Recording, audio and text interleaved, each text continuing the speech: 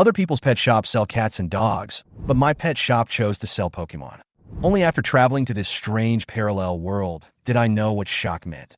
The Pokemon here are not only real creatures, but can also live with humans and even participate in urban construction and ecological governance. But what I cannot understand is that the value of Pokemon in the market has been completely distorted. A toad that looks like a garlic is priced at $2 million, and some people even offer a newly hatched dinosaur as a luxury item for hundreds of millions. What's even more ridiculous is that people have become accustomed to this and are even rushing to buy it. I stood in the crowd, looking at these blindly hyped prices, feeling helpless and angry. Fortunately, with the help of the system, I opened a pet store. And my story begins from here. I walked out of the cubicle, accompanied by the puppy-sized black cat, Litten. It has steady steps, a strong body, and smooth muscle lines. It can be seen that it has been carefully nurtured by the system. However, the appearance of this cat is not very pleasing. The black and red pattern exudes a hint of evil no matter how you look at it. It does not have the cuteness of those furry cubs at all. I looked at Chun Sheng and Joey's reactions, and sure enough, both of them frowned. Seeing this, I quickly explained. It's called Fire Cat. It's not an ordinary cat. It's an elf. After saying that, I took out a ball of tissue and put it in the corner, then picked up a glass of water and held it in my hand, feeling a little nervous. Although the store system is safe, I still can't trust Litten's fire skills completely. I said, "Fiery cat, show them. Use sparkle." Chinching looked at my actions with obvious suspicion. Just as he was about to speak, the fire cat opened its mouth and made a strange sound. Oh! The next second, a string of sparks shot out of its mouth and headed straight for the paper ball in the corner. Boom! The paper ball instantly caught fire and turned into ashes. I noticed that Chun Sheng's pupil shrank slightly, and Joey gasped and stepped back. "Brother, it can spit fire." Fire Cat stood in the corner, looking up at Chun Sheng with a bit of pride in his eyes. I whispered, "Fire Cat, this is the human you are destined to meet." Oh, the Fire Cat actually nodded, then suddenly jumped up and pounced towards Chun Sheng. My heart tightened. Could this guy really scare away the customers? Fortunately, the Fire Cat just landed in front of Chun Sheng, raised its head, and stared at him with a pair of clear but scrutinizing eyes. I could see that this guy was observing the other party's reaction. Chun Sheng tried to reach out and touch it, but it dodged him. The flamingo sat on the ground, licking its paw lazily, looking completely arrogant. "Boss, are you sure this cat is an elf?" Chun Sheng asked hesitantly. I quickly added, "What it just demonstrated is just its basic ability. If it continues to be cultivated, it will become stronger." Chun Sheng was silent for a moment and said, "Try it again. I still feel it's not real." "No problem." I put a ball of tissue paper in the corner again. This time, Litten didn't even need my command. A string of sparks came out when he opened his mouth. Looking at the burning paper ball, Chun Sheng's expression finally changed, and there was a hint of heat in his eyes. I knew that he was moved. Chun Sheng asked, "How much?" I said, "The original price of the flamingo is $5 million, and since you were the first customer, the discounted price is $2 million. As soon as he finished speaking, Chun Sheng frowned instantly.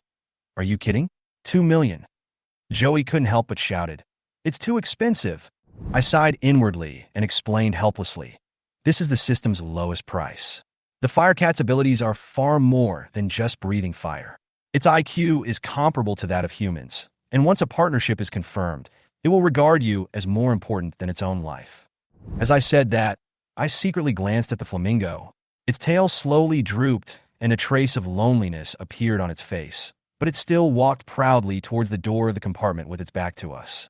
Its back view also makes me feel a little uncomfortable. I sighed and continued. "The growth of an elf requires resources. This price is actually the threshold for becoming its partner. If you think it's not worth it, you can reconsider it." Chun Sheng stared at the Litten and seemed to be having a fierce psychological struggle. I didn't dare to disturb him, for fear of missing the last chance to make a deal. Finally, Chun Sheng seemed to have made up his mind, and suddenly said, "Wait a minute." He strode to the counter, took out his bank card, and threw it up. "Swipe the card. I want it." I was shocked by Chun Sheng's sudden decision. This guy actually spent $2 million to buy a flamingo? To be honest, I thought he would hesitate for longer or even leave directly. However, when he took out his bank card, threw it on the counter, and said, "Swipe card," the big stone in my heart finally fell to the ground. "Mr. Chun, believe me, you will be proud of your decision today." I tried hard to hide my inner excitement and forced a professional smile on my face. 2 million to buy a future roaring tiger? This is a bargain. But no matter. At least my rookie mission is finally completed. After quickly swiping my card, I looked up and greeted Litton, who was still standing at the door in a daze. Litton, congratulations on finding your trainer. The flamingo was stunned for a moment and seemed to realize what had happened. It first slowly walked towards Chun Sheng, but after a few steps it pounced directly over him, with such a speed that even I was surprised. This speed, it's worthy of being a Litton. I secretly breathed a sigh of relief, but remained calm on the surface. Chun Sheng caught the flamingo. A surprised smile appeared on his face, and he rubbed its head, obviously having fallen in love with this black cat. While they were interacting, I began to explain to him, Mr. Chun, trainers are humans who have established contracts with their Pokemon partners. They are responsible for cultivating and training Pokemon to make them stronger. And Pokemon will become the trainer's most loyal partners. As I spoke, I sorted the items under the counter and put the gifts from Litton into a tote bag. At the same time, I continued to add, of course, not everyone likes an exciting and adventurous life. Some elves are only used to accompany or help humans. For example, elves that spray water can be firefighters, and elves with strong strength can help carry heavy objects. Chun Sheng listened very carefully, with a trace of thought in his eyes. He looked at the fire-spotted cat in his arms and muttered in a low voice, if these are true, then this thing is not simple. His reaction made me secretly happy. It seemed that this guy had begun to develop an interest in the elf world. But at this moment, Joey suddenly interrupted, his voice trembling. Wait, boss, you just said, the world of elves? I smiled bitterly to myself. It turned out that I couldn't get around this problem. Miss, this is a scientific world. Do you think genetic experiments can make creatures breathe fire? I asked this question while maintaining an ambiguous attitude. Joey's eyes widened and he stammered, so, you're an alien? I smiled faintly, neither denying nor admitting it. The facts were outrageous enough anyway, and there was no point in saying more. After quickly putting the 2 wooden boxes into the bag, I handed them to Chun Sheng. This is a fire energy cube specially made for the Litton. It's enough for it to eat for half a month. Although it can eat ordinary food, if you want to enhance its abilities, it is recommended to use energy cubes. Chun Sheng took the bag and opened one of the boxes. Inside were 9 crystal-clear cubes neatly arranged, exuding a faint fruity fragrance. Litton was instantly attracted, staring at the energy cube with its golden pupils without blinking, looking so cute that even Joey couldn't help but laugh. Oh, what? The fire cat cried out excitedly.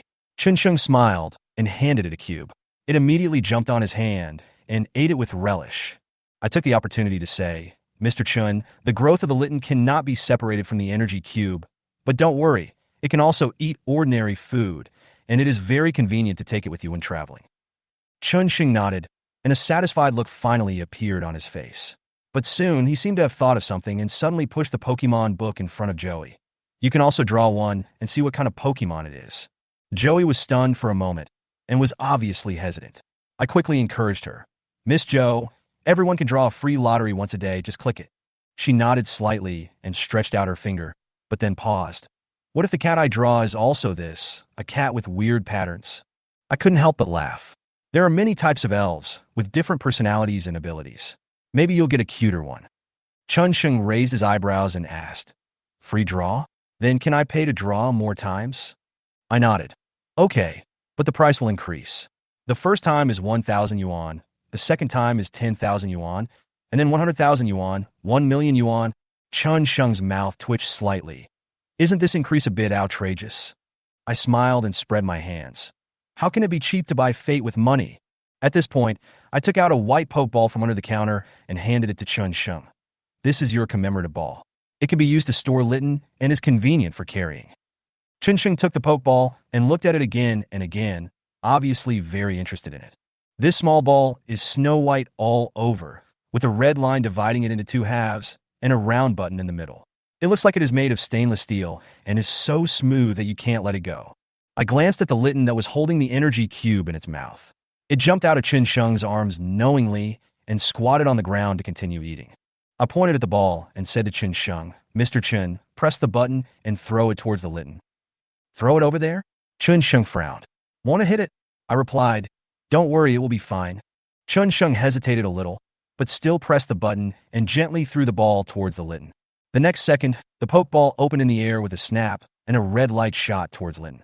Oh, what? The flamingo blinked its eyes without any intention of dodging. Instead, it lazily let the red light cover it. Bang! It turned into a ray of light and drilled into the ball. Then the pokeball fell to the ground and shook gently twice. The red light faded and returned to calm. Chunsheng and Joey both widened their eyes in disbelief. Chunsheng quickly picked up the ball and looked at it carefully, looking shocked. What is going on? I suppressed my laughter and explained. This is a pokeball. It simulates the most suitable environment for the Pokémon to rest. You can retrieve or release the Pokémon at any time by pressing a button, and once bound, it cannot be captured by other Pokeballs. Chunsheng looked down at the Litten in the ball and pressed the button tentatively. A red light flashed, and the Litten appeared on the ground again, continuing to gnaw on the energy cube as if nothing had happened. What kind of technology is this? Space technology? Chunsheng asked. I smiled and said, it's a similar principle, but it's specially made for Pokémon and is easy to carry. But I suggest you let it out more often to increase the affection and tacit understanding. Awesome! Chunsheng's eyes lit up, and the shock on his face was gradually replaced by excitement. He stared at the Pokeball, and his tone became more urgent. Boss, are there any other space props? I was slightly stunned, and then I realized that this guy had smelled a business opportunity, and quickly shook my head. Not yet, but if it is launched later, I will notify you in the group. Chunsheng was obviously a little disappointed, but he quickly recovered his composure. Then you must inform me as soon as you have any news in the future. Of course. To be honest, I don't have any other space props. The Pokeball is the basic equipment given by the system, and the more advanced space backpack will only be unlocked after the sales volume reaches the target. However, seeing Chunsheng eager to try out future products, I was already very happy. This guy is definitely a god of wealth, and his background is not simple. If he can walk into the crowd with the flamingo, others will definitely come to the door after seeing it, and then business will naturally come in. It's incredible. Joey had been watching silently and finally couldn't help speaking, his eyes full of surprise and expectation. She looked at the illustrated tablet on the counter and seemed eager to try it out. Miss Chiao, do you want to try it? I asked with a smile. Joey took a deep breath, reached out, and pressed the button that said Go. The screen lit up with white light, and black shadows of varying outlines flew by quickly, finally stopping on a chubby pink creature. Huh. Joey frowned, with a strange expression on his face. What is this?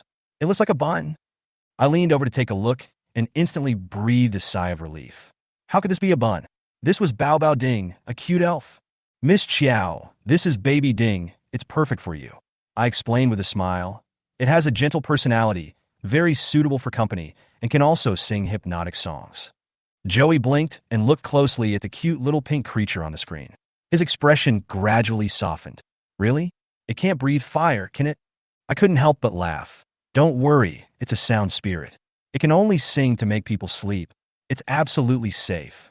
Joey finally breathed a sigh of relief, with a hint of anticipation in his eyes. Then, I want to see it. I nodded and quickly ran to the cubicle to get the Baby Ding.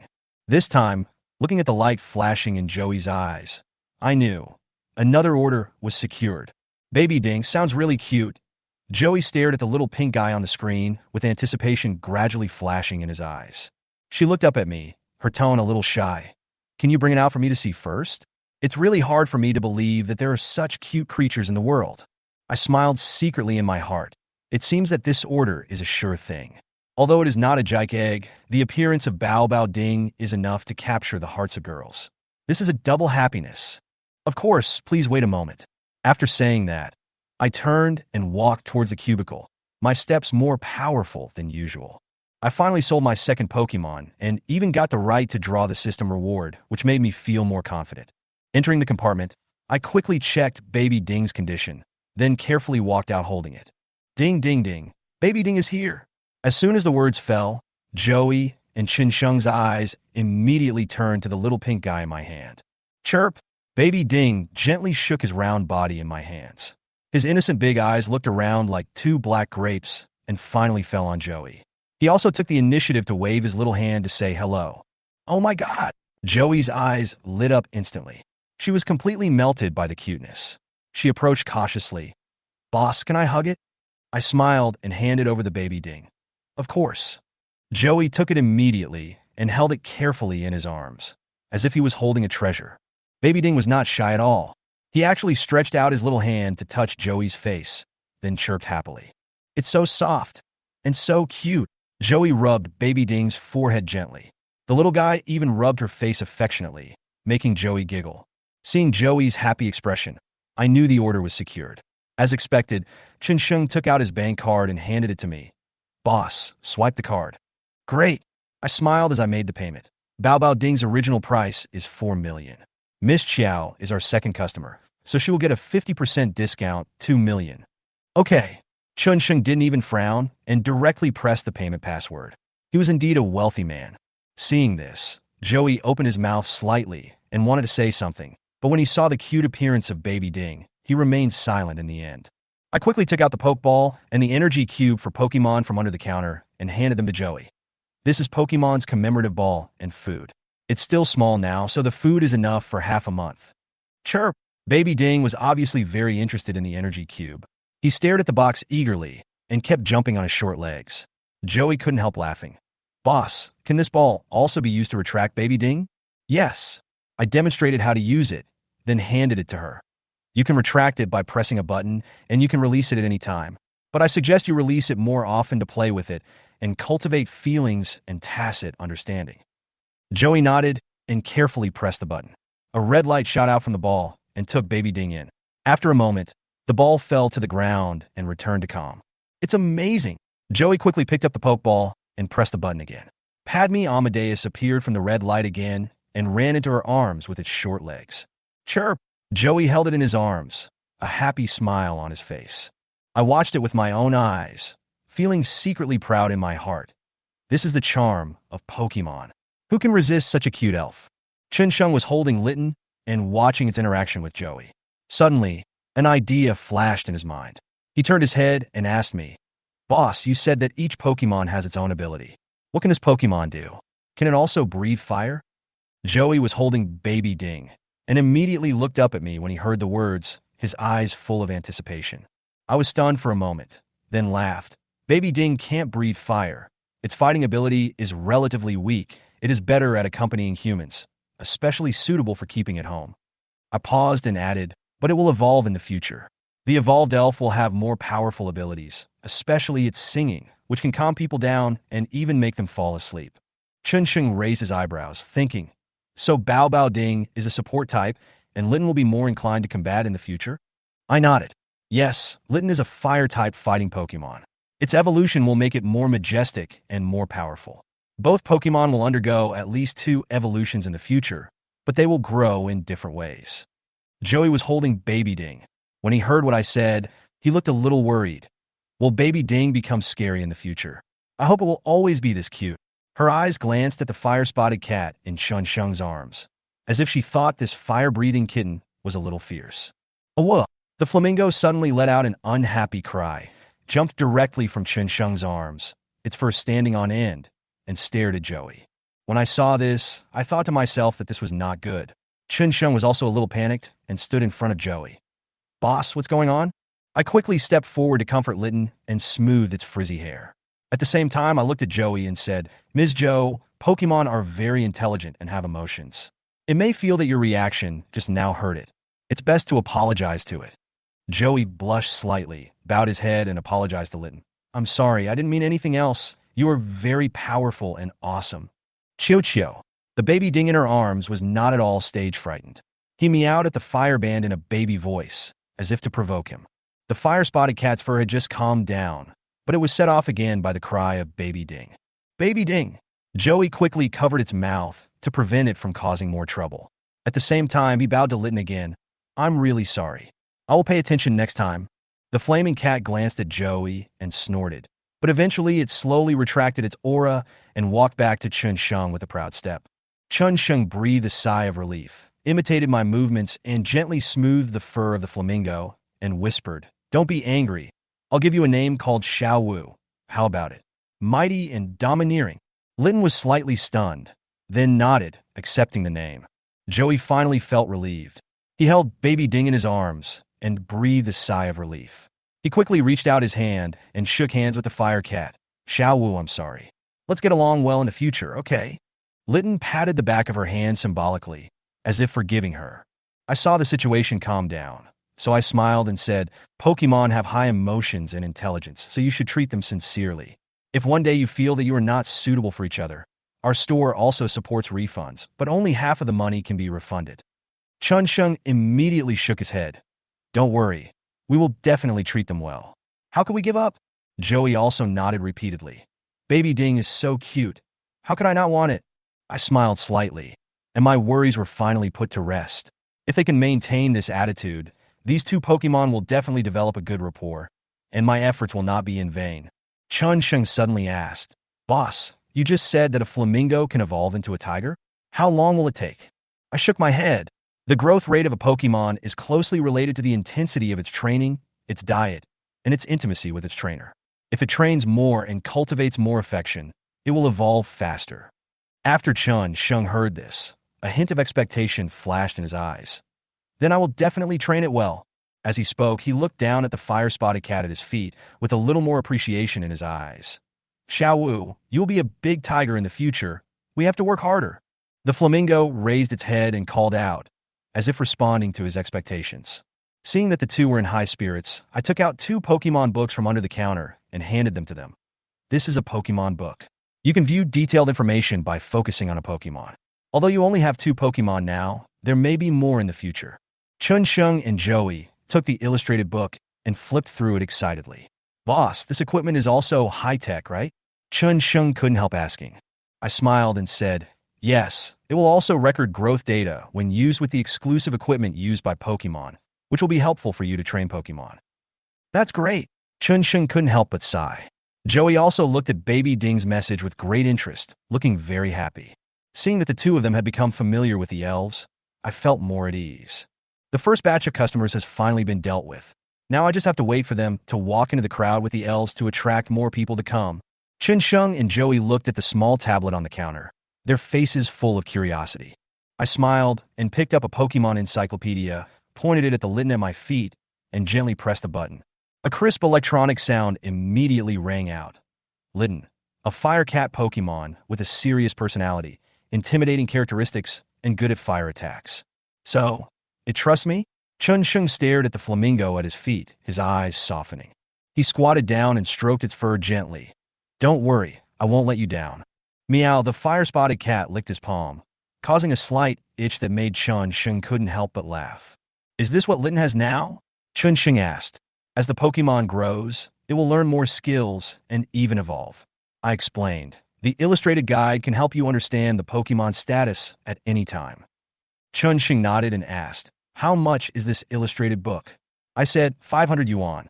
5 million? Chun Sheng was stunned, his face slightly changed. No. I waved my hands and laughed. It's 500 yuan. Chun Sheng breathed a sigh of relief and took out his phone to pay, but was stopped by Joey. Brother, let me do this. You just wait and treat me to a meal later. Chun Sheng was stunned for a moment, but seeing Joey's sweet smile, he did not refuse. Okay. Joey quickly paid the money, picked up another illustrated book, and pressed the button on the Baby Ding in his arms. The system's electronic voice sounded again. Bayo-Bayoting, balloon Pokemon, with a naughty personality, good at auxiliary skills, able to soothe emotions and heal injuries. Chun Sheng paused for a moment when he heard this, then picked up the illustrated book and scanned it again. Baby Ding is cheaper than Litten, but has so many more skills? I smiled and said, support-type Pokemon have a wide range of initial skills, some of which can even heal injuries, making them suitable for accompanying humans. Chun Sheng nodded. Fire Cat is good at fighting, so its skills focus more on attack? Yes. I pointed to the illustration and added, your Litten's characteristic is intimidation, which can reduce the opponent's attack during combat. This is very advantageous in combat. Weaken the enemy's attack. Chun Sheng's eyes lit up, and he excitedly picked up the Litten as if he were a baby. However, he soon noticed the training and battle option on the Pokédex and looked at Joey. How about you draw another Pokemon? That way, Pokemon will have a playmate, and we can even try a battle. Joey shook his head. I'd better cultivate my relationship with Baby Ding first, and then consider buying a second one after I get familiar with it. Chun Sheng was slightly disappointed, but soon regained his fighting spirit and turned to me and said, Boss, how about we have a battle? I want to experience what it feels like to fight against elves. I was stunned for a moment, but I was actually eager to try it out. Okay, wait a minute, I'll go get the Pokemon. I picked up the illustrated book on the counter and walked towards the compartment. I closed the compartment door carefully. My heart was burning with excitement. Finally, I could draw my first Pokemon. I tried it several times before, but every time I could only see a black shadow sliding by, and none of them stopped. I looked at the illustrated book in my hand. My palms were slightly sweaty, and my heartbeat accelerated. System. Use my Pokemon extraction rights. The screen of the illustrated book lit up, golden light overflowed, and a mechanical electronic sound rang in my mind. Congratulations to the host for obtaining the opportunity to extract a random legendary Pokemon. Legendary Pokemon?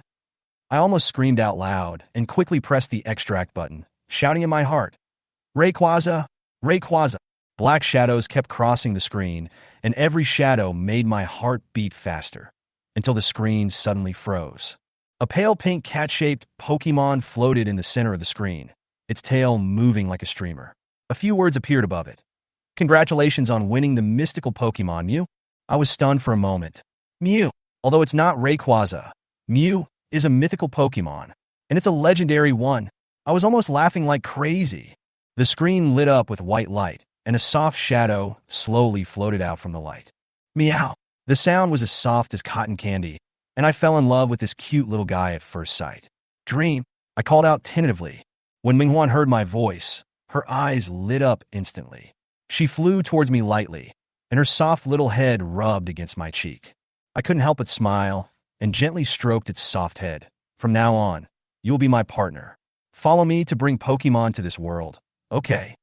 Minghuan tilted its head and called out excitedly. Meow. With it, I feel more confident. I walked out of the cubicle with dreams in my mind, and as soon as I looked up, I was met with 3 pairs of stunned eyes. Joey and Chunsheng were shocked, while a boy with a school bag on his back had lights in his eyes. It can fly? Chunsheng's voice was a little out of tune. Joey held Baby Ding in his arms and couldn't help but exclaim, so cute, as adorable as Baby Ding. The little boy stepped forward, bowed, and said excitedly, Boss, my name is Gu Tian, and I'm a student at Magic City No. 1 Middle School. Excuse me, can I buy it? I was stunned and quickly helped him up. Little brother, this is not right. It feels like meeting the leader. After that, I added, however, the price of Pokemon in my store may be a little bit expensive, and minors need to be accompanied by their parents to buy them. Gu Tian showed a hint of disappointment on his face, but soon his eyes were full of expectation. I will definitely come back to buy one. After much persuasion, I finally managed to convince Gu Tian to leave, who was reluctant to leave. Even when he said he could afford Pokemon, I was not swayed at all. Children's willpower and cognitive abilities are still immature. If I sell Pokemon hastily for the sake of performance, it would be irresponsible to Pokemon. As for Chunsheng and Joey, they also left after chatting for a while. Battle? Chunsheng was originally a little interested in the elf battle, but after he used the illustrated book to scan the dream, his interest completely disappeared. The reason is simple. Mew, a fantasy Pokemon, possesses the genes of all Pokemon and is said to be able to use all moves. The skill list lasted for 5 or 6 minutes. Even I was shocked. I thought Mew was just a baby beast, but it turned out to be a complete skill list. How do you want Chunsheng to fight? Hit him with the head? Chunsheng just wanted to try fighting, not to be beaten. In addition, there were no other Pokemon in my store for the time being, so he decisively gave up the idea of trying.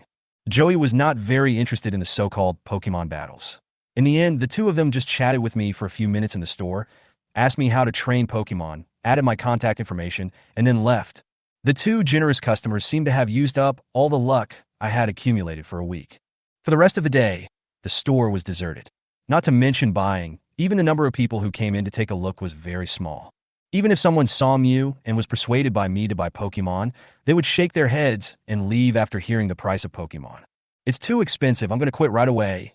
The prices are marked by the system, and I can't change them.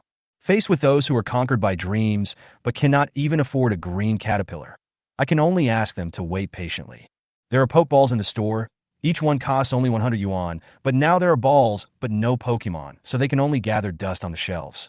Energy cubes are available, but they cost 1,000 yuan a box, which is only enough for a young Pokemon to eat for 9 days. Such expensive food, with their consumption level, even if Pokemon appear in the future, the supply will be a problem.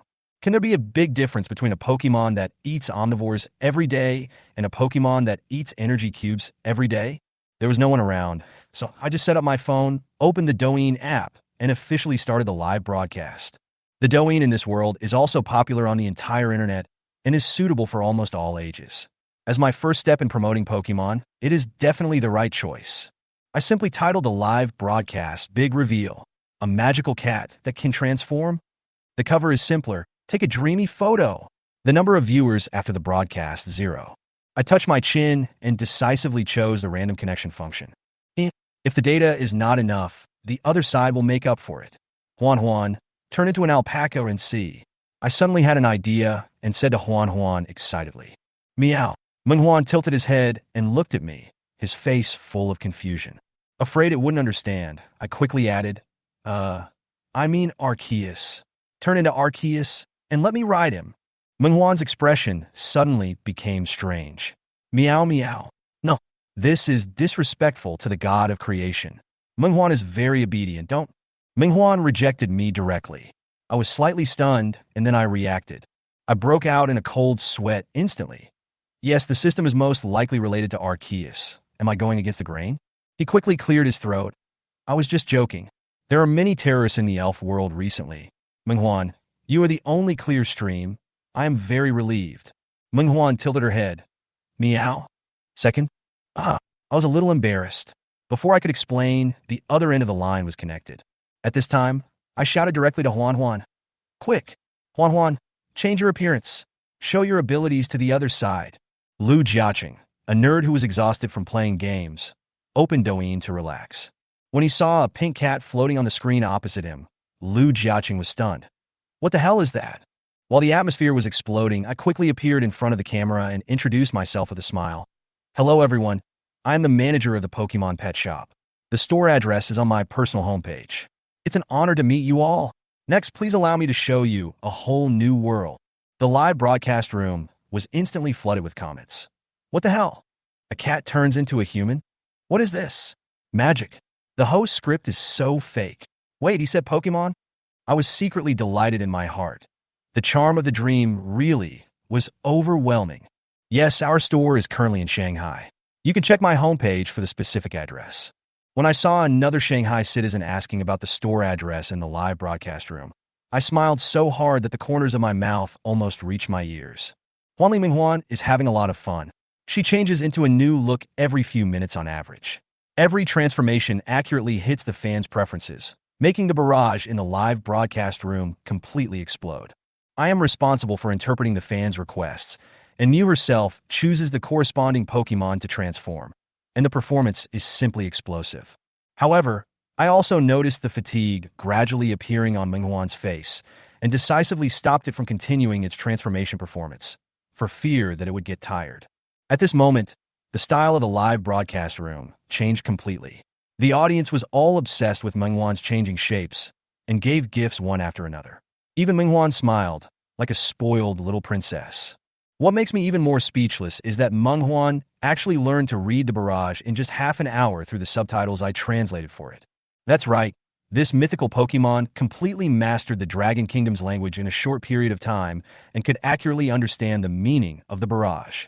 The more I thought about it, the more shocked I was. How could the intelligence of mythical beasts be similar to that of humans? They were far superior to humans. It's just that its character is too simple and its strength is too strong, so it simply doesn't bother to play tricks, which gives people the illusion that it is simple and cute. However, seeing that Minghuan was having so much fun, I still forced it to stop its performance, fearing that it would really collapse from exhaustion. The audience in the live broadcast room refused to give up, and the barrage was filled with various requests for transformation. I looked at the skyrocketing number of online people, and my heart was filled with joy, but I still decisively turned off the barrage. I picked up Minghuan and put her on my lap. While I was helping her calm down, I said to the live camera seriously, "Dear audience friends, I must emphasize to you that Pokemon are not ordinary animals. They have IQs comparable to humans, and they also experience joy, anger, sorrow, happiness, and fatigue. When you buy Pokemon, you don't become their owner, but their partner. As we all know, partnerships require trust and a process of adjustment." After saying that, I took an energy cube from the table and handed it to Minghuan in my arms. Meow. Huan sniffed curiously at first. Then her eyes lit up, and she started chewing the energy cube with relish. Seeing this scene, the fans in the live broadcast room were completely excited. The screen was filled with little hearts, and some people frantically begged me to turn on the barrage and dream interaction.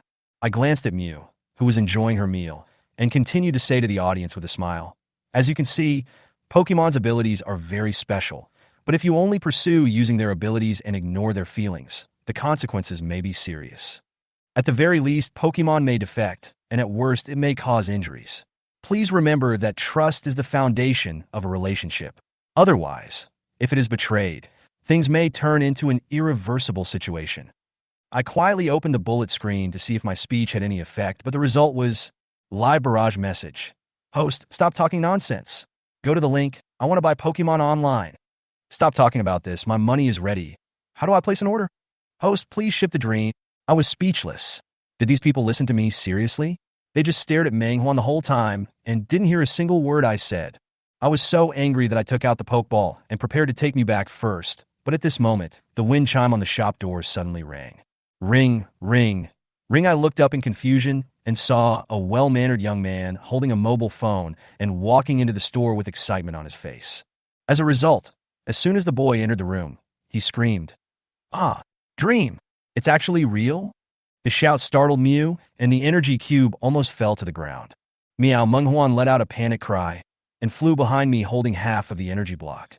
He secretly poked his little head out and looked at the boy cautiously. The comments in the live broadcast room exploded again. What the hell was that pig squeal just now? It was so scary. Is this someone who came to the door to debunk the fakes? No way. Is the fantasy real? Hurry up and prove it. Don't let the fans be fooled. I hurried to comfort Menghuan, but before I could say anything, I heard the boy apologize repeatedly. Sorry. Menghuan, I'm your fan." Menghuan looked at me suspiciously. Seeing that I didn't react, it secretly flew to the boy, circled around him, and called out softly, "Meow?" A viewer asked, "Hello." I breathed a sigh of relief, confirming that Menghuan had relaxed, and then I noticed the screen of the phone in the boy's hand. It was my live broadcast room. Wait a minute. I couldn't help but interrupt him, frowning slightly and asking in confusion. "You said you were a fan of fantasy? What about me? I am the anchor, right?" Before I could get confused, I was so excited to see the dreamy Lu Jiaqing with my own eyes that I couldn't stop. He stretched out his hand tentatively, wanting to touch Menghuan, but Menghuan just dodged his hand easily with a slight movement. "Boss, how much is the dream? I want to buy it." This kid was so direct that I was caught off guard. He actually wanted to buy Dreamland right away. But seeing his excited expression, I secretly laughed in my heart, and it was no wonder that he reacted so strongly. After all, the dream is a real creature, not a three-dimensional projection. I shook my head gently and smiled faintly. "Sir, Mew is my partner, so it is not for sale. If you like Pokemon, you can try to draw it and see if there is a Pokemon that is destined to be with you. As long as you are strong enough, you can invest and make it your partner." As I said this, I handed the tablet to Lu Jiaqing and pointed the live camera at him, smiling and saying to the audience, "Friends in the live broadcast room, now a fan friend has found our store through the live broadcast room. Will he find his own partner here? Let's wait and see." I saw that Lu Jiaqing's gaze on the atlas was becoming more and more intense, and I felt a little excited. He turned to me and asked, "Boss, can other Pokemon transform as well?" I smiled and shook my head slightly. "Sir, every Pokemon is unique, and their abilities vary. In addition to Mew, Pokemon that can transform will do exist, but their number is extremely rare. It depends on one's fate." After hearing my explanation, Lu Jiaqing didn't seem to be too shocked, and the fire in his eyes didn't diminish at all. He hesitated for a moment, stretched out his finger, and directly tapped the go button, muttering, Dream, give me a dream too." I almost couldn't hold back my laughter when I heard him say this. I laughed and said, "Drawing a Mew? Let's not talk about whether it's in the prize pool. Even if it is, can you afford it? The starting price of the quasi-god Pokemon marked by the system is 100 million. Are you dreaming?" Just a few days ago, a customer won a sticky panda. I saw that he was in high spirits, so I offered him a bargain price of 40 million. But he just called me an idiot and walked away. Now this Lu Jiaqing, I really want to see what Pokemon he draws, and whether he will clamor to buy Mew like he did just now. I stared at the illustrated screen, and soon, the light and shadow froze. Lu Jiaqing first looked at the screen carefully. Then his eyes suddenly lit up, as if he had won a prize, and he was so excited that he almost jumped up. When I saw his expression, I knew that this kid had drawn either a very cute or a very powerful Pokemon. As we all know, the appearance of Quasi-God cubs, well, most of them are not very good looking, with the exceptions of Dragonite and Scutum.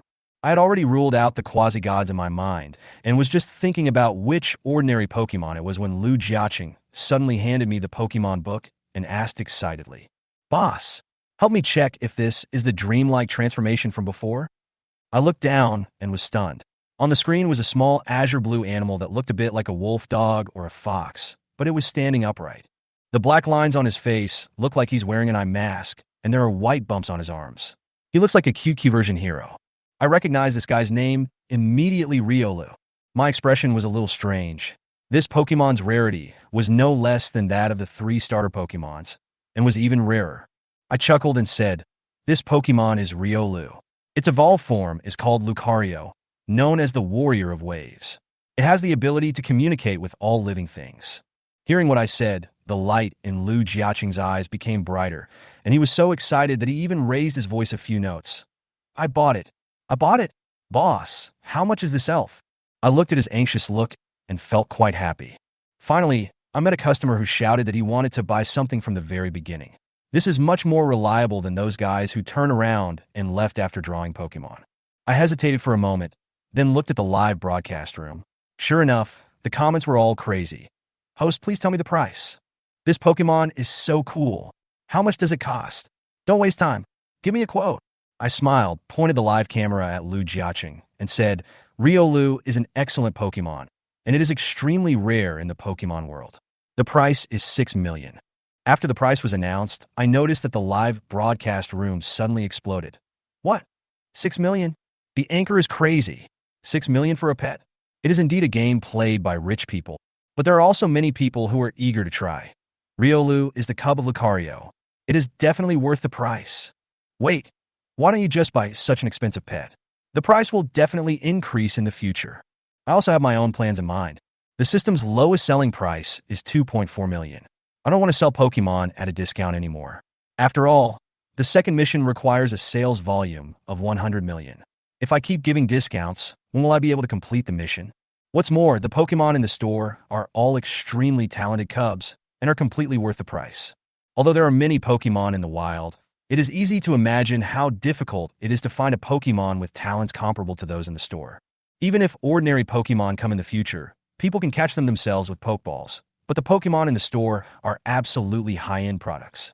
As for the general public, I have already left them a choice, 200 yuan for a Pokeball, and when there are more Pokemon in the future, they can catch them by themselves if they want. Looking at Lu Jiaqing's excited face, I knew that this deal was secured. Chapter 14, Pokemon that can talk to humans. 6 million? Did I hear it wrong? Shill, this is definitely a scam. A new scam has appeared. At this time, Yang Tuo's Douyin live broadcast room was already in an uproar, with countless fans frantically typing question mark and exclamation point. Yang Tuo had naturally anticipated this, and he was not surprised at all when he saw the stiff expression on the face of the young man opposite him. He looked at Lu Jiaqing sincerely and said softly, "Sir, Pokemon are not ordinary pets. Their strength and abilities are extraordinary. In the future, you may gain not only a new partner and family, but also a trustworthy comrade-in-arms bodyguard.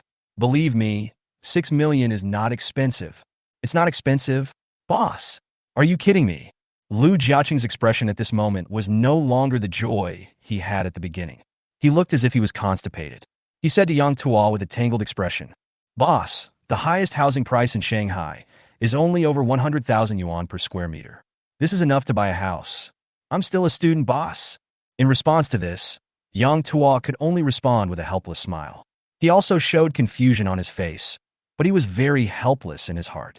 He said, "Sir, I can't do anything about this. I'm only responsible for the sale. I have no control over the pricing. Besides, it's really worth the price."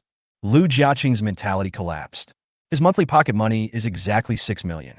It was just extremely unfortunate that he had spent a lot this month, and his parents would not send him next month's pocket money until the 15th. He hesitated for a long time, and finally said to Yang Tuo, "Can this be cheaper?" Seeing Lu Jiaqing like this, Yang Tuo's heart moved. WDF? It's true that you can't judge a book by its cover. This young man can really come up with so much money. Seeing the young man in front of him who looked 2 years younger than him and seemed to be an invisible local rich man, Yang Tuo immediately put away his initial hypocrisy.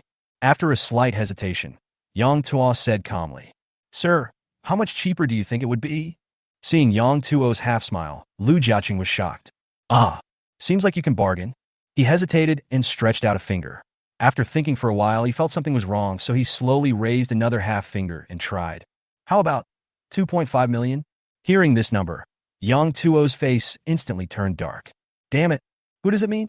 Seeing Yang Tuo's expression change instantly, Lu Jiaqing felt something was wrong and quickly explained. "This is all the pocket money I have left. How about writing me an IOU? I'll pay it back next month." Hearing the other party's reply, Yang Tuo's expression looked a little better. "But, pocket money? Yossi."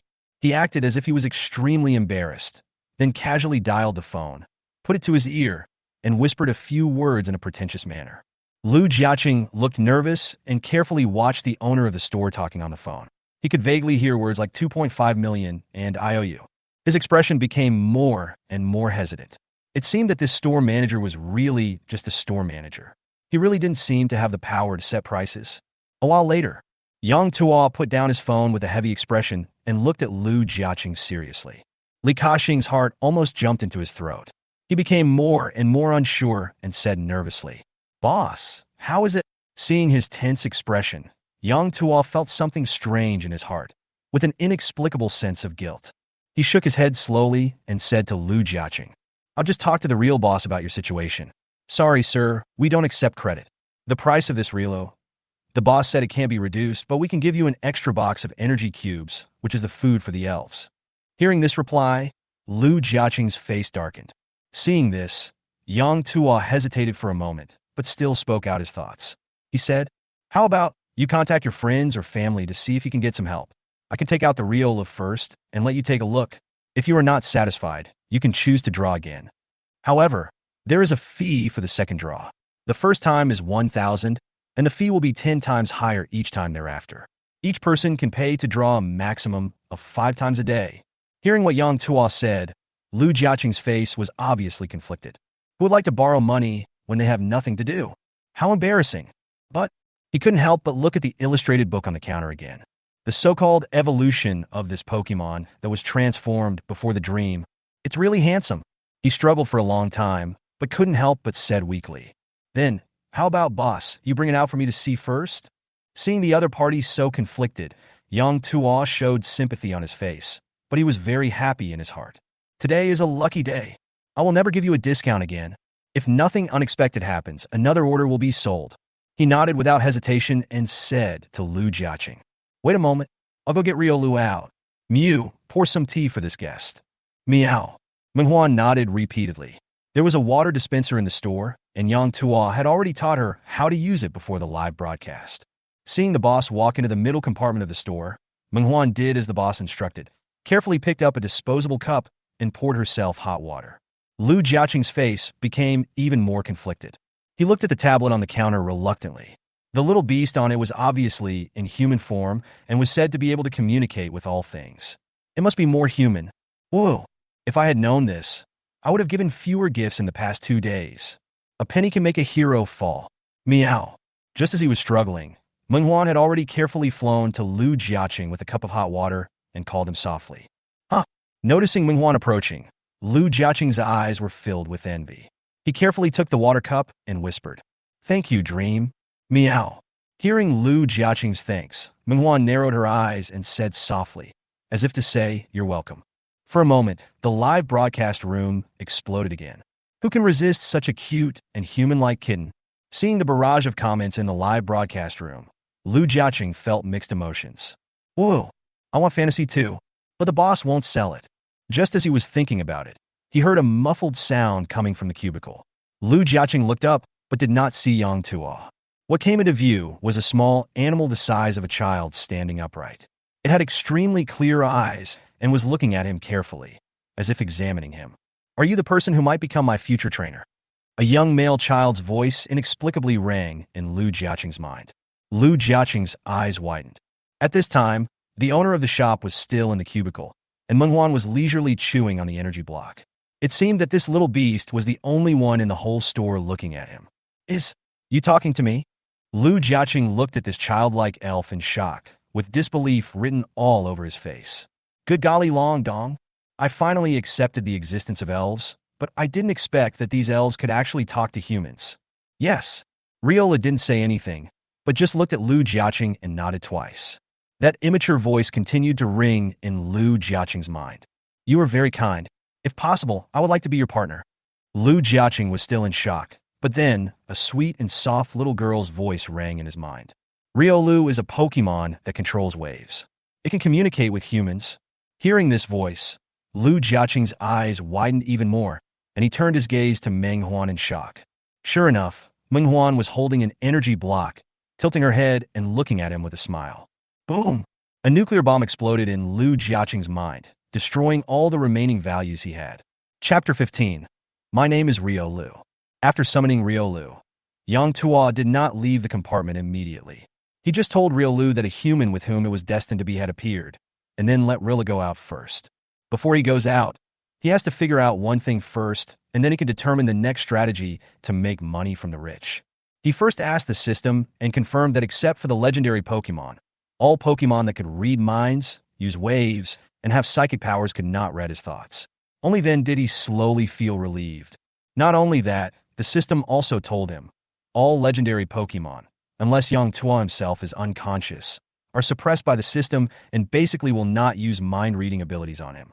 Even if it is used, it will fall on deaf ears due to system reasons. In this way, it can be basically confirmed that no matter what Pokemon it is, it cannot spy on Yang Tuo's heart. This way, the operability is much better. He walked out of the cubicle with a smile on his face. As soon as he walked out, he saw Lu Jiaqing shouting frantically at his live broadcast room. He frowned slightly and was about to speak out to stop him, but he heard Lu Jiaqing excitedly shouting, "Brothers, this is real. It just spoke to me. It's like telepathy." It turns out that he is advertising himself. This customer is good, and I can give him an extra box of energy cubes when he comes back. Thinking of this, Yang Tuo relaxed his brows slightly and slowly walked towards the counter, smiling as he walked. Riolu possesses the power of wave conduction and can clearly sense the emotions of the creatures around him. Therefore, in theory, he can communicate with any conscious creature, sir. Lu Jiaqing turned around when he heard the voice and saw Yang Tuo slowly approaching. He quickly said, "Boss, not only Riolu, you also spoke to me just now." Hearing this, Yang Tuo was a little surprised. He glanced at Meng Huan, only to see that Meng Huan was squinting her eyes and grinning, and nodded at him. Yang Tuo smiled and said, "That's natural. In fact, many psychic Pokemon can communicate with humans through their psychic powers. It's just that the power of wave is more professional."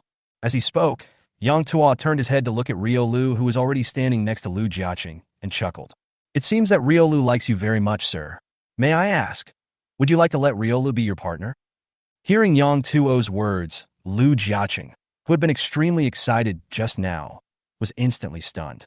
Then, like a wilted rooster, he said to Yang Tuo awkwardly, Can you wait a moment? I just contacted my brother. He might be a little far away. It might take a while for him to arrive. I can give you 2.5 million as a deposit, and I'll give you the rest when he arrives." Hearing that the other party had indeed gone there to ask for help and borrow money, and that there was a high possibility that he would bring in another client, the smile on Yang Tuo's face became even kinder. He showed an expression that showed that the child was teachable, nodded slowly, and said gently, It's okay. You don't need to pay a deposit. You should communicate with Riolu first, and it won't be too late to pay later." As he said that, he slowly walked to the back of the counter, fiddled with it under the counter, took out an illustrated guide and a box of energy cubes, and said to Lu Jiaqing with a smile, "Would you like to buy a Pokédex? I seem to have introduced this in the live broadcast room. It will help you learn more about Pokemon. Also, this is a power block that is more suitable for Riolu."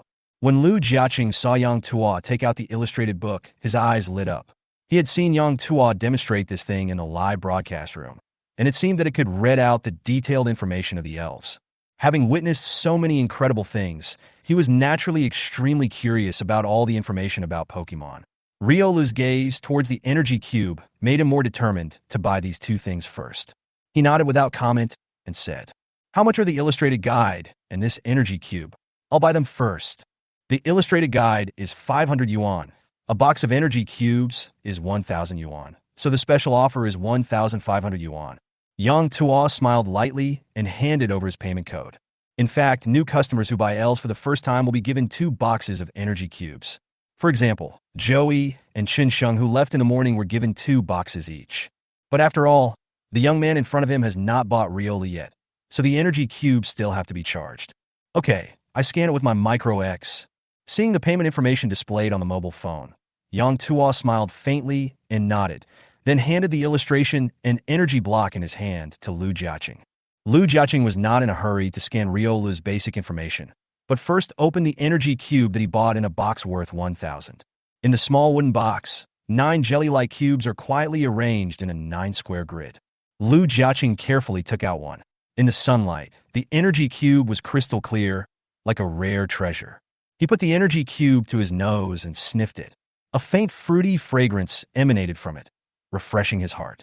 Seeing that he was enjoying himself, Yang Tuo couldn't help but smile and said, "This is made from special tree fruits. It is rich in energy and nutrition. It is also a good nutritional supplement for us humans. You can try it. It's not a problem." Yeah. Lu Jiaqing was a little surprised when he heard this. He hesitated for a moment and gently pinched off a handful of the energy cube. This energy cube looks like jelly, but its actual texture is similar to hawthorn cake. He smiled and handed the energy block in his hand to Riolu. Riolu hesitated for a moment, but finally took it hesitantly. Seeing Riolu's human hesitation, Lu Jiaqing smiled and said, "Don't worry, Li. My name is Riolu."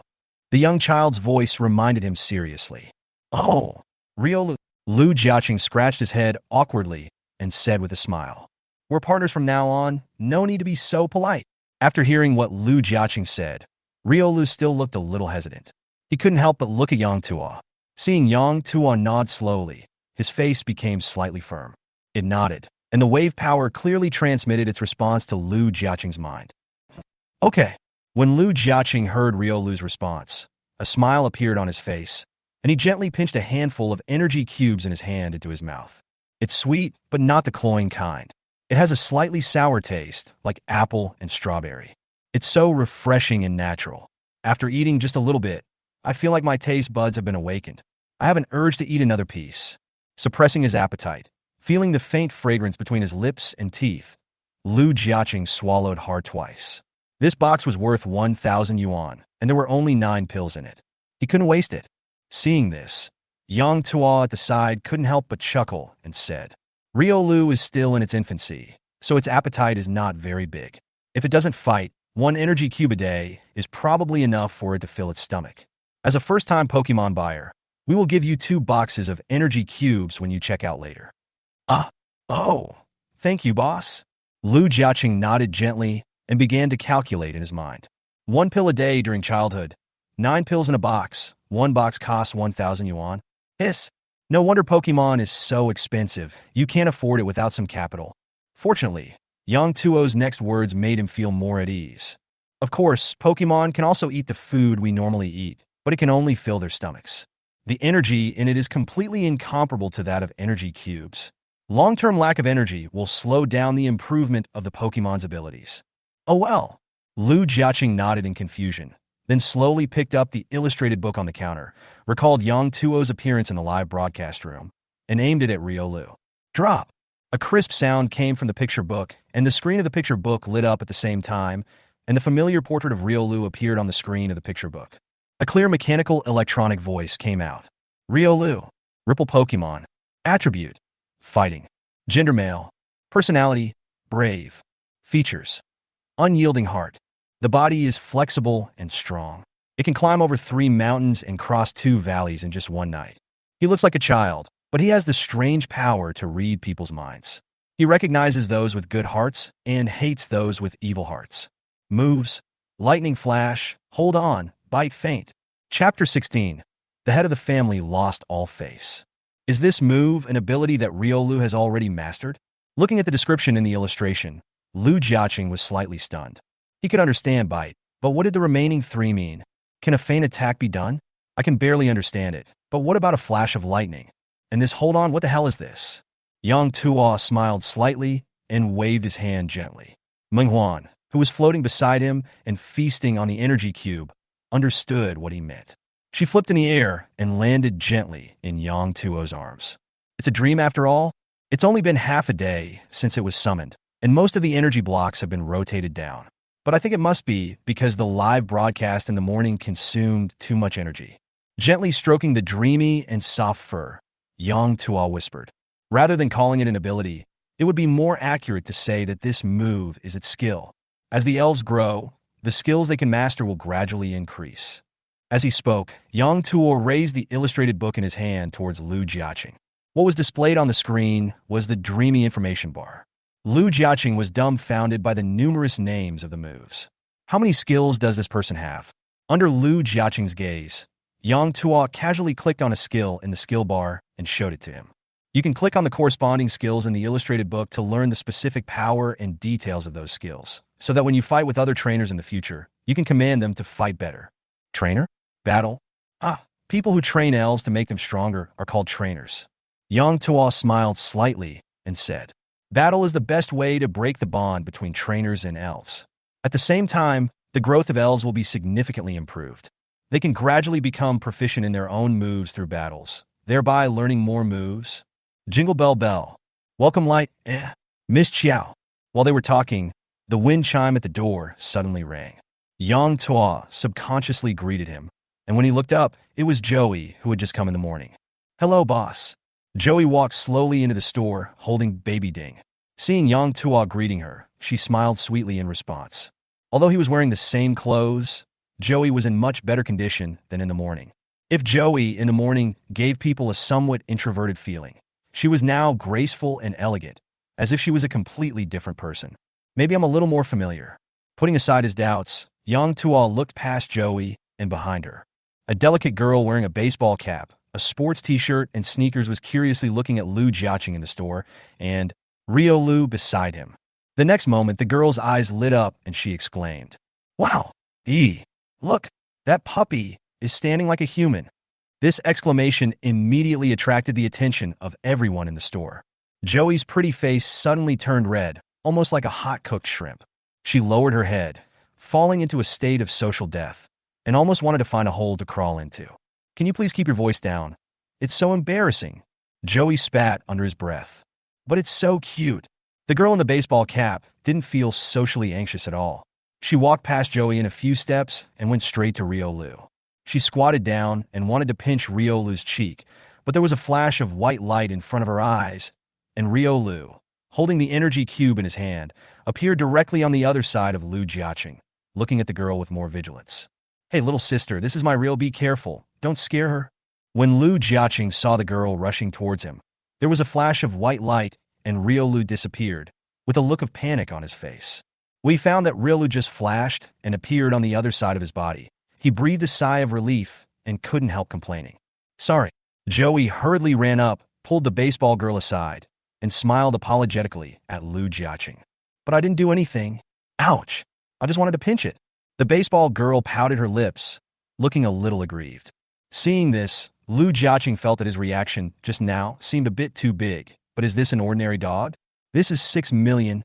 He could only nod slightly at Joey in a complicated manner, and said to the baseball girl helplessly, I'm sorry, miss, I just overreacted. Rio Lu and I have only just become partners. I was just a little worried that it might be frightened. Seeing that the girl was still looking at Rio Lu pitifully, Lu Jiaqing felt panicked for no reason. The money for buying Rio hasn't been paid yet. What if this woman suddenly comes to intercept me? Looking at the empty tables and chairs in the store, Lu Jiaqing pointed to a corner at random and turned to Rio Lu and said, Rio Lu, let's find a table and sit down and wait. When my brother comes, we can go home.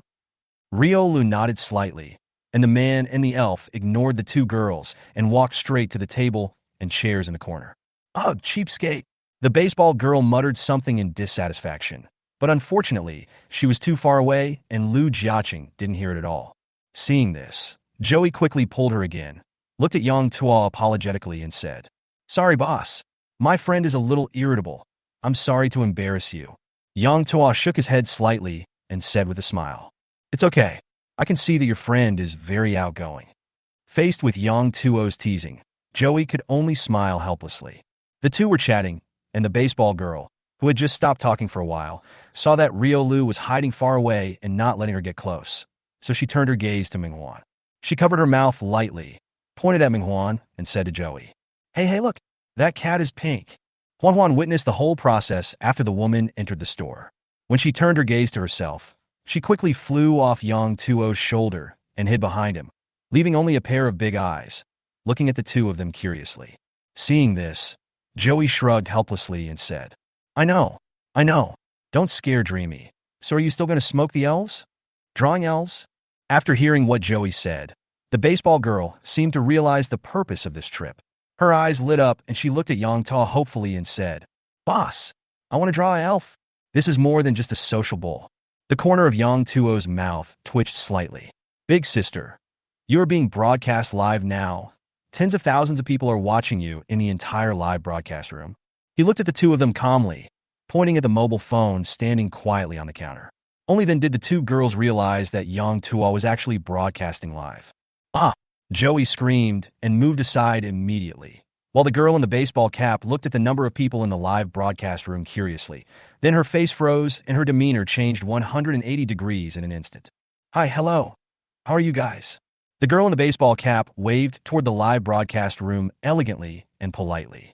Under the barrage of comments, she finally managed to maintain a stiff smile on her face and moved aside. Really? There is a limit to how powerful a person can be. It's over. This family head has completely lost face. Zhu Junsha burst into tears. Chapter 17. The Elf Kills the Pig. Humph. I hope you will continue to be so careless in the future. Joey didn't care at all about Zhu Junsha's crying with her face covered. She cried for a long time without shedding a tear. She was used to it and would not be fooled by this woman again. Wow. You don't love me anymore. You weren't like this before. Sure enough, when she saw that Joey did not come to comfort her, Zhu Junsha, who was still heartbroken the moment before, almost instantly got over the grief of social death and entered the role of a fallen girl who had given her life to an unfaithful man. Why does it feel so contrived? Yang Tuo muttered to himself and simply stopped paying attention to this strange girl. He looks pretty standard, but it's a pity that he is a deep well ice. He picked up the phone with one hand, turned the camera over to the counter, moved the illustrated tablet in front of Zhu Junsha, and said, Miss, from what I heard from your conversation just now, it seems like you want to draw a Pokemon. Would you like to try your luck? I'm just demonstrating this to the audience in the live broadcast room. Zhu Junsha, who had subconsciously backed away slowly when she saw Yang Tuo approaching with the live streaming phone in his hand, her eyes immediately lit up when she heard this. Standing on tiptoe and looking carefully, after confirming that the camera was not aimed at her, but at the illustrations, Zhu Junsha relaxed completely and became excited again. Just call me Junsha, don't call me little sister, it sounds weird. Zhu Junsha waved her hand casually. She stared at the tablet illustration, pointed at the go button on the screen, and asked, It's click this and the first draw is free, right? After waiting for a few seconds and seeing that Yang Tuo had not responded, Zhu Junsha raised her head and looked at Yang Tuo in confusion. Boss! After hearing the word Junsha, Yang Tuo was briefly stunned. It was only when Zhu Junsha stretched out her hand and waved it back and forth in front of his eyes for a few circles that he came to his senses. Little. Yang Tuo was about to call her little sister, but was stopped by Zhu Junsha. She pouted her lips in dissatisfaction and said, I've already told you, you don't have to call me little sister, just call me Junsha. This name is fine for chatting online, but it sounds weird in real life. She pointed to the go button on the illustration and said, Just click on this, right? Yang Tuo looked at Zhu Junsha deeply, then looked at Joey beside him and nodded slowly. It's Joey again, and Junsha again. Is the system's ability to influence people so subtly? You won't mess with Daigo and Sirona again, right? Seeing Zhu Junsha pointing directly and skillfully, Yang Tuo's heart gradually tensed up as the black shadow kept turning on the screen. At this time in the live broadcast room, the barrage of comments gradually stopped refreshing, and tens of thousands of fans were looking at this so-called Pokemon extraction curiously across the screen. The picture gradually changed, and finally, a human-shaped black shadow slowly froze on the screen.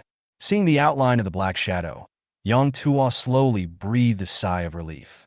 The outline of this shadow is clearly human-shaped and has nothing to do with Grow Life. I guess I'm just overthinking it. However, the next moment, Yang Tuo just stood there. Then the shadow on the illustration slowly took shape, and it turned out to be a bright red bulldog. Zhu Junsha looked at the fierce bulldog on the screen and couldn't help but ask curiously, Boss, how much is this dog? Why is it also red? And it's wearing a little skirt? Upon hearing this, Joey leaned over and saw the elf on the screen. He couldn't help but laugh. What a cute dog. It looks fierce and aggressive. Boss, is it a bulldog? Yang Tuo was completely dumbfounded. Miss Junch's Catwoman is gone, and the current one is blue? Wrong. It seems that on an island in the Alola region, Miss Junch's Pokemon is Blue King. Thinking of this, when Yang Tuo looked at Miss Junsha in front of him again, there was an indescribable weird expression on his face. This person won't be the future Pokemon detective sister. Oh, this isn't a bulldog, it just looks a bit like a bulldog. Its name is Blue, and it's a very kind and gentle Pokemon. Its ferocious appearance is just a disguise to hide its soft heart. Yang Tuo responded with a faint smile. But it doesn't look ferocious at all. Zhu Junsha carefully looked at the screen of the illustrated book twice again, and really did not see any viciousness in this cute and fierce puppy. Joy on the side also nodded in agreement. But then, she glanced at the live broadcast page in Yang Tuo's hand, and the barrage of comments that kept floating up caught her attention. TSK, I thought it was something else. Isn't it just a standing bulldog? I agree with the above comments. I really don't see how it is different from ordinary dogs. It's just out of color. With all due respect, the last dyed puppy sold for $6 million. I wonder what this bulldog will be priced at. A small prediction, the price of the pig killing plate is 600 yuan. Wow, the above person is too careless. I'll give you 1,000. Stop joking, haters above. A purebred bulldog should cost at least 3,000 to 10,000 yuan. I'm offering a conservative price. 3,001 yuan. 1 yuan for hair dye, no more. Joey's gaze was naturally noticed by Zhu Junsha and Yang Tuo. Yang Tuo took a quick look at the barrage, and his face instantly turned dark. How come there are so many haters in just a few hours? However, he didn't know much about the Pokemon Blue, and it seemed that he had no way to refute it. In desperation, Yang Tuo directly chose to block the barrage in the live broadcast room. This action made the two women in front of him look at him extremely strangely, especially Zhu Junsha, who was entering the store for the first time. Her gaze became even sharper following Yang Tuo's actions. Yang Tuo raised his head and saw Zhu Juncha's expression. He shrugged helplessly and said, "It's just a black spot. Don't pay attention to it. They're talking about the last one, which is Riolu." Yang Tuo raised his chin and gestured to Riolu, who was sitting quietly beside Lu Jiaqing at the corner. Riolu has the power of Wave Guide, which allows him to sense the inner emotions of creatures around him and communicate with other creatures through Wave Guide. So the price is 6 million. When Zhu Junsha heard the price, her mouth opened slightly. She looked at Riolu at the corner in surprise, causing Lu Jiaqing to couldn't help but cover Riolu with his body, fearing that this woman would come to snatch his Riolu again. Even Joey was shocked by the price. You have to know that the Pokemon that he and Chunxing have are only worth 4 million in total. Could it be that this Riolu is not discounted? Zhu Junsha looked at the extremely anthropomorphic Riolu with an even more strange expression. She turned to look at Yang Tuo, then looked at the illustrated book on the counter, and then looked at Yang Tuo seriously and said, "So, boss, how much is this blue?" Noticing the other person's gaze, Yang Tuo couldn't help but touch his nose. He felt that Miss Junsha was looking at him as if he were a scammer, which made him feel a little embarrassed. Blue is a Pokemon that is very close to humans, has a gentle nature, and is a fairy-type Pokemon, so having said that, he looked at Lu Jiaqing in the corner again. The other party was also turning his gaze to him, waiting for his offer. There was no other way. In order to keep his 6 million, Yang Tuo stopped wavering in his original intention to get a discount because of Blue's appearance. He slowly said, "Blue Qinghui offers 4 million yuan. If you feel that this price is not suitable, you can choose to draw again. However, there is a fee for the second draw, and the handling fee is 1,000 yuan." Chapter 18. It cannot be measured by money. Zhu Junsha didn't know whether the store manager's live broadcast room exploded after hearing the price, but it definitely did. Zhu Junsha's eyes widened immediately, and she pointed at the bulldog on the screen and said to Yang Tuo, You bulldog, you want 4 million from me?" Yang Tuo felt his ears getting hot, but he still argued. "Miss Junsha, your point of view is wrong. Blue only looks like a bulldog. It is actually an elf with the same IQ as humans and various extraordinary abilities. 4 million is really a good price." Zhu Junsha's chest was heaving with anger. She picked up her phone, tapped a few times on the Baidu browsing page, and then showed the phone screen to Yang Tuo. "Boss, your Pokemon is clearly no different from a bulldog. It just dyed a different color, and you asked for 4 million. Don't you feel guilty?" Yang Tuo glanced at Zhu Junsh's phone without leaving a trace. It contained relevant information about the bulldog and the price tag. French bulldog. Pet level. 2,000 3,000 yuan.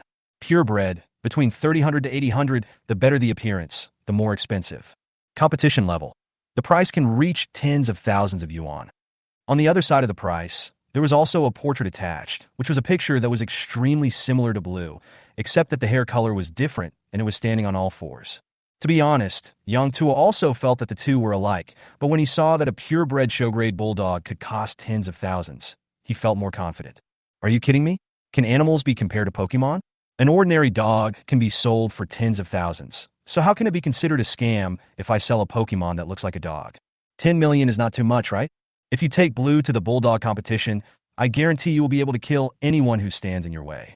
Thinking of this, Yang Tuo's face became serious, and he said in a deep voice, Miss Junsha, Pokémon have incredible abilities. They're elves, not animals. Their IQ is no less than that of humans. This is the fundamental difference between Blue and the bulldog. He said righteously, 4 million is actually very generous.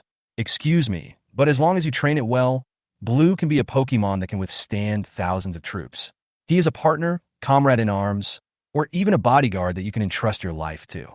Zhu Junsha felt that the man in front of her was crazy. She pestered Joey to bring her to this store because she saw Joey's Pokémon and understood the magic of Pokémon. Her original intention was actually to buy a Pokémon that looked extremely cute like Papillon. That's all. But the boss in front of him actually fooled him with a dyed bulldog and offered 4 million for it. You know, Joey's baby ding was only 2 million. Zhu Junsha felt that she was being targeted. She wanted to turn around and leave, but when she saw the red puppy on the screen, she couldn't bear to move. It was so cute. She was about to continue to refute and try to bargain down the price, but a young child's voice sounded softly in her mind. Sister, as the Pokémon that is most closely connected to you, if Blue knew that you were nagging about the price and appearance, it would be very sad. Zhu Junsha was stunned when she heard that. Yang Tuo in front of her obviously didn't open his mouth, and Xiao, he also had an embarrassed look on her face. That was not her voice at all. Zhu Junsha couldn't help but turn around and saw the well-mannered boy walking towards the store door while holding a phone, seemingly talking on the phone. And where he had been sitting before, an anthropomorphic blue puppy was staring at her quietly, with a faint blue air wave surrounding its body, like a freshly lit gas stove. Is it you who is talking? Zhu Junsha was stunned. Riola nodded slightly. His eyes lit up with a faint blue light, and the light blue air waves on his body became more and more distorted. The immature child's voice echoed in her mind again. Fate and elves cannot be measured by money. The amount of currency required is determined by the god of creation based on the elves of each race. This is to ensure that those who form a partnership with us have the capital to help us grow. At this point, the blue light on Riolu slowly faded, and the volume of the voice in Zhu Junsha's head gradually weakened. If you don't want to just leave, don't force yourself. I don't want to see Blue come back here sad. We have paid no less than you. This is not a deal. Boss. When Joey saw Zhu Junsha, who was arguing with Yang Tuo, suddenly fell silent. He was a little hesitant. She also felt that the price was a bit high, but when she remembered that her baby ding seemed to have been bought at a discount, she didn't say much. But this sudden silence is not Zhu Junsha's style. She couldn't help but look at Zhu Junsha in confusion, and saw that she was looking at Riolu in the distance with a dazed look on her face. Riolu's appearance was extremely abnormal, and Joey felt a little uneasy. She couldn't help but turn her head to look at Yang Tuo, her brows full of worry and confusion. Yang Tuo naturally knew what they were doing. He shook his head slightly and said calmly, Don't worry. This is Riolu using the waveguide to communicate with Miss Junsha. It won't cause any harm to humans. I just don't know what they said specifically. Not to mention Joey. Even Yang Tuo is very curious at the moment. What did Riolu say to this fierce girl to make the Miss Junsha, who was so imposing, just now become like this? Judging from this expression, Zhu Junsha must have heard something terrible and was extremely shocked, which is why she looked like this. But it seemed that this was the first time Riolu had used waveguide since the two girls entered the store. Seeing a non-human elf directly using telepathy to communicate with me, any normal person would be scared, right? Thinking of this, Yang Tuo no longer cared about the conversation between the two. Wave communication? Joey became more and more confused, still feeling vaguely uneasy. Yang Tuo smiled slightly when he saw this and said, "That is a special ability, similar to superpowers and Qigong. You can understand their current state as Riolu performing a secret voice transmission and Miss Junsha listening." As he spoke, Yang Tuo couldn't help but turn his gaze towards the store entrance. Through the glass door of the shop, he saw the young man who had just walked out, walking towards the shop with a young man in a suit and tie. He should be the brother he mentioned. Yang Tuo said softly, "Miss Junsha is actually not affected at all. If you don't believe me, you can pat her gently. She has her own consciousness, and she is very sober now." Ding, ding, ding. As he was talking, the shop door was pushed open again, and the wind chimes hanging on it made a pleasant crisp sound. The people who entered the shop were Lu Jiaqing, who had just left, and his cousin, Wang Baiqi. Lu Jiaqing seemed extremely excited when he entered the store again. He nodded slightly to Yang Tuo, then took the lead and walked quickly to Riolu's side and said to Riolu, "Riolu, this is my cousin, come. Say hello." The young man in a suit had sharp eyebrows and bright eyes. As soon as he entered the store, he smelled the faint aroma of incense in the store. His brows were slightly frowned, and he looked at the decoration of the store. Finally, his eyes followed Lu Jiaqing and looked at the anthropomorphic blue puppy. Under his gaze, a pale blue light curtain slowly lit up on the blue-faced puppy, and a pair of eyes were instantly covered by blue light. A clear, immature child's voice sounded in his mind. "Hello, my name is Riolu. Nice to meet you." Chapter 19. The 7 Families of the Magic City. Looking at the humanoid creature in the distance whose entire body was covered in blue light, Wang Baiqi was stunned. "Just a dozen minutes ago, my cousin suddenly called me and said he wanted to borrow more than 3 million yuan. Perhaps for ordinary people, this amount of money is not a small sum, but for Wang Baiqi, it is just an ordinary string of numbers. But my uncle's family is not short of money, and my cousin should have quite a bit of pocket money. Why would he suddenly think of borrowing money from me?" Out of curiosity, he asked casually, and the answer he got was, he had to raise 6 million to buy a dog. Damn it, have money, but nowhere to spend it?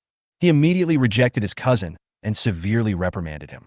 What Wang Baiqi didn't expect was that Lu Jiaqing did not give up his crazy idea of spending 6 million to buy a dog after his rebuke. Instead, I sent him a video. In the video, a pink kitten is suspended in the air, changing into various strange shapes according to the requests of fans in the barrage. After seeing the kitten transform into a 4-armed humanoid monster, lifting the young anchor into the air and swinging him around, Wang Baiqi was shocked. His cousin Lu Jiaqing told him that these creatures are called Pokémon. They are magical creatures, and each Pokémon has various abilities that transcend nature. What he was going to buy was an elf that could communicate with humans and whose IQ was in no way inferior to that of humans, but it just looked a bit like a dog. It is really the most ridiculous thing in the world. It is like the score on the plane. After getting his cousin's address, Wang Baiqi took his own private helicopter and flew to this mysterious store in less than 10 minutes. The tables and chairs are made of rosewood, the floor is made of golden nanmu, the antique curtains are made of fine silk, and even the incense smell in the store. The finest ambergris. I guess the cheapest item in the entire store is the pair of granite beast statues at the door. Although these things are very valuable, if he were to make them, he would definitely be able to replicate them. But when he saw the puppy standing next to his cousin, waving its arms at him, Wang Baiqi still had some sense of justice. Collapsed. There really are puppies that can communicate with humans. After a moment of shock, he quickly came to his senses after several years of business experience. He nodded slightly and said to the white puppy with blue light all over its body, "Hello, I'm Lu Jiaqing's cousin, Wang Baiqi."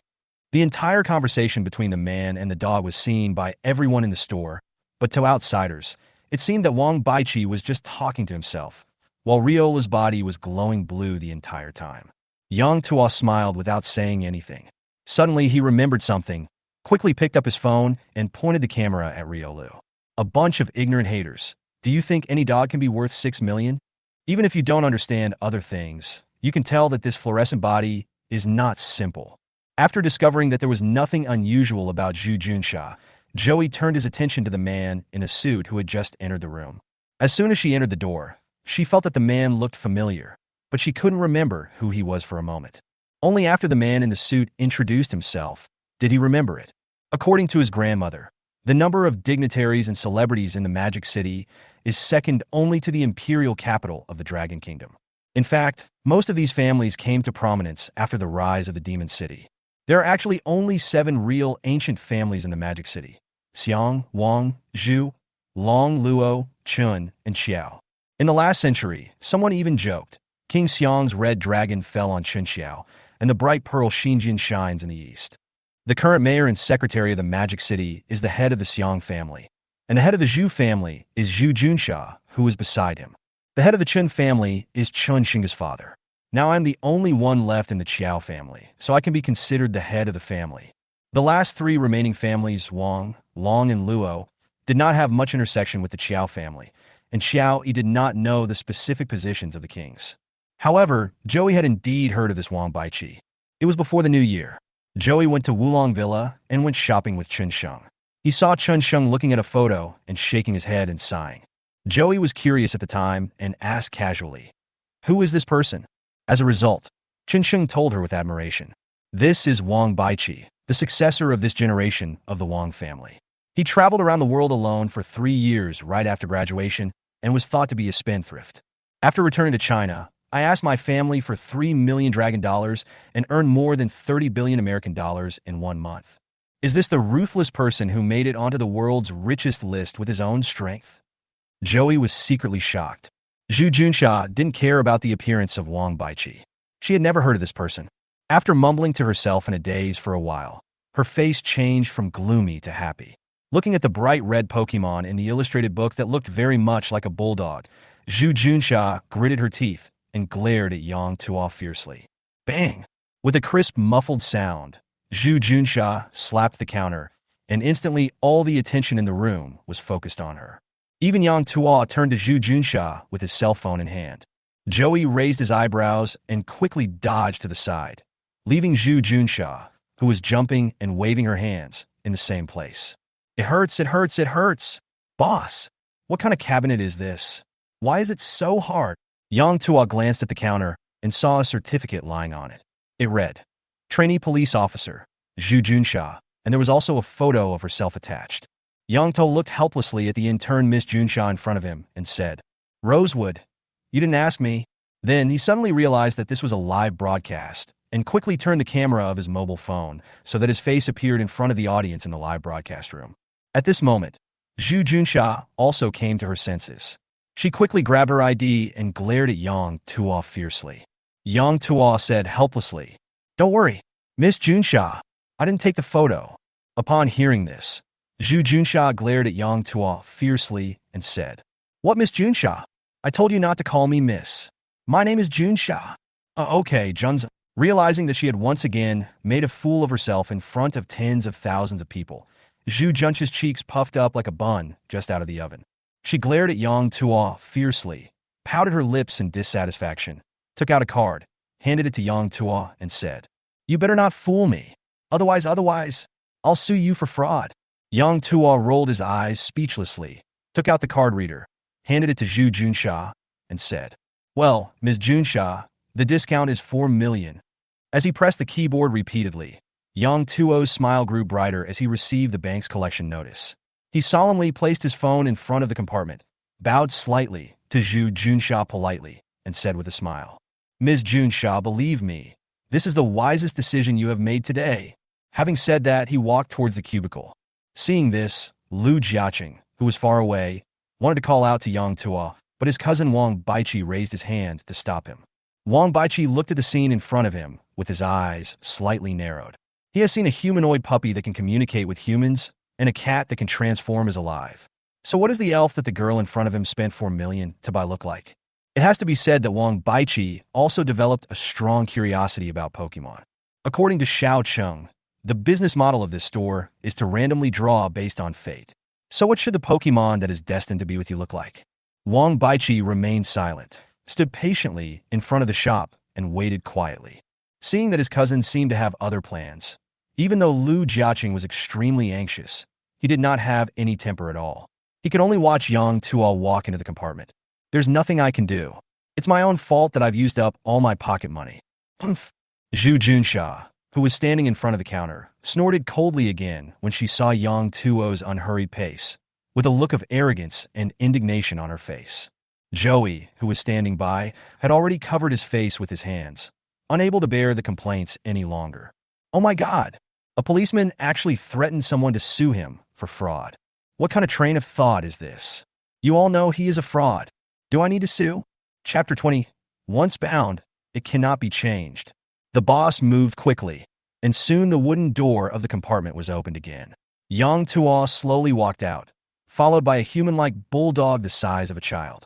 Unlike ordinary bulldogs, this puppy has 4 ears, and its hair and skirt are mostly covered in bright red. There is a black line on the outermost edge of each of the 4 ears. The little mouth is raised and tightly closed, revealing 2 small fangs, looking cute and fierce. Wow, it's so cute. When Zhu Junsha saw the standing puppy taking small steps, the resentment on her face disappeared immediately, and her eyes couldn't help but glow green, as if she had seen something incredible. He quickly trotted to Yang Tuo and wanted to hug Blue, but was afraid of being bitten accidentally, so he hesitated for a moment. Oh! Yang Tuo smiled slightly, turned his head, and said to Blue beside him, Blue, this is your future trainer. You must get along well with him. Blue looked up at Yang Tuo and nodded slightly. When it saw Zhu Junsha's appearance, it hesitated for a moment, but finally stretched out a hand to her tentatively. Bruce, seeing that this little dog could actually understand human language just like Baby Ding, Zhu Junsha's joy became even more obvious. Seeing that Blue did not seem to resist her, she quickly opened her arms and took Blue into her arms. Bruce, being suddenly hugged by a stranger, even though Blue knew that the other party was his future trainer, his body still stiffened. After feeling the girl's gentle embrace, his originally tense nerves relaxed a little, and then he rubbed Zhu Junsha's chest affectionately, raised his head, stuck out his tongue, and licked Zhu Junsha's chin. Do you like me too? Then we will be a family from now on, Zhu Junsha said excitedly. Brew! Blue gave a crisp cry in response. It looks like a puppy, but its bark is not woof, and it walks upright. Joey looked at the man and the Pokemon hugging each other with some envy and couldn't help but put his hand in his pocket.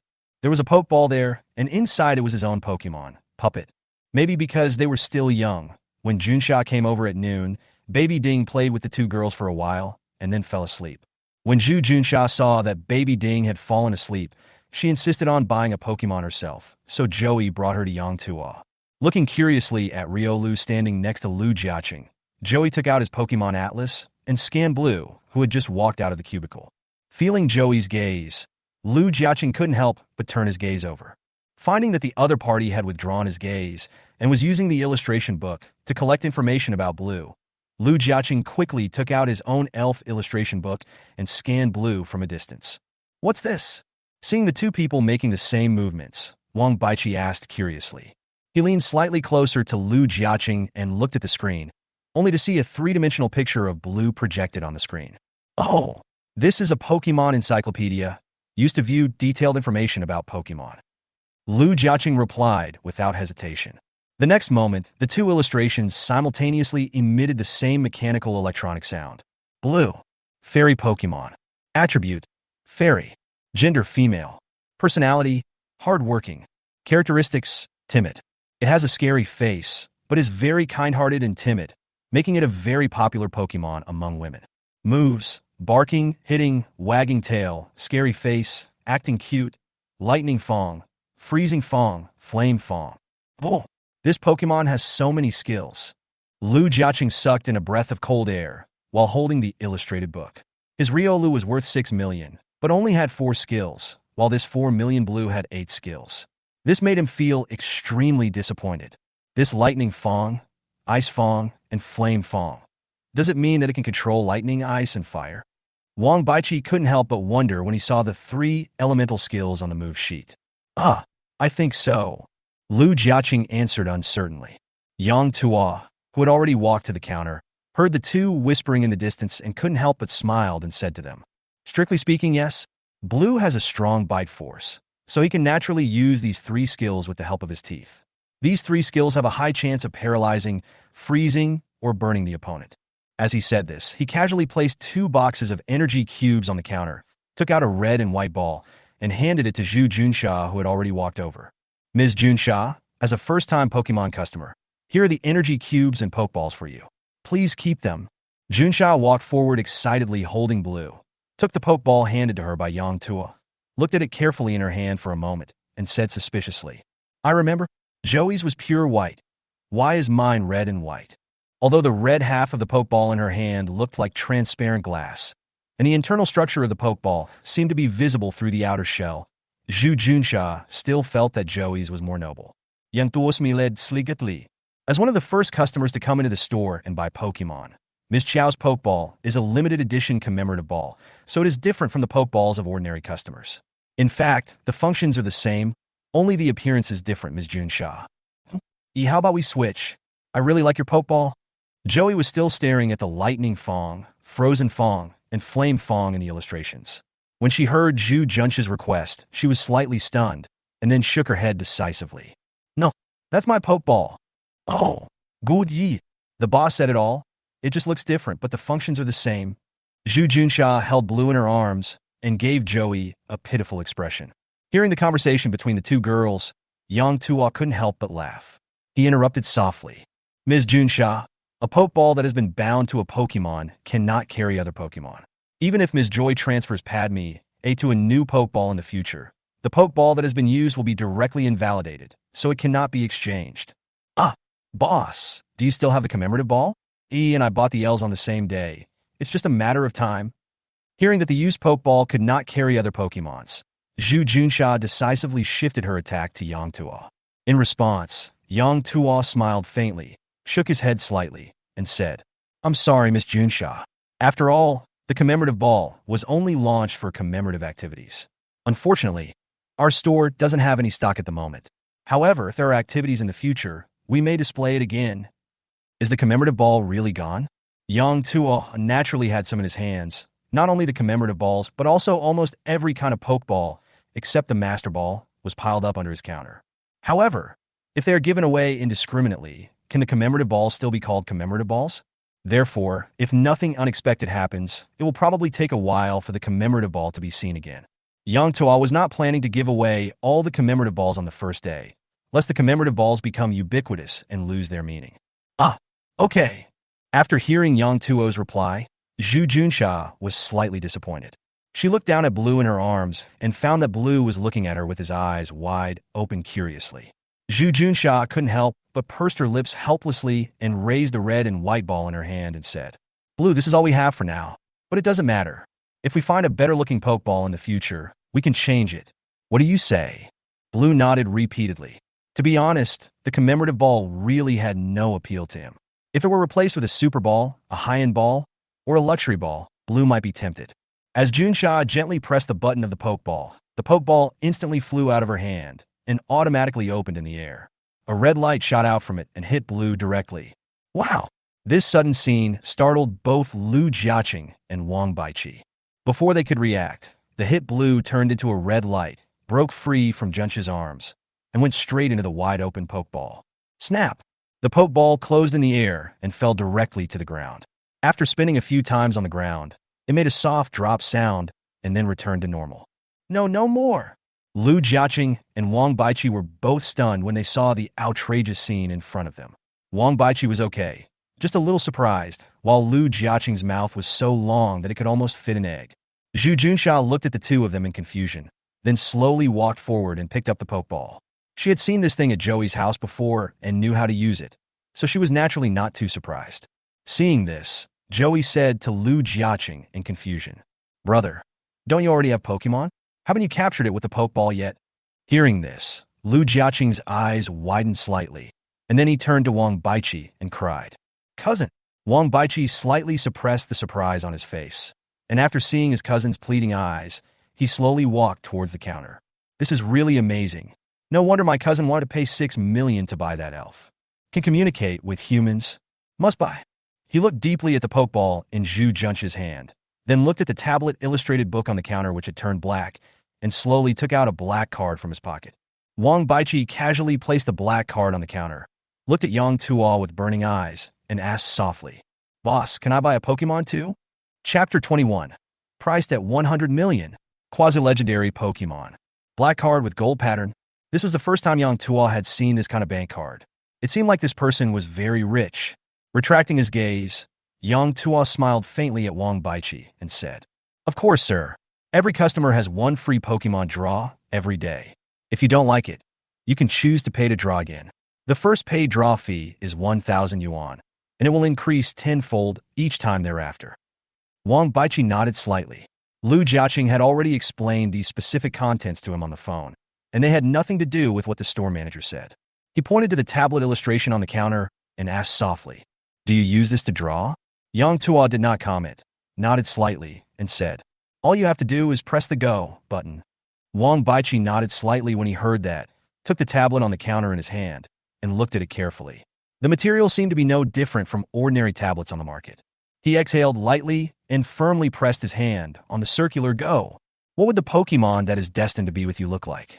Zhu Junsha and Joey, who had already purchased Blue, did not choose to leave immediately, but stood quietly in front of the counter and waited patiently. They also wanted to know what the other elves looked like. Seeing that his cousin was surrounded by two girls, Lu Jiaqing was too embarrassed to approach him. So he simply picked up his mobile phone and wanted to check his cousin's Pokemon drawing page through the live broadcast room. The Douyin live broadcast room of Pokemon is almost blown up by the barrage of comments. The number of onlookers has exceeded 100,000, but the live broadcast camera still maintains the original angle, and the view is now blocked by Wang Baiqi's suit.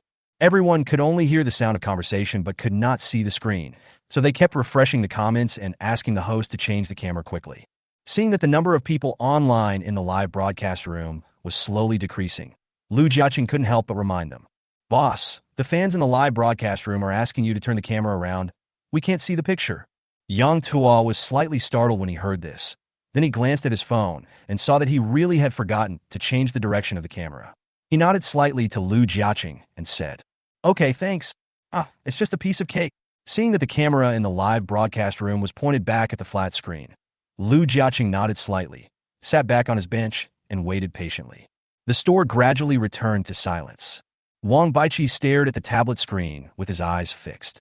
After the black shadows that kept passing by gradually froze, a small green dinosaur with a single horn on its head and scars in its eye sockets gradually appeared on the screen. "Is this a dinosaur?" Zhu Juncha's pupils shrank slightly. She simply couldn't believe her eyes. As for Joey, he had already covered his mouth. After seeing the image displayed on the screen clearly, Wang Baiqi was also surprised. He looked up at Yang Tuo, wanting Yang Tuo to introduce him to it. But he found that Yang Tuo, who was holding the mobile phone at this time, also had a look of shock on his face. After a slight hesitation, Wang Baiqi couldn't help but ask, "Boss, what is this?" A gleam of light flashed in his eyes. Judging from the boss's expression, this elf is probably not simple. At this moment, Yang Tuo's heart was already burning with raging flames. He is very familiar with this elf. It was his favorite in the past.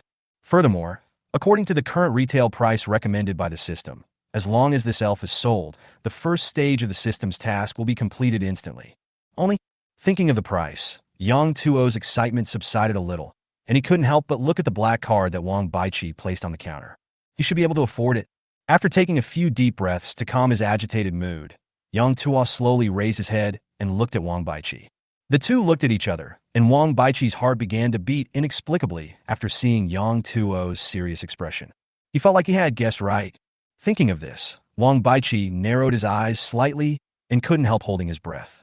As if infected by the atmosphere, Joey and Zhu Junsha looked at each other and shut their mouths obediently. For a moment, you could hear a pin drop in the store. Only Lu Jiaqing, who was confused, looked at the frozen live broadcast screen and couldn't help wondering, why is there no sound? Is it stuck? Hearing this, Yang Tuo glanced at his phone and shook it slightly.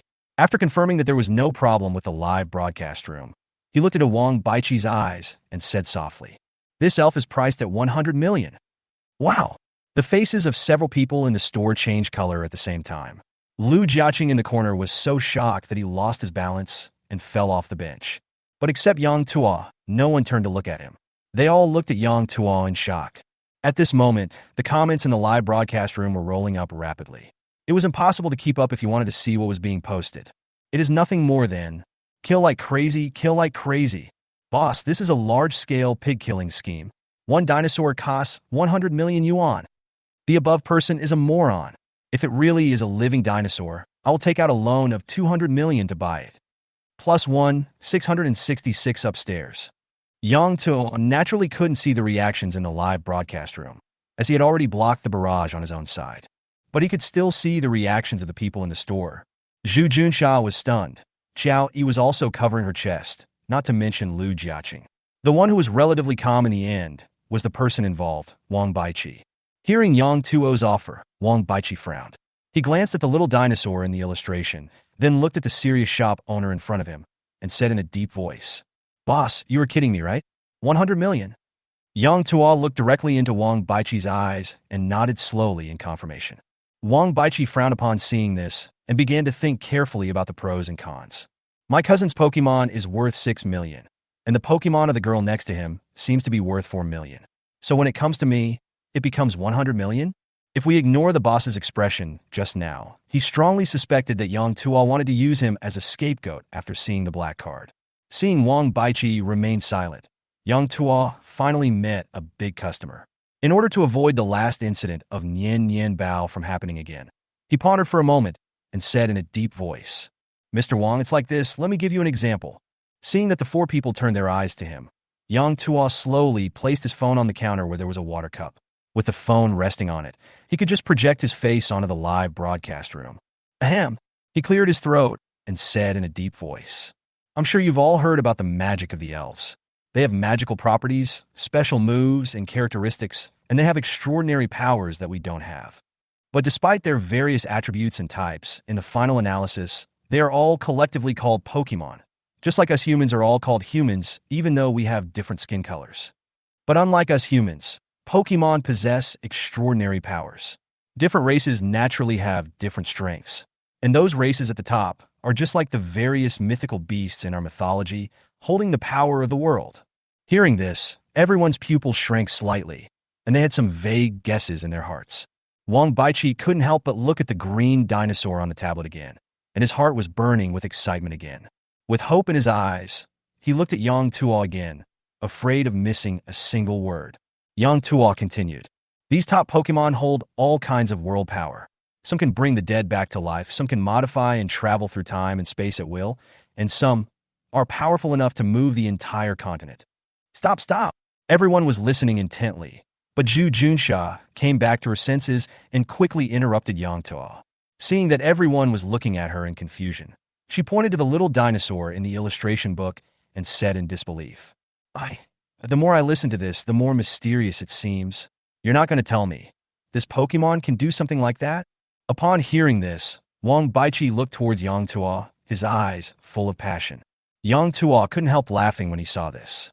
He shook his head slowly and said softly, "That kind of Pokemon is hard to come by even in the elf world. Ordinary people may hardly see one in their lifetime. They live in legends, so they're called legendary Pokemon and are worshipped as gods by other Pokemon." Although Yang Tuo denied it verbally, his attitude and actions clearly showed that this Pokemon was not a legendary Pokemon. Seeing this, Wang Baiqi couldn't help feeling a little disappointed. But since it is not a mythical beast, why should we bring it up? Could it be that it has the blood of a divine beast?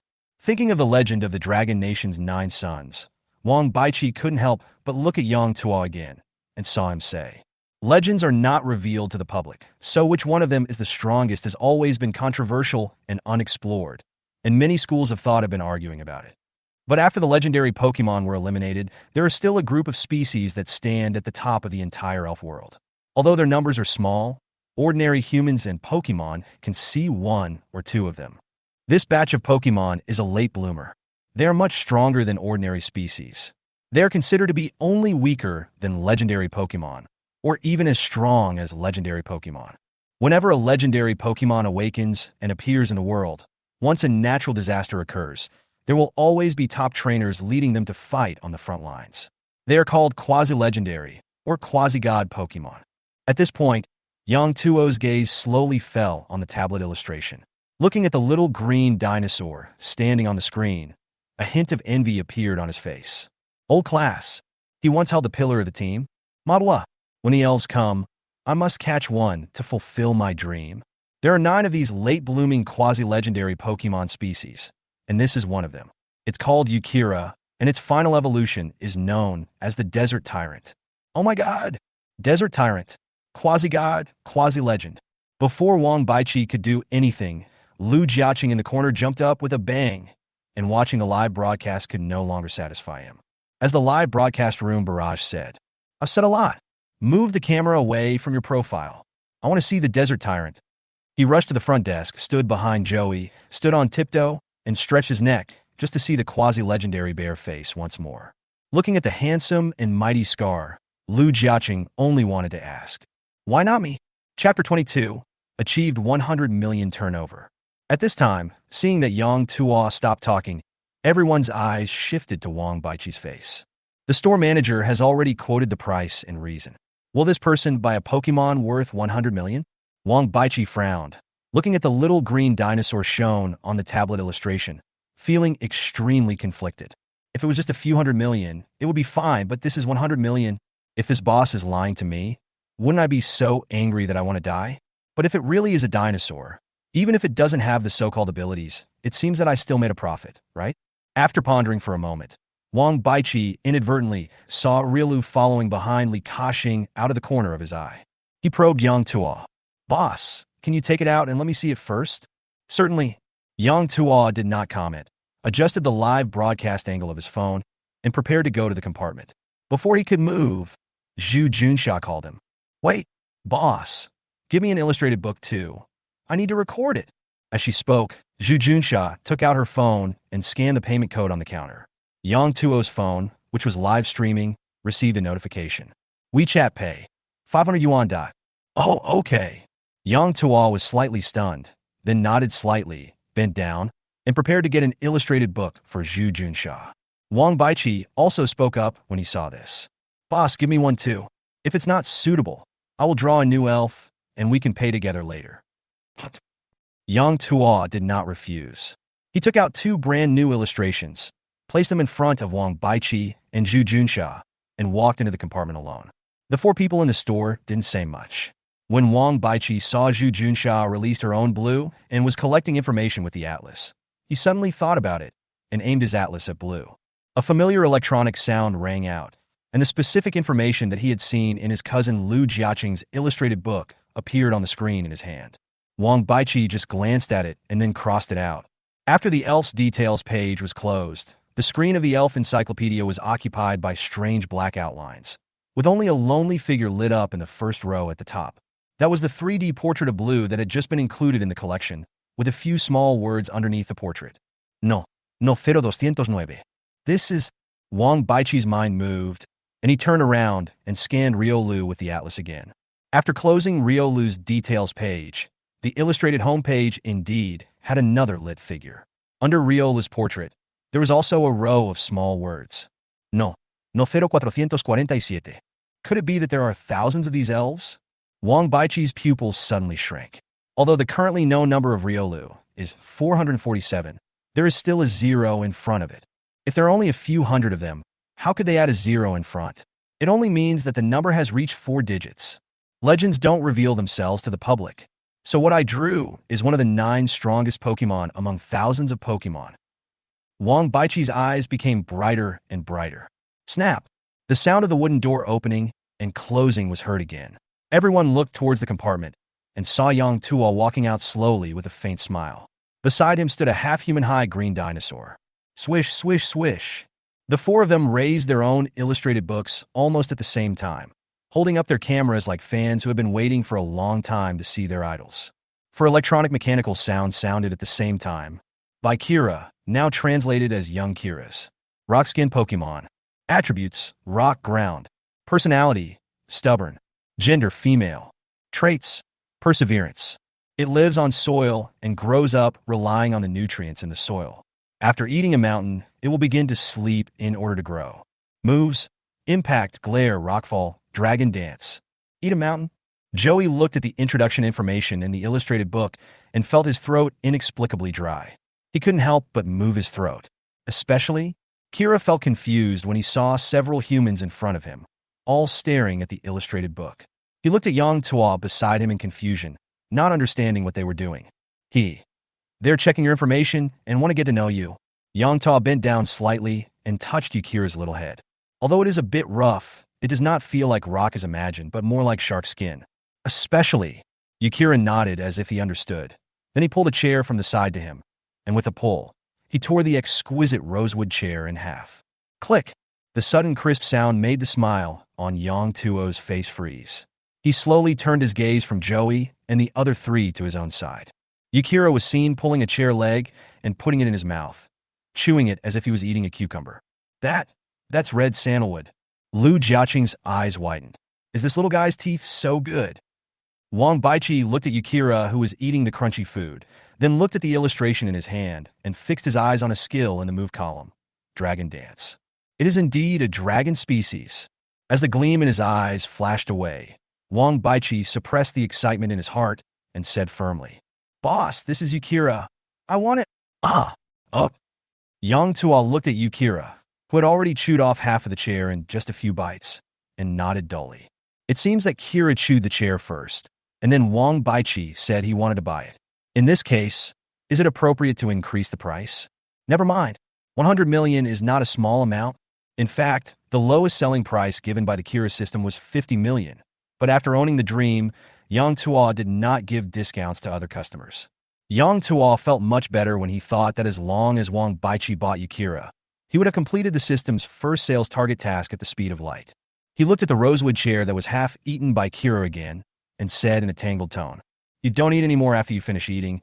There are energy cubes in the store which taste better than this." He walked straight to the counter and handed the card machine to Wang Baichi. With the movement of Wang Baichi's fingers, a bank transfer information of 106 million was sent to Yang Tuo's mobile phone. Yang Tuo looked at it again and again carefully, still feeling it was unreal. He pursed his lips and made a final confirmation in his mind.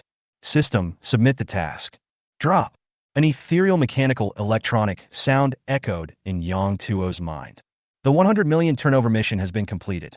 Congratulations on winning the right to randomly draw from the legendary prize pool *1 and the right to the arrival of a micro-elf *1. Unlock the latest mainline mission. Achieve a store turnover of 10 billion. Mission completion rewards. 1 random draw right from the legendary prize pool. 1 right to the advent of a medium-sized elf. 1 random ability. Unlock side quest. Hold a Pokemon contest with no less than 1,000 trainers participating. Reward for completing the quest. 1 random draw from the legendary prize pool. Oh my god, the difficulty of the second mission has increased 100 times. Doesn't this mean that we have to sell 100 quasi-gods? If the price goes up further, how many people can afford to buy Pokemon? Yang Tuo complained helplessly in his heart, and then took another look at the so-called side quest, and felt that the difficulty was no less than the main quest. At least 1,000 trainers participating? Goodbye. I'd better just be honest and play it bad. Chapter 23, Big Eater Yukira. Call. He let out a deep breath and saw Wang Baichi looking at him intently, as if expecting something. Then Yang Tuo realized that he did not give the other party the pokeball. Yang Tuo smiled awkwardly, then took out 2 boxes of energy cubes and placed them on the counter. He bent down and searched carefully under the counter again, and finally took out a strange sphere that was completely gray with gold, white, and orange lines on the surface. Passing it carefully to Wang Baichi, Yang Tuo said softly with a smile, "Mr. Wang, since this is your first time buying Pokemon, these 2 boxes of energy cubes are gifts for you. And this is a luxury ball that can only be obtained by purchasing a quasi-legendary Pokemon. Please keep it." Wow, another different Pokeball, Zhu Junsha on the side said with envy on her face. Lu Jiaqing, who was watching from the side, saw his cousin take the Pokeball and suddenly remembered something. "Where's my ball?" He quickly said to Yang Tuo. Boss, don't forget about me. My cousin just paid for me as well. Where's my ball?" He was really anxious. The girl standing next to his cousin obviously had ill intentions towards Riolu. "Look, she's looking at my Riolu again. Asshole." Zhu Junsha looked at Riolu behind Lu Jiaqing with some confusion. No wonder this guy hasn't taken back his elf like Joey did. It turns out he hasn't got the ball yet. Yang Tuo couldn't help but laugh when he saw this, and casually took out a red and white ball and handed it to Lu Jiaqing, smiling faintly. "Sir, don't be anxious. Here, this is your Pokeball." "Hey." Lu Jiaqing quickly took his Pokeball, turned around tentatively, and said to Riolu, "Come on, Rilla, we're partners from now on." Riolu looked at the red and white ball handed to him by Lu Jiaqing, then looked up at Yang Tuo. After seeing his faint nod, he nodded firmly and slapped the round button of the red and white ball in front of him with one hand. As the familiar red light flashed, Riolu's figure disappeared into the store. Wang Baichi played with the luxury ball in his hand, turned his head to look at Yukira, who had walked to the counter, and seemed to be thinking about something. Yuki. At this time, Yukira had already finished eating an entire chair and was looking pitifully with his eyes wide open at the box of energy cubes on the counter that were most suitable for ground and rock-type Pokemon, his eyes full of desire. Heh, don't worry, little guy. This is your future trainer, so be obedient. Yang Tuo smiled and rubbed Yukira's little head, pointed at Wang Baichi in front of him, and whispered a warning. Yuki. Yukira nodded slightly, then turned to look at Wang Baichi, and then looked at the energy cube on the counter reluctantly. Wang Baichi's heart was burning with excitement. He really hoped that Yukira could actively enter the Pokeball like Riola did. However, Yukira seemed to be hungry at the moment, and his mind was obviously not on this.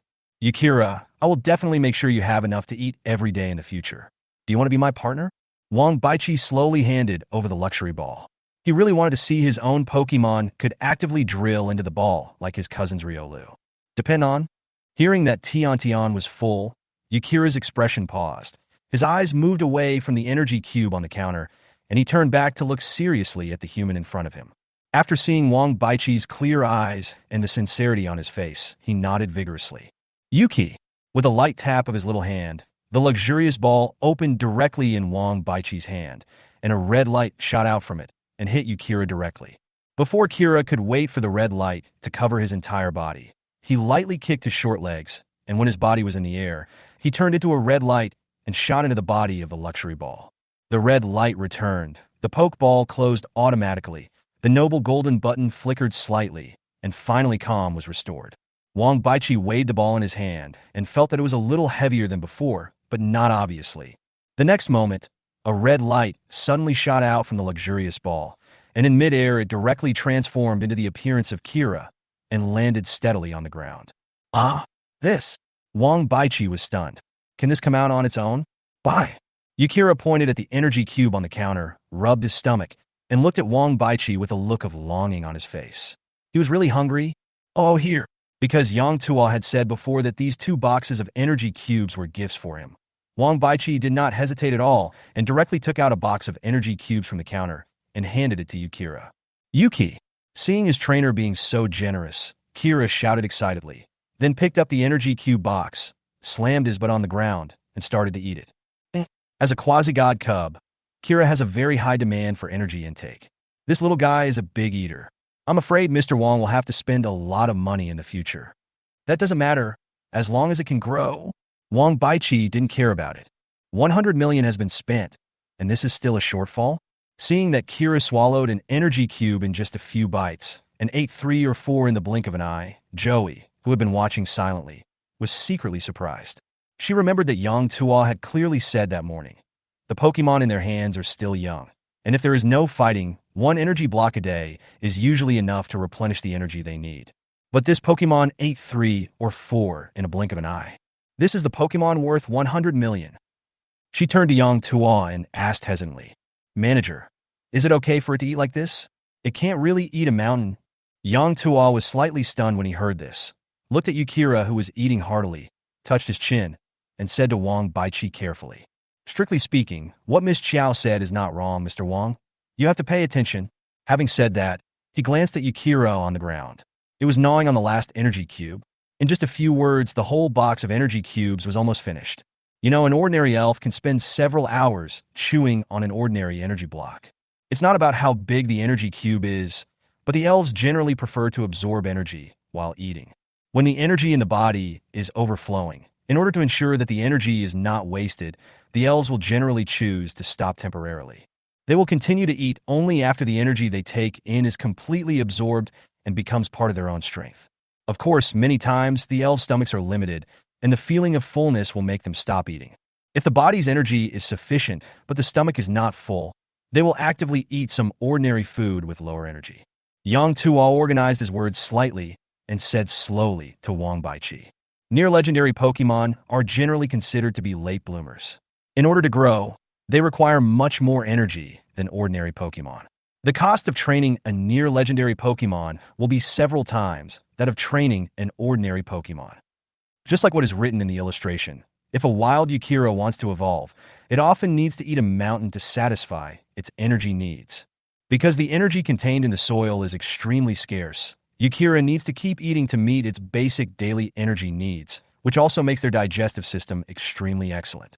After thinking for a while, Yang Tuo pointed at Yukira on the ground and said helplessly, "This guy is an absolute glutton. Now a box of energy cubes should be enough for him to absorb energy for a day. He can't absorb more and it will just be wasted. But his stomach is still not full. If you want it to thrive, it's not enough to just supply it with energy. You also have to find a way to fill its stomach." Chapter 24. The Secret Realm of the Compartment. The Elves' Reclaimed Residence. As he spoke, Yang Tuo turned his gaze towards Yukira. Everyone followed his gaze and saw Yukira looking around. There was no wooden box in its hand at this moment. The debris on the ground had already told everyone the fate of the box. Good fellow, he even took the box. Lu Jiaqing was completely stunned. After finishing a whole box of energy cubes, Yukira did not look at the energy cubes on the counter again. Instead, he kept looking back and forth between the tables and chairs in the store, as if he was thinking about what to do next. As if feeling everyone's gaze, Kira turned around in surprise and happened to meet Yang Tuo's eyes. The moment the two sides looked at each other, Kira lowered his head in grievance and rubbed his stomach. Then, a gurgling sound came from his abdomen. "Yuki, I'm hungry." Don't touch the chair. I'll take you to fill your stomach." Withdrawing his gaze, Yang Tuo walked out from behind the counter helplessly. "There is no way. Where can the customer go to prepare food for the Pokémon that has just been sold?" If Yukira couldn't resist hunger on the way home and ran out to cause trouble, it would probably have a significant impact on the reputation of the store. After comprehensive consideration, Yang Tuo decided to pack for Yukira's last meal. After turning the sign on the door from "Welcome" to "Come back later," Yang Tuo smiled apologetically at everyone and said softly, "Everyone follow me. I'll show you something good." He picked up the phone on the counter and said to Wang Baiqi, "Mr. Wang, Yukira is your spirit now. Please put it away first. I will show you something and let it fill its stomach."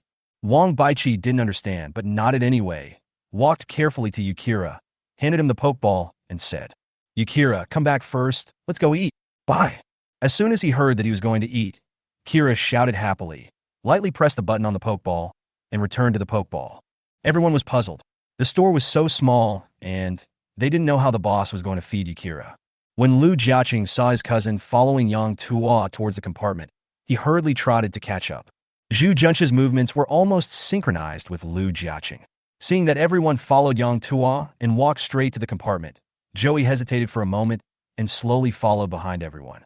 It is precisely because of these stringent requirements that the cultivation of quasi-legendary Pokémon is particularly difficult. But it is also because of this that if they grow up, their strength and power are not inferior to ordinary legendary Pokémon. Slowly opening the wooden door of the compartment, Yang Tuo made a gesture of invitation and nodded slightly to everyone.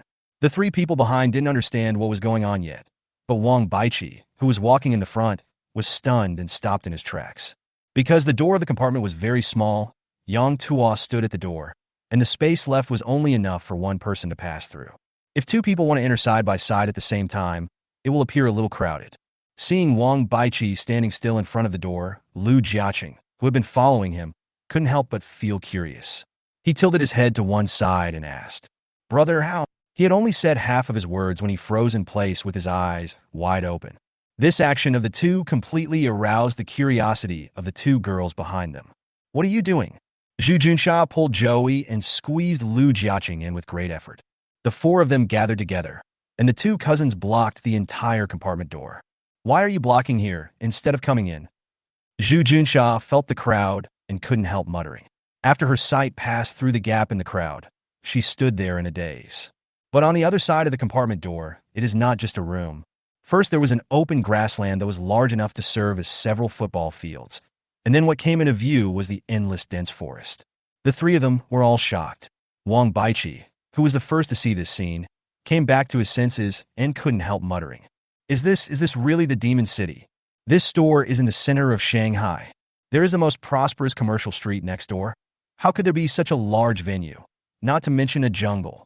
Boss, are you sure you are an alien? Zhu Junxia couldn't help swallowing her saliva, and she no longer dared to act recklessly. Lu Jiaqing couldn't help but echo, "Boss, you are not a deity who came to Earth to sell spiritual pets. What are you all talking about?" If we were to say who was the most confused at this moment, it would probably be Joey. She didn't like crowds, so she hesitated and walked at the end. But when she saw a group of people blocking the door, she basically lost interest in joining in.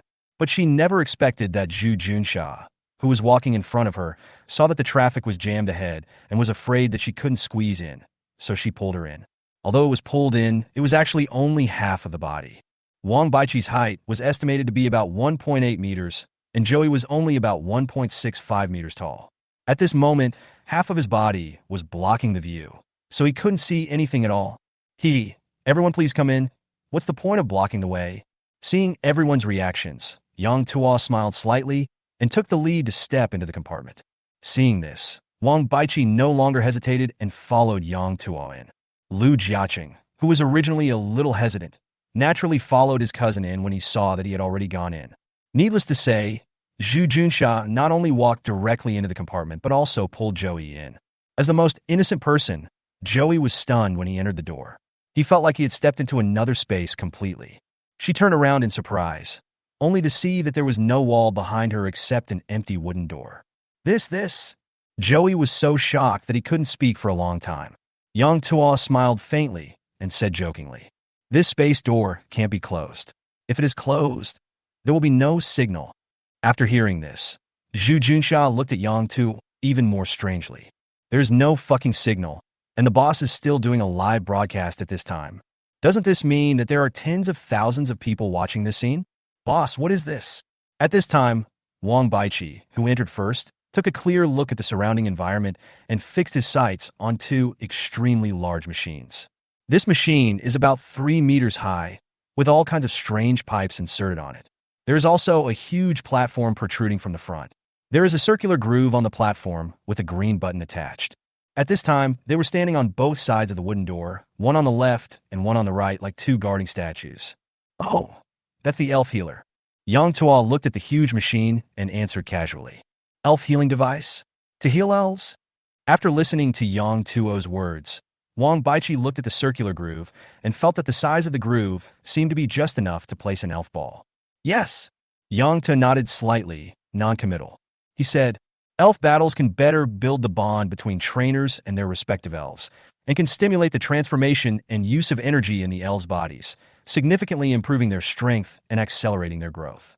But nothing is too much, and ordinary training may leave hidden wounds in the elf's body, let alone a duel." Yang Tuo smiled slightly, pointed to the open space in front of him, and said, "This place is specially designed to provide customers with free elf battles. These two machines can help combatants recover and treat the elf's injuries. You can also check the elf's physical condition and treat hidden injuries when you have nothing to do." He pointed to the dense jungle in the distance and said with a smile, "There are many fruit trees from the elf world planted there. If a customer doesn't want to continue cultivating them, or can't afford to raise an elf, they can return them to the store. Those elves will be placed here, waiting for their new destined owners." At this point, the smile on Yang Tuo's face faded slightly, and his voice gradually became flat.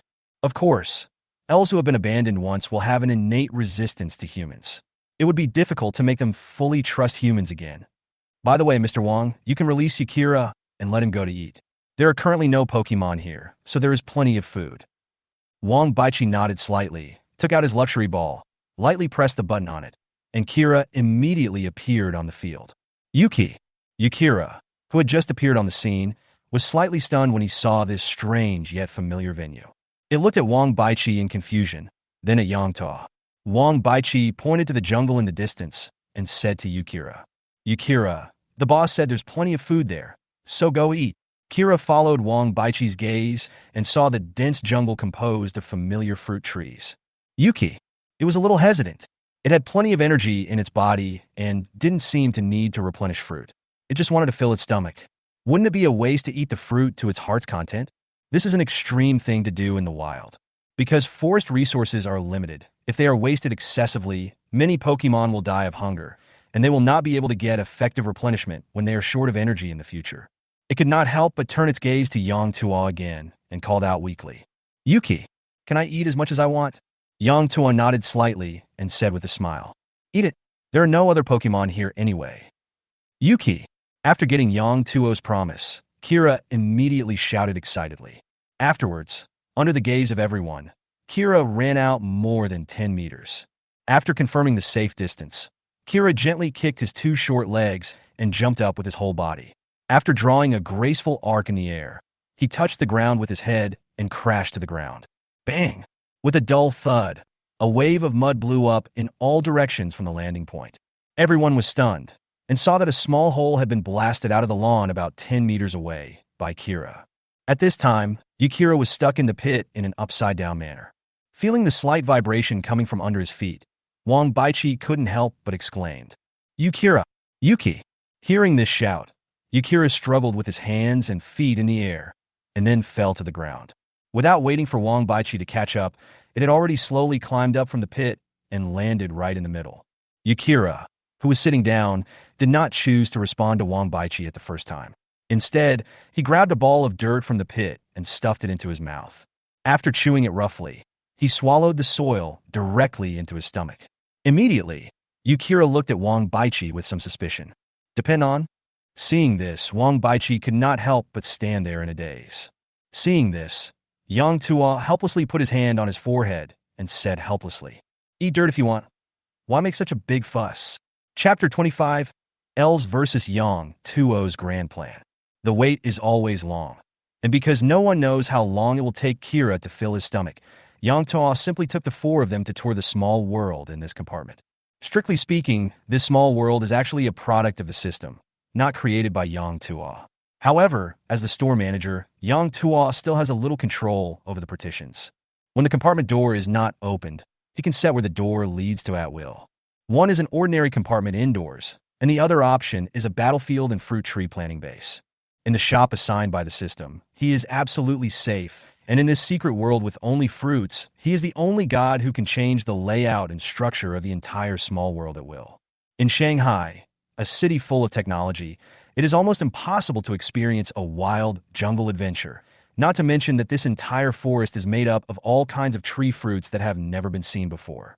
Joey and the other three showed great interest in this. Meet alien plants?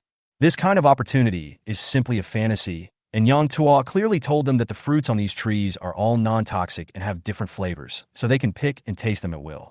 Out of curiosity, a few people picked a few fruits to try. All fruits have almost constant taste, either extremely spicy, chokingly sweet, or extremely sour. Ripeness or not only determines the degree of taste. After tasting a few, Zhu Junsha looked at the peach-like fruit in her hand and couldn't help but frown. These fruits have such extreme tastes. Wouldn't the elves find it hard to swallow them? With this sweetness, even if it's just sweet, it's probably hard to swallow a second bite. Yang Tuo couldn't help laughing when he heard this. He replied, "In fact, not all tree fruits have such extreme flavors. There are also some fruits with relatively neutral flavors that are more easily accepted by humans. However, most of those tree fruits can only fill the stomach and have little effect on cultivating the potential of elves, so they are all planted in the center of the forest." As he spoke, he waved his hand and several tree fruits flew out from the depths of the jungle, flying towards several people and Riolu who had been following Lu Jiaqing. Yang Tuo's sudden move left everyone stunned, but after a brief moment of distraction, they caught the fruits in front of them one after another. The moment Riolu saw the fruit flying towards him, he subconsciously caught it. It sniffed the fruit in its hand and looked at Yang Tuo hesitantly. After getting the other party's nod of approval, it showed excitement on its face and was the first to start chewing. Several people were curious about the fruit from the depths of the jungle. They put it to their mouths and started to try it. After the first taste, their eyes lit up. This fruit has round bumps on its surface and looks like a bunch of scarlet grapes. But if you look closely, you will find that they are all one piece. It tastes a bit like strawberry, sour and sweet. Each elf has different personalities and attributes, and has different taste preferences. All energy cubes are made based on this standard and are made by mixing these different tree fruits. Yang Tuo smiled slightly, pointed at Riolu, and said, "Like Riolu, its species prefers sour or sweet food. The brave Riolu prefers strawberry, while the stubborn Riolu prefers apple." A few people nodded half-knowingly, and while eating the fruits, they browsed around aimlessly under the guidance of Yang Tuo.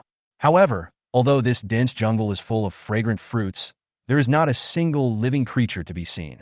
After walking for a long time, it is inevitable to feel monotonous. After just a short while, everyone lost interest. Yang Tuo also casually looked at the number of people in his live broadcast room.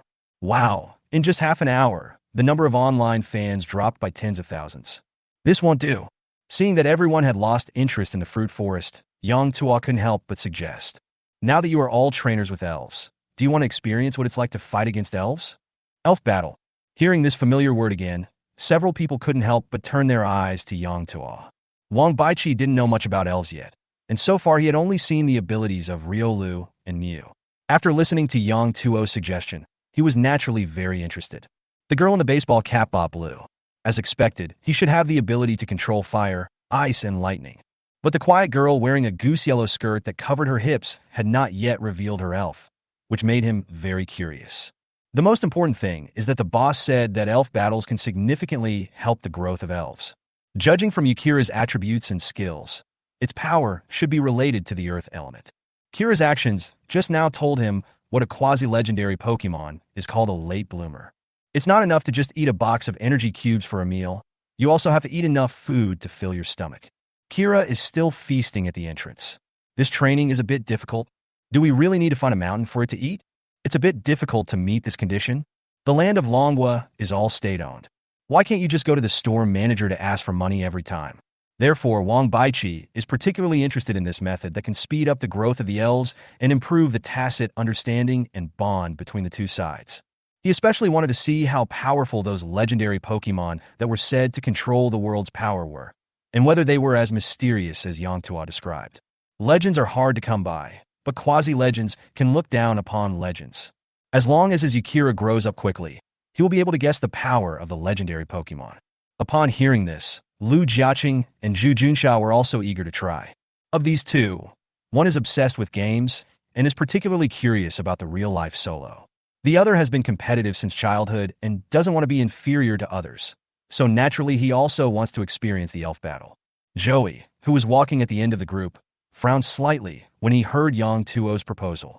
She couldn't bear it and said, "Boss, didn't you say that the intelligence of elves is not inferior to that of humans? What's the difference between this and fighting beasts?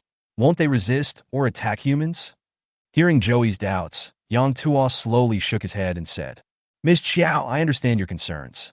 Don't worry. The battle between elves is different from the beast fight.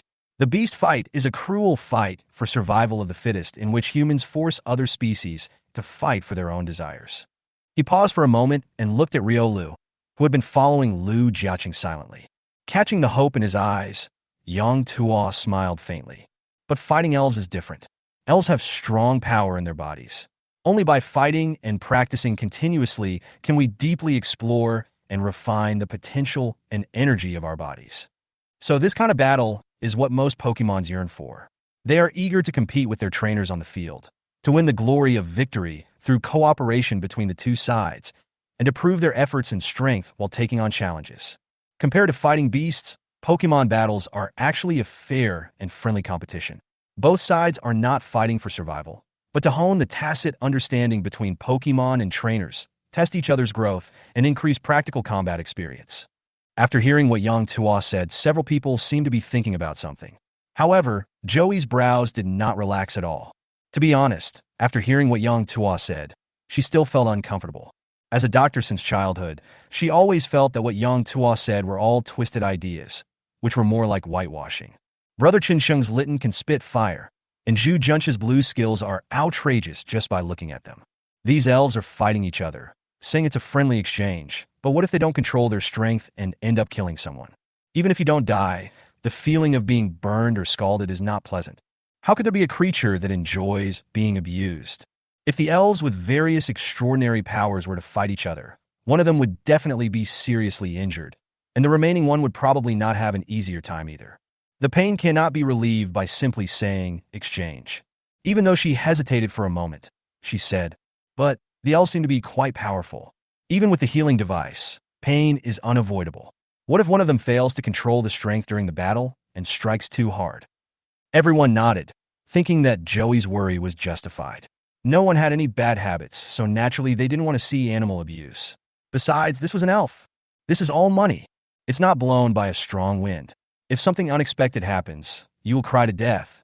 Hearing Joey's concerns, Yang Tuo put away the smile on his face. He was naturally very pleased to see that humans valued and protected the elves. But the task given to Yang Tuo by the system is to spread the elves throughout the world. Moreover, Yang Tuo now has a micro-landing zone, which allows him to let the elves land in a random city at any time. None of you train your Pokemon. What if you go out on an adventure and get killed by wild Pokemon? Moreover, the side quest involves organizing an elf competition.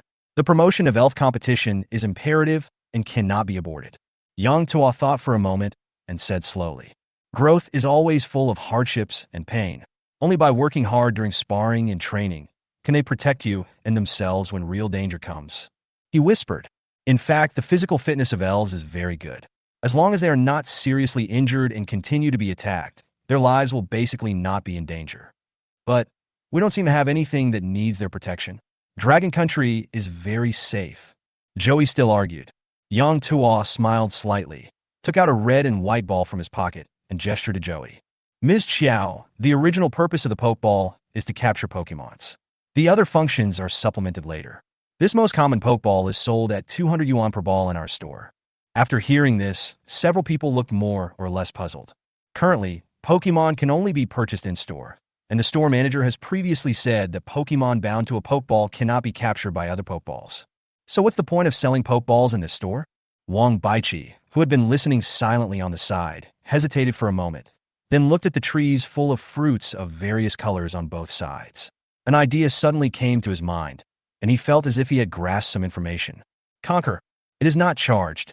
Therefore, the essence of the Pokeball is to subdue the Pokemon and store it inside, rather than simply making it easy to carry. In other words, these are the effects obtained after later improvements, and the original intention of the Pokeball was actually a prop for catching Pokemons. Props for catching elves can be purchased at will, and the fruit forests that provide food for the elves are endless. All that's left is, if. Could it be that the store manager is planning to place a large number of elves here and open the hunting area to civilians? However, firearms and knives are all under control in Long Country. Even if the authorities temporarily relax the control, ordinary people will not be able to become familiar with their use without long-term practice. And, judging from the elf skills, if there were no guns, it would be impossible to subdue them with cold weapons alone, but it was impossible to let go of guns. So, in the future, the way to obtain Pokemon will most likely be to bring your own Pokemon here to hunt and capture them. Some ticket fees may be charged. The more Wang Baichi thought about it, the more he felt that his guess was very close to the truth. After all, there are only so many rich people in the world. Ordinary people may not have too many assets per family, but they have a huge base. The market determines marketing.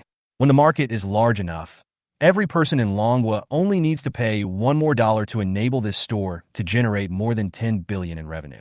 What a big chess game. Should I buy more elf supplies in advance to prevent price increases in the future? As the only entrepreneurial boss present, Wang Baichi obtained a vast amount of relevant information from just a few simple conversations. But in the final analysis, all of this is just his personal imagination. His thinking is correct, but there is a slight deviation. Yang Tuo smiled slightly and said softly, "The changes that elves can bring to human society are enormous. With the existence of elves, many aspects will be more convenient, including agriculture, infrastructure, firefighting, transportation, and even war." He gave examples one by one, talking about the various changes that the elves might bring, and then said with a serious expression, "I plan to sell some Pokemon on a small scale first. Once people are familiar with Pokemon and understand the convenience Pokemon can bring to life, I will discuss with the authorities and plant more fruit trees in the wild, so that wild Pokemon can appear in this world." As soon as these words were spoken, the venue fell into silence. The faces of the four people were immediately filled with astonishment, and even Wang Baichi was a little confused. Is it such a big deal? Just let go? No. This boss wants to make money with the help of elf props. Otherwise, who would buy elves in the store? I guess they all just bought a ball and left, which might lead to large-scale customer returns. Wang Baichi was in doubt, but then he heard Yang Tuo chuckle and say, "Elves are territorial. Although most of them will not attack humans as long as there is enough food, nothing is absolute. Therefore, we still need to improve our strength early. I hope that one day, I can see that humans all over the world can live in harmony with the elves and build a more perfect, happy, and harmonious home together." Yang Tuo raised his head slightly, looked at the blue sky of the small world, and smiled softly to the few people. "The Pokemon sold in my store are all relatively excellent Pokemon cubs of their corresponding species. The values of wild Pokemon are that the strong are respected. As the first batch of trainers who own Pokemon, I am very optimistic about you. Keep up the good work. Chapter 26. I can no longer suppress my desire to beat you up. Huh, boss. Your idea is really crazy. After a brief moment of distraction, Wang Baichi couldn't help but sigh. Yang Tuo smiled at this. He thought, why would he place an order today? There were so many customers here, and the live broadcast room was quite popular. He already has Mew, and after the others leave, he will draw his second legendary Pokemon. He is not afraid of the current world at all, so he just states his purpose directly and openly. I believe that through the spread of the internet and reality, more and more wealthy people will come to my store to buy Pokemon in the next few days. After all, my own store has the first mover advantage. As for whether the arrival of the elves would affect the selling price of Pokemon in his store, Yang Tuo didn't care at all. The Pokemon sold in my store either have inherited moves or hidden characteristics, and their talents are definitely top-notch in their corresponding races. Go catch a few in the wild, and do you really think it's so easy to get top-quality Pokemon? When someone tries it, they will naturally know the value of the Pokemon in the store. After all, sincerity is our foundation.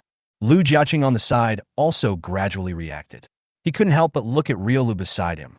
Although this little guy only had 4 skills, his attribute was fighting. He had the potential to be an emperor at first glance. His eyes were full of brilliance, and after a moment of hesitation, he couldn't help but ask, Riolu, do you want to have a Pokemon battle?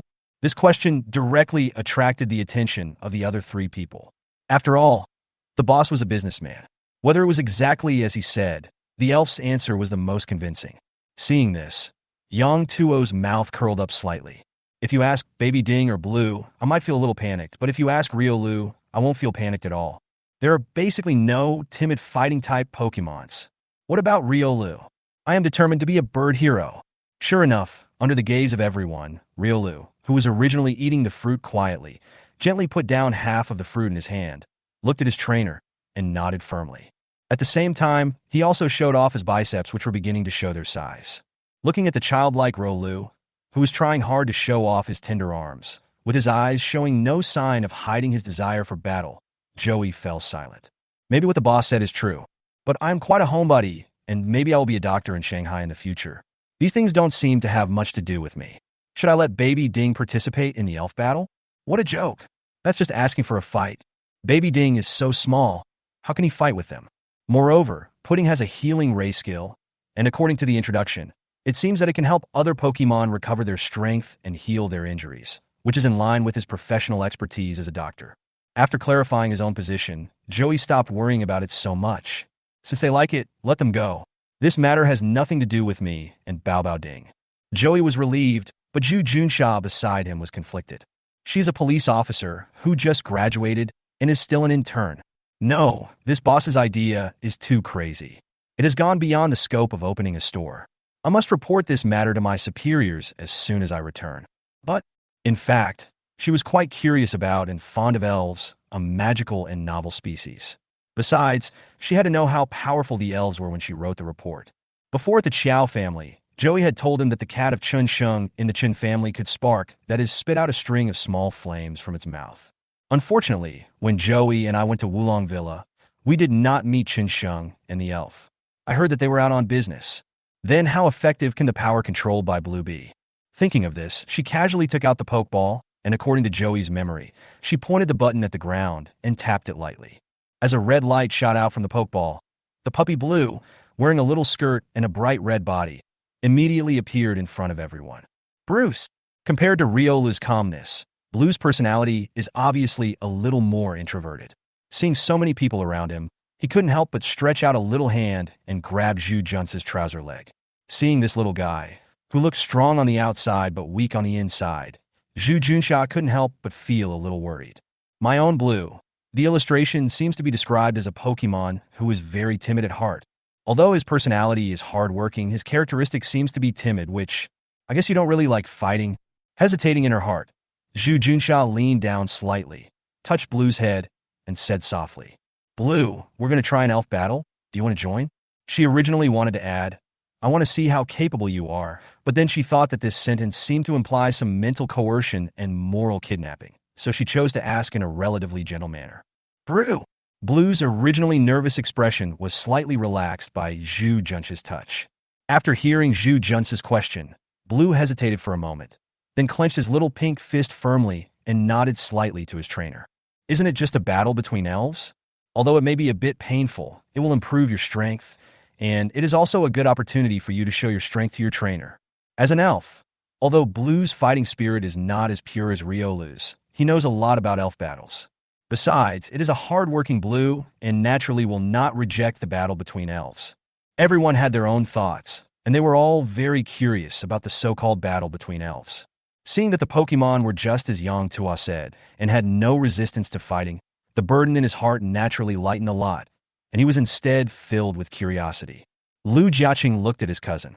Kira was still eating, so his cousin probably wouldn't rush to let it out to join the Pokémon battle.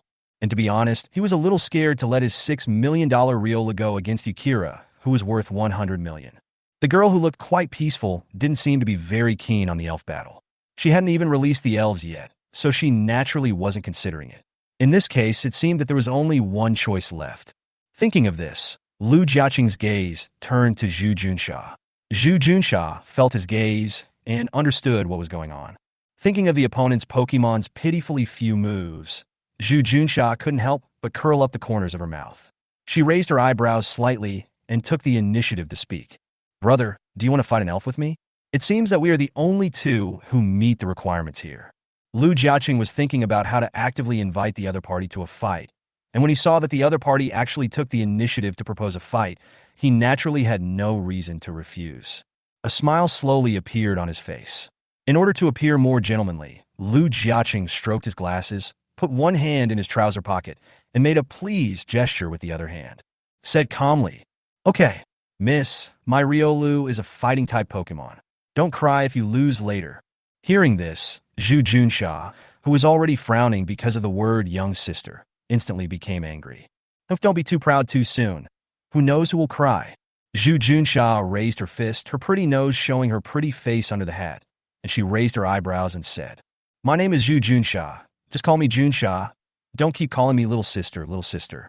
Also, don't you think you're being a bit of a show-off? I can't hold back my desire to beat you up." Lu Jiaqing's jaw almost dropped in shock. What kind of lewd words were these? How can a young lady who is dressed so artistically say such fierce words? Which general subordinate is this woman? Why is she so fierce? Ha! Joey, who was originally a little resistant to the battle between elves, couldn't help but burst out laughing when he saw the appearance of the two. Why does she feel that these two people are so immature? Hearing Joey's chuckle, Lu Jiaqing's ears turned red. He felt his cheeks getting hot and quickly pulled his hand out of his trouser pocket. I was about to argue, but then I felt that arguing with a woman was a bit unmanly. So he also snorted coldly, raised his chin to the same level as Zhu Junsha, and said coldly, "My name is Lu Jiaqing, Zhu Junsha. You can't win a Pokemon battle just by talking. My Riolu is the strongest besides Yukira.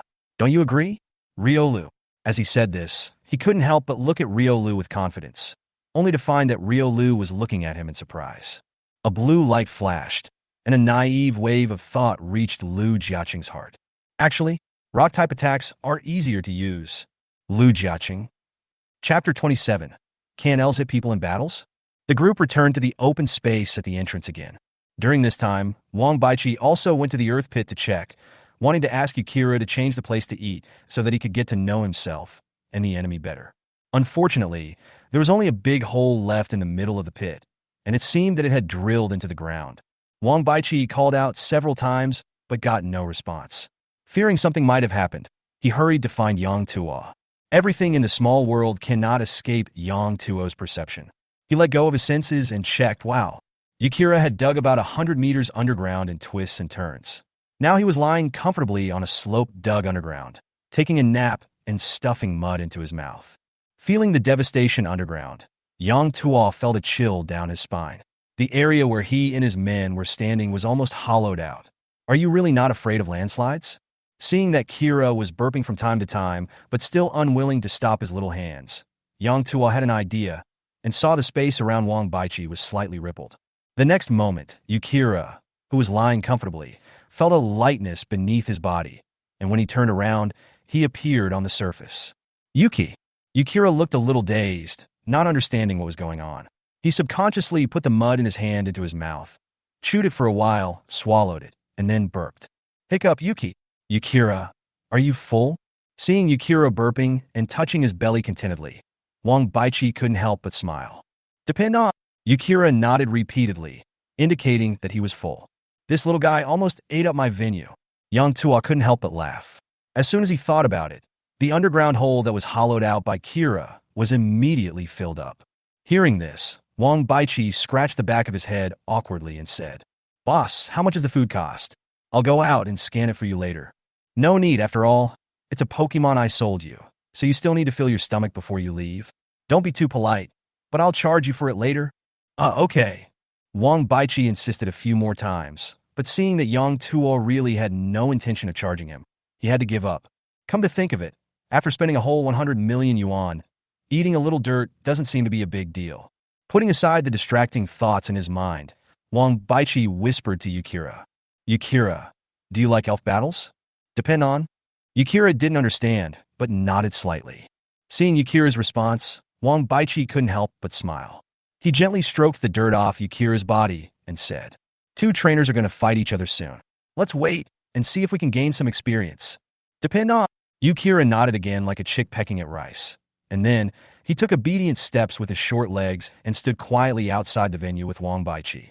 Seeing this, Joey, who was not far away, thought for a moment and finally released Baby Ding from the pokeball and held him in his arms. Baby Ding, let's watch the elves fight together. Chirp! Baby Ding stared with his big, watery eyes. When he heard about the elves fighting, he couldn't help but look around the place in front of him. When he saw Zhu Junsha standing on the side of the field, Baby Ding's whole face looked particularly excited, and he kept chirping, as if he was constantly cheering Zhu Junsha up.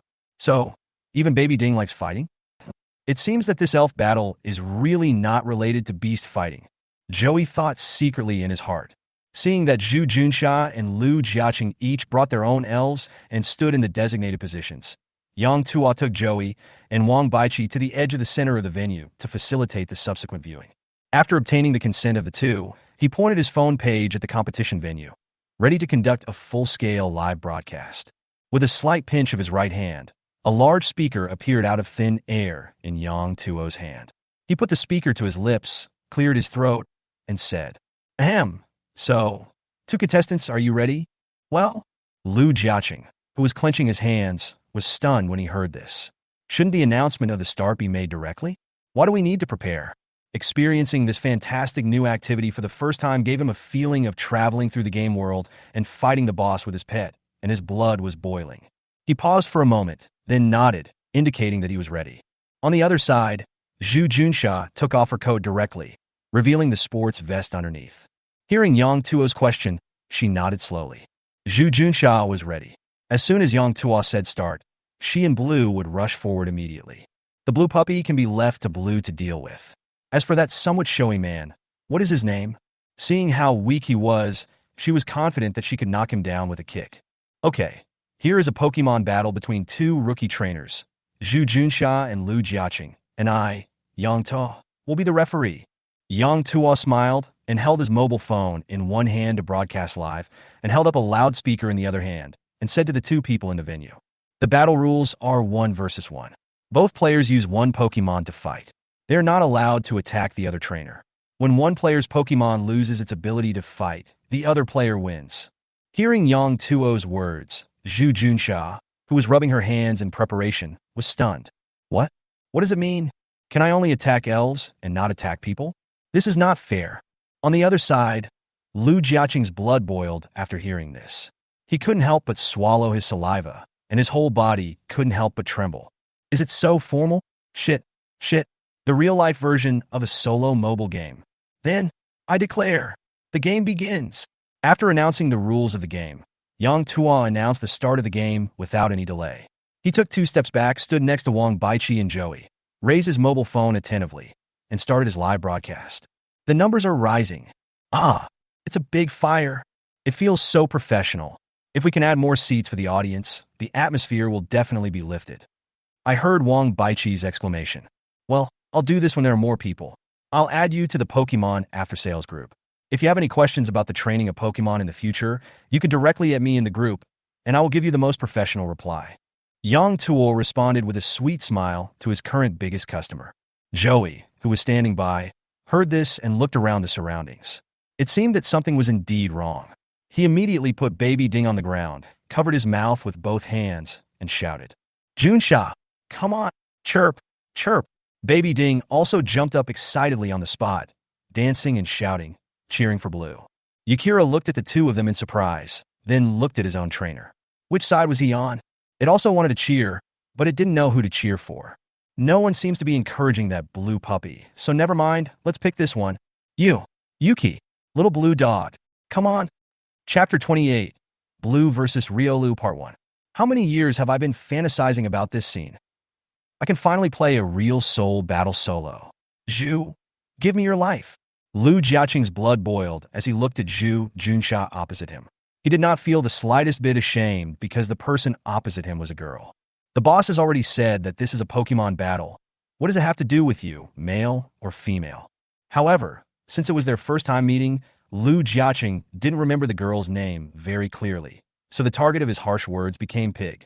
When Zhu Junsha, who was standing opposite, heard these words, she was so angry that her lungs almost exploded. What did you say? Pig. Osh. So angry. She hated it most when people used her surname to attack her. That's why every time she introduced herself to someone else, she would always remind them to just call me Junsha. She was not very fond of Lu Jiaqing, a weak and fragile pretty boy. In addition, he was very showy at the beginning, coupled with his current words. Zhu Junsha exploded. Zhu Junsha, who was extremely angry, immediately gave the order. Bruce, go. Bite this pretty boy to death. Blue. Although the venue was large, it was too empty and quiet. In addition, the two sides were on the verge of a fight, so Zhu Junsha's words naturally fell into Lu Jiaqing's ears. At this moment, he was stunned for a moment, and then he said angrily, Who's the gigolo? Hey, Mr. Zhu, stop slandering me. Do you think you're the only one with a dog? My Riolu is a wolf dog. As he said this, he turned his head towards Riolu viciously and said through gritted teeth, Riolu, go. Show them some color. Riolu had been ready to go. When he heard Lu Jiaqing's command, he nodded. He ran forward a few steps, then suddenly stopped and turned his head. A faint blue light rang out, and the power of the wave guide spread to Lu Jiaqing's heart. How? Seeing this, Joy, who was standing outside the venue as a spectator, couldn't help but hold her forehead. She turned her head and looked at Yang Tuo with some dismay, saying, Boss, are you sure this is a battle between elves? Why do I feel like they are about to fight? Yang Tuo couldn't help but frown. Seeing that the popularity of the live broadcast room was increasing instead of decreasing, he breathed a sigh of relief and quickly picked up a loudspeaker to remind. Use your skills. Both of you, please don't use verbal attacks. This is a Pokemon battle. You need to command your Pokemon to use their skills to attack. Lu Jiaqing hadn't recovered from Riola's question yet, and when he heard Yang Tuo's words, he became even more confused. Which move to use? Command the elves to use moves? What are Riola's moves? Lu Jiaqing, who couldn't think of his skills for a moment, hurriedly picked up his illustration book and wanted to check it. He couldn't remember the elf skills, but Zhu Junsha remembered them. Even if he couldn't remember other skills, how could he not remember the Flame Fong, Ice Fong, and Lightning Fong? This is the third move of the logo, and the direct reason why Zhu Junsha bought Blue. After hearing Yang Tuo's reminder, Zhu Junsha also quickly took out her own illustrations to check, but while checking, she directly ordered, Blue, use Flame Fong. Brew. Blue, who had been waiting there, heard the instructions from his trainer and immediately roared like a dragon, rushing towards Riolu on the opposite side with great momentum. It was extremely fast and reached the center of the venue in just a few seconds. Its big mouth opened slightly, revealing a pair of sharp fangs that were originally closed. At this moment, raging flames were burning on the two long fangs. The rapid running brought with it the wind, directly creating a gust of wind and fire effects on the field. The two people fighting were both fiddling with their own illustrated books against the clock, but the three people watching outside the venue could see it clearly. Wang Baiqi's eyes almost popped out, and he immediately exclaimed, Wow, what a big fire! Joey was also stunned. She had originally thought that Flame Fong would be like Litten Sparks, just a long string of sparks. But I never expected that the momentum of this Flame Fong would be so strong. Boss, are you sure 4 million is the original price and not a discounted price? Just looking at the fire tail stretched by the strong wind, Joey frowned slightly, turned to Young Tuo and asked in a low voice. Boss, the fire of this flame Fong seems to be coming from Blue's mouth, and the wind is blowing into his mouth. Want to hurt Blue? Yang Tuo was originally concentrating on watching the special effects. When he heard Joey's question, he couldn't help but laugh. Ms. Xiao, have you ever seen an electric eel shock itself? The power of the elves is under their own control, so they will not be affected by their own power. Oh! Joey nodded in confusion and couldn't help but feel relieved, but then he started to worry about Riolu. Such a big tooth, such a fierce flame. If it bites Riolu, how painful it will be? Thanks to the fact that Yang Tuo's venue was large enough, the distance between the two sides was at least 200 meters. While they were talking, Blue just managed to run to Riolu's side. The elf's physique was far superior to that of humans. After running for more than 10 meters, Blue didn't even have time to catch his breath. He raised his fangs and bit Riolu fiercely. At this time, Lu Jiaqing could already see Riolu's skill bar clearly. But as soon as he raised his head, he saw Bruce coming towards him with fire in his mouth. He was so frightened that he trembled, staggered back several steps, and almost fell down. The instructions that had just been decided were also stuck in my throat. Which move should I use? Riolu, who had been waiting for Lu Jiaqing's instructions for a long time, kept sending out waves of inquiries and dodging. Are you kidding? With such a big force, how can we survive if we get hit? I don't know how to fight back without instructions. Don't I know how to dodge? For a moment, Blue, with fire burning in his mouth, was more than 10 meters in front of Lu Jiaqing, opening his big mouth and biting left and right. Without any instructions, Riolu could only dodge left and right and was in danger for a moment. There's always a thief who steals for 1,000 days. So how can you guard against thieves for 1,000 days? The same is true for attack and defense. As the saying goes, if you walk by the river often, you will get your feet wet. No matter how good a person is at dodging, there will always be obstacles that cannot be avoided. The only way to overcome them is to strike once to open the way for the first blow, so as to avoid 100 blows. Sure enough, after just a few breaths, Riolu was almost burned by the flames attached to Blue's teeth several times in a row, but he was finally unable to dodge and was bitten on the right arm. Phew! The raging flames seemed to have found an outlet, and they all slipped off from Blue's teeth and rushed towards Riolu. Well, Riolu couldn't help but let out a muffled groan, then punched Blue hard in the face, knocking Blue back 2 steps as his strength was gone. It exhaled slowly and looked at the burnt area on its right arm. Fortunately, Blue's flaming fangs were almost dissipated by himself, and the actual damage caused by this attack was not that great. It was just that his right arm was in unbearable pain because it was burned by the flames. The fire was really big. Ah, Riolu, how are you? Lu Jiaqing was shocked by Riolu's miserable condition. This was 6 million. Moreover, Riolu's shoulder was already somewhat burnt black. How painful must it be? He hurriedly wanted to go forward and hold Riolu in his arms to check on him, but Riolu dodged him with a slight movement. Riolu. Lu Jiaqing was stunned, thinking that Riolu was angry with him, and didn't know what to do for a moment. But then, a childish voice with a slight gasp sounded softly in his heart. The battle isn't over yet. Don't get too close or you'll get hurt. What's the timing now? Can I attack now? Lu Jiaqing was stunned. It was already like this, and he was still thinking about fighting. Following his cold voice, the wave of sound from Riolu became more urgent. It should have recovered its strength. Which move should I use to attack? Lu Jiaqing's pupils shrank slightly, and he quickly looked at Blue. Sure enough, he saw it shaking its head slightly with a serious expression, and it was staring at Riolu with a fierce look. At this moment, when Lu Jiaqing saw that face, how could it still look fierce and aggressive at all? This is clearly brutality and terror. Is this the devil? Even after all this, he still won't let Riolu go. Thinking of this, Lu Jiaqing couldn't help but look at Zhu Junsha. The other party seemed to be frightened by the scene just now and was a little stunned at the other side of the venue. Considering that Riolu had no command of his own and could only dodge, Lu Jiaqing understood it instantly. Oh shit, this is the real version of mobile game solo. However, without instructions, the elf will choose to try to dodge. Good. You dead dog. How dare you sneak attack? And you hurt my Riolu like this. I'll beat you to death, right now. Riolu. Bite. Leo. Finally hearing the instructions from his trainer, Riolu immediately let out a roar, raised his long nose, and revealed his small steel teeth.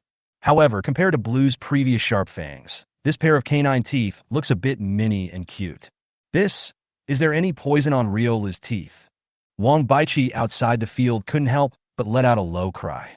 Although Riola's teeth were not as huge as Blue's fangs, he clearly saw a strange glow flashing on the pair of fangs, which seemed to be black energy.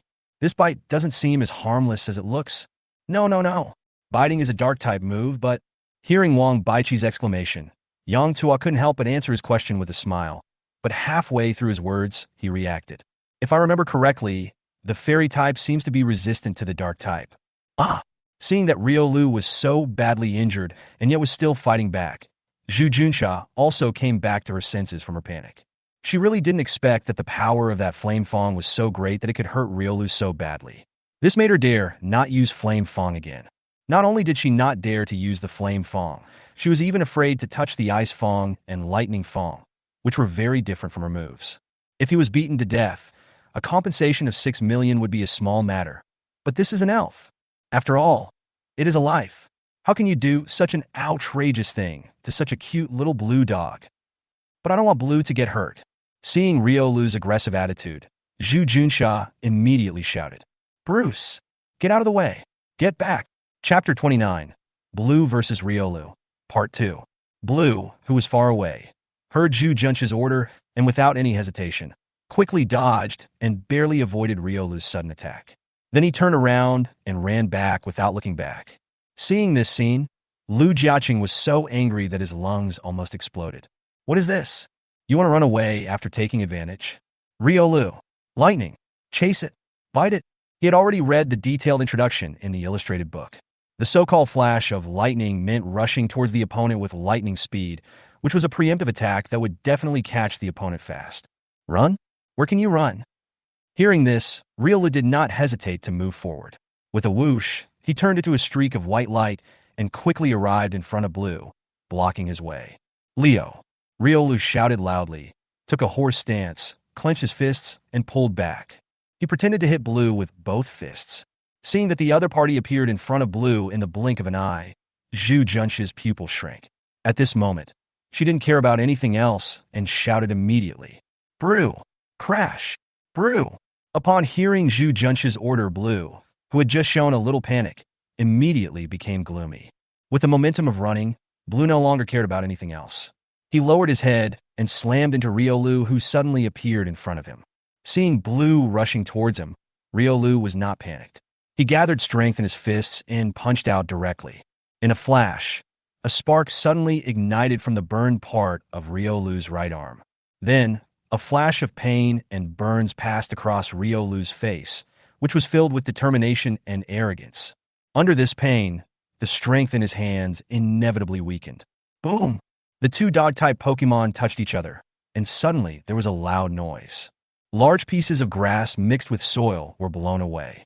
Everyone was shocked. They didn't expect that these two little guys could produce such a powerful force with just a simple physical collision.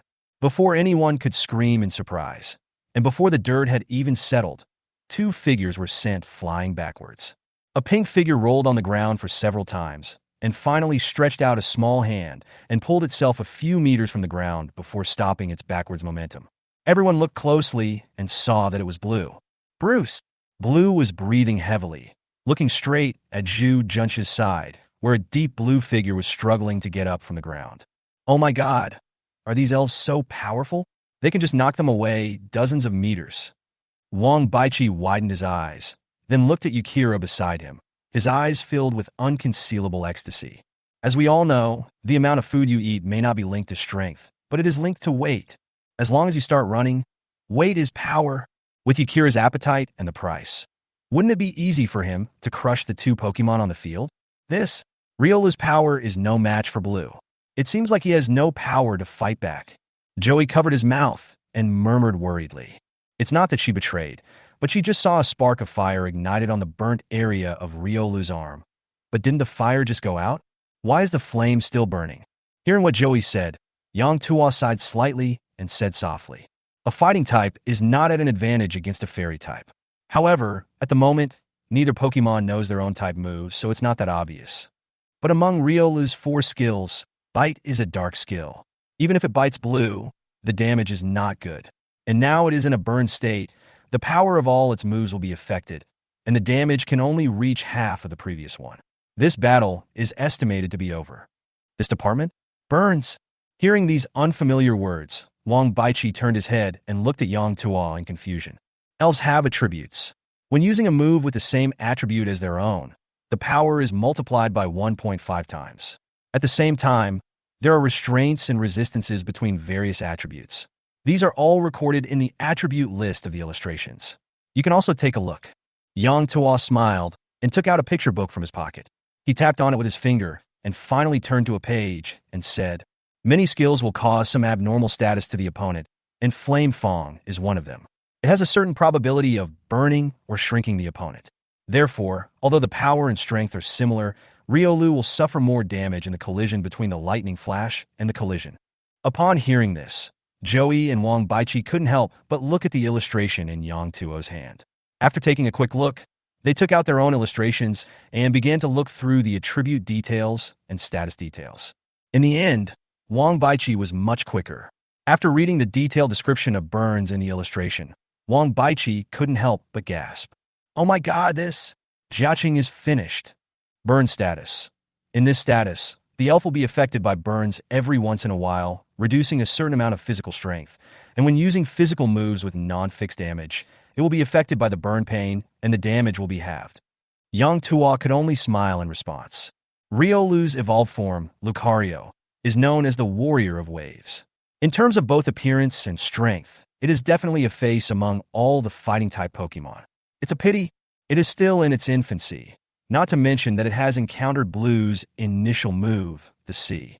It didn't have many options for applying its moves to begin with, and now it happened to be burned by the Flame Fong, so it had to use its head to hit. In Yang Tuo's opinion, this battle basically ended as soon as it began, so he no longer cared about the battle in the venue, but quietly clicked on the barrage of the live broadcast room, wanting to see the reactions of many netizens. "Fuck, this bulldog is awesome. It can knock the little wolf dog so far away. Special effects. Absolutely special effects. How is it possible that a dog with fire in its mouth can run so far without getting burned? This anchor is really rich. He is willing to spend so much money on a live broadcast." The two idiots above. Did you just come to the live broadcast room? Didn't you see the fantasy online water gun? I'm a special effects guy. You tell me that was a special effect. If it was a special effect, I would eat shit live. My mother asked me why I was kneeling to watch the live broadcast. No, I like Riolu. Why is this blue so strong? The live broadcast room was already exploding at this point. At this time, 60% of the people were marveling at the strength of Blue and Riolu.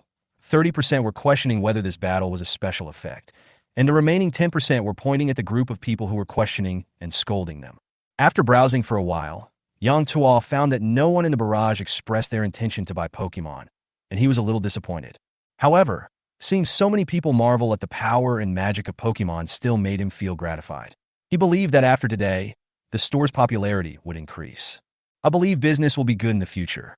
Thinking in his heart, Yang Tuo couldn't help but pick up the phone with a smile and said to the live broadcast room with a smile, "I believe in the magic of Pokémon. Fans should have seen it. Friends who are interested in buying can click on the Anchor's avatar and go to the Anchor's personal homepage. The address of the store is on the information column. I hope everyone can get the Pokémon that they are destined to love." What Yang Tuo didn't expect was that after he finished saying this, the barrage of comments that were still continuously moving up in the live broadcast room suddenly stopped. He was stunned. Before he could react to what was happening, he saw hundreds of comments flooding the live broadcast room like crazy. The content of all the comments was almost the same. They all said, "Large-scale pig-killing scheme by the Anchor. Fans are welcome to be slaughtered offline. Boys get 100 million, girls get 400. Just sit back and watch 4 million beat 6 million. All right, just take a look at this. It would cost you a fortune to buy a single elf. Capital invasion. New scams emerge." Yang Tuo was so upset by all these comments. Some of them accused him of lying, while others complained that the elves were too expensive. What's even worse is that some people, because they can't afford to buy Pokémon, resolutely turned to the haters, saying that Pokémon is the latest scam, which made Yang Tuo so angry that he immediately closed the barrage fiercely. A bunch of black people. Chapter 30. Blue vs. Riolu, Part 2. The three people outside the field were either checking information or browsing their phones. but they did not dare to take Zhu Junsha and the other person on the battlefield lightly. One is worried that Riolu will be beaten to death, and the other is worried that Blue will accidentally beat Riolu to death. Riolu, why don't we admit defeat? You are in a very bad condition now. Seeing Riolu being knocked away by Blue again, Lu Jiaqing's heart was bleeding. He had imagined himself killing everyone countless times, but he never expected that reality would give him a head-on blow again and again. Since the first collision between the two sides, Riolu used several feints and lightning flashes in succession. However, although Riolu always attacked first, Blue was always able to easily resolve Riolu's attack with just a collision. Every time they collided, Riolu always flew farther than Blue, and the burn on his shoulder that was clearly extinguished would always catch fire from time to time, which really puzzled him. After several rounds of fighting, seeing Riolu's wounds, Lu Jiaqing was heartbroken and didn't want to fight anymore. However, he wanted to admit defeat, but Riolu, who was already covered in bruises, was unwilling to give up. A strong person can accept failure, but cannot give up. I want to fight. But you will die. No. Jiaqing, I want to win. Let's continue fighting. Riolu's waves were intermittent, but no matter how severe the scars on his body were, his determined eyes were extremely clear. Blue on the opposite side has already started to breathe heavily. As long as he tries a few more times, and as long as he maintains his resilience, he will definitely win. This is my first battle following the trainer. How can you admit defeat? After several attempts of persuasion failed, and after confirming that Riolu's life was not in danger, Lu Jiaqing had no choice but to bite the bullet and command Riolu to continue using his skills. Zhu Junsha naturally saw and heard Riolu's miserable condition and Lu Jiaqing's various remarks. While being surprised at the man who was fighting against her, Zhu Junsha's eyes became more and more passionate as she looked at Riolu. How could there be such an unyielding elf? Damn it, why isn't it mine? Aw. Although she felt sorry for Riolu, Blue was her Pokemon after all. At that moment, Zhu Junsha understood the persistence in Riolu's heart. Then, Blue, Flame Fong.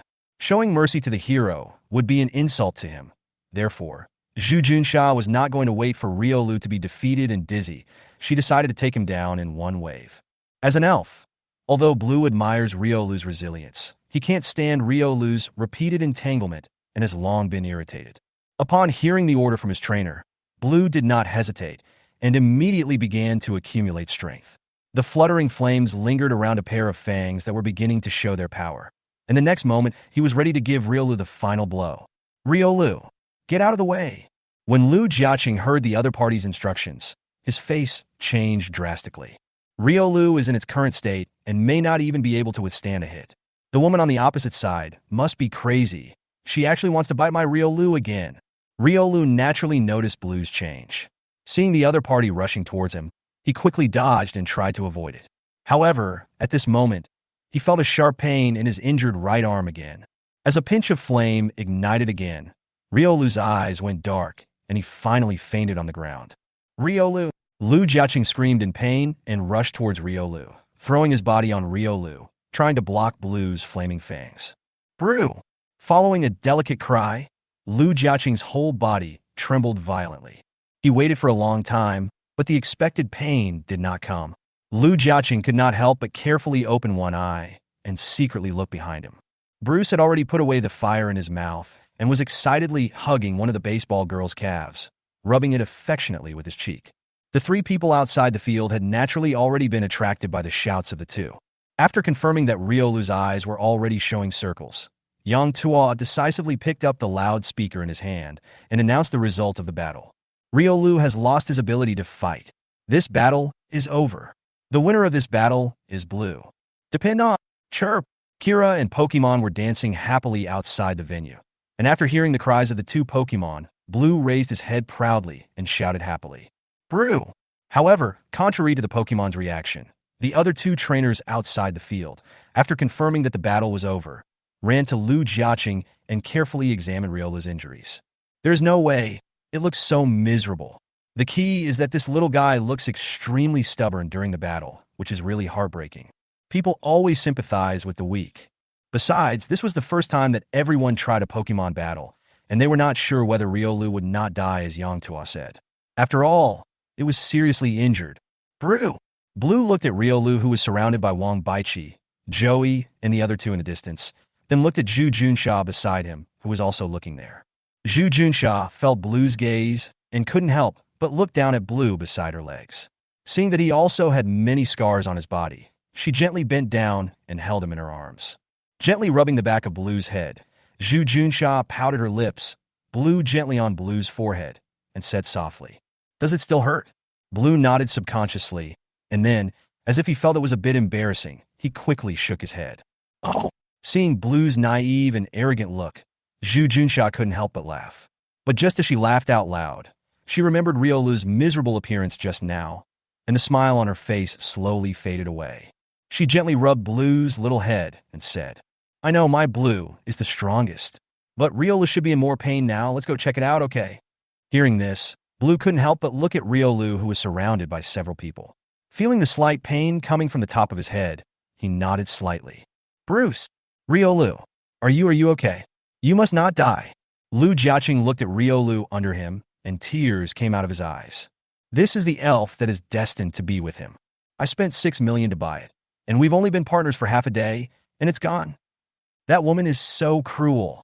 Joey and Wang Baichi came forward and saw the scars on Riola's body, and there was a bit of pity in their eyes. "This is so tragic. This puppy is so pitiful." "Mr. Lu, don't worry. Riolu just fainted. Elves are very strong. As long as they are not seriously injured and attacked again, they will generally not be in danger of death. After all, this is just a battle." Seeing that everyone's faces were not looking very good, Yang Tuo stepped forward to comfort them. "Hurry up and put it in the pokeball. There is a Pokemon healing device there. Just put Riolu in it and heal it." Upon hearing this, Lu Jiaqing quickly reached into his trouser pocket to look for his pokeball, just about to put Riolu into the ball, but he saw a crystal green beam of light shooting out from behind the crowd and hitting Riolu directly. His heart suddenly tightened, and he was about to exclaim, but he was surprised to find that under the injection of this green light, the injured part of Riolu actually began to heal slightly. What kind of power is this? Everyone was slightly stunned and quickly looked in the direction of the light. It turned out to be a little pink girl who had walked behind Joey on her own 2-footed little feet without anyone noticing. This is a healing wave, a move that can heal other humans or elves. Yang Tuo took a closer look and chuckled. "Isn't that the doctor among the elves?" Wang Baichi muttered to himself. There was a gleam in Joey's big eyes. She knew about Baby Ding's skill, but she had never tried to use it. She didn't expect the effect to be so strong. It was like flesh growing on bones. Listen to the store manager. Can the skills of elves be used on humans? She felt as if she had discovered a new world. Choo-choo. The next moment, with the tired cry of Baby Ding, the emerald green beam slowly dimmed and finally disappeared. The scratches on Riola's body had mostly healed, but the burns on his right arm were still shocking. "Okay, little guy, you are still too young. Let the treatment device handle this matter." Baby Ding seemed to be a little exhausted. His whole chubby body was shaking constantly, and it seemed like he would fall down at any time. Yang Tuo smiled and picked up the cute little guy from the ground and handed him to Joey, who looked worried. Seeing Joey's concerned face, Yang Tuo said softly, "It's still too young. After all, healing waves are inherited. For it now, the consumption is still too much. You can feed it some energy blocks and let it sleep. You have to keep an eye on it in the future. Using too powerful skills too early is not a good thing. Elves are basically very kind. They can't bear to see other creatures get hurt, so they can't help but use." After hearing what Yang Tuo said, Joey nodded cautiously. Although Riola's injuries have not fully recovered, the scratches caused by the collision have basically healed. She saw all of this.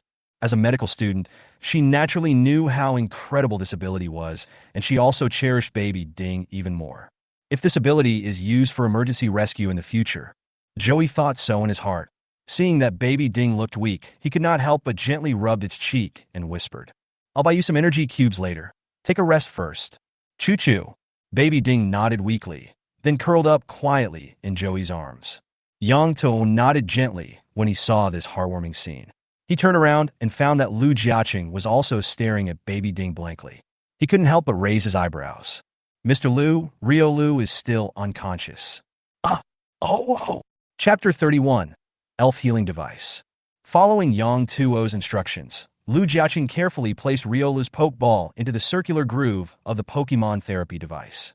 This huge machine is very strange. Its main body is made up of many metals of unknown materials and pipes of various thicknesses. There is a platform in the front, plus a display screen that is 1 person tall. Just press this button again. Will that be enough? After placing the pokeball in the groove of the platform, Lu Jiaqing found a small green button on the side. He didn't know what it was used for, but after the pokeball was placed on it, the therapeutic device did not respond at all. He guessed it should be the switch. Yes, this is the switch of the elf therapy device. Just click it. Once the elf therapy device is turned on, the screen will automatically display the status of the elves in the elf ball and various parameters. After the treatment is completed, the machine will automatically stop running. Yang Tuo smiled and nodded slightly. Don't you need to apply medicine? Why does it feel a little unreliable? Joy stood aside with a look of doubt on her face. As a doctor, it was the first time she had seen such an incredible treatment method. Miss Joy, you also saw the healing wave of Baby Ding just now. In fact, this machine only infuses energy with healing ability into the pokeball, which is similar to Baby Ding's ability just now, so there is no need to apply medicine or bandage. Yang Tuo shook his head lightly and laughed. Strictly speaking, as long as the elf is still alive, it can be healed and restored to its original state if placed here. However, the more serious the injury, the longer it will take. This was unbelievable. Everyone was confused and shocked. However, even elves with special powers had appeared. So what else could not happen? Thinking of this, everyone felt relieved. With this machine, my real Lu will be fine. Lu Jiaqing looked at the pokeball on the platform, clenched his fist, and then pressed a firm finger on the green switch button. Buzz! The huge machine started working instantly, and everyone could even clearly capture the vibration of the entire instrument with their naked eyes. A pipe as thick as an arm automatically extended from the back of the machine to the platform and directly and firmly attached to Riola's pokeball. No one dared to breathe, especially Lu Jiaqing, who clenched his fists and felt his heart tighten. Green fluorescent lights were seen lighting up from the pipes. The originally snow-white pipes were visibly covered with green, and large amounts of green mysterious mist were poured into the pokeball. As the mist continued to pour in, the screen that had been black suddenly lit up. Various symbols and words continued to circle around, and a three-dimensional projection of Riolu appeared on the screen. It was the first time for everyone to see such a sci-fi scene, and they all stared at the screen. There were many red spots marked on the 3D image of Riolu, and the most serious spot was on the right arm. A large area of red had covered half of Riolu's arm, and that was exactly the place where he was bitten by the flame Fong before. Real male status. Fainted, burns and abrasions detected, treatment in progress. Estimated time, 10 minutes. On the screen, Riola's projection kept rotating slowly, and as the projection slowly rotated, large amounts of green particles kept pouring down on it. As the particles continued to sprinkle out, the large patches of red spots on the three-dimensional body began to slowly fade away, and a set of numbers slowly appeared next to the three-dimensional body. 49.14%. Boss, what is this? Lu Jiaqing pointed to the percentage value on the big screen and had a vague guess in his mind. Oh, this is Riola's current health index. Yang Tuo smiled and tapped the screen, saying, "These red spots are Riola's injuries, and the green particles are the healing energy output by the therapeutic device. As Riolu's injuries recover, this value will continue to rise. When the value reaches 100%, Riolu will be restored to its original state." Is this a full recovery? Joey looked at the numbers on the screen and was extremely excited. If he really had recovered completely, that would be terrifying. After all, from a normal medical perspective, the scratches on Riola's body just now are nothing. But if the large area burns were on a human body, it would take at least 1 or 2 months to heal basically, and it is still unclear whether the scabs would fall off by then. Certainly, Yang Tuo said without comment. There won't be any scars left. This is a complete recovery, just like sleeping through a good night. The so-called injuries were actually only inflicted in a dream. Unbelievable. After hearing Yang Tuo's analogy, Wang Baiqi couldn't help but mutter in a daze. Immediately, his expression suddenly froze, as if he had thought of something, and he quickly turned his head to Yang Tuo and asked, "Boss, can this elf healing device treat humans? If this device is also effective on humans, it will be a huge leap forward in medicine." Yang Tuo was stunned when he heard this. Then he laughed and shook his head. "It's a pity, Mr. Wang. Humans are not elves after all. We don't have the strong self-healing ability of elves, so this will not work on humans for the time being." After saying this, he thought for a moment and said, "In fact, even if the elves' healing skills are used on humans, Although they are effective, they are still not too obvious. The main reason is still the physical constitution and the perception of natural energy. Yang Tuo looked at the number on the screen that was slowly increasing and couldn't help but shook his head and sighed. Compared to the elves, our physical constitution is far inferior. It is precisely because they are far more sensitive to natural energy than we are that they are able to use these incredible powers. Is that so? The joy in Wang Baiqi's eyes faded slightly, and a hint of regret flashed in his eyes. If this thing can be used on humans, who knows how many patients will recover and be free from injuries, which will surely be of great help to human technology and medicine. Hey, Miss Junsha, don't you need to restore Blue's condition? There is a treatment device over there. While they were talking, Yang Tao suddenly noticed that Junsha, who was standing behind everyone, was still holding Blue, and asked curiously. After all, in the previous battle, although Blue had been suppressing Riolu, no matter how weak Riolu was, he shouldn't be unable to deal any damage at all, right? Do Blue need it now too? Junsha was confused. She looked down at the scratches on Blue's body and asked in confusion. I was thinking of going back to get some medicine for it. After all, the injury doesn't look very serious. I have a lot of this kind of medicine at home. After hearing this explanation, Yang Tao shook his head helplessly and said, the effectiveness of elves' items when used on humans will be greatly reduced, and the effectiveness of human items when used on elves will also decline. Besides, Yang Tao pointed helplessly at another treatment device opposite and said, isn't this a ready-made treatment device? Why do you want to go back for treatment? It seems so. Chapter 32, Battle with a Quasi-Legend. It may be hurtful to say it, but it is the truth. Unlike Riolu's serious injuries, Blue's injuries were almost negligible. The initial number displayed on the elf therapeutic device was 95.12%. The elf therapeutic device only operated for 2 minutes before stopping the energy supply and returning to its original calm. Looking at Blue, who was completely intact and showed no signs of fighting, Lu Jiaqing burst into tears. No! Why? Her Pokémon is only 4 million, and my Riolu is a fighting type. It's okay if I can't beat him, but the gap is too big.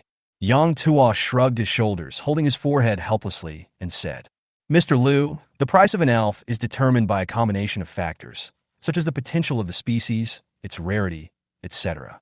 Moreover, elves are magical creatures with their own various attributes. In addition, many of the elves' various moves have magical additional effects, which you can check through the illustrations. Riola's future strength will definitely not be bad. It just temporarily suffered some losses due to the scarcity of skills. As long as you and Riolu keep training and fighting and develop your tacit understanding and understand each other, I believe the outcome of the future will be unknown. After hearing what Yang Tuo said, Lu Jiaqing didn't react. Zhu Junsha, who was holding Blue, snorted coldly, rubbed Blue's head proudly, and said, my Blue is the strongest. I'm a natural trainer. We won't just stand there and wait for them to grow up. Don't you agree? Blue. Chatter. Blue also waved his little fist to show off his strength. After seeing the strength of the elf therapeutic device, Zhu Junsha's psychological burden was also reduced a lot. She raised her chin and said to Lu Jiaqing, Lu Jiaqing, don't even think about defeating me. That's impossible. Do you want to be my little brother? Sister Junsha will protect you from now on. What a shame. Being humiliated by a girl who was about the same age as him, Lu Jiaqing's veins popped up, and he gritted his teeth and said viciously, Mr. Zhu, don't be so arrogant. Otherwise, what else? Buy another elf and have a fight. Zhu Junsha smiled so hard that her eyes were almost narrowed into a line, revealing 2 cute dimples on her face. However, this expression, which she thought was extremely cute, looked extremely annoying in Lu Jiaqing's eyes. Even Joey couldn't help but frown and gently tugged at her sleeve, signaling her to be more restrained. You. Lu Jiaqing was so angry that he gritted his teeth. Not to mention that Riolu was still lying in the treatment device. Just looking at Blue's skills, he estimated that even if he borrowed money from his cousin and bought another Pokémon, he might not be her opponent. Furious, Lu Jiaqing finally turned around and said to Wang Baiqi, Cousin! Wang Baiqi looked at his cousin in front of him with a sad and angry face, and couldn't help but smile bitterly. Why does it act like a kindergarten kid looking for his parents after being bullied? It is true that a good man does not fight with a woman. Just ignore her. Is it appropriate for 2 grown men to bully a girl? Wang Baiqi, who had already made plans in his mind, slowly shook his head and said softly to Lu Jiaqing, Jiaqing, you actually suffered mainly from burns, you see? As he said this, he handed the illustration to Lu Jiaqing. Lu Jiaqing took a quick look and saw an introduction to the fire fong on the illustration. Flame fong bites the opponent with teeth covered in flames. Sometimes it will cause the opponent to flinch or fall into a burning state. Cringe or burn? What does that mean? Lu Jiaqing was stunned upon seeing this, and Zhu Junsha beside him was also confused. But fortunately, Joey next to him also picked up the illustration and explained to Junsha the functions of various states. What the hell? The power of all physical attack moves is reduced by half. Lu Jiaqing was stunned, feeling sick beyond reason. In the previous fight between the two sides, it was obvious that the power of the flash of lightning was equal to the impact, and Riolu had the advantage of speed, but he was unable to gain the upper hand after several collisions. He originally thought that Riolu's power was not as good as Blue's, but now he realized that he was at a disadvantage here. Wow! Not only does the Flame Fong have an additional effect, but the Ice Fong and Lightning Fong also have additional effects. My Blue is really amazing. Unlike Lu Jiaqing's annoyance, Zhu Junsha on the other side had a flash of inspiration after learning this information. She quickly checked several other moves of Blue and found that the other two tooth-related moves could also have additional effects. This is a natural all-round magician. Humph, it's just a coincidence. If I hadn't been burned, I might not have been unable to defeat you. Lu Jiaqing was still angry. Before, he just felt that losing to a girl was shameful, but now he had to add the frustration of bad luck to the original feeling. Although he felt a little relieved, he felt even worse in his heart. Oh my god, why is this happening? My Riolu was burned by a single flaming fong. Am I so unlucky? Lu Jiaqing burst into tears and was extremely upset. Wang Baiqi, who was standing by, couldn't help but laugh when he saw this. He gently patted Lu Jiaqing on the shoulder and said softly, "Don't lose heart. Go back to training and try again later." Lu Jiaqing felt bad all over and nodded in frustration. However, the next moment his cousin stabbed him in the heart again. Actually, I feel that if you know Riolu well enough, Riolu should be able to avoid that flame fong. After all, the two Pokemon were far apart at the time. Puff! Lu Jiaqing, his mentality collapsed. The two brothers were joking with each other's knives. Zhu Junsha, who had been studying the effectiveness of various moves, pointed the illustration at Yukira and swept it lightly. When he found out that his opponent also had only 4 moves like Riolu, a bold idea emerged in his mind. "Mr. Wang, would you like to have an exciting elf battle?" A sweet voice sounded. Wang Baiqi, who was comforting his cousin, was startled when he heard it. He looked up and saw Zhu Junsha with a sunny face. Wang Baiqi raised his eyebrows slightly and smiled softly. "Beauty, my Yukira is a quasi-legend, and I watched your previous battle with Jiaqing. The same moves will not work on me." Seeing that Wang Baiqi had no intention of refusing, Zhu Junsha raised the corners of her mouth slightly and said crisply, "It's because I know you have a quasi-god in your hand that I'm curious. If we don't use Blue to fight it now, what if the gap between us gets bigger and bigger and we no longer have the chance to be opponents?" The boss said that quasi-legends are late bloomers. Who knows? For a long time in the future, my Yukira may not be a match for Blue. Wang Baiqi chuckled and looked to the side, where he saw Yukira looking at him expectantly. He couldn't help but laugh and said, "It seems that Yukira also wants to try to fight. I also want to see Yukira's strength. So, give it a try." Mr. Wang is straightforward. The smile on Zhu Junsha's face became brighter and brighter. A small canine tooth was revealed on her sweet lips, and her big eyes narrowed into a crescent shape made her look a little naughty. Joey couldn't help but gently pull Zhu Junsha aside and whispered, "Kunsha, stop it. Yukira is a quasi-god." Upon hearing this, Zhu Junsha pouted her lips and said, I know. I just want to see what Yukira is capable of. Besides, my Blue has 7 moves. I'm not afraid of Yukira." Brew. Blue was also constantly waving his arms in Zhu Junsha's arms, with his little arms slightly raised, showing off his non-existent biceps muscles. Seeing this, Joey wanted to persuade them again, but before he could say anything, he saw Wang Baiqi on the opposite side, slowly walking towards the battlefield with Yukira. He chuckled and said, "Sister, my name is Wang Baiqi. I'm 25 years old this year, not much older than you. Don't call me Mr. Wang. Just call me Brother Wang or Wang Baiqi." Xiaoyi still wanted to persuade him, but before she could open her mouth, Zhu Junsha beside her had already spoken. She smiled and said, "Okay, Brother Wang, my name is Zhu Junsha. I'm 24 years old. You could just call me Junsha? Wang Baichi raised his lips slightly. Okay, Sister Junsha, shall we spar with each other? All right, Brother Wang, you better be careful. My blue has many moves. Chapter 33. Q version Godzilla becomes popular. The game begins. Wang Baichi and Zhu Junsha each came to the venue and stood in position. With an order from the old tool man Yang Tua, a fierce battle between the two sides was about to break out. Having tasted success once, Zhu Junsha had the experience of a battle and was more adept this time. The other party was a quasi-legend that the store manager praised to the point of almost flying into the sky. Zhu Junsha naturally would not underestimate him. Having tasted the sweetness once, she immediately gave the order after hearing Yang Tuo's command. Blue, flame fong, brew. The red flames almost instantly filled Blue's big mouth, and in the blink of an eye, they wrapped around a bunch of long teeth. With a roar, Blue ran directly on his short legs and quickly ran towards Yukira on the other side. This time the flame condensed much faster than last time. Wang Baichi, who had witnessed a battle between elves, naturally did not dare to take it lightly when facing this bright red puppy with 7 moves. From the moment he entered, his attention had been on Blue's teeth. Seeing that the other party was using Flame Fong again, he noticed the clue of Flame Fong this time, and his slightly frowned brows relaxed slightly. He is not Lu Jiaqing. He has already carefully studied what moves his Pokemon could do and what the details of the moves are. Seeing that the opponent was still close to Yukira, Wang Baichi immediately gave the order.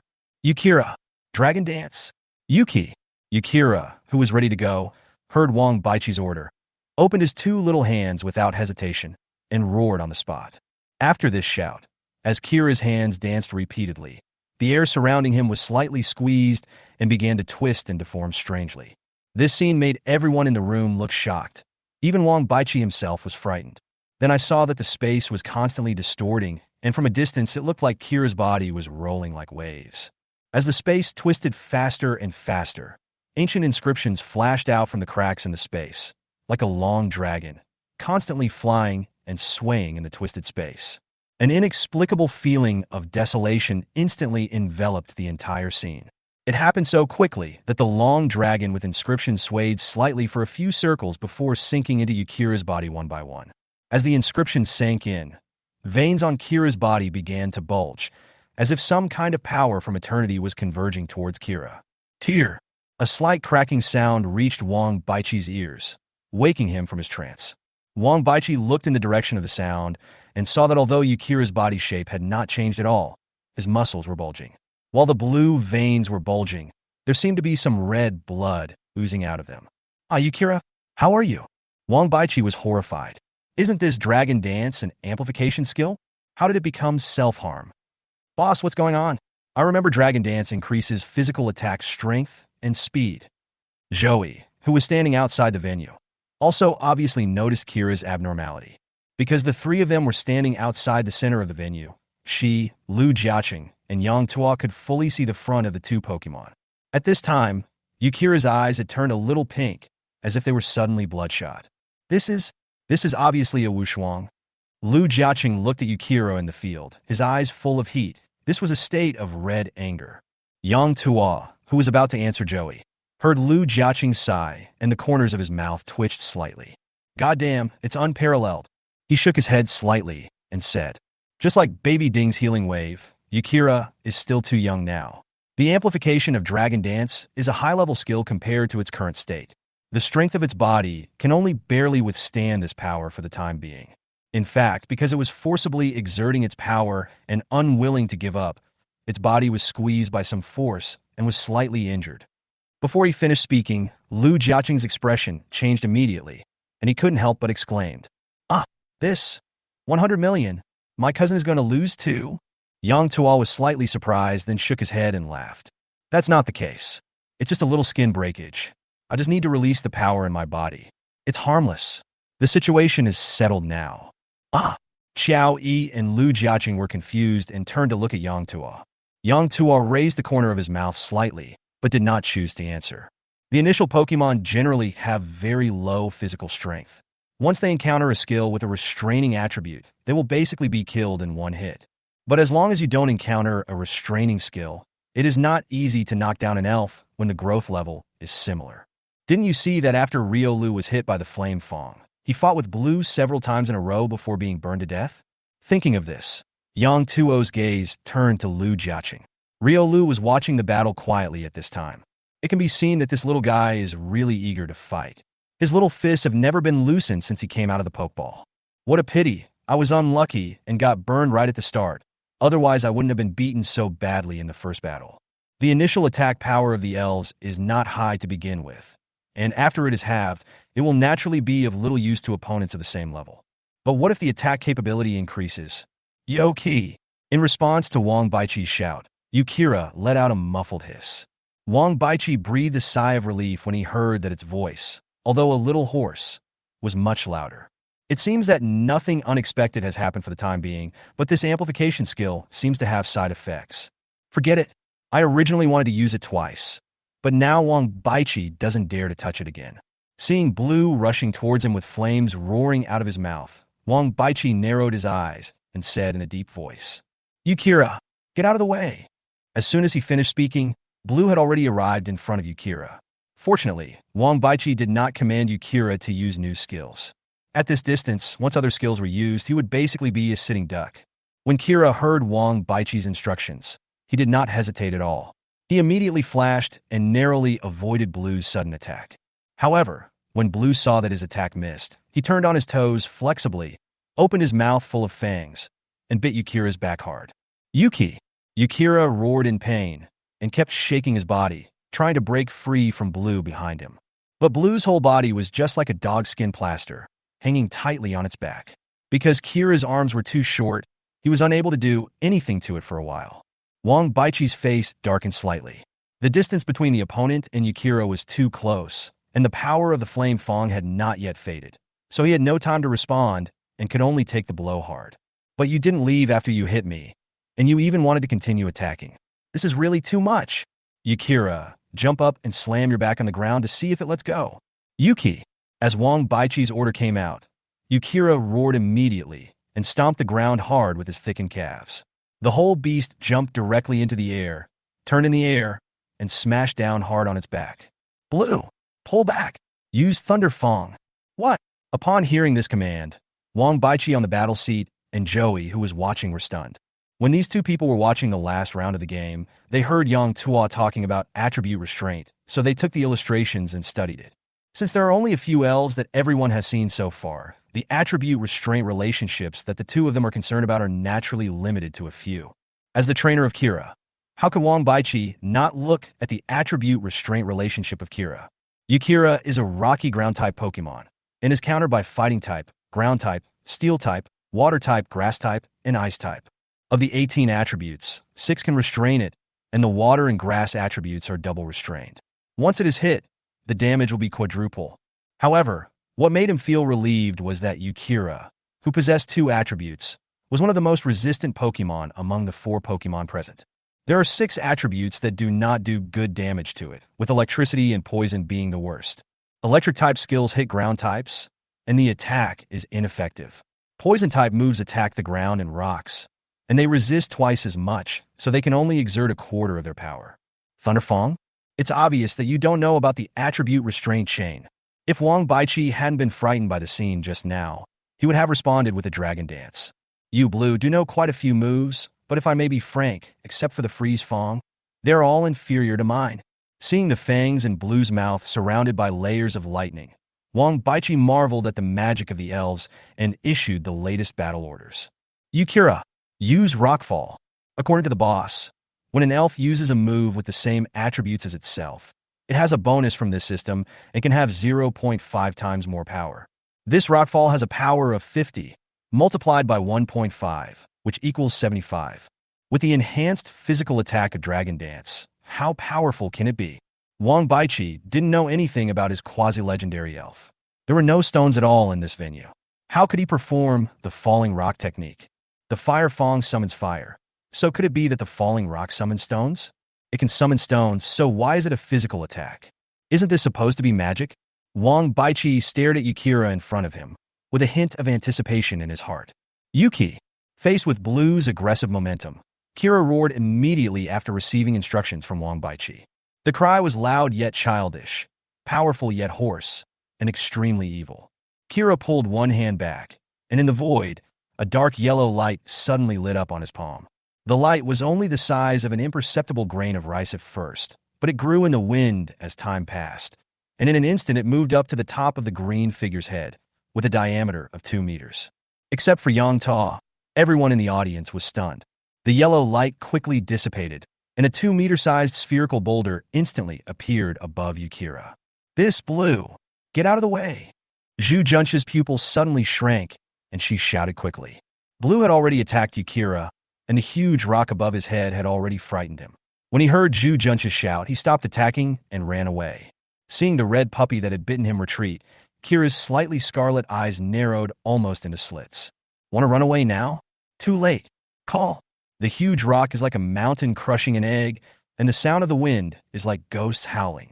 Wang Baichi's eyes almost popped out of their sockets. Seeing Yukira still standing stupidly under the stone, he shouted, "Yukira, be careful."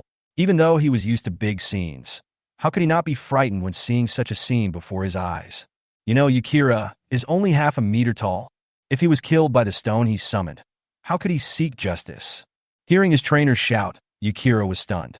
He looked closely at Blue, who was fleeing in a hurry. After confirming that the other party did not have any bad intentions, Yukira kicked his legs.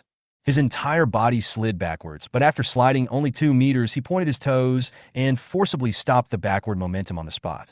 The next scene made Wang Baichi dumbfounded.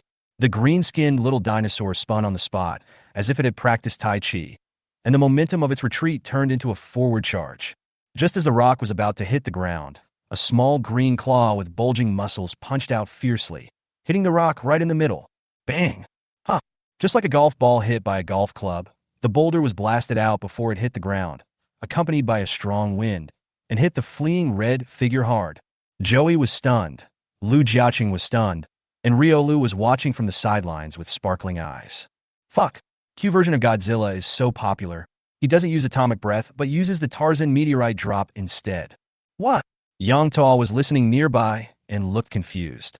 He couldn't help but look at Lu Jiaqing curiously again. He was a gentleman wearing gold-rimmed glasses. I didn't realize that this gentleman is so innocent that he even knows about the Taishan meteorite drop. In fact, Yukira can also use atomic breath, but it has to wait until it grows up. By then, its size will be more like Godzilla, and it will have more skills. One of them is very similar to atomic breath, and its power is very impressive. Yang Tuo couldn't help but chuckle. No, I actually can do that. After hearing what Yang Tuo said, Lu Jiaqing's mouth opened so wide that an egg could fit in it. Joey on the side looked nervous and pointed at the field in panic. Boss!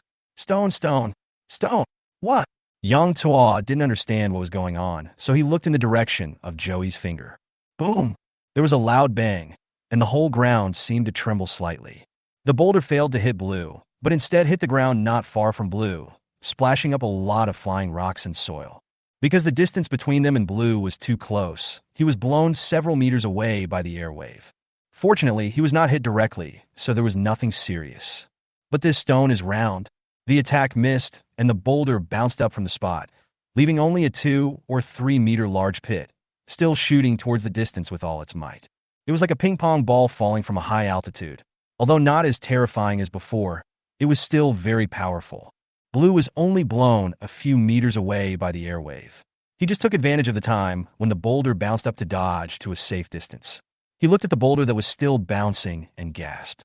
However, although it was fine, the boulder continued to blast out of the field with unabated force. This direction is exactly where Yang Tuo and the other two were watching the battle were. Chapter 34. Energy Shield of the Battlefield. Boom! As Joey and Lu Jiaqing looked on in horror, the boulder bounced to the edge of the field and was about to fly over the heads of the 3 people in the next second. Ah! Joey was so frightened that her face turned pale and her body was unstable, almost falling to the ground. Fortunately, Yang Tuo, who was standing by, was quick to grab her waist and help her steady her body. Brush! At the critical moment, a transparent light blue light curtain suddenly appeared, covering the entire battlefield. The huge rock continued to move forward and slammed heavily onto the blue light curtain. The moment it touched the light curtain, It was like proud snow meeting the scorching sun. It was automatically decomposed into countless debris and fell onto the site. I'm gonna boss? What's going on here? Lu Jiaqing's face turned pale with fright, and he looked at Yang Tuo with some doubt. But when he saw the intimate actions between Yang Tuo and Xiao Yi, his expression became a little suspicious. Ah! Xiao Yi screamed and hurriedly broke free from Yang Tuo's arms. Her body was still a little unstable, and she staggered back a little. Her cheeks were flushed red, and she lowered her head and said softly, Thank you. No, you're welcome. Yang Tuo touched his nose embarrassedly and coughed twice to ease the brief embarrassment. He chuckled and said, It's my fault for not telling you in advance because Pokemon are very powerful, so in fighting, it is inevitable that some skills will go off accidentally, so a special protection mechanism has been set up in the battlefield. He pointed at the blue light that was gradually dissipating on the field and said, This is an energy shield specially prepared to protect the audience and trainers. It can ensure that any skills in the field cannot affect the outside of the field. So you two don't have to worry. Huh? Energy shield? Lu Jiaqing stared blankly at the slowly fading blue light shield on the battlefield and couldn't help muttering, What a powerful technology this is. Yang Tuo did not choose to give a direct answer, but chose to laugh it off casually. How to explain this? You can't just tell them that the elf world can directly build aerial battleships and aircraft carriers, right? Please, I am promoting Pokemon, not the technology of the Pokemon world. On the battlefield, the two people who were supposed to continue fighting were all stunned when they saw the huge rock turned into pieces. After a long silence, Wang Baichi swallowed slightly, and then looked at Yukiro with eyes that could almost shoot lasers. This is only sold for 100 million? Making a fortune. Although no one knows what the sudden light is, if this big stone is thrown onto the battlefield, it will be able to kill anyone who stands in its way. Is there such a thing as creation through telekinesis? He adjusted his tie slightly, cleared his throat, and said to Zhu Junsha opposite him with a smile. Sister Junsha, do you want to continue fighting? Zhu Junsha was still staring at the pile of rubble in a daze. This scene really scared her. With such a big stone flying towards her, could Blue's small body hold on? What the hell is this?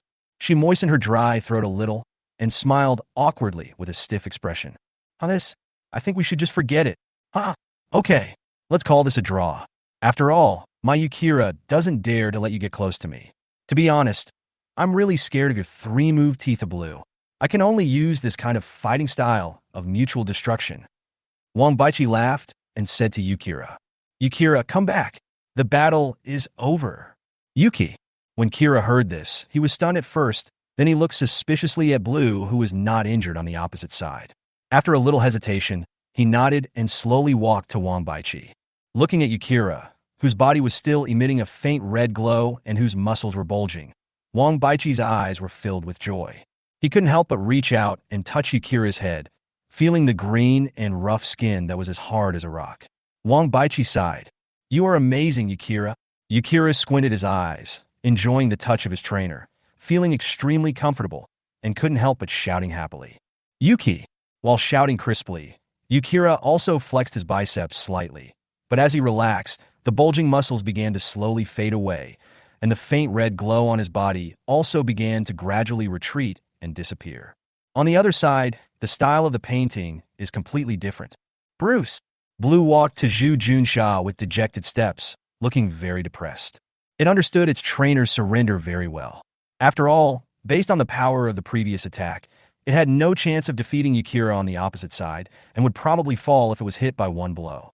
Because of this, Blue felt that he was too weak, otherwise his trainer would not be so embarrassed. Okay, we didn't challenge each other to win, we just wanted to test the opponent's strength.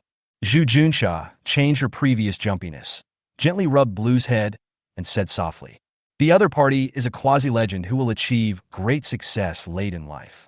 As long as we know their current abilities and train well, we will definitely be able to defeat them in the future. Blue looked at Zhu Junsa, who was in front of him, with a sincere expression, with a little surprise in his eyes. Didn't the trainer blame him? Failure is the mother of success, Bruce.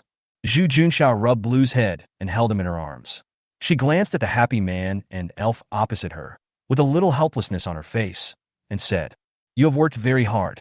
We must work even harder in the future and seek revenge on it as soon as possible. After all, this green-skinned lizard can cheat. Thinking of Kira's tense muscles after following the dragon dance, Zhu Junsha looked helpless. They are both Pokemon, but the other party actually has an unparalleled skill to activate Red Rage. It's simply outrageous. Yang Tuo naturally heard the conversation between the two. Seeing that they really didn't seem to be ready to continue the battle, he slowly walked into the field and made a final confirmation. Are you too sure that this is the end?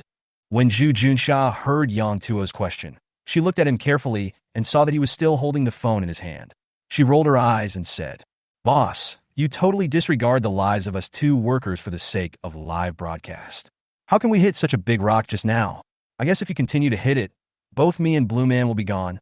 Wang Baichi, who was far away, saw Yang Tuo walking into the field, and he also walked up slowly with Yukira and said softly, "I just want to see what abilities Yukira has." "Boss, this match is a draw.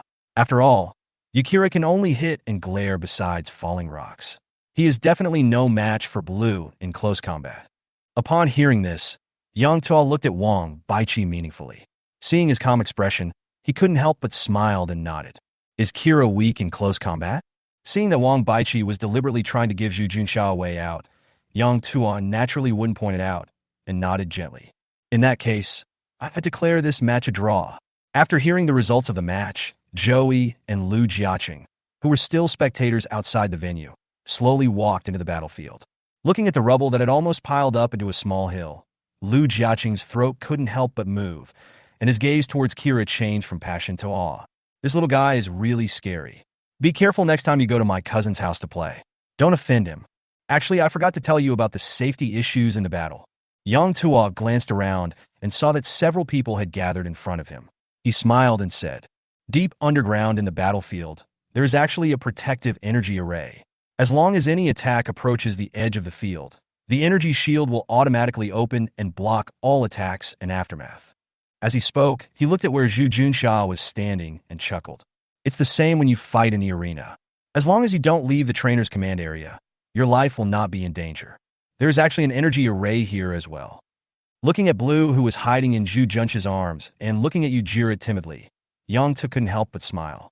As long as the energy array senses that the elves are in danger of death or seriously injured, they will be protected by the protective shield, so there is no need to worry. Hearing Yang Tuo say this, Joey on the side couldn't help but be suspicious and said, "What about that big rock just now? If such a big rock fell down, it would probably turn us into a meat paste. Can the defense shield react?" Hearing this question, Yang Tuo smiled knowingly and said, "I'm sure everyone has seen the power of the elves. In fact, their physique is as strong as their strength, and they are very powerful. When faced with an attack that far exceeds what the elf can withstand, the energy in the elf's body will instinctively and automatically gather at one point to form a simple protective film. Just like using a small force to move a large object, he unloaded the force and pushed, redirecting and directing the attack to hit the area around his body, thereby eliminating danger to himself. However, once it reaches this point, the elf will become exhausted and faint due to the instantaneous load and automatically enter a near-death state. If it suffers another blow, it will be at real risk of death. At this time, the energy array under the battlefield can also come into play. However, when this happens, the other elf in the battle will generally not continue to attack. After all, the two sides are just sparring, not mortal enemies. Elves basically stop at a certain point, and rarely do they intentionally kill each other. Cut! Everyone was listening attentively, but Zhu Junsha couldn't help but roll her eyes again and muttered, immediately attracting everyone's attention. "After all this talk, you still want us to continue to be your tools and broadcast live. No more fighting. It's obvious that we can't win, so why go up and get beaten? Is there anything else? If not, I'm going to go treat Blue." Chapter 35. It's my partner. Shanghai Luxury Residences, Xiang family. Xiang Yuanshao looked at the black kitten in front of him, who was licking its paws, and was unable to utter a word for a long time. Just now, he saw with his own eyes that the cat spit out a series of sparks, burning a stack of newspapers that had been prepared in advance. Is this a normal creature? I've only heard of fish being able to discharge electricity, but this is the first time I've seen a cat spit fire. Could this be some anti-human result of genetic research? Huh. After taking a deep breath, Xiang Yuanshao looked at the fire cat and then turned his gaze to Chen Sheng. He thought for a moment and then slowly said, "Chen Sheng, how many of these creatures does that store have?" That boss is one. Joey and I bought one each this morning. I don't know about the others. But the boss said that the Pokemon Joey bought is not a combat type, but has the ability to make other creatures fall into tranquility. Chinching thought for a moment and said, "These elves are sold at very high prices, and ordinary people probably can't afford them." When Joey and I first arrived at the store, we met a customer who scolded the store manager and said that the store was a scam. If this kind of elf only has this much ability, although it is somewhat magical, it should not pose much of a threat to society. On the contrary, if we can master this so-called space technology, it should be able to play a revolutionary role in the advancement of science and technology in our dragon country. Xiang Yuanchao pondered for a moment and came to a simple conclusion. He was about to continue talking when he noticed that Chun Sheng had a strange expression on his face. He couldn't help but ask, "What's wrong?" Chun Sheng hesitated and finally said, "The store manager said that Pokemon can grow, just like Litten. Although it can only spit sparks at present, in the future, as it grows, it seems that it will be able to spit out pillars of fire." When he said this, he couldn't help but carefully glanced at Xiang Yuanchao's face and found that he had no expression on his face and didn't show any reaction at all, so he couldn't help but add, "My Litten only has 4 skills, but the boss's Pokemon is a pink cat that can fly in the air. I took a look at it and roughly estimated that the Pokemon has at least 70 or 80 skills." As he spoke, Chincheng took out his own illustration book, called up the detailed registration information of manhwa, and scrolled to the move page. He handed the illustration book to Xiang Yuanchao and said, "Uncle Xiang, look, click on the move name to see the specific details." Xiang Yuanchao took the illustrated book expressionlessly and took a quick look at it. There were definitely not only 70 or 80 moves, probably over 100. I just don't know how powerful it is. Is it like Litten, which can only spit out simple sparks? He swiped a little and saw a strange name of a move. He raised his eyebrows and clicked it lightly. The introduction of the move suddenly appeared on the screen. Snow scene. Make it snow in the specified range for a period of time. During this period, the defense of ice Pokemon will be greatly improved. Xiang Yuanchao was stunned. How long is a period of time? How big is the specified range? Isn't this artificial snow? He quickly flipped through it again and found several more strange moves similar to the weather, and couldn't help but click on them one by one. Sunny day. Change the weather in the specified area to sunny day for the duration. The power of fire-type moves will be increased, and the power of water-type moves will be weakened. Sandstorm. Creates a sandstorm in the specified range. All Pokemon except rock, ground, and steel-type Pokemon will be damaged. The special defense of rock-type Pokemon will be increased. Pray for rain. Change the weather in the specified range to rainy and keep raining, thereby increasing the power of water-type Pokemon's moves and weakening the power of fire-type moves. Seeing this, Xiang Yuanchao's expression could no longer remain calm. This is possible to artificially control the weather. If this is put into real-life use, how much cost will be saved? How much time can we save by praying for rain at the fire scene? If there's a sandstorm on the battlefield, he didn't dare to think any further and continued to look down, such as 100,000 volts, jets of flame, sharp stone attacks, and so on and so forth. Just by looking at the introduction of these skills, you can tell that the damage they cause is simply unimaginable. This is a big killer. When Xiang Yuanchao thought about such an uncertain time bomb, which was actually in Demon City, hiding right under his nose, he couldn't help but break out in a cold sweat. He couldn't help but said to Chincheng, "Chincheng, where's the address of this store? Check it out for me." Upon hearing this, Chincheng quickly took out his phone, clicked on the navigation, and handed the phone to Xiang Yuanchao, saying, "Uncle Xiang, I think if this elf is applied to life, it will definitely save a lot of costs, so I thought about buying more, so I made a special mark. Look, it's next to Baixing Road." Looking at the coordinates on the navigation and the strange name of the store, Xiang Yuanchao fell silent. Next to there is a commercial street. As one of the most prosperous cities in Dragon Country, the commercial street in Modu is always crowded with people during the day or at night. If this gets out of hand accidentally, brush, brush, brush, dense beads of sweat oozed out instantly. Without thinking, Xiang Yuanchao didn't care that Chincheng was still beside him. He took out his mobile phone, found a contact, and dialed the number. Immediately issue a notice to block all roads near Baixing Road. Set up roadblocks, evacuate the people, and say that the road is dangerous and needs emergency repairs. We will provide them for 24 hours. As if he had received a response, Xiang Yuanchao slowly exhaled, and as soon as he hung up the phone, he immediately dialed another number. Secretary Zhang, notify all magic advisors that an emergency meeting will be held in 1 hour. Everyone must be present. Chun Sheng's face changed drastically after hearing this series of words. He had imagined that Xiang Yuanxiao would have a big reaction after learning the information about the elves, but he didn't expect his reaction to be so big. Seeing Xiang Yuanxiao put down his phone and no longer have the intention to make another call, Chun Sheng hurried forward. Just as he was about to speak, he saw that the other party's face was extremely ugly, so Chun Sheng could not help but say tactfully, Uncle Xiang, I don't think the store manager has any ill intentions. If we make such a big move, will it have a counter effect and irritate the other party? Upon hearing this, Xiang Yuanxiao turned around and looked at Chun Sheng. Chun Sheng could not read any emotion in his eyes, so he lowered his head, not daring to look him in the face.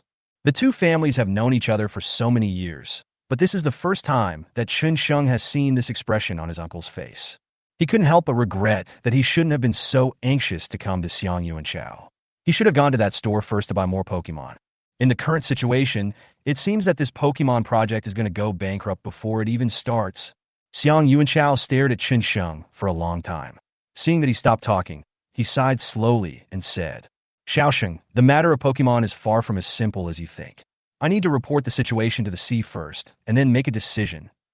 Xiang Yuanxiao spoke slowly, but every word was clear and powerful. He looked at the fire cat on the ground and said slowly, But before that, we have to find out the opponent's cards for the time being. You can leave the pokeball and this cat with me first. I have a meeting later and need to requisition these first. As he spoke, he looked at the illustrated book in his hand again and couldn't help laughing. Oh, and this? I will transfer 4 million to you later, just as a rental fee. Xiang Yuanxiao's words fell into Chun Sheng's ears. Although it was a lease, how could he not understand the meaning? It's just waiting for me to take the initiative to give it to you. If it was something else, I would give it to you immediately, but this is an elf. How do I send this? Chun Sheng showed a difficult expression on his face. After hesitating for a while, he said with some hesitation, Uncle Xiang, I can give you the illustrated guide, but I'm afraid I can't give you Litten and the Pokeball. The boss said that the intelligence of the Pokemons is almost the same as that of humans. Doing so may cause the Pokemons to defect, or even rebel and kill their master. Having said that, seeing Xiang Yuanxiao's face darken, Chun Sheng became more anxious. He couldn't help but look at the fire cat, only to see that the fire cat had slowly stood up at some point, with its waist bent, as if ready to stand up at any time. The look it gave Xiang Yuanxiao was particularly vigilant, and even the look it gave him was somewhat deep. Chun Sheng was stuck in the middle, feeling extremely uncomfortable. He could not help but point at the fire cat and said to Xiang Yuanxiao, Look at Litten's expression. Actually, you can go to the store and buy a Pokemon yourself. Litten is a Pokemon that I am destined to have. It is my partner. I will not give it up. Chapter 36, Retail Price, 50,000 yuan. Yang Tuo had no idea about the shock among the upper echelons of the Demon City. Perhaps even if he knew, he would not take it too seriously. At this time, he only wanted to make money. While looking forward to his second Pokemon, he also worked hard to fight for the third legendary lottery right. Handing the tablet illustration to Wang Baichi, Yang Tuo smiled and reminded, Mr. Wang, I think it is necessary to remind you again. Each customer can draw once a day for free, and then there will be a fee for each subsequent draw. The first draw fee is 1,000 yuan, the second is 10,000 yuan, and then 100,000 yuan, 1 million yuan, and 10 million yuan. Are you sure you want to draw a spirit again? Faced with Yang Tuo's reminder, Wang Baichi remained silent. He took the illustration casually and nodded slightly. Thank you, but I have to go to the United States tonight and may not be able to come back in the next half month, so I'm afraid I can't wait until tomorrow. He smiled and lightly tapped the go on the screen. He casually glanced at Zhu Junsha, who was curiously interacting with Kira, and joked, I don't want to come back and see that they all have a bunch of elves. If they come to challenge me again, won't I be at a disadvantage? I'd better buy more now, so I can feel at ease. When these words were spoken, everyone smiled knowingly. Joey has no plans to continue drawing for now, and Lu Jiaqing has already spent this month's pocket money. If he wants to buy another elf, he has to wait until next month at least. The two of them naturally knew that Wang Baichi was just joking. But Zhu Junsha's eyes lit up. She held Yukira's little hand and turned to speak. Brother Wang, don't worry. Even if others don't challenge you, I will definitely challenge you. I heard from the boss that Yukira's growth rate is very slow, so you better be careful. When the time comes, I will train a bunch of elves to restrain you. let you feel the despair of late success. Ah, then I have to smoke more now? Sister Junsha, please don't scare me. If you scare me, I will lose tens of thousands. Everyone couldn't help but smile. As the saying goes, there is no acquaintance without fighting. After experiencing a battle, the few people could be considered to have a simple acquaintance. Especially Zhu Junsha, because she was shocked by Yukira's strength. She has been calling him Brother Wang all the time since she came out of the small world in the compartment, which made Joey roll his eyes. The two even added each other as WeChat friends, which seemed like they had met too late. If Joey hadn't known about the other's family assets, he would have really thought that this woman was a gold digger. Boss, what is this elf? Why is it a bug? And why does it look so much like a candied hawes? After some joking, the picture on the tablet had already frozen. Wang Baichi took a quick glance at it and suddenly felt extremely curious. What appeared on the picture at this moment was a small bug with a yellowish-brown body. However, this insect seems to be a little special. It has a sharp horn on its head, and its body is made up of fleshy balls, which looks extremely strange. Oh, this is a horned bug, a Pokémon that is a combination of bug and poison. In the Pokémon world, it is very popular among civilian trainers. Yang Tuo took a quick glance and replied with a smile. Civilian trainer? Wang Baichi frowned slightly, and his eyes casually swept over the people around him. The few people knew each other roughly, and they all knew the cost of buying Pokémon. Riolu is 6 million, Blue is 4 million, and Baobaoding is 2 million, but I heard that they were bought at a discounted price, so the original price is still unknown. Wang Baichi guessed that this should be a civilian trainer, right? Although I don't like bugs very much, one more attribute seems to mean one more attack surface. Yukira has 6 weaknesses. If there is one more bug-type Pokémon, it seems that the threat of grass-type can be ignored. It is better to be the head of a chicken than the tail of a phoenix. Training one more bug-type and poison-type Pokémon doesn't seem to be a bad choice. At least it will give you one more option when dealing with other trainers in the future. After a moment's silence, Wang Baichi asked, Boss, does this elf have any special features? How much does it cost? Hearing this question, Yang Tuo, who had originally had a calm expression, was slightly stunned. You, a person who raises Yukira, want to raise unicorn worms? He thought for a moment and replied. Compared to other types of Pokémon, bug-type Pokémon are inherently weaker. However, they are the exact opposite of the late bloomers of quasi-gods. Precisely because of their inherent weakness, their growth rate is terrifying compared to other Pokémon. I have talked to you before about this. In order to carry and use stronger energy, many elves will change their body shape and appearance during their growth process. We call this evolution. Evolution is the most obvious portrayal of a Pokémon's qualitative change. Except for a very small number of Pokémon, most Pokémon will undergo 1 or 2 transformations. As for insect-type Pokémon, their inherent weakness means that it usually only takes them a few weeks to evolve from their initial form to their strongest form. Those with poor qualifications may even only take a few days to completely transform into their strongest state. Just imagine, when other elves are still in their infancy, you already have the strongest form. This is a dimensionality reduction attack. The horned beetle is the most common bug-type Pokémon and is a typical example. Although it is weak in the early stages, it can take advantage of its growth rate to quickly reach final evolution in a very short period of time, enough to overpower other Pokémon of the same generation. However, once other Pokémon gradually reach the 2nd or 3rd stage, this advantage will no longer exist. If you can find a Mega Evolution Stone for him, I would recommend that you train one. Because it is a Mega Evolved form of the unicorn, its racial talents are almost all focused on speed and strength, making it a well-deserved fast attacker in the team, and a Pokémon with a very good cost-effectiveness. Yang Tuo talked a lot of weird things, leaving everyone confused. Although everyone didn't understand many things, they still understood the general meaning. This Pokémon develops extremely fast, but it seems that both its upper limit and starting point are a bit low. But what the hell is this super evolution? We don't even have a single evolved Pokémon yet. How come there's a super evolved one? Lu Jiaqing, who was often addicted to various online games, was the first to come to his senses and couldn't help asking, Wait, boss, what is super evolution? Shouldn't normal be evolution? Everyone nodded when they heard this and turned to look at Yang Tuo. Hearing this, Yang Tuo smiled slightly and said, Evolution is a transformation of the elves, a symbol of growth, and it is irreversible. Mega Evolution, on the other hand, is a Pokémon that has evolved to its final form and uses the bond with its trainer and the help of a medium to temporarily further strengthen and sublimate its body during battle. This kind of sublimation has a certain time limit. If the time is exceeded, the super evolution will terminate and the elf will return to its original form. This is super evolution, and the medium is the super evolution stone and keystone. Of course, it's still a long way off now. You'll understand later. Yang Tuo looked at Wang Baichi in a suit, and a slight smile appeared on his face. There will definitely be a lot of super evolution stones when the elves arrive in large numbers in the later stages. It would be difficult for ordinary people to obtain it, but for the rich second generation who can spend 100 million to buy a pet, it should not be difficult. However, you cannot try to mega evolve immediately with just the mega evolution stone. The mega evolution of elves requires the support of bonds. If the bond is not strong, the Pokemon may go out of control at best, or even directly lead to the death of both the trainer and the Pokemon at worst.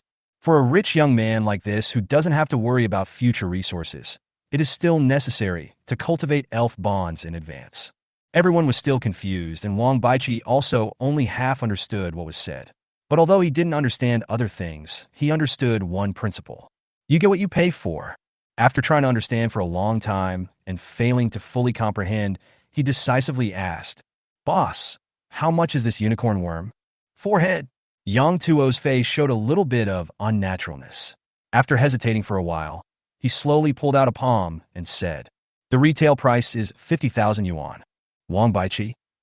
Chapter 37. Wang Baichi's Exploitation.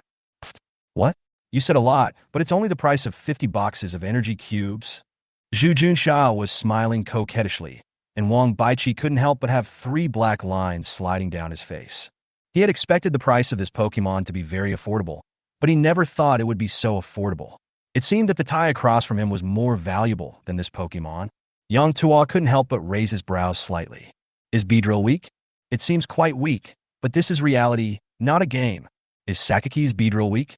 Directly challenge Deoxys and defeat Ryuji with his reverse attributes. Seeing that everyone had strange expressions, Yang Tuo couldn't help but explain. Ms. Junsha, I think I need to correct your point of view. Elves are magical beings and cannot be measured by money. Its low selling price is only because the evaluation values of various parameters of this type of elves are relatively low, such as rarity, training difficulty, etc. Many parameters can directly affect the retail price. I have introduced the legendary Pokemon to you before. Such a thing happened in the elf world. According to legend, the legendary Pokemon that controls the power of air currents has the powerful ability to resurrect the dead. An outstanding trainer defeated it head-on with a Pokemon called Messenger Bird. The price of the Messenger Bird in our store is 2 million. In addition, in the elf world, there is a Pokemon trainer named Sakaki. His Beedrill is a top-level existence that can face top legendary Pokemon head-on without losing out. So, what I want to tell you is that every elf is a magical being, and as long as your bond is strong enough, your efforts will always be rewarded. Don't treat them differently just because they're a relatively weak race. After all, nothing is impossible, right? After listening to Yang Tuo's words, everyone fell silent. After all, it just happened that 4 million blue beats 6 million Riolu. But Yakira, who is worth 100 million, that rock-falling move is really full of oppression. Wang Baichi pondered for a moment, then slowly shook his head. The price was so low that he really couldn't believe how weak this elf was in its initial state. Since elves are magical, why should I choose such a low starting point if I have money? This should at least be about the same price as Bao Bao Ding. He doesn't like bugs in the first place. What if he finds out that Beetlejuice is the weakest among all the Pokemon he has? Why would he go to all the trouble to train it when he knows that its upper limit is not high? The IQ of Pokemon is not low. At least from what Wang Baichi has seen so far, their IQ is no less than that of humans. They just can't speak. They also have their own joys and sorrows.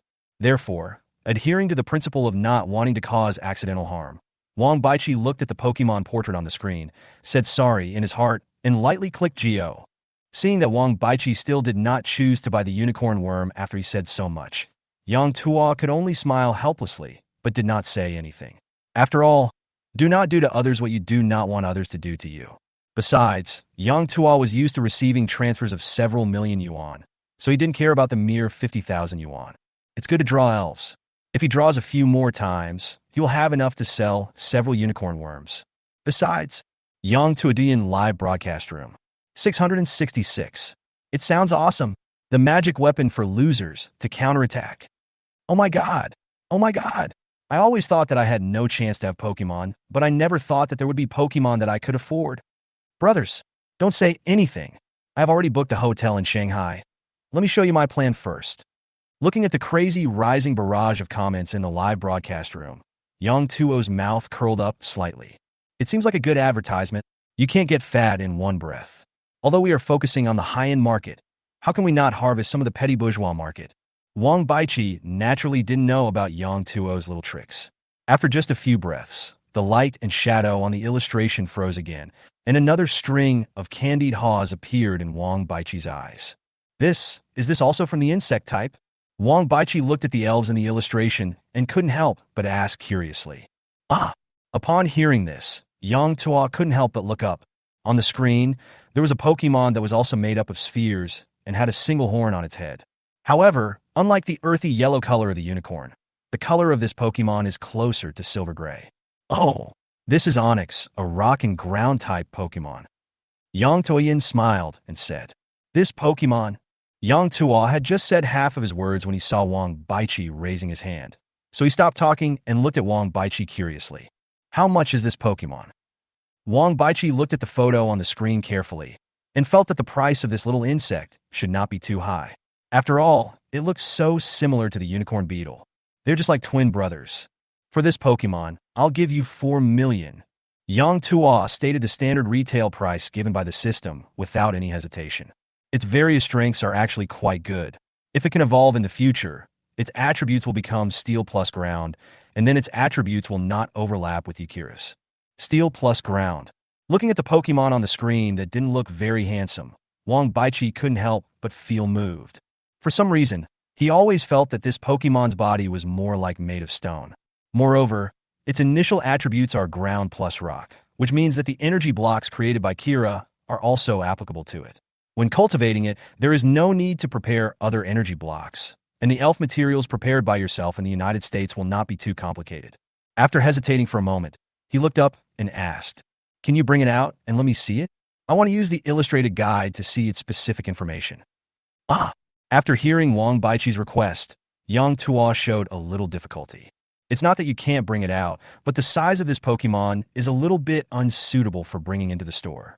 Why? No way. Wang Baichi couldn't help but frown when he saw the confusion on Yang Tuo's face. It seems that before, I could look at the elves first and then decide whether to buy them or not. Why do I feel like this boss is targeting me? It shouldn't be. Aren't you a big customer? Wang Baichi was puzzled. Ah, that's not the case. This Pokemon is a little special. Let me go and bring it out first. As he spoke, Yang Tuo, who already had a plan in mind, slowly walked towards the compartment. When everyone heard him say this, they all cast their eyes curiously towards the Pokemon in the illustrated book. When Lu Jiaqing saw the pattern on the screen, he couldn't help but mutter, A snake with a single horn, or a stone snake? As he thought about it, he felt that he was unreliable. Lu Jiaqing shook his head and threw away those messy thoughts. Seeing that Yang Tuo had completely walked into the compartment and closed the door, he couldn't help but mutter, We all know what's on the other side of this door. Why is it so mysterious? He muttered, and seeing Wang Baichi's calm face, he couldn't help but ask in confusion, Brother, what are you doing in the United States? Is there something wrong there again?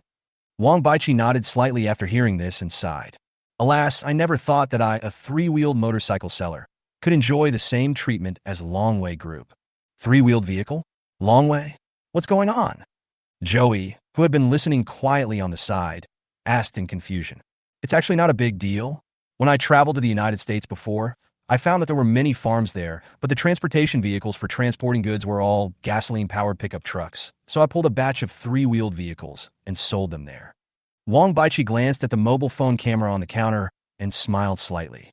The normal price of a three-wheeled vehicle in China is 2,000 to 4,000 yuan.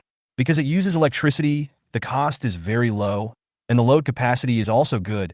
It is very popular there and can be sold for 5,000 to 12,000 green coins. The price has increased more than 10 times. At this point, he shrugged slightly and said helplessly, I only sold about 400,000 units, but I ended up becoming the second target of sanctions after Longway mobile phones. They said that the cost of making a three-wheeled vehicle is at least 50,000 green coins, and that I was maliciously dumping, suppressing the domestic vehicle market, and seriously threatening the national security of the United States. So they raised the tariff fivefold. Zhu Junsha and Joey were both stunned. 3 bounce. The cost is 50,000 green coins? Are you kidding me? Without waiting for the two to come to their senses, Wang Baichi said, "It doesn't really matter. I've discovered that apart from Southeast Asia, it seems that there is a market for 3-wheeled vehicles all over the world, and the one in the United States is no exception. This time, I went there mainly to deal with the store I bought before, and to see if there are any other industries that are suitable for making money. After all, you can't always hang your head on the same tree. My goodness, are you addicted to taking advantage of others?" Joey and the other two were stunned. Chapter 38, One Little Friend at a Time. Zhu Junsha and Xiao Yi have never left Dragon Country since they were young, so they are naturally extremely curious about the outside world. Lu Jiaqing is even more curious. He is still in college and will have to wait until next year to finish his junior year. Several people were quite curious as they listened to Wang Baichi talking about the interesting things that happened during his foreign travels. Crunch! While they were chatting and laughing, the wooden door of the compartment opened again, and Yang Tuo walked out with a smile on his face. Taking the phone from the counter, Yang Tuo said to the 4 people, "Mr. Wang, Onyx has come out, but it's a bit big, so I'm afraid you'll have to come in and see it in person." A bit big. Wang Baichi was completely confused, not understanding what Yang Tuo was keeping in suspense. For a moment, his curiosity was also aroused. Is this Pokemon that I drew so big that it can't get out of the compartment? This door is more than 1 meter wide. How big must it be? Without Yang Tuo's guidance, Wang Baichi walked towards the compartment with ease. Everyone followed his steps and walked behind him. Only Yang Tuo stood at the end with a strange smile on his face, and his mobile phone camera was aimed at the backs of several people. "Boss, don't you want to come and take a look?" Joey was walking at the end and noticed that Yang Tuo had no intention of catching up, so he couldn't help but ask in confusion. "Huh?"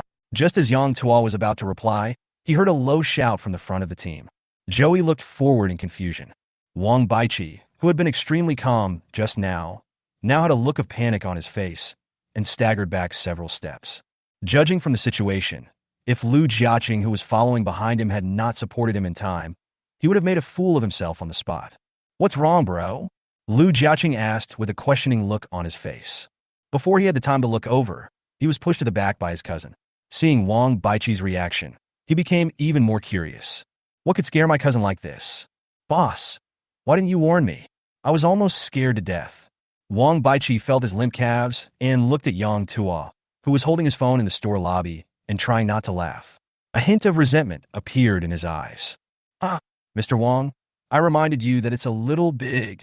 Yang Tuo held up his mobile phone to record this scene and couldn't help but feel secretly happy. After seeing the resentment on Wang Baichi's face, he could not help but straighten his face, coughed twice, and said seriously, "Don't worry, Mr. Wang. Rock Snake is actually very gentle. It mainly feeds on stones and doesn't eat meat. I've already told it about you. You can try to go in and say hello to it. Hey, you should come in with me? I'm still a little timid. If you give me this, I won't be able to handle it." Seeing that Wang Baichi insisted, adhering to the principle that the customer is God, Yang Tuo took the lead and walked into the compartment first. Everyone entered one by one, but what surprised them was that they did not find anything wrong in the compartment world. Everything was calm, and there was no sign of abnormality. Wang Baichi looked around with trepidation, but he still couldn't find the person who had just frightened him. He asked in surprise, Strange, where's that big lantern?" When Yang Tuo saw that the small world was empty, he was a little suspicious for a moment. He closed his eyes slightly, and every inch of the entire small world suddenly appeared in his mind. Sensing the location of Onyx, Yang Tuo's lips curled up slightly. He turned around and pointed his phone at everyone. The barrage in the live broadcast room exploded. Then they saw behind Wang Baichi and the other 3, a huge stone monster, curled up like a long snake, looking at everyone curiously. The body of this giant rock snake is made up of oval-shaped boulders. The largest one is the head, which is more than 2 meters long. There is a rock horn on the top of its head, which is half a meter long. We don't know its entire height yet, but just looking at its upper body standing upright, it must be at least 2 or 3 meters tall, my friends.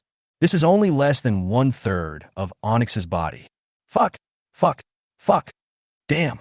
This figure looks like a kid in every bite. Oh my God. Moms and dads, turn your heads. There is a Superman behind you. Oh no. It's a super snake. Seeing the crazy comments in the live broadcast room, Yang Tuo's mouth corners almost cracked to his ears. Such a big snake only costs 4 million. Family, who could say no? Why don't you come to me and hand over your small change? Wang Baichi, who had been looking around, was immediately startled when he saw Yang Tuo suddenly turn around and hold up his cell phone. When he saw the increasingly ferocious and weird smile on Yang Tuo's lips, he secretly thought that something was wrong. He turned his head suddenly and met the pair of big lantern eyes that had just scared him. His face turned pale, and his whole body began to tremble. That's it. This is the guy. Just when I was about to enter the door, a big face suddenly came over from the opposite side of the door, blocking the entire door in an instant. An eyeball as big as a wash basin appeared on the big stone face, and it almost scared him to death. After all, Wang Baichi had seen it once before, so he had some psychological expectations in his mind. But even so, he was still horrified. If such a big thing is released, what is the difference between it and releasing a large tank? Wang Baichi's sudden turn with such force naturally attracted the attention of the other three. Especially Wang Baichi's reaction after turning around. Something was wrong. Something is very wrong. You have to know that Wang Baichi is a ruthless person who didn't even blink an eye when he spent 100 million. This really shouldn't be his reaction when he saw a Pokemon that cost only 4 million. That Pokemon is a bit ugly, but it doesn't matter, etc. Why is Wang Baichi's head held up so high? The three of them turned around suspiciously, and the first thing they saw was a bare door. This was the entrance and exit, so no one thought it was strange. But behind this bare door frame, a pile of rocks appeared at some point in time. Strange, this stone. Zhu Junsha couldn't help but murmur. She remembered that when she just left, there should be nothing behind the door frame. The pile of rocks is 2 meters high, and the middle part is the strangest. One stone is stacked on top of another stone, and the stones get bigger as they go higher. Aren't they afraid of collapse? She looked up along the stone, and finally saw an oval human face with huge horns on top, which was 2 or 3 meters in size. Full guess.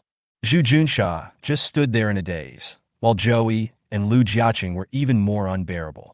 They screamed and staggered to the ground in fear, especially Joey, whose face turned pale. Huh? What's going on?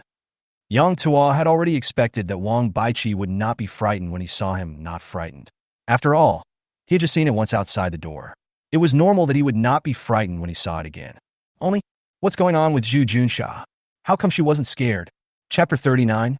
Why does it keep haunting me? He helped Joey up as gently as possible, and after he stood firmly, he pulled Lu Jiaqing up as well. Yang Tuo walked slowly to Zhu Junsha and waved his hand in front of her wide-open eyes. Ms. Junsha? Miss Junsha. After calling out several times, Zhu Junsha, whose brain had been in a state of paralysis, finally came to her senses. But as soon as she came to her senses, she turned around suddenly and hugged Joey. The movement was so big that it almost knocked down Joey, who was pale and still unsteady on his feet. The three grown men looked at each other in bewilderment. Seeing this scene, they were all more or less stunned, wondering what Zhu Junsha was up to. Wow. This can't be true. Why are they all familiar? This Pokemon is so big. Zhu Junsha's crying was so miserable that it made people cry. It could be said that anyone who heard it was sad and cried. Lu Jiaqing felt in his pocket and took out a pack of tissues. After hesitating for a moment, he finally made up his mind. He walked in front of the two people and was about to hand it to Zhu Junsha, but was shocked to find that although the other party pouted and looked extremely aggrieved, there was not a single tear on her face. He stood there in a daze for a moment. What are you looking at? Haven't you ever seen a beautiful woman cry? Seeing Lu Jiaqing approaching and looking at her in surprise, Zhu Junsha said dissatisfiedly. This. Lu Jiaqing held a pack of tissues in his hand and was speechless for a long time. Fraud. They're all liars. Although Joey's face was very pale, he felt much calmer when he saw that the giant rock snake had been coiled quietly in the same place from beginning to end, just looking at everyone curiously without making any excessive movements. She didn't know what Zhu Junsha looked like and thought she was really scared and crying, so she could only pat Zhu Junsha's back gently and comfort her softly. Okay, the boss is still here, it's okay. This elf looks quite docile. Let it go quickly or everyone will laugh at you soon. Zhu Junsha hugged Joey tightly and sobbed. Oh, my legs are numb. Let me hold you for a while. Okay. What else can I do? I can only hold. Seeing that everyone was fine, Yang Tuo smiled gently, slowly walked to Wang Baichi and said, How is it, Mr. Wang? Are you satisfied with Onyx? After being disturbed by Zhu Junsha, Wang Baichi regained his composure quickly. The look he gave Onyx at this moment was even more passionate than when he first saw Kira. When ordinary big countries sell arms, they charge hundreds of thousands or even millions of green coins to buy one combat tank. A stone snake this big, I guess its tail can overturn a tank. Only 4 million. How can you not be satisfied with this? This is so satisfying.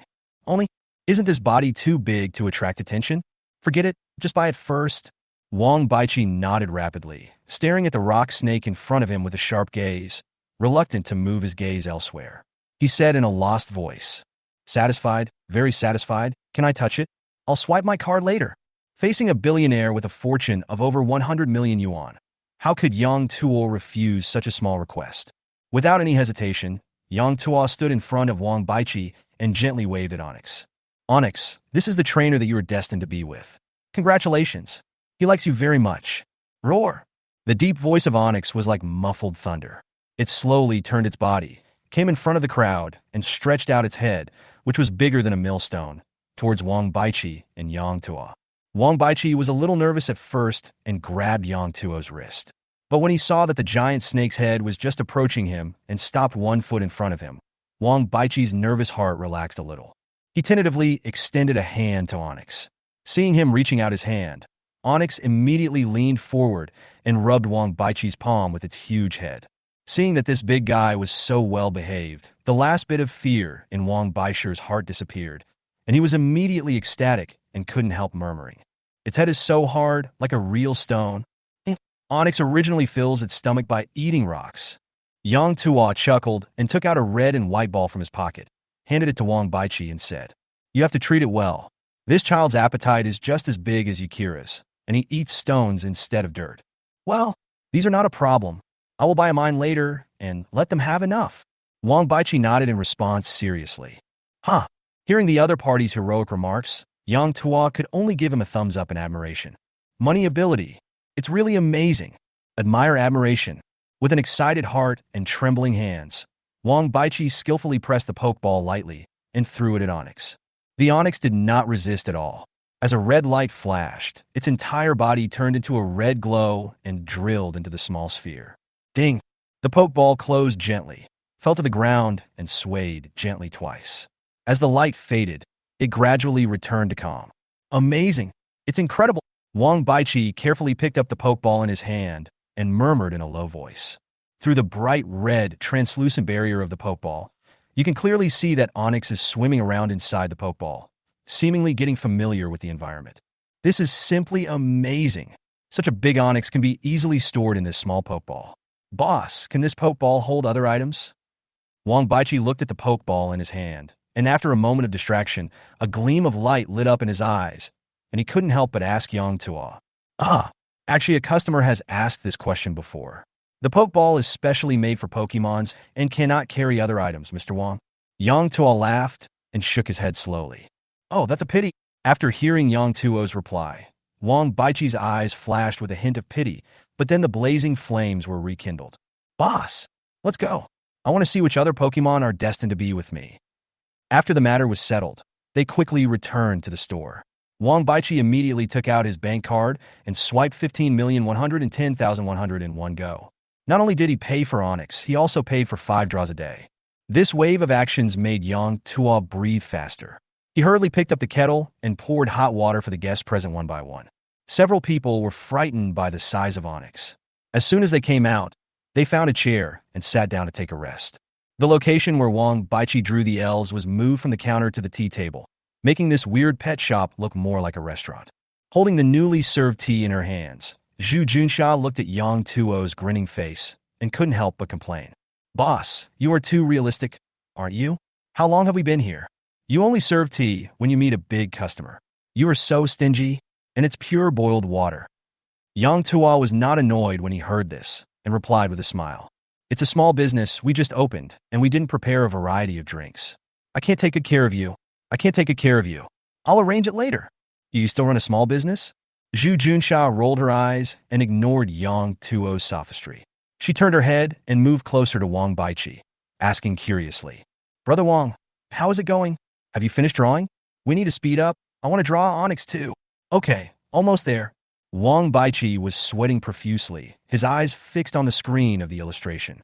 When the light faded away and he saw the familiar yellow bug again, the veins on his temples bulged. He showed the illustrated book to Yang Ta and said, "Boss, what's going on? Is this the same elf? I've already whipped it twice since I came out of the cubicle. Why is it pestering me?" Chapter 40. Theoretically, you can draw a legend. Looking at the familiar Bugsburger in the illustrated book, Wang Baichi was Yemo. From the free draw to the paid draw 4 times, he has already drawn this bug-type Pokemon 3 times? Is the connection between me and this Pokemon really that great? You know, the price of this elf is only 50,000. There is only one paid lottery draw left, and Wang Baichi has begun to wonder whether he should buy it first. After all, the next lottery draw fee is 10 million, and it has already been paid. If this little guy comes out to cause trouble again, it will be equivalent to him losing 10 million in vain. This doesn't make sense. You know, after killing the unicorn beetle before, Onyx was directly released, but this time, 2 unicorn beetles were released directly. There is absolutely no logic. Oh, that's not necessarily true. After hearing Wang Baichi's complaint, Yang Tua hesitated for a moment and slowly said, "You can think of the tablet in our store as a signal tower. Every time you press a button, it will send your life signal to the Pokemon world. The specific content is roughly seeking partners. This is a kind signal from the origin of life. The illustration will spread this signal to all elves with excellent qualifications. In the elf world, any Pokemon that can sense your life fluctuations, as long as it has a good impression of you and is willing to be your partner, will respond to the call of this signal and give a certain response. The Pokemon shown on the illustrated guide are the Pokemon that respond to your call first. Because of this, these Pokemon will not be too disgusted with you when they are brought to you. You bought them for a small amount of money, but they chose to come to a completely unfamiliar world and become your partners because of your request.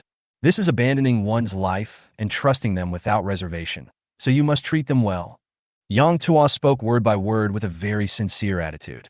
The system told him all this, so he told everyone that this was destined by fate. He really hopes that this group of people will live up to the trust of Pokemon. It is also because of this that once the Pokemon are abandoned by humans, it is very difficult to conquer them again like Ash in the anime. Physical trauma can be treated with medication, but if there is a crack in the heart, it is extremely difficult to heal. After hearing what Yang Tua said, everyone's hearts were more or less touched. Did they choose to entrust their lives to each other just for a signal? This trust is extremely heavy. When Wang Baichi heard this, the expression on his face kept changing. He was very grateful for the unicorn's trust, but he didn't want the unicorn. Even if you were a bug type, you should at least get something more expensive. So, the 3 unicorns drawn could be the same one, or they could be different.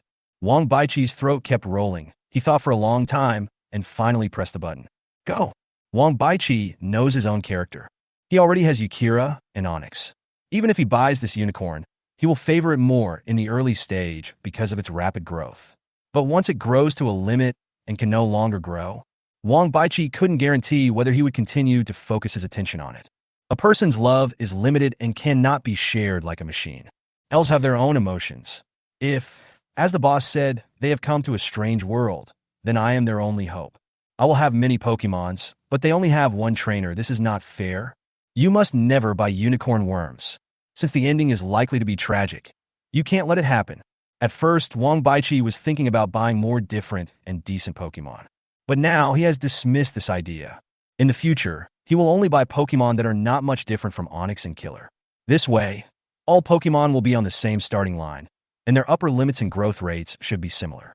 When handling the relationships between the various Pokemon, I can also be relatively balanced. If you let others down, you will feel guilty. Some people may sneer at this, but Wang Baichi can't do it.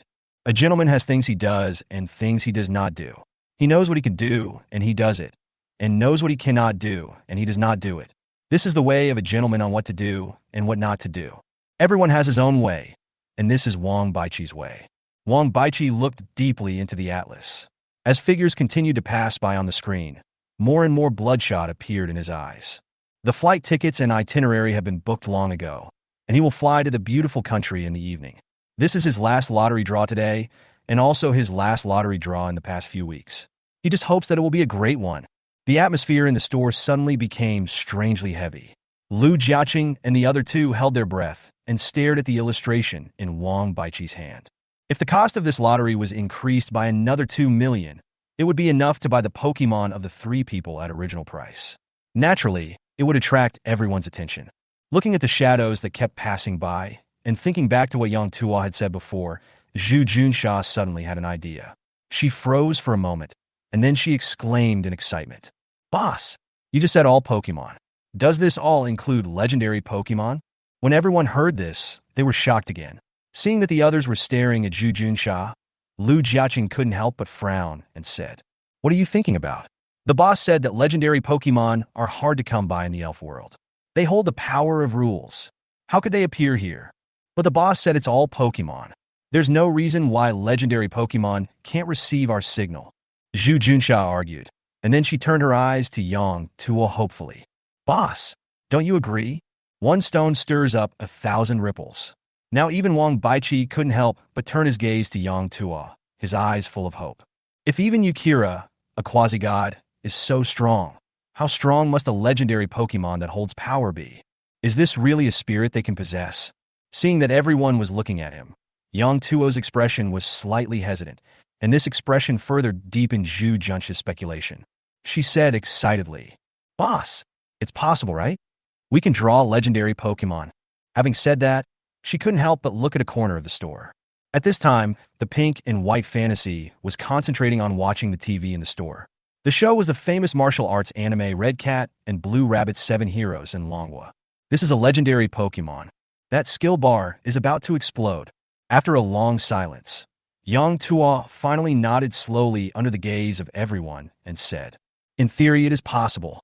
As long as it is a Pokemon of the same species, it can sense your life signals, which naturally includes legendary Pokemon. It's just that the number of legendary Pokemon is less than that of quasi-gods, and their personalities are more arrogant, and few of them are willing to follow humans. If you draw a quasi-legendary Pokemon, it is equivalent to winning the first prize in the national lottery. Then, the probability of drawing a legendary Pokemon is like trying to win the first prize in the world lottery, which is almost impossible. As long as I can draw it, there's hope. I'm going to come to the store every day to draw Pokemon. 5 times a day. I must draw a legendary one. Zhu Junsha jumped up from her seat with a thud, clenching her fists, her heart pounding. No, 5 times a day? How can you waste money like that? You're not drawing elves. You're wasting money. Lu Jiaqing was stunned watching from the side. He had 6 million in pocket money a month, but he didn't dare to spend it like this. Is this girl's family so wealthy? When Zhu Junsha heard his words, she glanced at him proudly and said proudly, Brother Wang can spend 100 million without blinking an eye. So what's wrong with me drawing elves 5 times a day? Don't let poverty limit your imagination, brother. As she spoke, Zhu Junsha chuckled, stretched out a thumb, rubbed it vigorously on her upturned nose, and said proudly, The interest on the deposit in this family's bank account is enough for you to buy a Riolu every day. You. Lu Jiaqing was stunned. As a rich second generation, he really didn't expect that one day he would be looked down upon by others. But soon, he reacted and said, That's not right. Including the free draw, can't we draw 6 times a day? Upon hearing this, Zhu Junsha looked at Lu Jiaqing again, as if she was looking at a mentally retarded person. My money is the savings of my ancestors, not something that came from the wind. 10 million at a time. Who can come here every day? Okay, I thought you didn't take money seriously. What's there to be proud of? Lu Jiaqing secretly complained in his heart. At this time, Wang Baiqi, who had been listening to the conversation, frowned slightly after learning about the wealthy family of this girl, and couldn't help but ask, Master? Junsha, do you live in Huangming Villa? Chapter 41. Too cheap. King Xiang's red dragon fell on Chenxiao, and the newly built pearl shone in the east. These are the 7 oldest families in Shanghai. Their family influence dates back even before the construction of the Oriental Pearl Tower.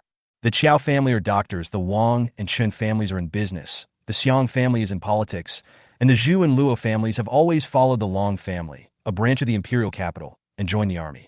This is the fundamental reason why the 7 great families in Magic City have survived to this day. The Qiao family has been practicing medicine for generations. Their ancestor was an imperial physician in the Old Dragon Kingdom. Due to the succession of imperial power in the palace, they came to the Old Demon City along with a royal bloodline of the Old Dynasty and settled down there. The royal family of the Old Dynasty had the surname Zhu, and the genealogy of that branch was Yunwen followed the ancestral instructions. Qinwu de Junsheng, Shundao Yifengji, Shiliangshan Yongsheng. For unknown reasons, the population of this family has been extremely declining. Since the fall of the old demon city, over the past 700 years, no family head has lived past the age of 50. The seniority of the previous head of the Zhu family was exactly de. The most unfortunate thing was that the head of the family of this generation died in the army when he was only in his 20s, leaving behind only a young daughter. The Zhu family's property is also managed by the Long family, and their orphans are given great attention. They have been raised by the Magic City military since childhood and rarely show up except for occasionally visiting the Qiao family. From this, Zhu Junsh's identity can be seen. When Zhu Junsha, who had just looked so proud, heard the word Huangming Villa, her expression immediately changed. She became extremely cautious and looked at Wang Baiqi suspiciously. Wang Baiqi saw her reaction so strongly, and he became more certain in his heart. He couldn't help but smile and said, "What a coincidence, my last name is Wang. Huading Wang." Hearing these words, Zhu Junsh's slightly frown relaxed instantly, but then her mouth opened wide. "Is this motive so small?" "Yeah? You all know each other." Yang Tuo was slightly surprised when he heard this, but at the same time, he was secretly shocked. Is one day's interest enough to buy a Riolu? It seems that this Miss Junsha is quite fat. Joey, who had been watching all this silently, nodded slightly and said to Yang Tuo, "Well, boss, our families are old friends, but in our generation, we don't visit each other as often." As she said that, she turned to look at Wang Baiqi. Seeing that he was looking at her in confusion, Joey smiled and stretched out her hand. "Brother Wang, I'm Joey from Zhu Villa." "Oh!" Wang Baiqi suddenly realized what was going on and quickly reached out his hand and shook it gently with Joey, saying, "The Qiao family's name is well known, and I have long heard of it." It seemed that this exciting lottery session was about to turn into a large-scale family reunion scene. Lu Jiaqing, the only outsider in the room who had not been able to get a word in, could not help but gently pull on Wang Baiqi's clothes and said, "Brother, the elf is out." After his interruption, everyone's attention returned to the illustration in Wang Baiqi's hand. At this moment, a small white animal with round holes all over its body was quietly displayed on the screen. At first glance, it looks like a hollowed-out bone, but upon closer inspection, one finds that the appearance of this little animal is more like a turtle. "Boss, what is this?"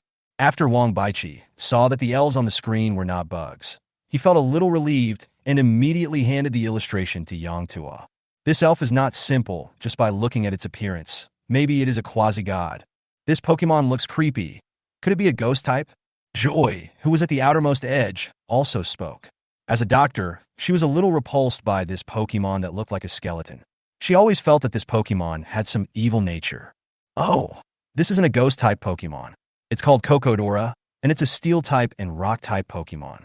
As a very popular elf, Yang Tuo recognized the origin of this elf with just a quick glance. He chuckled and said, "This little guy is no ordinary guy. The white substance on his body is not bone. Instead, it is a body of steel that he has forged through himself and the environment." Steel man?" Everyone looked confused. Wang Baiqi touched his trouser pocket, where Onyx's pokeball was. Compared to the others, he was more experienced and calm. He looked at Izukira and asked, "Boss, so this Pokemon's body is like Onyx's, and its body is made entirely of steel?" "Yes, it's about the same as Onyx." Yang Tuo smiled and nodded, thought for a moment, and added, "And it's similar to Onyx and Yukira.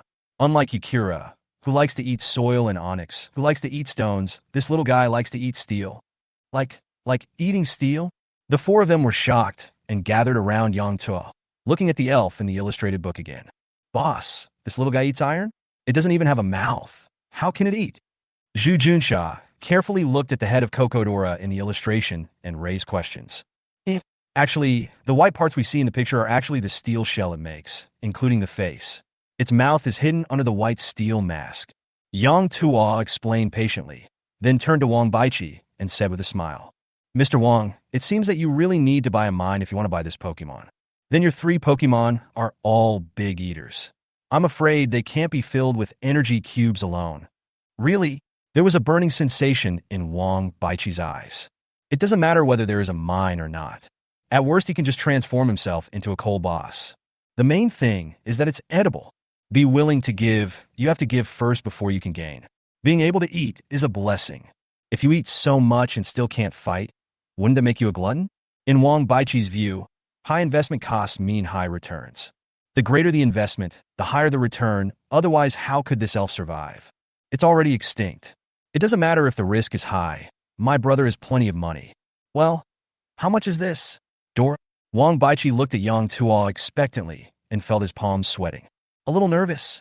It's all iron, so it must be 100 million, right? It's Kokodora. Kadora is its evolved form.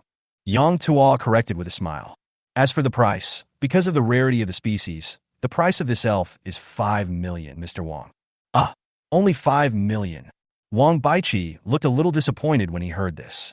He thought that a Pokemon that could even eat steel must be worth 100 or 200 million. You know, Yakira is a dirt-eating Pokemon, yet it's sold for 100 million.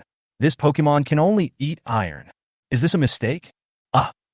When Yang Tuo heard Wang Baiqi's question, he was slightly stunned and a little confused about the attitude of this real god of wealth. This is too cheap?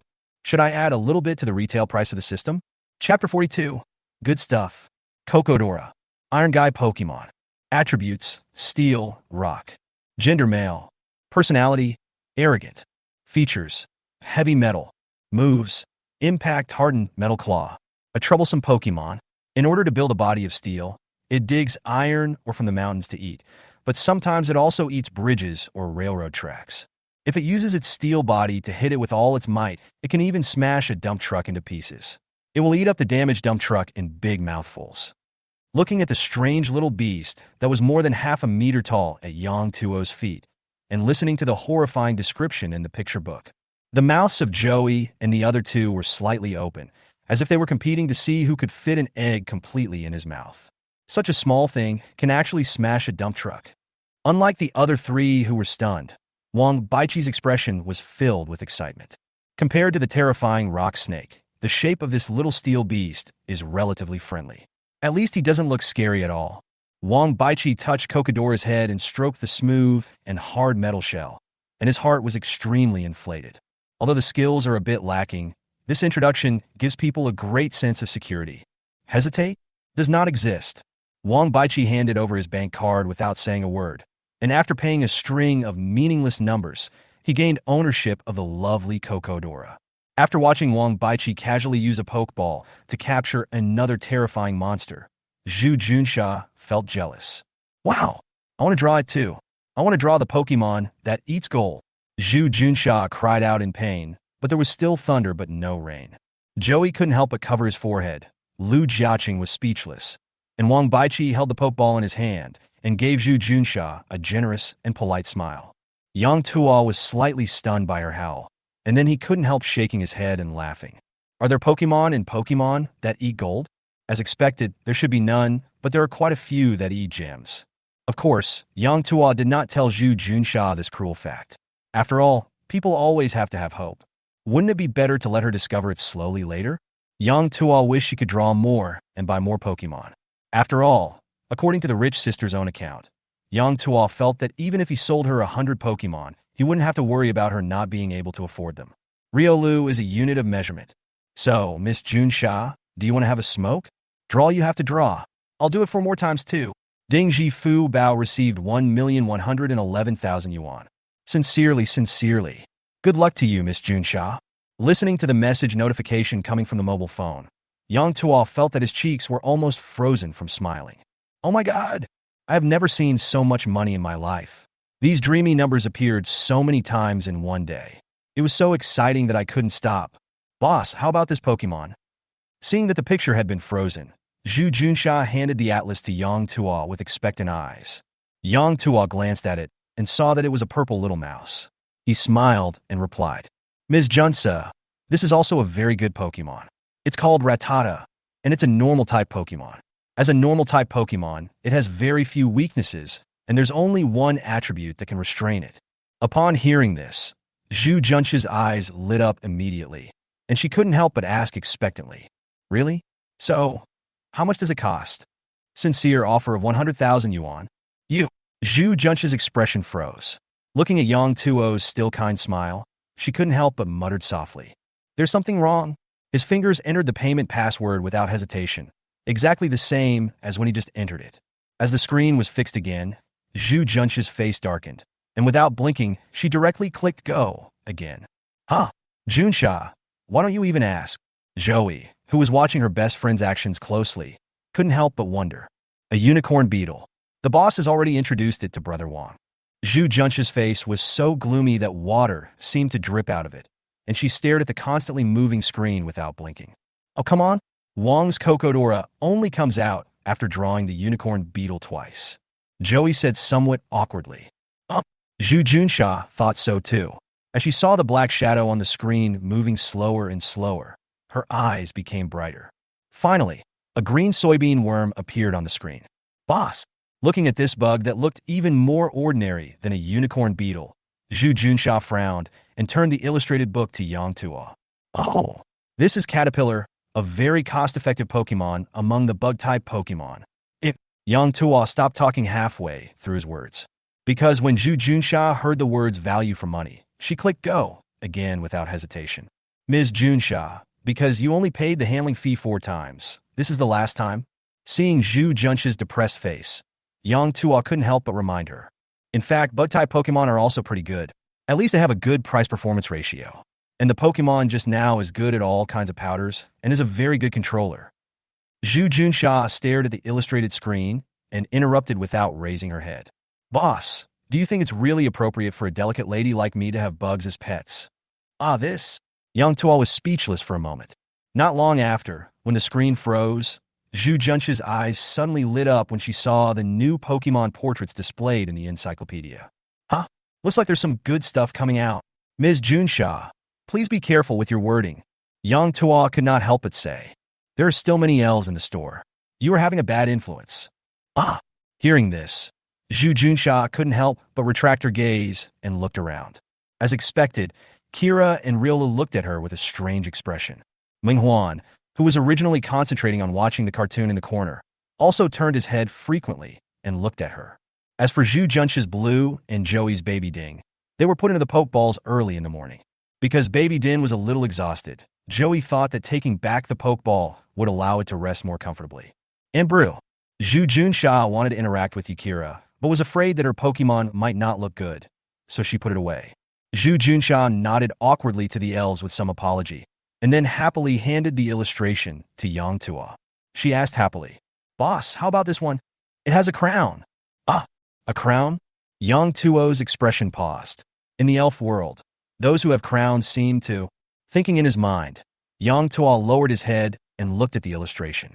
Looking back at it on the screen was a large, bright red carp with a relatively dazed look in its eyes. However, unlike ordinary carp, although the face of this carp is a bit ugly, there is a shining golden crown in the middle of its forehead. This elf, it is a classic textbook in the elf world. Chapter 43, Late Bloomer Under the Quasi-God. Typical textbook. Hearing Yang Tuo's words, the few people who were originally attracted by Zhu Junsha's words good stuff immediately pricked up their ears. Zhu Junsha was even more delighted and immediately asked impatiently, Isn't it very strong? It's amazing. Yang Tuo was stunned when he heard this, then nodded and said with a smile, It's not that strong, but it's really magical. After hearing this, Zhu Junsha was immediately confused and subconsciously wanted to press the go button again. However, when I thought about the cost of the next lottery, I couldn't raise my little hand to make money. She only paid over 1 million, not 10 million, so strictly speaking, she was not eligible to continue drawing. Based on Yang Tuo's behavior of collecting money first and serving tea later, Zhu Junsha had no doubt that once she ordered, no matter whether it was a true legend or not, he would definitely pester her to collect the money.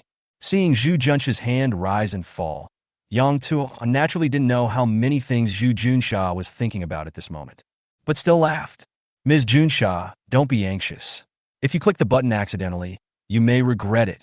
Hearing this, Zhu Junsha showed an expression of as expected, with contempt written all over her face, and muttered, Stingy. Naturally, Yang Tuo heard these words. Yang Tuo was stunned at first, not quite understanding what this meant, but when he remembered the price of the 5th lottery, he couldn't help but smile. Ms. Junsha, you should be thankful that you didn't buy the 5th paid lottery draw. Have you ever heard of the carp leaping over the dragon gate? A carp leaping over the dragon gate? Lu Jiaqing, who was watching from the side, muttered to himself. Then his eyes widened, and before the others could come to their senses, he said in a lost voice, "No way! Can this carp turn into a dragon?" Hearing what he said, the other people couldn't help but shudder, especially Zhu Junsha, who had looked unhappy just now. Her face was now blank. Which dragon countryman doesn't know the story of the carp leaping over the dragon gate?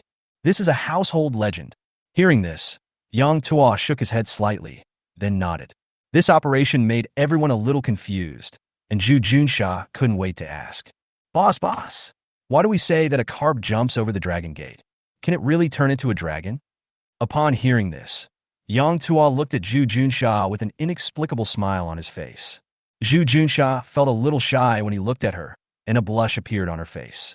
She said angrily, "Stingy guy, boss, are you going to tell me or not?"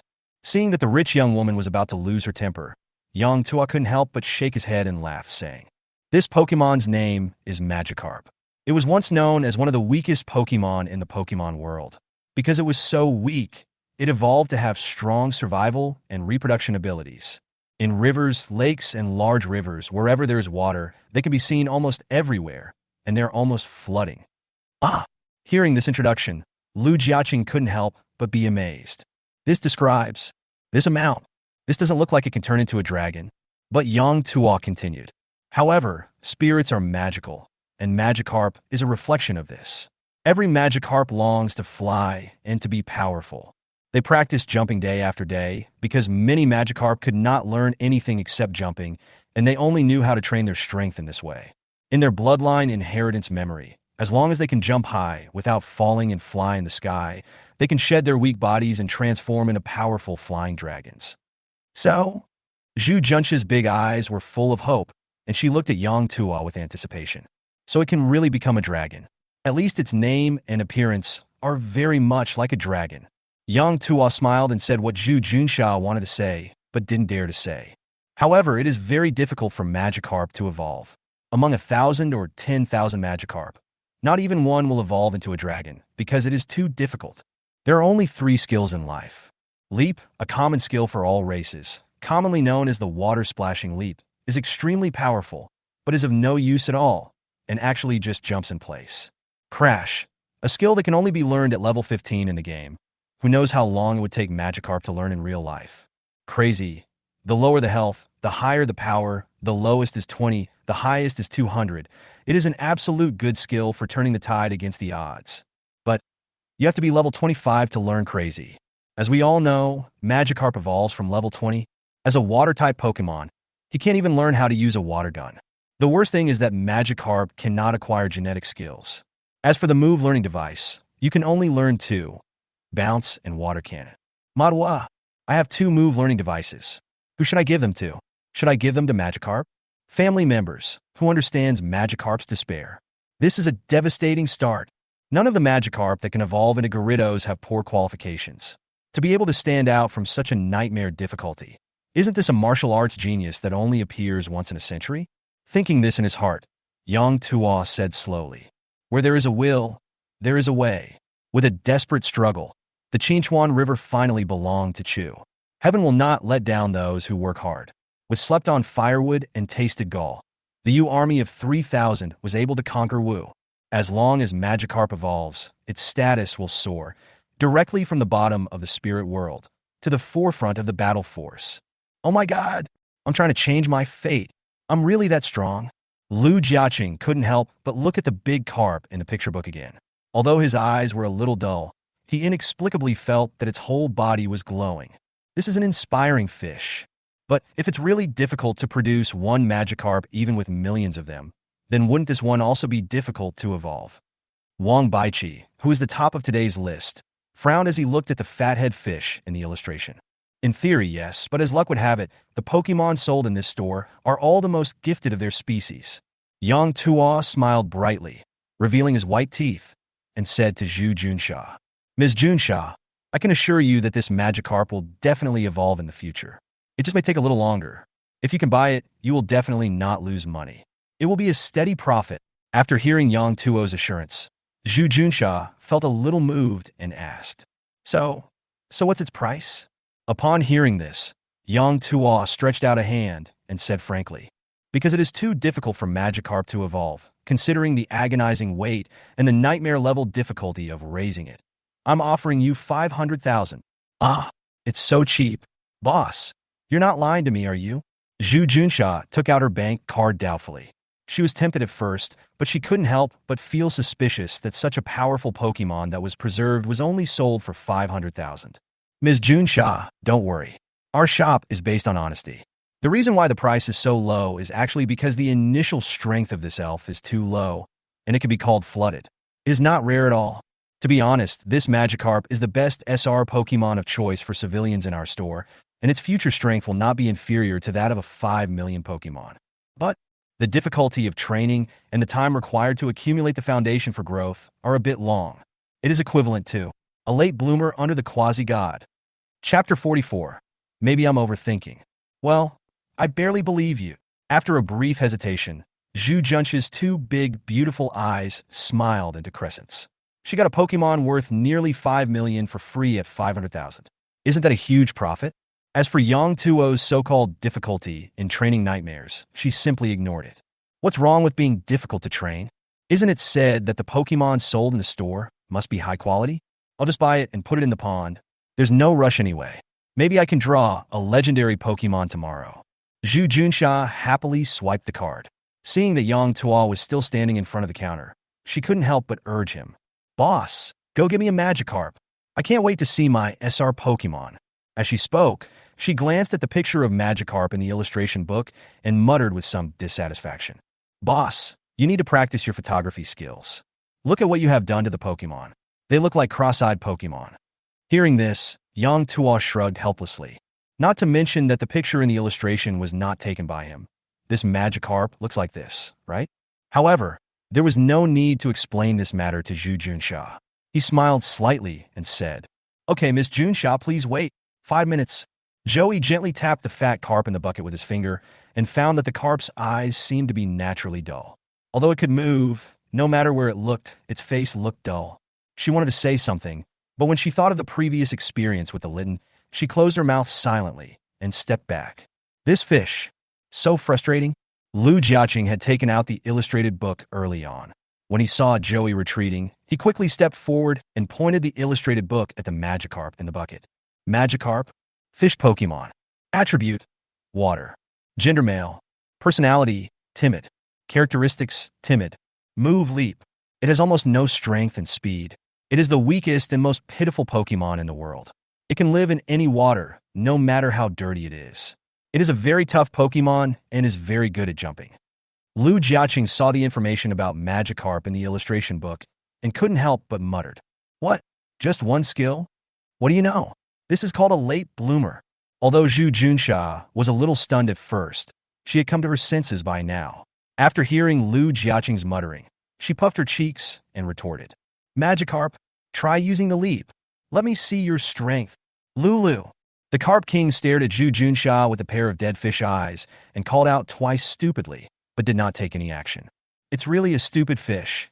Seeing this, Lu Jiaqing lost all interest, shook his head, and ignored this late bloomer Carp King, which made Zhu Junsha so angry that she almost jumped up. Yang Tuo, who was standing by, couldn't help but laugh and said, This Magikarp is timid. Perhaps it is because of its timidity that it cannot let go. Personality can be slowly changed through the acquired environment. Don't worry about it. It will get better in the future. That's it. Zhu Junsha couldn't help but glance at Lu Jiaqing. The illustrated book said that the Magikarp was timid. How could it be that he was stupid? I think your whole family is stupid. After taking the pokeball handed to her by Yang Tuo, Zhu Junsha did not rush to capture the Magikarp. Instead, she gently reached out and touched the Magikarp's forehead and the crown on its head. Magikarp moved its body instinctively, but due to the narrow space in the bucket, it was unable to dodge and could only let her touch it. But it seems quite comfortable. The Magikarp dodged a little at first, but soon got used to the comfort of being touched. Its wide-open eyes turned around, and its pupils quietly focused upwards, secretly looking at Zhu Junsha. It turns out to be a fish fin, not a real crown. Feeling the soft touch of the Magikarp's crown, Zhu Junsha was a little disappointed, but she didn't take it to heart. After learning that Magikarp was timid, she changed her previous carefree attitude and said softly and gently, "Don't be afraid. Little one, I have a huge pond at home. I'll find you a more comfortable nest later." She shook the pokeball in her hand and said with a smile, "I will be your trainer from now on. I will make you a dragon as soon as possible. I will make you the best dragon in the world." Lulu. When Magikarp heard Zhu Junsha say the word dragon, a different light flashed in his eyes.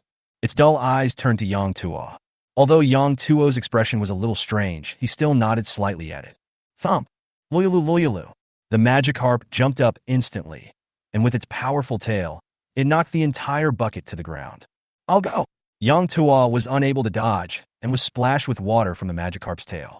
Just as he raised his head to settle the score with the Magikarp, he saw a graceful fiery red parabola sliding down before his eyes. Bang! Under the astonished gaze of everyone, the Carp King threw himself directly into Zhu Junsha's arms. "Wow, this fish has great jumping ability." Wang Baichi looked at the bucket that had fallen to the ground, and then looked at the Magikarp in Zhu Junsha's arms. The bucket was roughly estimated to be more than 40 centimeters high, and the water level was only half full. If the tail is not counted, this Magikarp is as big as a rugby ball with a diameter of 20 centimeters. Zhu Junsha is not short among girls. She is estimated to be about 1.7 meters tall. It is shocking that this big fat carp can jump so high. "Call!" Yang Tuo looked at the puddle of water on his crotch, clenched his fists again, and finally smiled and said to Zhu Junsha, "Ms. Junsha, I feel like this Magikarp isn't really suitable for you. How about I return the money to you? I still have some doubts about the braised carp, so I need to discuss it with Magikarp." No. Zhu Junsha was a little confused at first after hearing the first half of Yang Tuo's words, but after hearing about the braised carp, she looked at Yang Tuo's pants and then shook her head like a rattle. She quickly took out the pokeball and pressed the round button directly at Magikarp. "Magikarp, come in, chatter." The Carp King opened his eyes wide and looked at Yang Tuo in confusion. Before he could react to what was happening, his body was directly enveloped by the red light released by the pokeball. The next moment, Zhu Junsha felt a lightness in her arms. The pokeball in her hand struggled slightly twice, and then became quiet. Seeing that Magikarp was successfully put into the pokeball, Zhu Junsha couldn't help but breathe a sigh of relief, and then looked at Yang Tuo with an extremely unfriendly look. He actually wanted a refund for the elf he bought for 500,000 yuan. "Hey, boss! Why do you say one thing and do another? You clearly told us that elves are intelligent creatures, but you actually want to eat Magikarp." Her little face was puffed up, looking just like a pink bun. Hearing this, Yang Tuo smiled bitterly and shook his head helplessly. Alas, Magikarp is basically made up of bones, with almost no meat at all. So Ms. Junsha, don't worry, it has no edible value. I was just joking. Zhu Junsha was skeptical. Really, that little guy got my pants wet. Is it okay for me to scare it? Yang Tuo pointed at his crotch helplessly. The place was wet, making him extremely uncomfortable. "Everyone, if you want to draw more elves, you have to do it as soon as possible. I need to change my pants quickly, otherwise if a new customer comes, it will have a bad impact."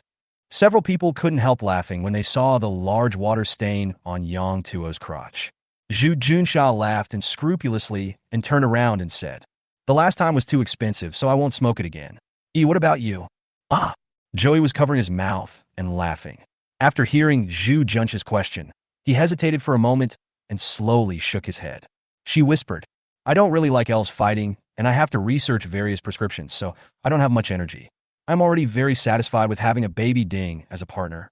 I won't consider buying it for now. I'll talk about it later." "Well, okay." Zhu Junsha was also aware of Joey's situation, and seeing that she had no interest, she stopped pestering her. Wang Baichi, who was standing by, also turned his gaze to his cousin and said softly, "Jiaqing, what about you? If you still want to buy, you can continue to smoke while your cousin is here." Lu Jiaqing looked at his cousin. His face was quite interested, but when he thought about his pocket money, he shook his head slightly and said, "Brother, I only have 6 million in pocket money a month, and I have to pay you back next month. Riola's energy cubes also need money, and the pressure of 2 Pokemon is a bit too much. I better take a break for 2 months. 2 months of delay?" Wang Baichi frowned slightly. In this way, the number of his brother's elves was inherently less than that of Zhu Junsha on the opposite side. However, this is an adult's own consideration after all, and from the perspective of a cousin, Wang Baichi does not think there is anything wrong with it. After taking a look at Yukira beside him, Wang Baichi nodded calmly and smiled at Yang Tuo. Boss, we won't bother you anymore. We'll come back to draw elves next time. Well, welcome to visit next time. Yang Tuo also smiled and nodded. We're leaving too.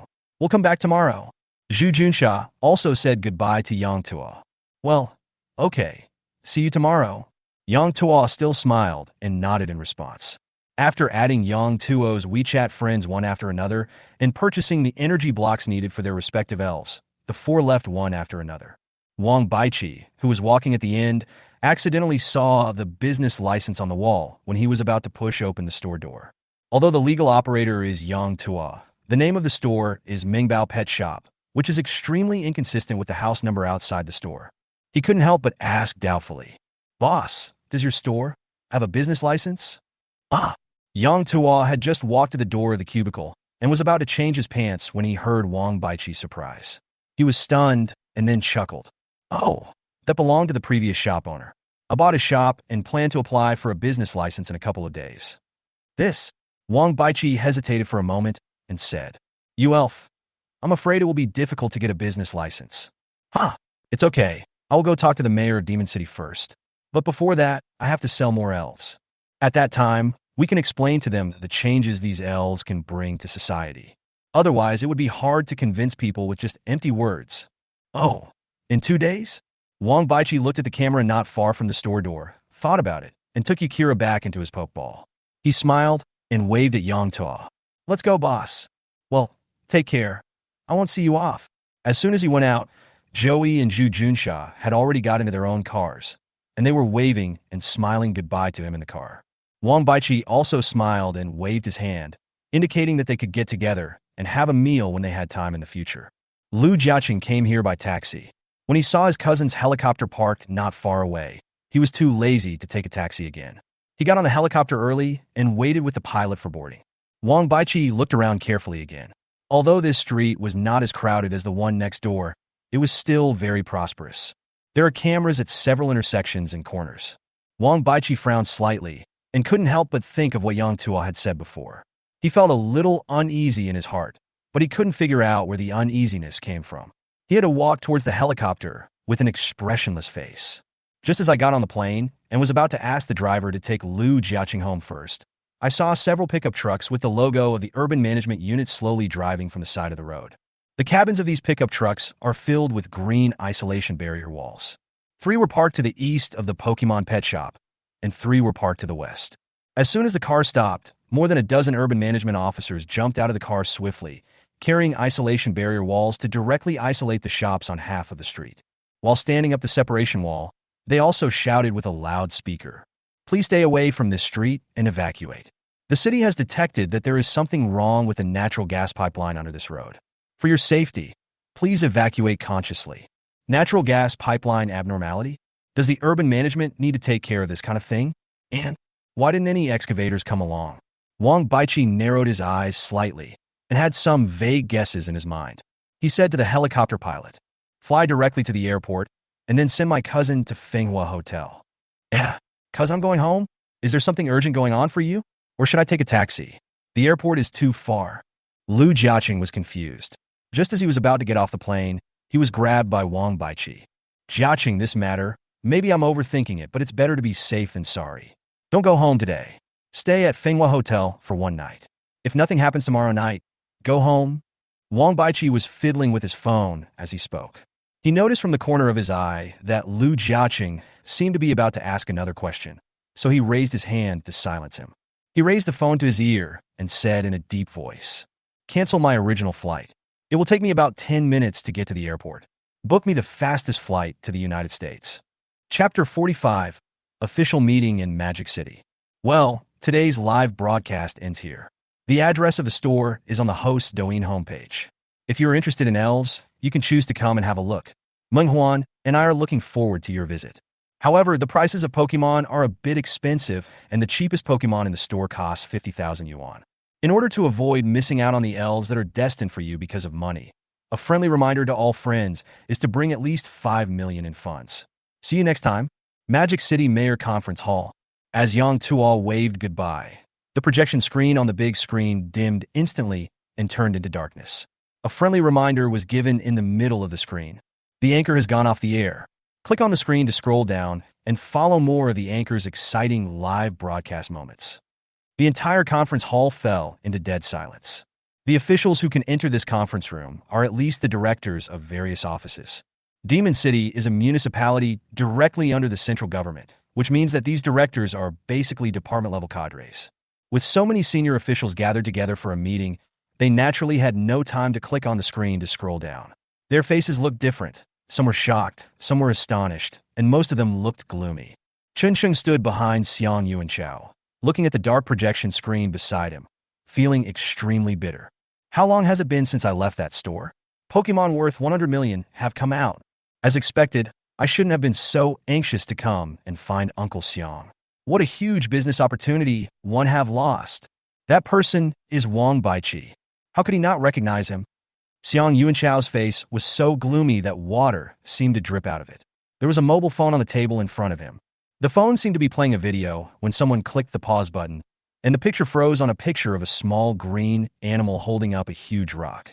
On his left, the middle-aged man in police uniform cleared his throat and said slowly, "Ahem, Secretary Xiang, this live video was recorded by someone and has become very popular online, with over 300,000 views. Although many netizens say it must have been synthesized by AI, but..."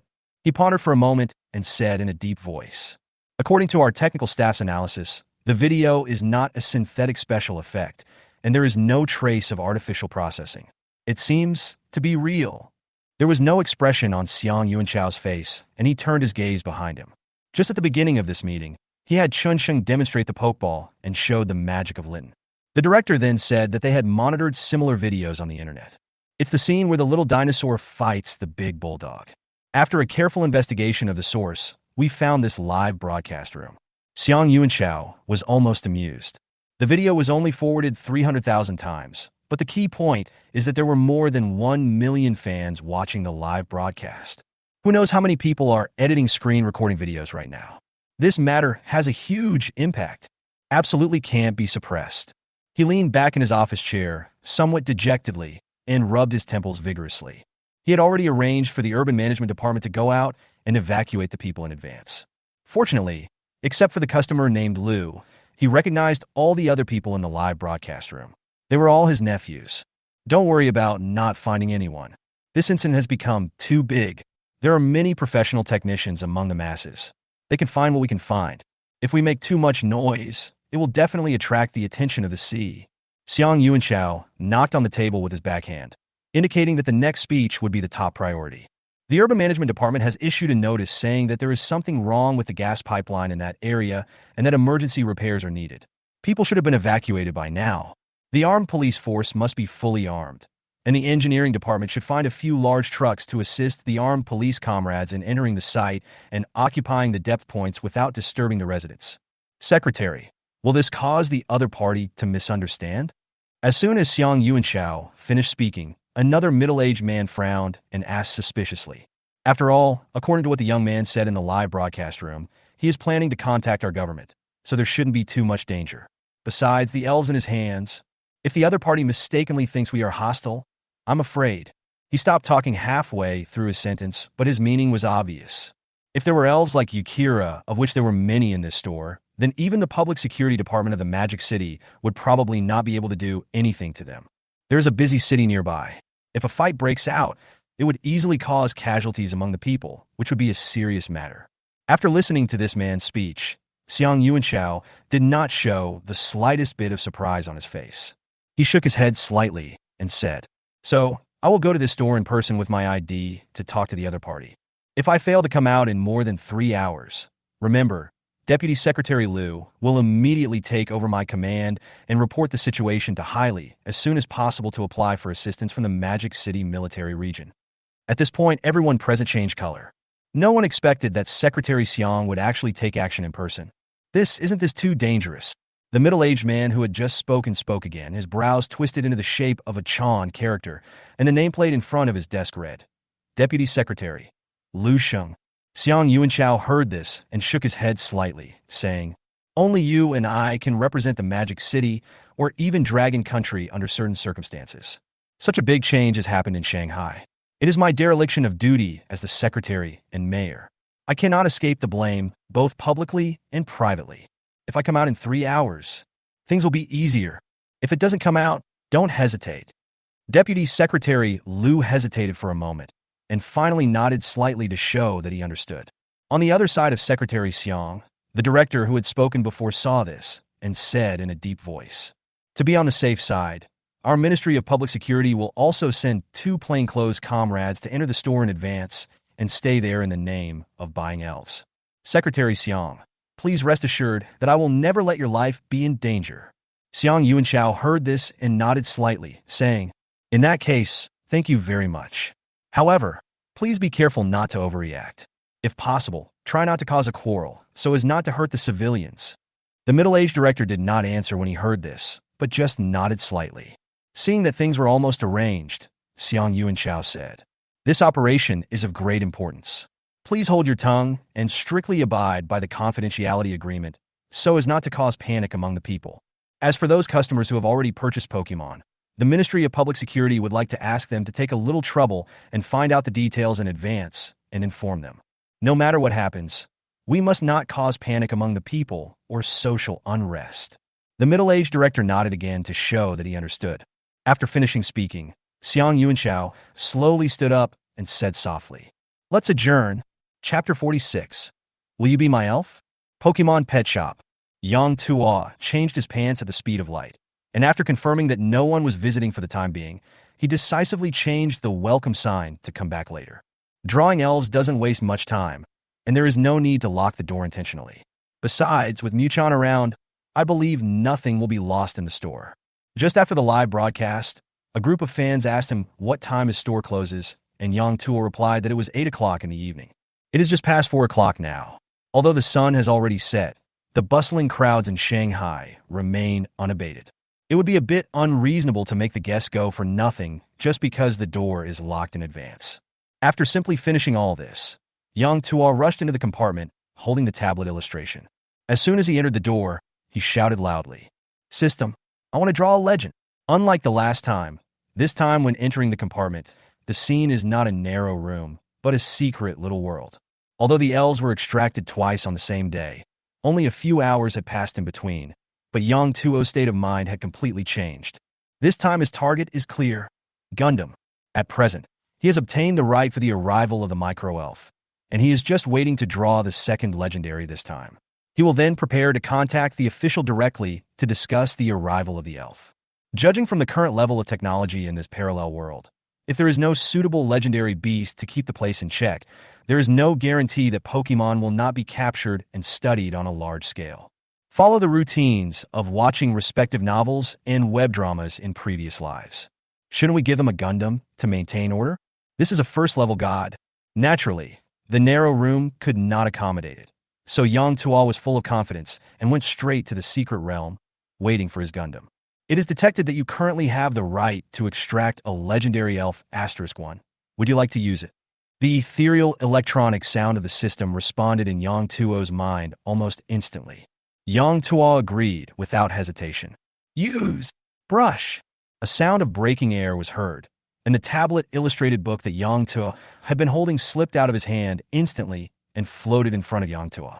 The golden screen emitted a faint stream of light, and hazy figures kept passing by on the illustrations. A big Geo appeared in the middle of the screen. Yang Tuo did not hesitate at all and just kept clicking, watching the outlines on the screen quickly move forward.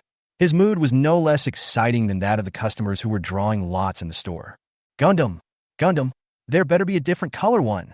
Yang Tuo's face was excited, and his eyes were shining brightly under the reflection of the atlas. Golden shadows kept flashing in his pupils. However, as the frequency of the figures moving in the atlas became slower and slower, Yang Tuo's expression suddenly froze. I think I saw the silhouette of Zygarde passing by. Fake. It must be fake. You can't give me the max level 3 idiots, right? It doesn't matter if there's no Zygarde. Any one of the 3 idiots will do. Yang Tuo felt uneasy as he hadn't seen Zygarde for a long time. The screen was turning slower and slower, but Yang Tuo not only could not see Zygarde anymore, even Rayquaza did not appear. What a bummer. It doesn't matter if the Hoenn 3 idiots don't exist. Or The Sinnoh twin dragons, or the three dragons of Tao, will also work. Watching the familiar silhouettes turning by, Yang Tuo's heart almost sank to the bottom.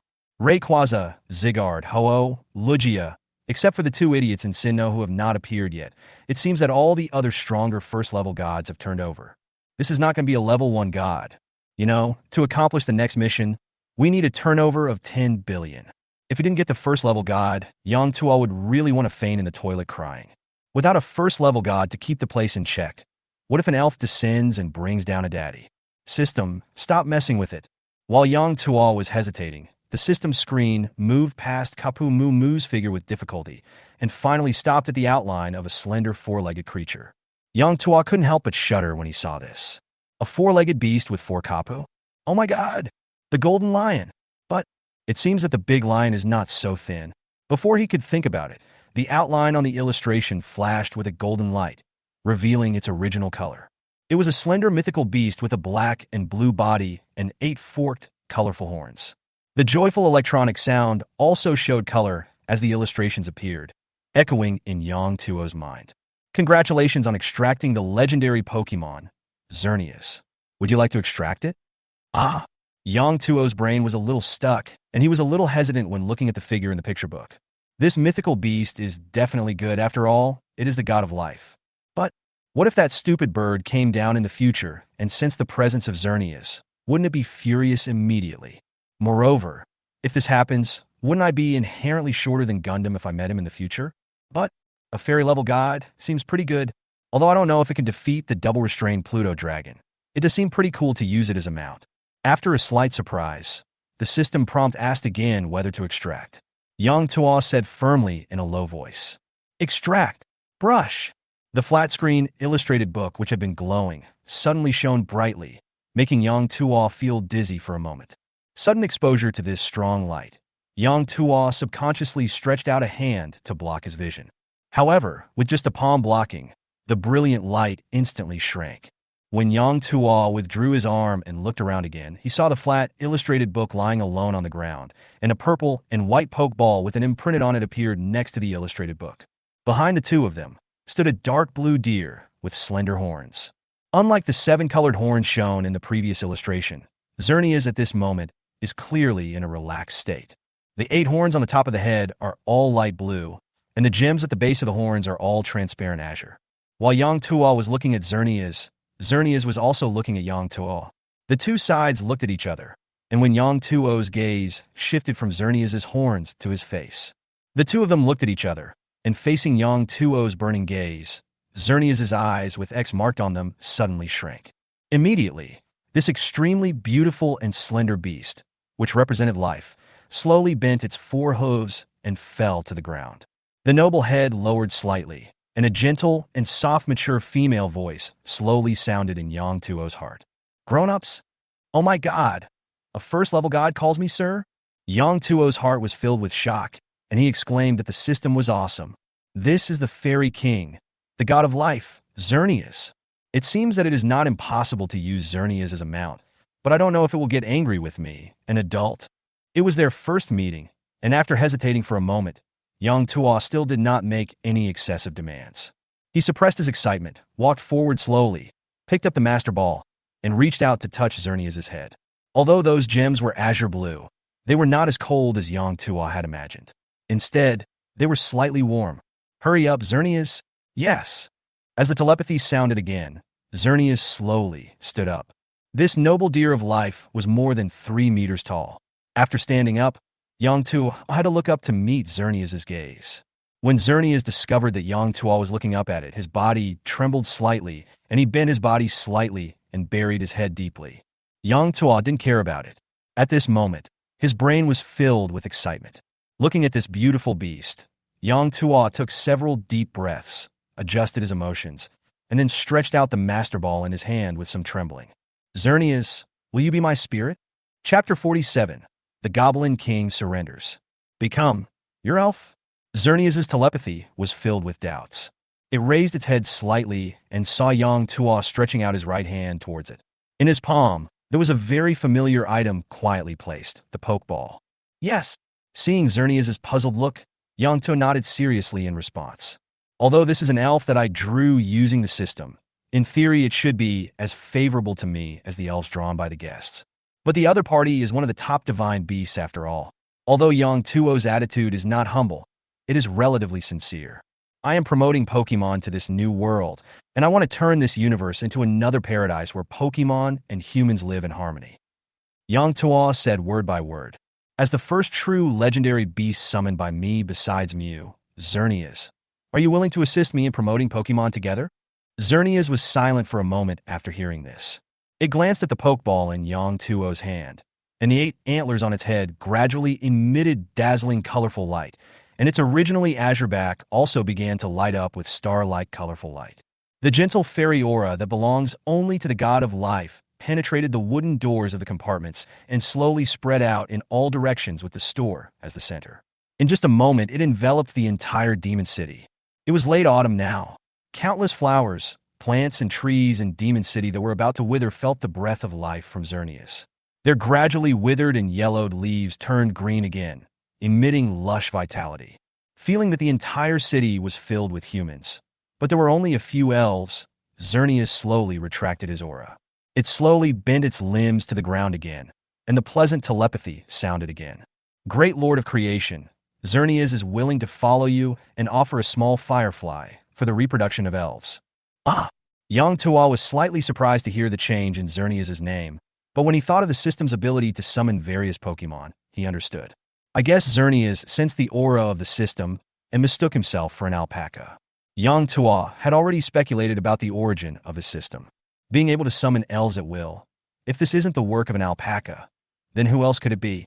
Thinking this in his heart, Yang Tuo smiled, lightly pressed the round button in the middle of the Master Ball, and whispered, Xerneas, then, I will trouble you a lot in the future. I will follow your orders. Brush!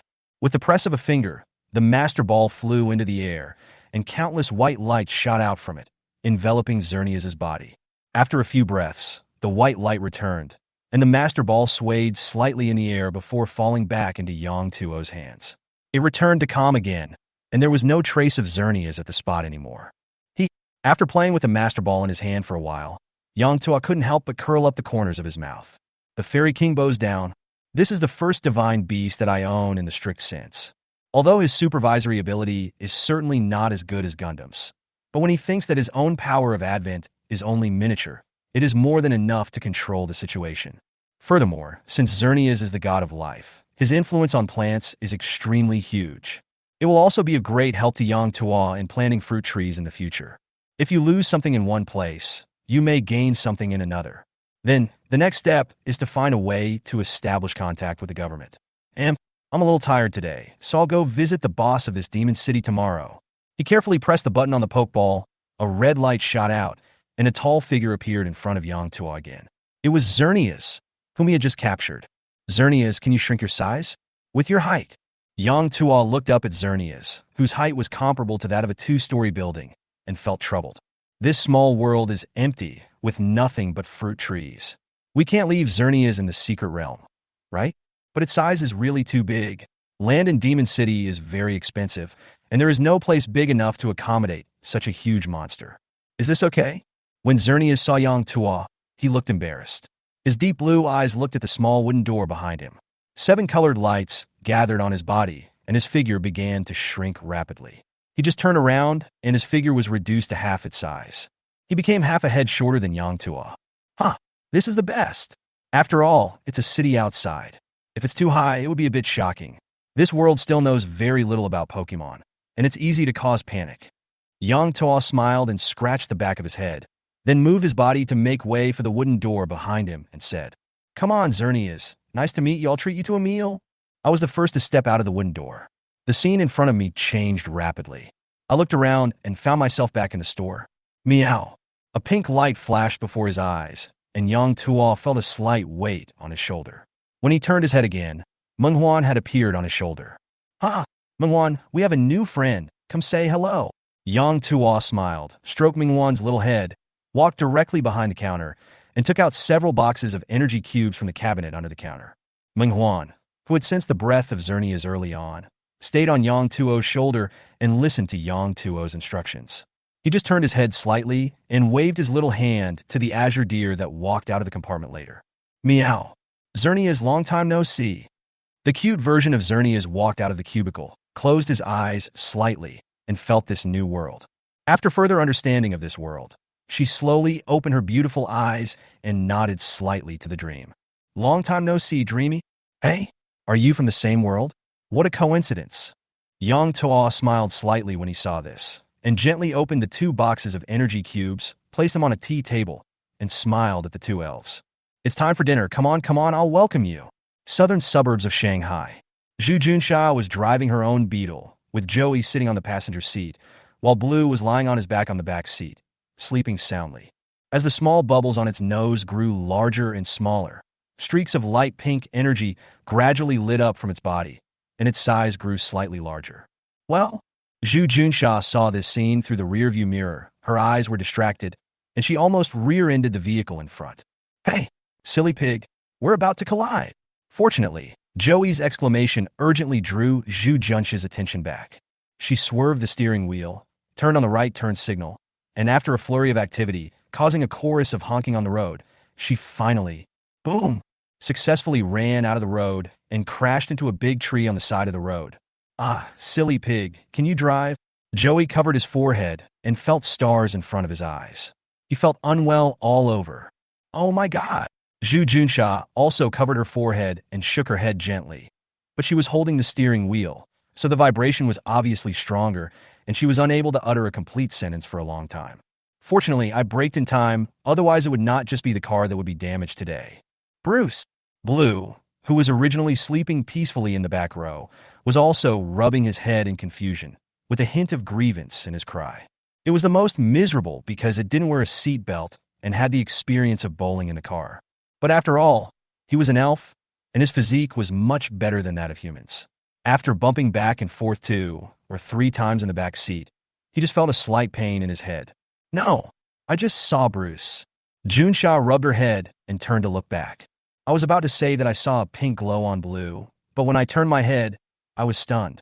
But she saw Blue was also rubbing his head and looking at her with a puzzled look. Its body does seem to be a bit bigger than before, but where is the pink light on its body? Am I dazzled? Zhu Junsha was a little confused. Bruce, what did you just do? Joey asked while rubbing his fair neck. The seatbelt was a little tight just now, and I almost cried. Before she finished speaking, the shoulder bag that fell on the passenger pedal moved slightly, which immediately caught her attention. Can it be hit even if it's in a pokeball? Joey couldn't help but be curious, so he picked up the bag, gently unzipped it, and took out a white ball the size of a fist. This was her commemorative ball. At this moment, the commemorative ball was shaking gently, emitting a faint pink fluorescence. Yes. That's the light I saw just now. That's why I was distracted. Zhu Junsha pointed at the pink light and tried hard to defend herself. Tisk. Joey rolled his eyes at her in annoyance. This woman never tells the truth. No one would believe her. With a light tap, a red light shot out and a pink bun the size of a ball appeared on Joey's leg. It's Baby Ding. As soon as Dinky appeared, the pink fluorescence of the pokeball disappeared, but there was no fluorescence on Dinky's body. At this moment, its condition is much better than before when it was contained in the ball. As soon as it appeared, it waved its little hands happily and kept calling out, Tis T. This little guy. Wasn't he exhausted before? Zhu Junsha was confused and didn't know what was going on. Joey was also a little surprised, but after finding that there was nothing abnormal with Baby Ding, a bright smile appeared on his face. She said, Never mind, as long as Baby Ding is okay. Dong dong. Joey's laughter had not lasted 2 seconds when 2 knocks were heard on the car window. The 2 girls looked confused. Zhu Junsha rolled down the window in confusion, only to see a traffic policeman holding a strange stick and looking into the car with a frown. After taking a quick look at the situation in the car, he put the alcohol test stick next to Zhu Junsha's mouth and said, Ma'am, are you conscious? Please blow into my mouth. Chapter 48. Sakura disturbs the wife. It's getting dark, Magic City, Jiu Villa. Silly pig, it's all your fault. This is the first time in my life that I've ridden a police car home.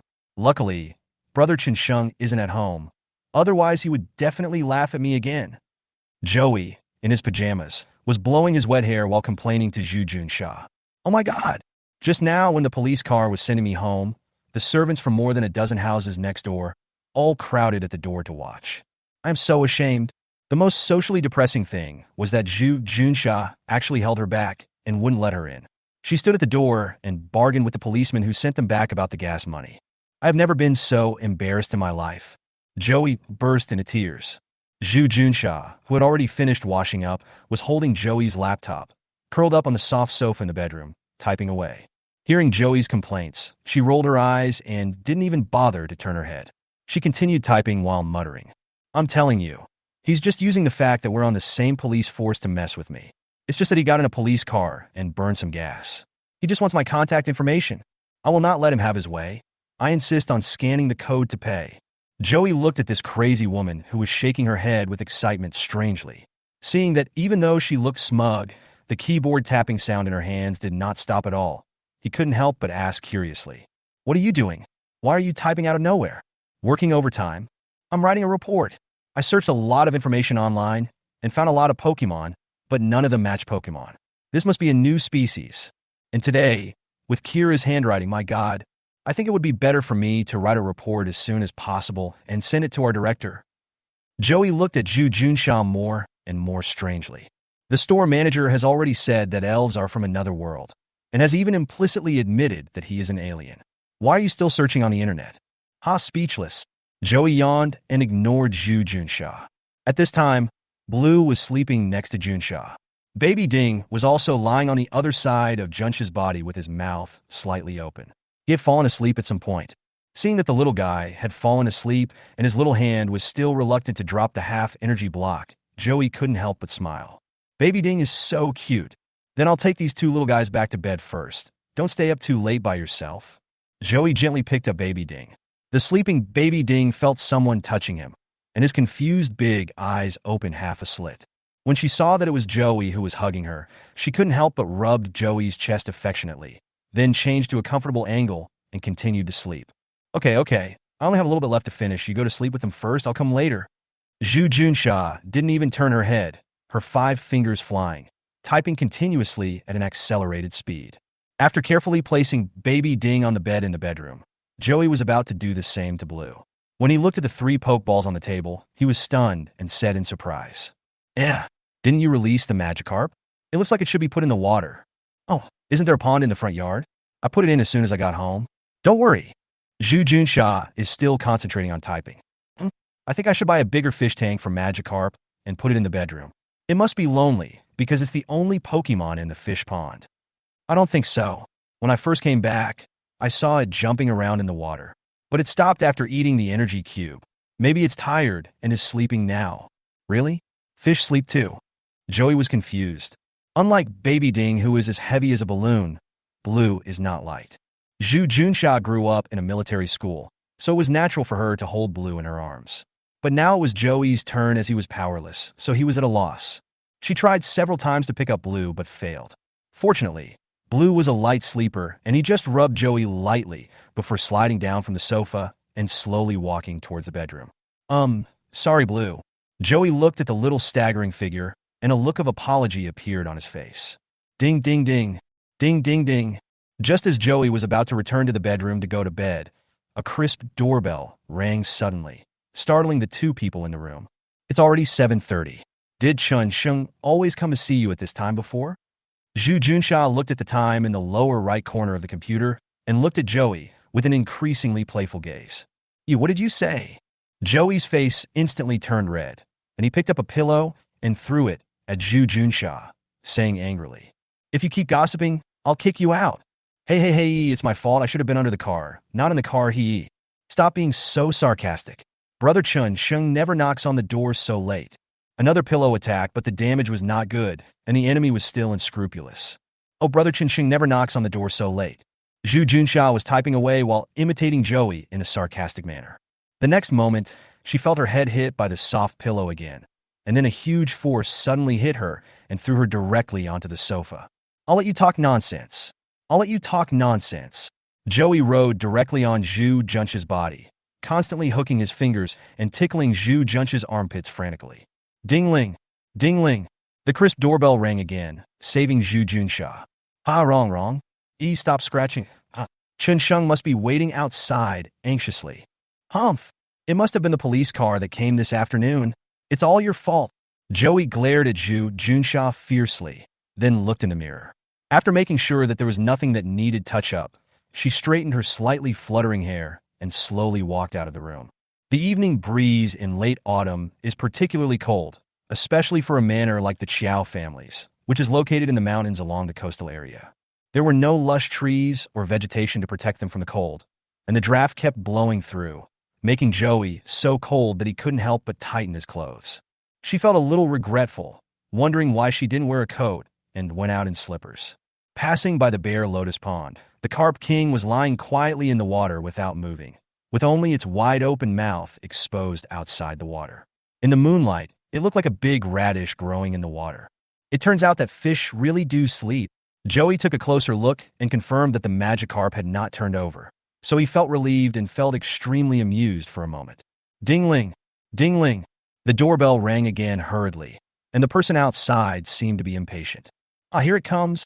Joey held back his sleepiness and trotted all the way to the gate. He removed the bolt with great effort, grasped the handrail on the sliding door, and pulled the iron gate open. Maybe it's time to hire some servants. Feeling the cold iron handrail, Joey muttered to himself. There were no lights on outside, so it was expected that there would be no one else there except Chunsheng, who lived nearby. Brother Chunsheng. He had only said half of his words when Joey saw who was in front of him, and his face instantly fell. The person outside the door was not Chunsheng, but three middle-aged men in suits who stood like wooden stakes. Why are you guys here again? I already said I won't sell it. Joey frowned, and immediately grabbed the handrail that he had just let go of, preparing to close the door again. Ms. Chiao, we at Sakura Island are willing to pay 5 million to purchase your family's ancient Jiu technique, Ms. Chiao. We come here with sincerity. The middle-aged man in the lead grabbed the iron sliding door and spoke loudly in poor Longwa dialect. This sudden quarrel may not have been heard in the mansion inside the manor, but it woke up the Magikarp in the pond. Lulu! Magikarp poked his head out in confusion and looked at the people not far from the pond. A hint of doubt flashed across his dull eyes. What are these humans doing instead of sleeping at night? I told you, I won't sell it no matter how much money you give me. Let go, or I'll call the police. I have surveillance cameras here. Seeing the middle-aged man trying to stop him, Joey was furious and couldn't help but let go of his hand. He pointed to the surveillance camera hidden on the treetop nearby and said, "You have seriously disturbed my life. What you did is considered breaking into a private house at night. Miss Chiao, we have no ill intentions. As far as we know, Mrs. Chiao has passed away. You currently do not have the ability to carry forward the art of blessing. Do you want to see it lost in vain?" The middle-aged man said seriously. Seeing that the other party actually mentioned his grandmother and cursed that his family's unique skills would be lost, Joey was furious for a moment. He pointed to the mountain path in the distance and said coldly, "Get out! Get out right now! Otherwise, I'm really going to call the police." Seeing Joey's firm attitude, the middle-aged man was not panicked at all. He still held the iron door firmly with one hand and said solemnly, "I understand your concerns. Unexplained large transfers will attract the attention of Dragon Country officials. Look." After the middle-aged man finished speaking, he turned his head behind him. Seeing this, the two men in suits behind him turned around quickly. It was only then that Joey noticed that there was a large truck behind the three men. However, the car was parked on the side of the road, not at the door, and the headlights were not turned on. Therefore, under the cover of darkness, she did not see it at first. "Miss Chiao, if 5 million is not enough, then let's make 50 million. If 50 million is not enough, then let's make 500 million. We, Sakura Island, come here with sincerity." Bang! The back of the truck was opened, and a man in a suit suddenly lit a flashlight in his hand and shone it towards the compartment, revealing a number of large boxes over 1 meter high. Another man jumped into the car, found a marked wooden box, and gently opened it. Bundles of Longwood banknotes poured out. 500 million in cash. No need to worry about those annoying Dragon Country police. The middle-aged man's broken Chinese was filled with smiles, and he seemed confident. Joey looked coldly at the three foreigners in front of her, her face almost covered with frost. She said word by word, "Take your money and leave my farm. Get out." Seeing that Joey was unmoved, the middle-aged man's face turned gloomy, but it was dim at night, and both sides could only hear each other's emotions from the voice, and could not see each other's expressions at all. He said coldly, "Miss Chiao, there is an old saying in the Dragon Country. He who knows the current situation is a hero. We have visited you 3 times with sincerity. You should not refuse a toast and drink a penalty drink. Seeing the other party being so rude, Joey didn't plan to continue talking nonsense with him. She took out her cell phone and prepared to call the police. But after searching for a while, he suddenly remembered that his cell phone was placed on the dressing table in the bathroom by her when she was taking a shower. She tried to use a little force with her hands, but the other party was holding the iron gate tightly and would not let her close it. In the past, Grandma liked to live a healthy and frugal life and did not like noise, so the Chow family did not hire servants. Almost all the vegetation in the farm was taken care of by Joey and Grandma themselves. However, at this time, Joey suffered the loss of having no servants. Jiu Villa and Wulong Villa are separated by only a wall. But the wall of Jiu Villa is hundreds of meters long. The wind was already strong on the mountain, and the forest outside the village was dense and deep. There was only a small forest path between the gates of the 2 villages. Joey thought that even if he shouted loudly now, the people in Wulong Villa next door might not be able to hear him. This was the first time Joey felt so upset. "Why don't you hire a maid?" She glared at the middle-aged man opposite her fiercely and said coldly, "You're not going to leave, are you? I'm calling the police right now. If you dare to come in, you'll be trespassing." After saying that, Joey turned around and walked quickly towards the mansion. However, after he had taken a few steps, he heard footsteps behind him, as if someone was catching up with him. These damn Japanese people. He actually dared to break into a private house. Joey's face instantly sank to the bottom, and he turned around and prepared to severely reprimand the other party. "As long as I speak louder, Zhu Junsha in the house will definitely hear it. I don't have a chance to get my phone, but it doesn't matter. As long as Zhu Junsha comes out with her phone, I can still call the police." "Oh, I almost forgot. Silly pig is actually a policeman." There was anger on her face. She turned around and was about to scold when she felt a black screen in front of her eyes and a figure suddenly pounced on her. Joey was horrified and struggled, but in just a moment, her arms were easily locked firmly by the black shadow's arm. "You guys, Joey's eyes widened and he was about to scream, but the man covered his mouth and nose with a wet cotton cloth. The cotton cloth had no odor, but during the struggle, the liquid on the wet cloth inevitably seeped into Joey's lips and tasted slightly sweet. His mind went blank, and his limbs became increasingly weak. In just a few seconds, Joey stopped struggling. Snort! Outside the village gate, the middle-aged Sakura Island man still stood there, snorted coldly, and said lightly, "Okay, that girl is fine, leave, take her back." Huh. The figure who was tightly restraining Joey saw that Joey had completely lost his resistance, so he couldn't help but loosen the palms covering his mouth and nose, and bowed his head solemnly to the middle-aged man outside the door. Wow! Under the night, a clear sound of water sounded, and the bodies of the 3 people were shocked. Looking towards the source of the sound, it turned out to be a carp in the pond. Under the light of the moonlight, it kept jumping out of the water and flopping up and down. Call! The 3 of them breathed a sigh of relief. Walk! Chapter 49. Let's go find them. Thump! Thump! Shiryovila?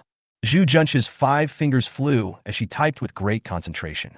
As his fingertips moved slightly, characters appeared quickly on the manuscript. Not long after, a very long report on Pokémon was typed out. Zhu Junsha stretched comfortably, took a sip of hot milk, clicked on the WayX login page on the computer, and prepared to send the newly made manuscript to her director. To log into WayX on the computer, one needs to scan the code on the mobile phone. She picked up her phone, casually glanced at the time on the screen, then switched to the WayX page and prepared to scan the code to log in. As soon as she switched to the WayX page, Zhu Junsha was stunned and carefully looked at the time in the upper right corner of the phone. 8:30. I've been coding for an hour? Zhu Junsha couldn't help but gasp. She glanced at the document on the computer and shook her head slightly, looking very proud. This family head is really amazing. It only took him 1 hour to type out an 800-word incident report. Just as he was about to scan the QR code to log in, he lifted up the phone, but put it down again. Zhu Junsha looked through the living room window towards the gate of the villa with a suspicious look on her face, and couldn't help but mutter in her heart. I remember, I just started writing when he went out. Why hasn't she come back yet? The empty mansion. Now she is the only one left. The air is exceptionally quiet at this moment, with a certain dead silence. Thump! Thump! The sound of splashing water could be heard faintly from outside the door, causing Zhu Junsha to frown slightly. I don't know what the carp king in this pond ate wrongly. After just being quiet for a while, it started jumping into the water again. Are you hungry? I shouldn't. I fed it an energy cube when I came back. Well, it seems that life really lies in exercise. If you exercise too much, you will naturally feel hungry. Zhu Junsha thought about it and took out a box of energy cubes belonging to Magikarp from the cabinet next to her. Since you are a late bloomer, you cannot save on nutrition in the early stages. Zhu Junsha picked one up at random and just walked to the door of the house. Before she opened the door, a loud knocking sound came from outside. Bang, bang, bang. The sudden sound frightened Zhu Junsha so much that her body suddenly jumped. What's wrong? Zhu Junsha called out to the door, but there was no response from Joey outside. Instead, there was a faint gurgling sound. What? Zhu Junsha frowned, raised her hand, and slowly opened the wooden door of the mansion. Phew! A sharp draft rushed in from outside the house, making her shiver. I'll go. She tightened her nightgown and looked around vigilantly. The front yard of Jiu Villa is half a pond and half a medicinal garden, with only a small path over 100 meters long in the middle leading directly to the gate of the villa. Lonely street lamps stood in 2s and 3s around the path, emitting their own meager light, making the entire manor seem even more desolate. Well, there was no one around, and just as Zhu Junsha was about to go back to the house to find a stick to defend herself, a slight sound came from under her feet. Lululul. Ah! Zhu Junsha looked down in surprise, only to find a big red carp with dead eyes lying in front of her. The carp was covered in dust, and its body was almost completely dry. There was a big bump on its forehead, as if it had been hit by something. Oh my god!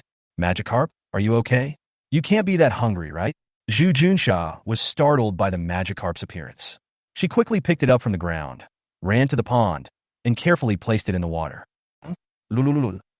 As soon as the Magikarp entered the water, it spit out bubbles like crazy and swallowed mud in big gulps.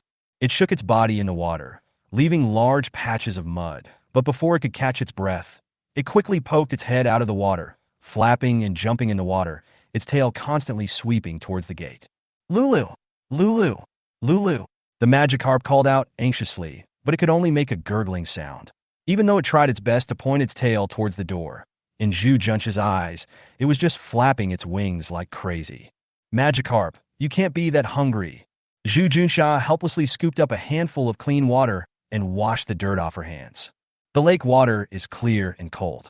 After washing, the breeze makes me feel cool all over, and I feel like I'm taking off. She couldn't help but shiver, blew a breath on her hands, picked up the energy cube, handed it to the Carp King in the water, and said, Here, eat quickly. You look so hungry. Is the water cold? How about I put you in the fish tank? It's warmer in the house. Lulu! Lulu! Magikarp was about to collapse. You silly girl. Why can't you understand what I'm saying? In a rage, the Carp King jumped high and hit Zhu Junsha's hand directly with its tail whip. Hey! Zhu Junsha only felt someone slapped her hand hard on the back and caught off guard. The energy block was knocked away and fell into the water. You! She was about to get angry, but she found that something was wrong with Magikarp. Lulu! Lulu! The Carp King half emerged from the water and called out to Zhu Junsha. Seeing Zhu Junsha staring at it thoughtfully, it turned around like a dragon, swam along the edge of the pond, and swam quickly towards the gate. After swimming only twice, it turned around again and shouted, Lulu! Lulu! You want to take me to the gate?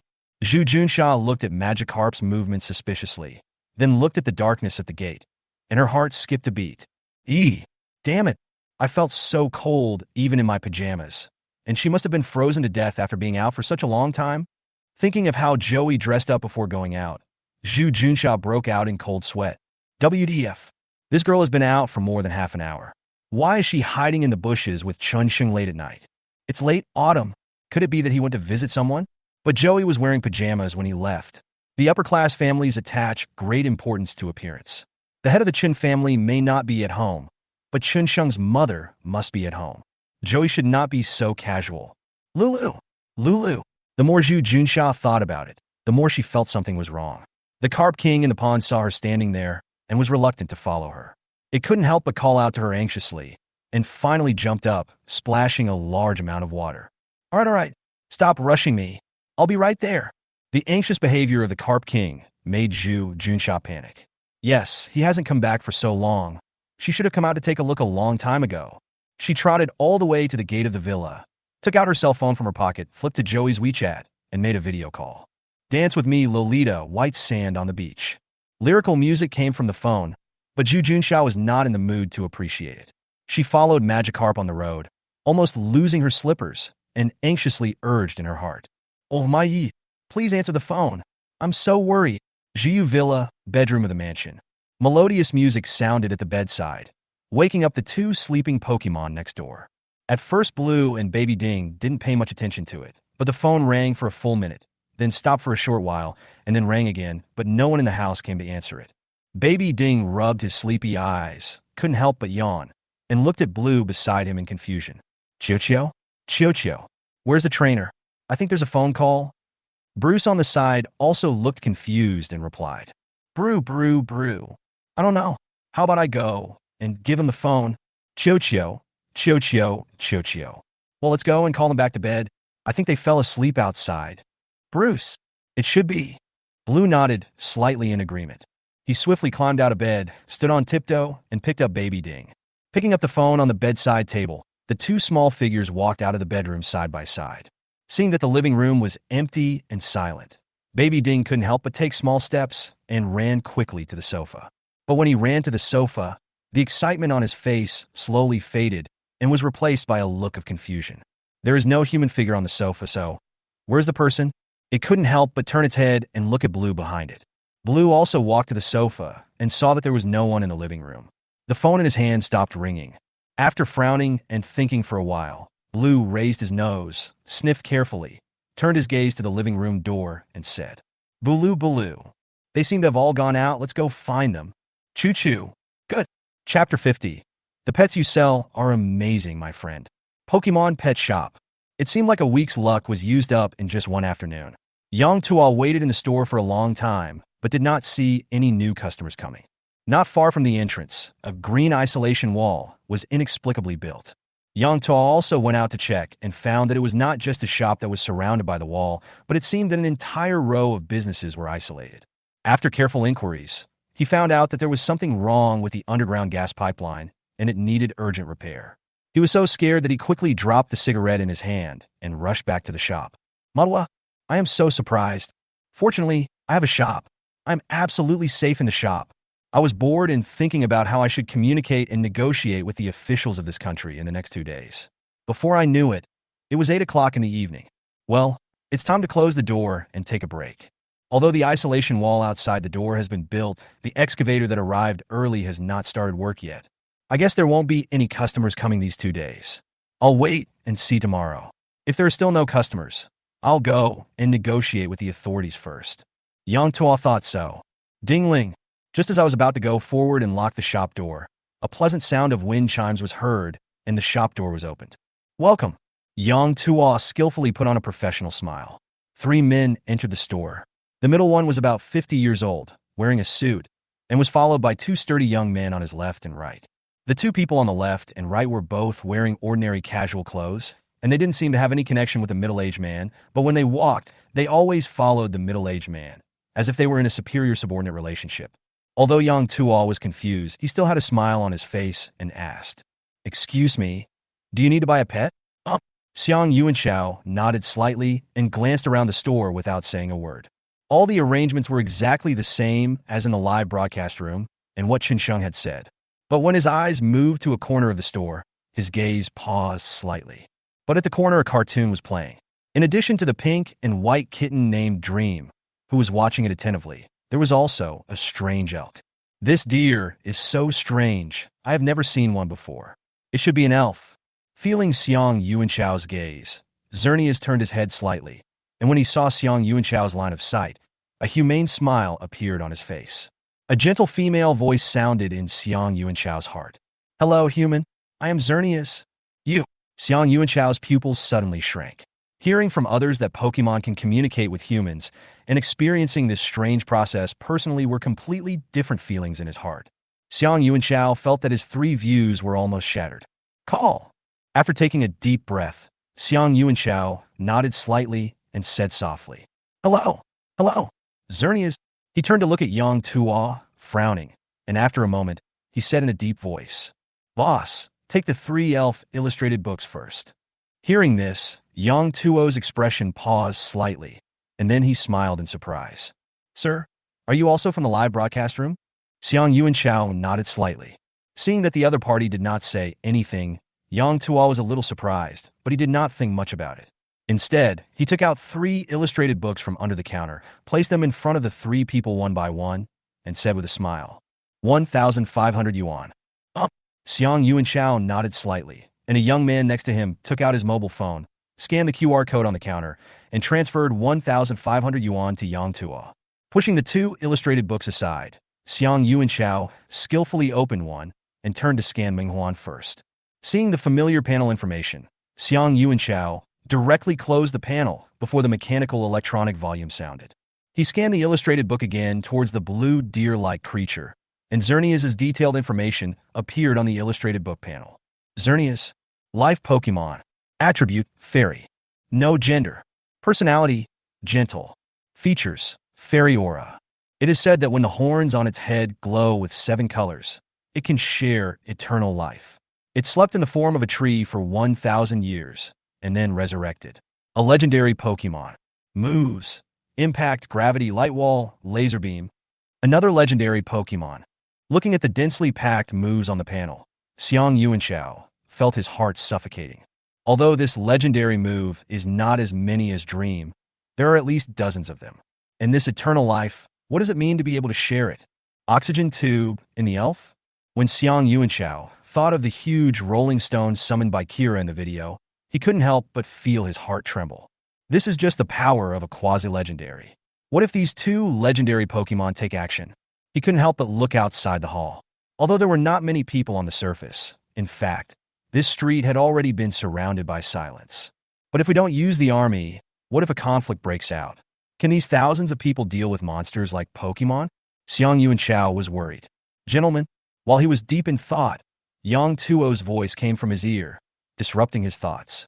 Xiang Yuanchao turned his head and saw Yang Tuo smiling and saying, Sir, judging from the way you use the illustrated book, it seems that you have used it before.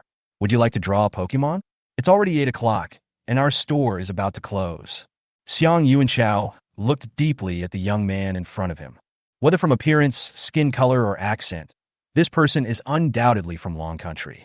But why didn't I find any information related to him when I searched the files in the afternoon? It looked like it appeared completely out of thin air, and there was no trace of it in the database. This person is most likely an alien. Now this appearance is just a disguise. After a moment of hesitation, Xiang Yuanchao said in a deep voice, I'm Xiang Yuanchao, and I'm glad to meet you, a guest from outer space. As he spoke, he slowly stretched out a hand and handed it to Yang Tuo.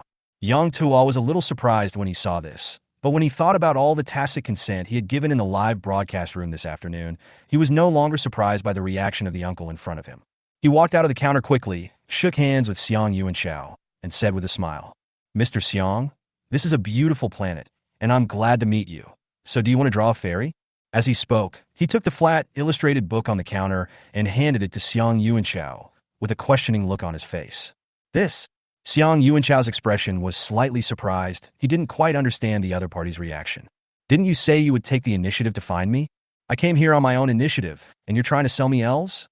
There's no rush for this. After looking at the illustrated book handed over by Yang Tuo, Xiang Yuanchao slowly waved his hand. He looked at the 2 Pokemon watching TV in the corner and said with emotion, My friend, I have lived for most of my life, but this is the first time I have seen such a magical pet.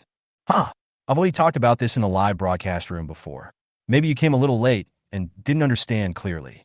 Seeing this, Yang Tuo slightly retracted the tablet in his hand and said with a faint smile, The world is huge, and the universe is huge too. Who can guarantee that humans are the only intelligent creatures? Besides, the progress of civilization is always accompanied by exploration. He chuckled and shook his head. Let's not talk about the distant ones. Just on Earth, who can guarantee that all the creatures have been explored by humans? Don't you agree, Mr. Xiang? Just treat them as newly discovered life forms. Besides, they're pretty gentle, aren't they? That's true. Seeing Yang Tuo shaking his head and laughing, Xiang Yuanchao couldn't help but shake his head slightly. The 2 looked at each other. Under Yang Tuo's smiling gaze, Xiang Yuanchao's smile quickly faded. His face became extremely serious, and he said solemnly, The invasion of any species will have an impact on native organisms, and the existence of life requires resources. To take something without telling is called stealing, and to take something without telling is called theft. Dragon Country is a peace-loving and hospitable country. We welcome all kinds of friends to visit our country and our planet, but this does not mean that we will be weak and bullied. He saw Yang Tuo's expression change from smile to astonishment in an instant, and then he looked at him with a frown, his face full of confusion. Xiang Yuanchao narrowed his eyes slightly, stared at Yang Tuo and said, "My friend, the pets you sell here are truly amazing. This is the Magic City. For the safety of the people, even guns and knives are regulated in the Dragon Kingdom. Your behavior has already seriously threatened the social security of the Magic City. My friend." Chapter 51. Looking forward to your good news. After hearing this last sentence, the doubts on Yang Tuo's face gradually disappeared. Looking towards the corner, I saw Mew and Xerneas watching a cartoon with great interest. The corner of Yang Tuo's mouth curled up slightly. Mew is more playful and hasn't noticed the situation here yet, but Xerneas is much more mature and has been turning his head to look over here frequently. From the tone, it seems to be official. That's good, so I don't have to make the trip myself. Hee, the god of life is here with me. If you had come yesterday, I might have panicked, but today... Thinking of this, Yang Tuo smiled slightly, waved his hand towards the nearby tea table, and said, "Mr. Xiang, please. It just so happens that these are all misunderstandings.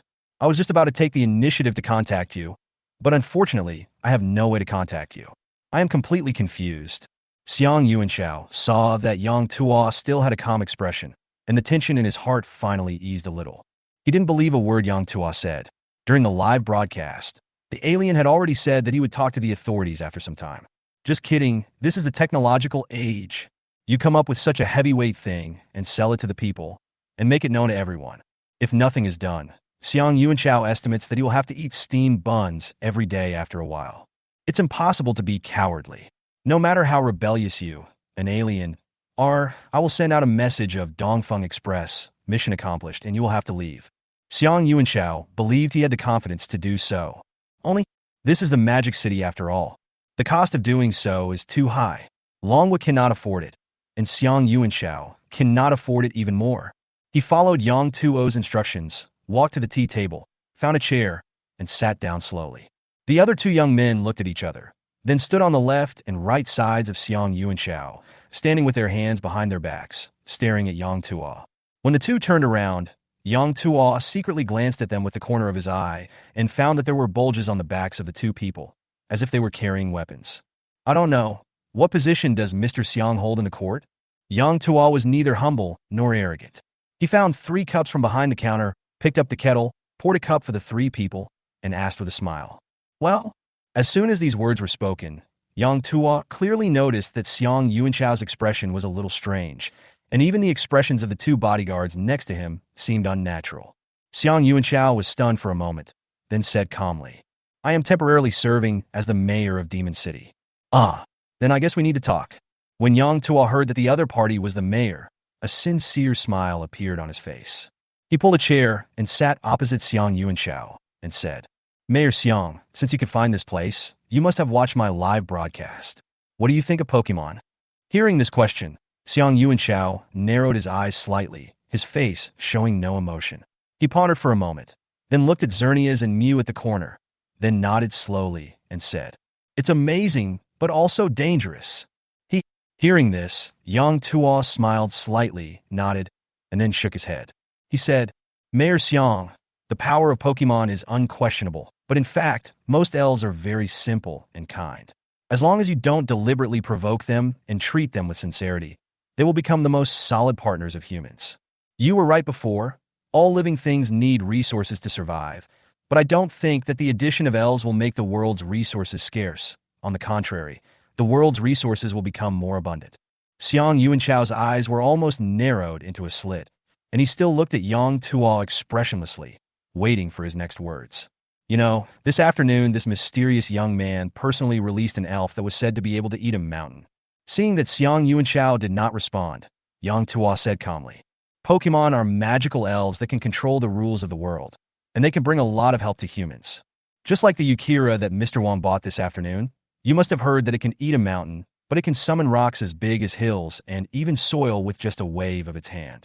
With water-type Pokemon, firefighters will no longer be restricted by water sources, and the risk factor will drop sharply. Grass-type Pokemon have the strongest affinity and perception for plants. They can even survive on sunlight alone without eating anything. At the same time, they can accelerate the growth of crops and temporarily change the weather to make the crops more prosperous. There are many similar things. At this point, Yang Tuo looked toward Xerneas and couldn't help but smile at Xiang Yuanchao. As far as I know, although Dragon Country is vast, saline alkali land accounts for 1/7 of the country and 1/9 to 1/10 of the world. What if the elves can turn all of them into fertile soil that can grow plants? Not only that, as far as I know, Longwa has been trying to slow down the desertification of the land. Although the effect is good, the speed is very slow. What if I can make them all green overnight? This barrage of breaking news almost made Xiang Yuanchao's brain go blank. You know, the population of Dragon Country accounts for 1/4 of the world's population. In fact, the land of Dragon Country is not practical enough. If everything this young man said can be realized, then wrong. The reason why Dragon Country is so stable now is because of the control of riot tools. If creatures with so much powerful power are obtained by ordinary people, then Dragon Country is very likely to become a country like the Second Beautiful Country. People's lives may be threatened at any time, and the riots and fighting will not stop. Xiang Yuanchao could no longer maintain his previous calmness. He sorted out his disordered breath and shook his head slowly, saying, "What you said is very tempting, but there is an old saying in Dragon Country. Nothing comes for free. These will have serious consequences. As a country with a large population, the people of Dragon Country desire peace the most. As the only ancient civilized country left on Earth, we trust our own hands more than the elves you mentioned." As he spoke, he looked at Yang Tuo, his eyes deep and vast, and said in a deep voice, "Friend, stop it. If you still want to be a friend of Dragon Country, maybe you can cooperate with our official. The elves are too powerful. They will bring chaos to us. I will not let them spread in the lower levels of Dragon Country." After hearing Xiang Yuanchao's words, the smile on Yang Tuo's face slowly disappeared, but he did not become indifferent. He thought about it for a moment and the feasibility of cooperating only with state officials, but in the end he slowly shook his head. The task assigned to him by the system is to promote elves. Are the elves that are only officially owned the ones that are promoted? That's a monopoly. That would prevent the elves from ever fully integrating into this world, and they would only become tools of the government. Yang Tuo pondered for a moment, then shook his head slowly and said, "The reason why I chose to open a store in Dragon Country is because I saw the people of Dragon Country's yearning for peace. If it were in other countries, I'm afraid my Pokemon would be bought crazily. At that point, Pokemon will become their weapons rather than their partners. To be honest, I can send elves into this world on a large scale at any time. By then, the city will be full of elves, and they will not have enough food and a suitable environment. What do you think will happen?" Xiang Yuanchao's pupil shrank when he heard this, and he said in a deep voice, "Are you threatening me?" "It's not a threat." Yang Tuo shook his head slowly and said, "I like this planet. It's beautiful, and I want it to be better. I want to bring all the Pokemon to this world so that they can live in harmony with the people of this world and survive together. I'm just explaining the facts. I know you have powerful strategic weapons, but you can try. Even if the Demon City is blown up, this store will still stand here, and not a single grain of sand will splash into the door." "You!" Xiang Yuanchao stood up from his seat, and the two young men beside him nervously protected him behind their backs, each putting a hand behind their backs, fearing that Yang Tuo would suddenly attack and hurt someone. "Well," Yang Tuo also stood up slowly, looked at Xiang Yuanchao with a serious expression, and said, "Secretary Xiang, don't worry, I am also a peace-loving person. If you insist on not wanting me to do this, I can only move my store to other countries.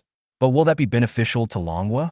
I came here with sincerity, and what I said before is part of my sincerity. Regarding the issue of elves causing riots, I have already written an optimal training manual for elves in advance, which I can just hand over to you officials to ensure that your elves are better trained. At the same time, there is no need to be so sensitive. If you want to fully train an elf to be powerful, the resources required are enormous. I believe that in the future, the elves of many people will play more of a family role, not as scary as you think.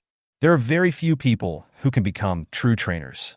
In the future, the elves-related props can also be sold by you, but in order to prevent monopoly, my store will still sell these props at a fixed price. I have no ill will towards you.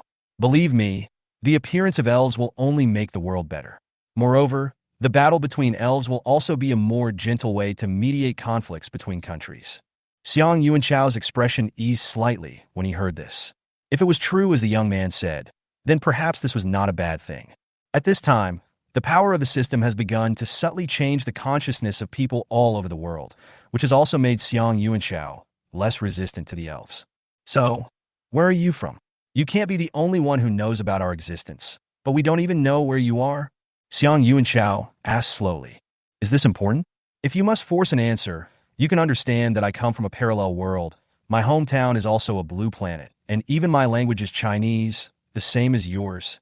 Yang Tuo smiled slightly and said, all the technology and knowledge of the elf world that I can spread to you can be provided to you for free. Even in terms of some disasters related to the elves, I can provide corresponding help as long as you need it. But I have one condition. What conditions? Xiang Yuanchao asked back subconsciously. Yang Tuo stared at Xiang Yuanchao and said word by word, it is strictly forbidden to maliciously harm or study elves. Help me to the best of your ability to spread elves to the world, so that humans and elves can live in harmony and live a beautiful life together. This request is indeed not excessive and is also in line with humanitarian principles.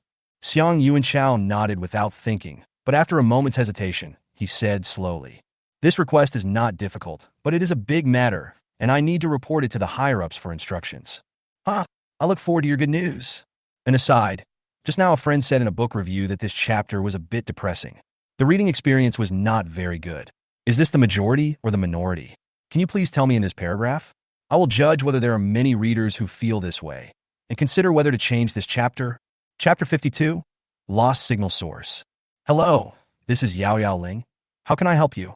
Holding the phone in her hand, Zhu Junsha heard a very familiar voice on the other end and immediately stopped caring about the messy procedures. He switched the phone to speaker mode and spoke in a flurry of words. Xiao Zhang, is that you? I'm Zhu Junsha. Quickly check the surveillance footage of Wulong Mountain for me. The eldest daughter of the Qiao family has been kidnapped. The time should be between 7:30 and now, and the tool used was a truck. Oh, wait, not Sister Junsha. Why don't you just call directly? Why are you calling Shakespeare? You think I don't want to? Zhu Junsa rubbed Ingwa's head soothingly. The little guy ran out of the manor with Blue. Now he learned that his trainer had been kidnapped, and he seemed a little worried. I called all those guys, but no one answered. Even Director Lu hung up on me within seconds. She said angrily, I'm not saying anything. There's a kidnapping going on here. Have you checked the surveillance footage?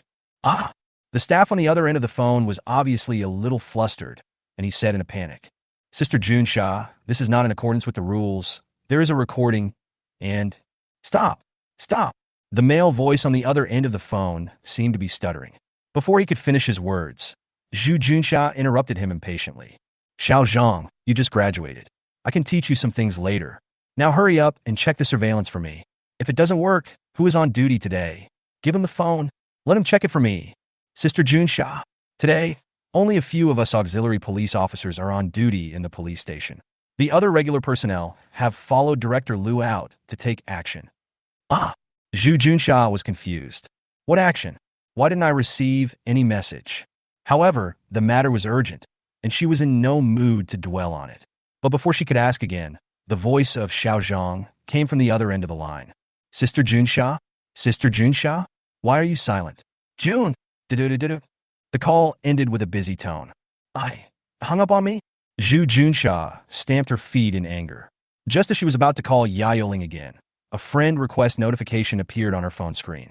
Verification information is, I am Zhang Xingyi. What? Zhu Junsha frowned and quickly clicked to accept. Just after adding a friend, before Zhu Junsha could send a voice message to scold, a series of picture messages popped up. The protagonist in these pictures is a heavy truck covered with tarpaulin. It appeared on the uphill road of Wulong Mountain at around 7 o'clock and went down the mountain around 8 o'clock. Now it is 8:30. The car stopped at a silicone products factory, apparently unloading goods. Sister Junsha, this is a Japanese company. Recently, their car seemed to appear frequently in Wulong Mountain. I checked through Sky Eye and found that they just arrived at the factory and are now moving boxes of things into the factory. Okay, it's very promising. I'll protect you from now on. Hurry up and file a case. Give me a detailed report and I'll fight it when I get back. Wait for Director Liu and the others to come back, and tell them to come and support me immediately. Sister, you don't comply with the rules? What are the rules? We have to be flexible. Send someone to pick us up right away. Oh no. Keep a close watch on this factory. Send those auxiliary personnel over there. I'll be there shortly.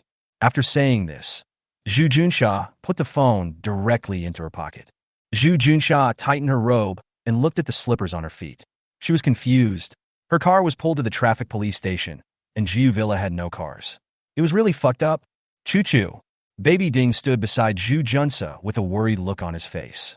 He looked at the huge wheel marks on the ground, and seeing that Zhu Junsa was taking no action to find her trainer, he tugged slightly at Junsa's trouser leg. Well, Zhu Junsha lowered her head in confusion, only to see Bao Bao Ding pointing hesitantly into the distance.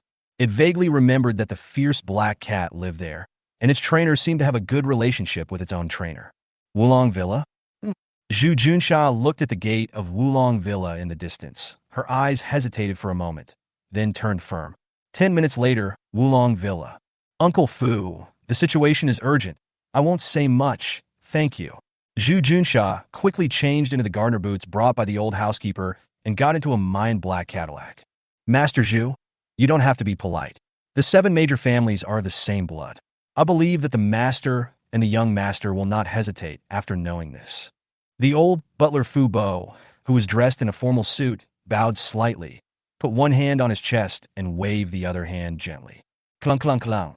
The electric telescopic door opened automatically, and the central door of the brightly lit Wulong Villa opened wide. Zhu Junsha stepped on the accelerator, and the black sports car shot out like a bullet, reflecting a bright light in the night.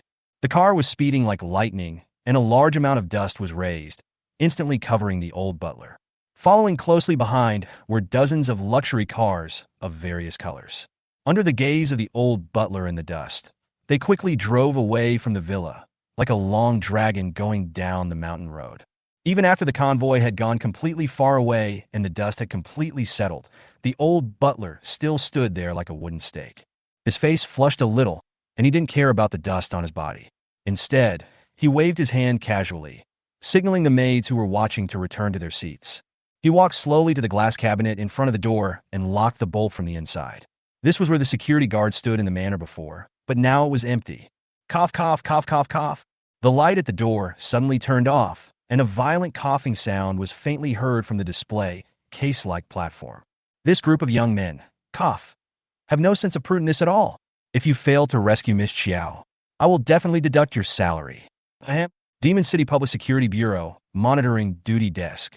Several auxiliary police officers were like ants on hot pan, so anxious that they didn't know what to do.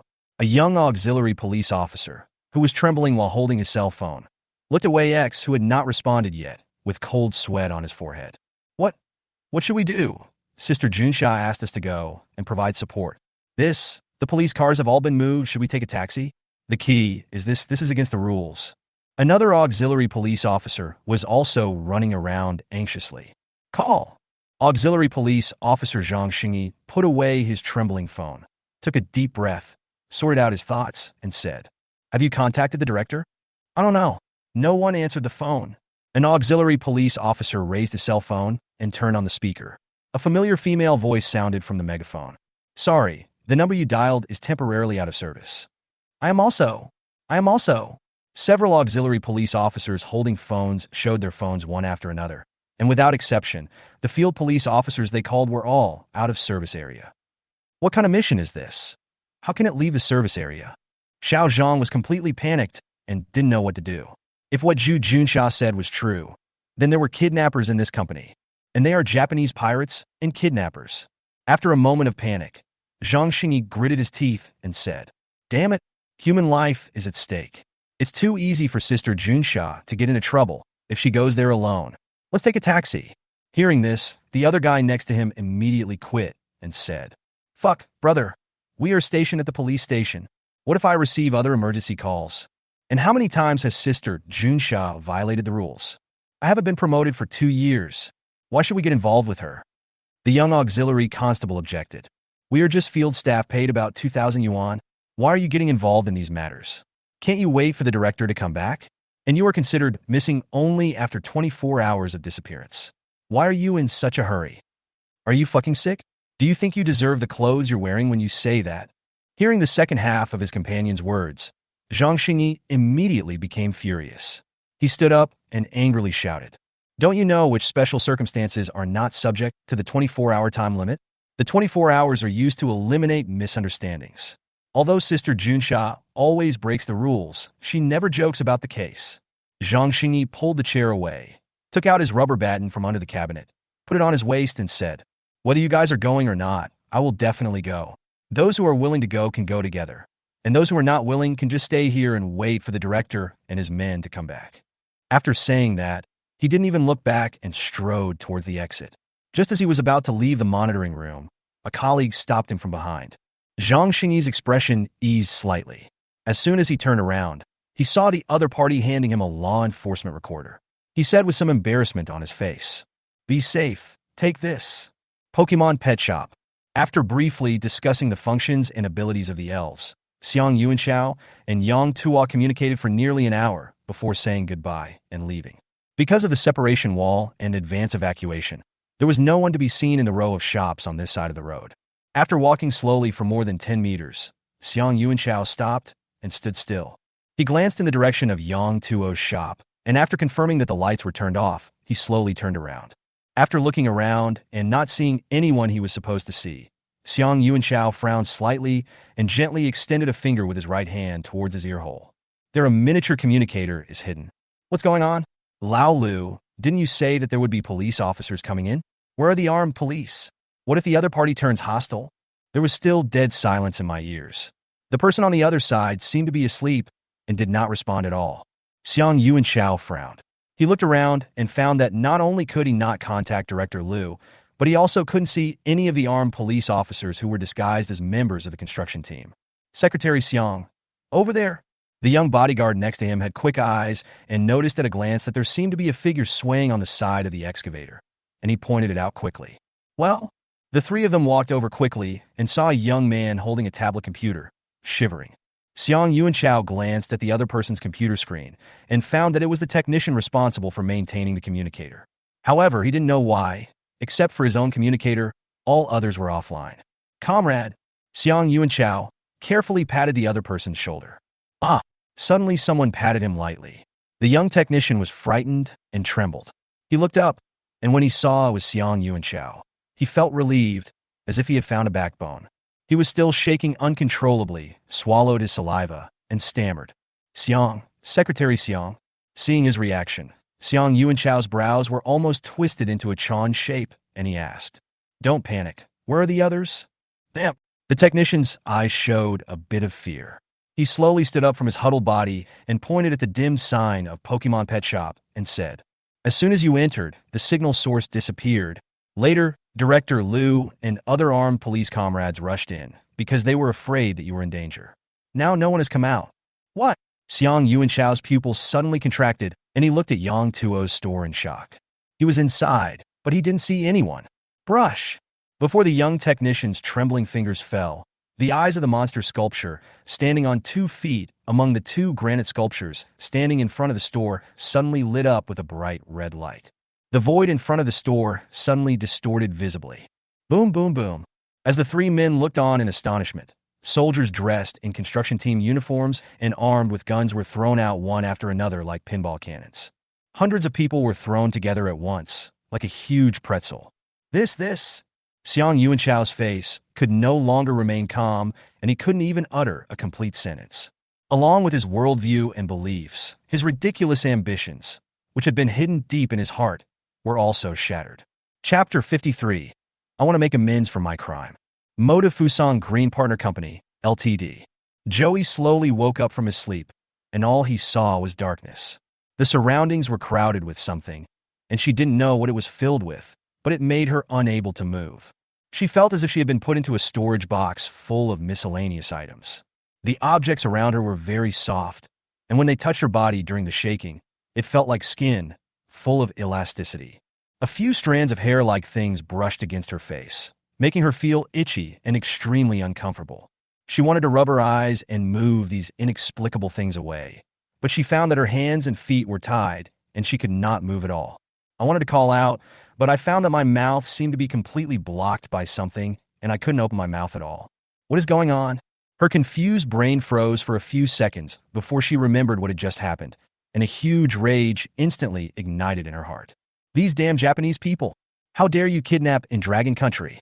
Joey struggled hard to find a foothold to move, but there were too many things pressing on him. It might be possible to change his posture slightly, but it was impossible to move at all. This box seemed to have been locked from the outside. Although there was still some spare space inside, it could not be opened from the inside. Joey struggled for only a while before he felt that he had no strength left in his body. His breathing became a little rapid, but he did not feel suffocated. He guessed that the Japanese had left a breathing hole. She was breathing heavily, trying to recover her strength, but faint laughter could be heard outside the box, as if someone was communicating. Joey was slightly stunned, carefully held his breath, tried to calm his heartbeat, pricked up his ears, and listened carefully to the noise outside. Lord Don Xiaolaxi, are we being too reckless by doing this? At the door of the warehouse, Oda Ichiro was bending over respectfully, accompanying a middle-aged man in a suit. This is the leader sent from Sakura Island some time ago. He is mainly responsible for negotiating cooperation on Chinese medicine with the Qiao family in Magic City. But he never expected that this leader would be so generous as to arrest the only remaining eldest daughter of the Qiao family right away. This is the Dragon Country. There are sky-eye cameras everywhere. If something goes wrong, the spy information point that Sakura Island has worked so hard to establish will be exposed. The cost of establishing this information point is enormous, and having worked here for 7 years, he feels worried. Compared to Oda Ichiro's worry, Don Xiaolaxi on the side seemed to be indifferent. He patted Oda Ichiro's shoulder gently and said proudly, "Don't worry. When I went to Jiyu Villa for the first 2 times, I observed that there was only 1 camera at the door. I haven't found any other locations yet. I secretly sent someone to cut off the line. The people of Long are so stupid, such a big manner, but there is not even a servant.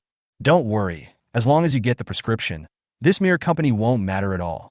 The great Sakura Empire will remember your contribution." Although Don Xiaolaxi said it lightly, Oda Ichiro's worries were not alleviated at all. Seeing this parachuted-in boss so confident, the inexplicable uneasiness in his heart became even more serious. After hesitating for a while, he still said hesitantly, "But you arrested the eldest daughter of the Qiao family. In Longwa, the success rate of crimes is very low, and the risk factor is dozens of times higher than our Sakura Island.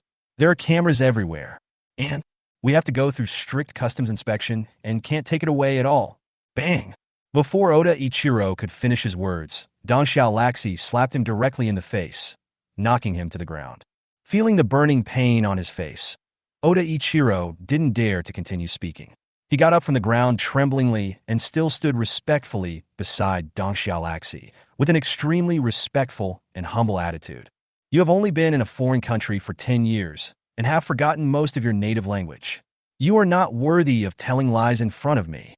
Don Xiaolaxi shook his palms and glared at Oda Ichiro, feeling a little pain in his palms. How could this loser be so thick-skinned? No matter how strict their customs are, can they compete with our Sakura Island customs? There are 20 boxes in this container, and each box contains more than a dozen silicone dolls. We will put them on the ship when the time comes. There are hundreds of containers on the ship, tens of thousands of dolls. How could they possibly find this little girl? Don Xiaolaxi became more and more excited as he spoke. Looking at the container in front of him, his eyes were full of passion. He said, "As soon as the sun rises, we'll leave. You only know that the Jiyu technique of Jiyu Villa is a treasure, but who knows how many traditional Chinese medicine prescriptions they have that we don't know. Chinese medicine is a high-end medicine in our Sakura Island. As long as we control this flower girl, we will control Jiyu Villa. But Lady Don Xiaolaxi, she is very stubborn. What if she doesn't cooperate?" Oda Ichiro still did not give up persuading him. He no longer dared to mention the customs, and instead wanted to remind this arrogant leader who had parachuted in. The eldest daughter of the Qiao family is a tough nut to crack, so she wants to convince her boss fundamentally. Hard bones? No matter how hard the bones are, a Shiba Inu can still break them.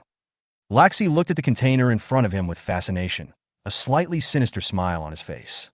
He turned his head and glared at Oda Ichiro fiercely, saying coldly, "When people are desperate, their mental defenses will gradually collapse. Just brainwash her. If that doesn't work, Let her give birth to a child with Sakura Island's blood. If one doesn't work, then two. If two doesn't work, then more. Sooner or later, she will give in. By then, all the Xiao family's things will be bang. Dong Xiaolaxi had just said half of his words when the iron door of the warehouse was suddenly pushed open. The two were startled by the sudden loud noise and turned to look. Suddenly, a staff member rushed into the warehouse. He staggered, gasped for breath, and stammered in poor Dragon Country dialect. There are so many luxury cars outside the factory. There's a woman from Longwo wearing pajamas.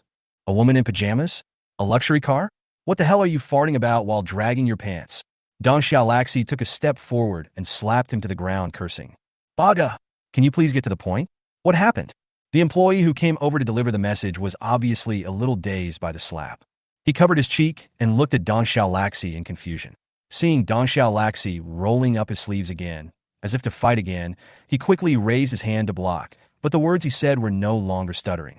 She took out a Dragon Country police ID. She said there was a major kidnapper in our factory and requested a search of our factory. Investigator from Dragon Country?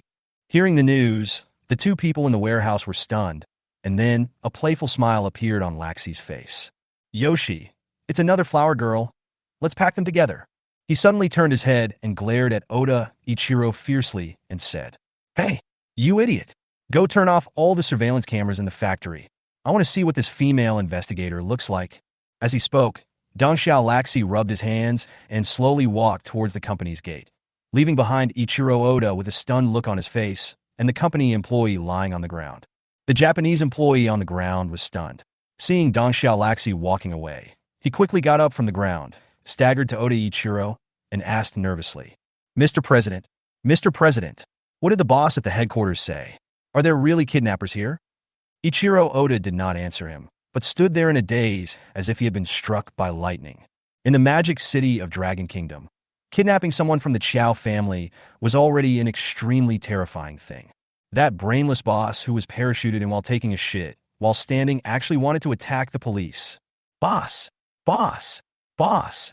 After being called by the employee several times in a row, Ichiro Oda's body trembled violently, and he came to his senses. He collapsed to the ground instantly, as if he had lost all his strength. Under the continuous questioning of his subordinates, he pointed to the container on the truck and said tremblingly, Quick, come with me to unload the goods. This is crazy. Come with me to unload this box of dolls. I want to redeem myself. I want red beans. There will be another chapter later. This event ends today. Chapter 54? Baka? I'll fuck your grandma. I overestimated my typing speed and underestimated the length of this chapter. Please wait. Zhu Junsha turned on her hazard lights and honked her horn almost all the way as she arrived at this foreign company in Shanghai, Fuso Green Partner Company, Limited, with her luxury fleet. Although she was not wearing a police uniform and had no teammates to assist her during this law enforcement, Blue and Baby Ding at her feet gave her far more confidence and courage than her teammates did. As soon as she arrived at the door of the company, Zhu Junsha encountered obstacles from the company's employees. After she took out her trainee police certificate, the other party spoke poor Longwa dialect, but told her that they could not understand the Longwa language and asked Junsha to speak Sakura language. Damn, do you think I'm an idiot? After 3 consecutive warnings, Zhu Junsha directly ordered Blue to use the Flame Fong, which directly blasted the stainless steel automatic telescopic door into pieces. This scene not only scared the people of Sakura Island, but even the Chin family bodyguards who came with Junsha were frightened. Even Junsha, who was well prepared, was so frightened when she saw this scene that she stood there in a daze. Is Flame Fong so awesome? Why didn't I notice it during the previous battle? Now, none of the 5 or 6 Sakura Island guards at the door dared to stop him. Even so, Junsha was still worried. So she asked the servants of the Chun family to help her control this group of people and strictly forbid them to take the opportunity to report the news. The dozen or so Chun family bodyguards who were sent by the old butler to help looked at each other, then at the 2 strange creatures beside Junsha, and nodded in unison like chicks pecking at rice. He didn't even say a word of caution. Just kidding, compared with Junsha, it seems that our group has to pay attention to safety. Aren't these 2 little guys much more useful than pistols? For some reason, as a manufacturing factory located in Longwa, this company does not have a night shift. The whole factory was pitch black, and I had no idea where to look. Boodle boodle. Just when he was worrying about how to find Joey, Blue, who had been following Junsha, raised his nose slightly, sniffed lightly, then pulled Junsh's trouser leg and raised his hand to point the direction. Thanks to you, Bruce. Junsha bent down slightly, rubbed Blue's head, then picked up the slow-moving baby ding and rushed forward. After Junsha touched Blue's head, he became more and more excited. He barked twice, then took 2 short steps, rushed in front of Junsha, and went straight to the warehouse where Joey was held. Walking through the long workshop, the corners and lathes were filled with half-made silicone dolls, which looked so much like human limbs that Junsha frowned. The workshop was empty. Junsha didn't know where the light switch was, so she couldn't turn on the lights. She could only turn on the flashlight on her mobile phone to use for lighting. She slowed down her pace a little and steadied her disordered breathing. The empty workshop made her feel that her heartbeat was particularly clear. Seeing a faint light ahead, Junsha turned her head and asked Blue, "Bruce, is it in front?" "Boodle boodle." Blue raised his head slightly, sniffed, and nodded repeatedly, indicating that it was right in front of him. Junsha also nodded and was about to continue walking forward, but Blue at her feet grabbed her trouser leg. Whoosh whoosh. Junsha looked at Blue in confusion, only to see that Blue was holding his nose high, sniffing something carefully. The next moment, its face, which had originally looked extremely listless, suddenly became serious, and its thick sword-like eyebrows stood upside down, making Blue's face become even more ferocious. Blue let out a soft roar, then immediately got into position with his 2 short legs, clenched his little fists, slowly opened his big mouth, clenched his teeth, and emitted a series of low, canine warning growls from his throat. Someone. Junsha woke up as if from a dream. She immediately stood firmly on her horse's feet and alertly sensed the movements around her. Chio-chio, chio-chio. Baby Ding also had a look of anger on his face. He jumped directly from Junsha's arms and shouted fiercely into the air. Bang! A crisp sound was heard, and the lights in the dark workshop suddenly lit up, illuminating the entire workshop as if it were daytime. The sudden light caught Junsha off guard. The dazzle of the moment made her subconsciously raise her elbows to cover her eyes. Immediately, she heard the sound of several running footsteps. Oh no! Junsha felt something was wrong. He quickly withdrew his elbow from the area in front of him, and suddenly the view in front of him became clear. He saw a burly man in a suit, holding a wooden baseball bat and hitting him hard. She subconsciously took a half step to the left, then dodged sharply to the right, and the wooden stick passed by her nose dangerously with fierce force. Bang! The wooden stick hit the ground hard. Ah! A scream came from her ear, causing Junsha, who was about to fight back, to look away. She looked in the direction of the sound and found that to her right, a man had appeared from nowhere, also holding a baseball bat in his hand. However, this man was unlucky. Just as he rushed forward, he was knocked back by Blue's iron head. He staggered backwards and fell to the ground, holding his stomach like a cooked shrimp. Chio-chio. Just when she saw it clearly, there was another soft cry from Baby Ding on the left. Junsha turned around quickly, only to find that Baby Ding was waving his little hands and jumping up and down on the spot, seemingly in great pain. Not far in front of him, a burly man in a suit was staggering backwards in shock, looking at Baby Ding in front of him, and his baseball bat almost slipped out of his hand. Go to hell? Being distracted during a fight is not a good habit. The man in a suit who was attacking Junsha head-on saw that his first attack missed, and that the other party did not fight back but was in the mood to look around. So he immediately swung the stick in his hand upward and chopped it diagonally, drawing a large arc, and wanted to hit Junsha from bottom to top. Junsha quickly leaned back to avoid the blow and kicked out, hitting the man in the chest. After all, the kick was thrown hastily and did not have much force. While the man was kicked back, Junsha herself inevitably fell to the ground. When the man in the suit saw Junsha fall to the ground, he quickly stopped staggering backwards, and without waiting for his body to steady himself, he swung the stick in his hand and attacked Junsha again. At the critical moment, a bright red figure flashed by. Bang! Ah! There was another scream, and the man in the suit flew out backwards, following the footsteps of his previous companions, and fell to the ground and curled up into a ball. As for Blue, he didn't even retreat, but landed steadily on the ground, looking fiercely at the last stunned man in a suit. I need to repair it. Wait a minute. The only remaining man in a suit looked at his 2 companions who had fallen to the ground and were unable to get up for a long time. He backed away tremblingly shaking his head and waving his hands. Zhu Junsha frowned slightly, slowly got up from the ground, looked at Blue, nodded slightly, and said, "Well done, Bruce." Bruce. Bruce's expression was still fierce, but deep in his eyes, there was a glimmer of joy. Zhu Junsha glanced coldly at the only remaining man in a suit, then calmly opened her mobile phone and clicked on the video recording function.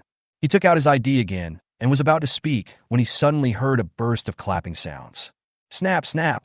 Looking in the direction of the voice, I saw a man in a suit, but this man was a little older, probably in his 40s or 50s. The Dragon Country's investigators are truly amazing. Dong Xiaolaxi stroked his hand and walked slowly towards him with a smile. Although he spoke with approval, his eyes were full of frivolity. When the only remaining man in a suit saw him coming, he hurried over with a wooden stick in his hand, and when he arrived in front of Dong Xiaolaxi, he bowed his head respectfully. When Dong Xiaolaxi saw him, a hint of disgust flashed across his eyes, and he could not help but say coldly, "A bunch of rubbish. They can't even handle a woman." Huh. The man in the suit nodded heavily. That's enough. Seeing that the other party was not stopping, Zhu Junsha could no longer suppress her anger.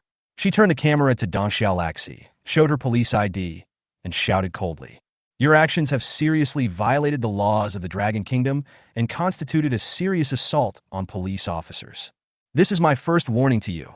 Put down your weapons, hold your head and squat, and release the hostages. Otherwise, I will arrest you according to the law." Arrested by law? Me? Laxi's smile became more playful, and he continued to walk slowly forward, jokingly saying in his poor dragon language, "I'm sorry, Miss Sakura. I don't understand what you were saying, and you can't arrest me." Seeing that he was still walking forward slowly step by step, Zhu Junsha's eyes became colder, and she stopped talking nonsense with him and said again, "I'm warning you for the second time." Oh. Seeing that Zhu Junsha was still so persistent, Dong Xiaolaxi couldn't help but shake his head and laugh. He kept walking, the smile on his face became brighter, and he slowly put his hand into his arms. The third time, upon seeing this, Zhu Junsha immediately issued another warning, but before she could finish her words, her pupils suddenly contracted and her eyes widened. In front of him, Dong Xiaolaxi slowly pulled out a pistol from his arms and pulled to safety in front of Zhu Junsha. The two parties were about 20 meters apart, and it was impossible to seize the gun at this distance. Pointing the black muzzle of the gun at Zhu Junsha and looking at her shocked expression, Laxi felt particularly relieved. He said proudly, "So, Miss Hua, it's my turn now. This is the first time I'm warning you. Put down the broken notebook and cell phone in your hand." Zhu Junsha had an unsightly expression, her head slightly lowered, her eyes looking upward, her gaze fixed on the gun in Dong Xiaolaxi's hand. Like a mosquito flapping its wings, a very low sound entered Bruce's ears. "Bruce, with your speed, can you dodge his bullets and grab his gun?" Bruce was stunned when he heard this, and then he did not look at Zhu Junsha. He hesitated for a moment, lowered his head slowly, and whispered, Brew. It should be possible. I can try." Don Xiaolaxi, who was far away, saw that Zhu Junsha had no reaction and behaved strangely, so he slowed down his pace and said coldly, "Investigator, I warn you for the second time. Don't take chances. I really don't want the bullet to penetrate your knee. I said 3, 2, 1, scatter and run. This man has never seen you guys shoot, so he must be aiming at me. I can attract at least one shot, and the rest is up to you, Bruce." Zhu Junsha kept her eyes fixed on Dong Xiaolaxi, but ignored his words and continued in a low voice. 3, 2. Search. 1. Bang. Well. Without any warning, Zhu Junsha suddenly raised her head and shouted, then ran towards Dong Xiaolaxi, who was also startled and pulled the trigger directly. Unfortunately, the shot came unexpectedly, and Zhu Junsha did not rush straight towards him, but ran towards his left hand, so the shot naturally missed. A man in a suit who was knocked to the ground behind Zhu Junsha was frightened. The bullet directly made a hole in the ground not far in front of him, and he was so scared that he almost wet his pants. Baka! When Dong Xiaolaxi saw that Zhu Junsha dared to resist even though he had pulled out his gun, he immediately fired 3 shots at Zhu Junsha. But the distance is a bit far. Moreover, Zhu Junsha did not choose to approach him immediately, but ran around him in a semicircle. He is not a professional agent, so naturally he can't hit the target accurately. Not only did he fail to hit Zhu Junsha after firing 3 shots in a row, but his body unconsciously turned towards Zhu Junsha, exposing his right wing to blue. The bright red figure ran quickly and pounced towards Dong Xiaolaxi. While running, its upper and lower fangs were exposed, and there was a chill in its mouth. "My lord, be careful." Although Lacey couldn't see Blue, the man in the suit behind him saw Blue's movements clearly. He immediately shouted loudly to remind them. Well, upon hearing this, Dong Xiaolaxi turned his eyes in confusion, only to see a pair of bloody mouths with a chilling look rushing towards him. He immediately turned around and fired a shot at Blue, who was so close. Bang! Ah, Bruce! The coldness came before the teeth came. In just a moment, Dong Xiaolaxi pulled the trigger, and the muzzle of the gun was almost against Blue's stomach. With a loud bang, a tongue of scorching fire spurted out from the black muzzle of the gun. Because the distance was too close, the impact of the bullet directly blew Blue backwards. 1 meter, but even so, the power of the elves' moves cannot be controlled by common sense. When Blue flew backwards, his teeth were still very dangerous, and they cut through Dong Xiaolacai's sleeve, leaving a scratch on Dong Xiaolacai's arm. It was precisely because of this scratch that the biting coldness spread like a bloodthirsty leech from the gap to Dong Xiaolacai's entire right arm in an instant. Dong Xiaolaxi felt his hand go numb, and his whole body shivered. Then the recoil of the pistol suddenly collapsed, and his entire right arm turned into bloody ice chips right in front of his wide-open gaze. It spilled out from his sleeves and slid to the ground. The pain was felt only later, and it arrived at this moment, causing Dong Xiaolaxi to fall directly to the ground, tightly covering his empty sleeves and wailing miserably on the ground. The man in a suit, who was not far away, was so frightened by this scene that he collapsed to the ground. He looked at the bloody ice on the ground with horror, and kept backing away with his hands on the ground. "This is a monster! This is a monster! The people of Dragon Country raise monsters." This scene was naturally watched by Zhu Junsha, although she was surprised by the power of the frozen teeth. What made her even more panicked was that Blue fell out. It was it. Ignoring Dong Xiaolaxi, who was rolling around in pain, Zhu Junsha ran to Blue, picked him up with a panicked look, and checked his condition. "Blue, what happened to you? You must not die. You are an elf." Blue. When Blue saw Zhu Junsha like this, his originally ferocious face actually revealed a smile that was so innocent that it was heartbreaking. Ahem. After 2 humane dry coughs, Blue looked at his beloved red skirt with difficulty. There was a small hole burned in the abdomen, and in the middle of the hole, there was a deformed bullet. This. Zhu Junsha was stunned. It was almost like he was facing a gun, and yet his defense was not broken. Seeing the painful expression on Blue's face, she hurriedly tried to remove the bullet, but as soon as she touched the bullet, Zhu Junsha and Blue screamed at the same time. Zhu Junsha was burned by the temperature of the bullet, while Blue felt pure pain. This bullet actually broke through the defense because it was stuck in Blue's belly. The reason why Blue survived this attack was that the moment the bullet touched him, the energy in Blue's body sensed the threat to his life and actively gathered together to make the final defense. People in the elf world call this the blessing of Arceus, while Yang Tuo calls it the last self-protection mechanism of the dying elves. It's a pity that Blue is still a child. If the force was a little stronger, it's possible that his skin wouldn't be broken. But even so, Blue had almost exhausted all the energy in his body.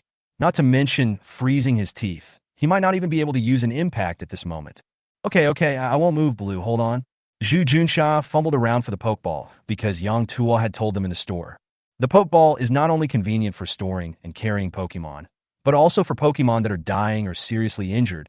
It can preserve their life energy for as long as possible, allowing them to survive longer and ensure that they receive timely treatment later. But she searched all her pockets. How could she find the pokeball? Blue's pokeball was left by her at Zhiyu Villa. Choo-choo. Just as she was panicking, a petite figure came running towards her in small steps. Zhu Junsha followed the sound and took it from me, only to see that it was Baby Ding who staggered in front of her, holding Blue's hands tightly with his 2 little hands. Choo-choo. The emerald green energy flowed from Bao Bao Ding's hands into Blue's body continuously. Bruce's expression relaxed slightly, and the bullet in his chest began to vibrate slightly. Looking closely, it was actually being pushed out continuously. It was as if there was a magical force inside Blue that was constantly pushing it out. Magical and unusual. Baby Ding? That's right. Baby Ding. Zhu Junsha's face showed ecstasy, but then she heard a faint rustling sound behind her. Zhu Junsha turned her head suddenly, only to see Dong Xiaolaxi crawling towards the pistol that had fallen to the ground with a ferocious look on his face, and the rustling sound was the friction sound of the broken ice chips under him, scratching the ground. His eyes were red, and he kept mumbling as he crawled. Baga baga kill you, looking at the miserable state of Blue in front of her, and remembering that Joey's condition was still unknown, whether he was dead or alive. A fire of ignorance started to burn in Zhu Junxia's heart. Baka? I'll bastard your grandma! With a roar of rage, Zhu Junxia pounced on Dong Xiaolaxi and took the lead in picking up the pistol on the ground. Anger clouded her mind, and she raised her foot and kicked hard at the one arm of Dong Xiaolaxi that was stretched forward. Bang! Ah!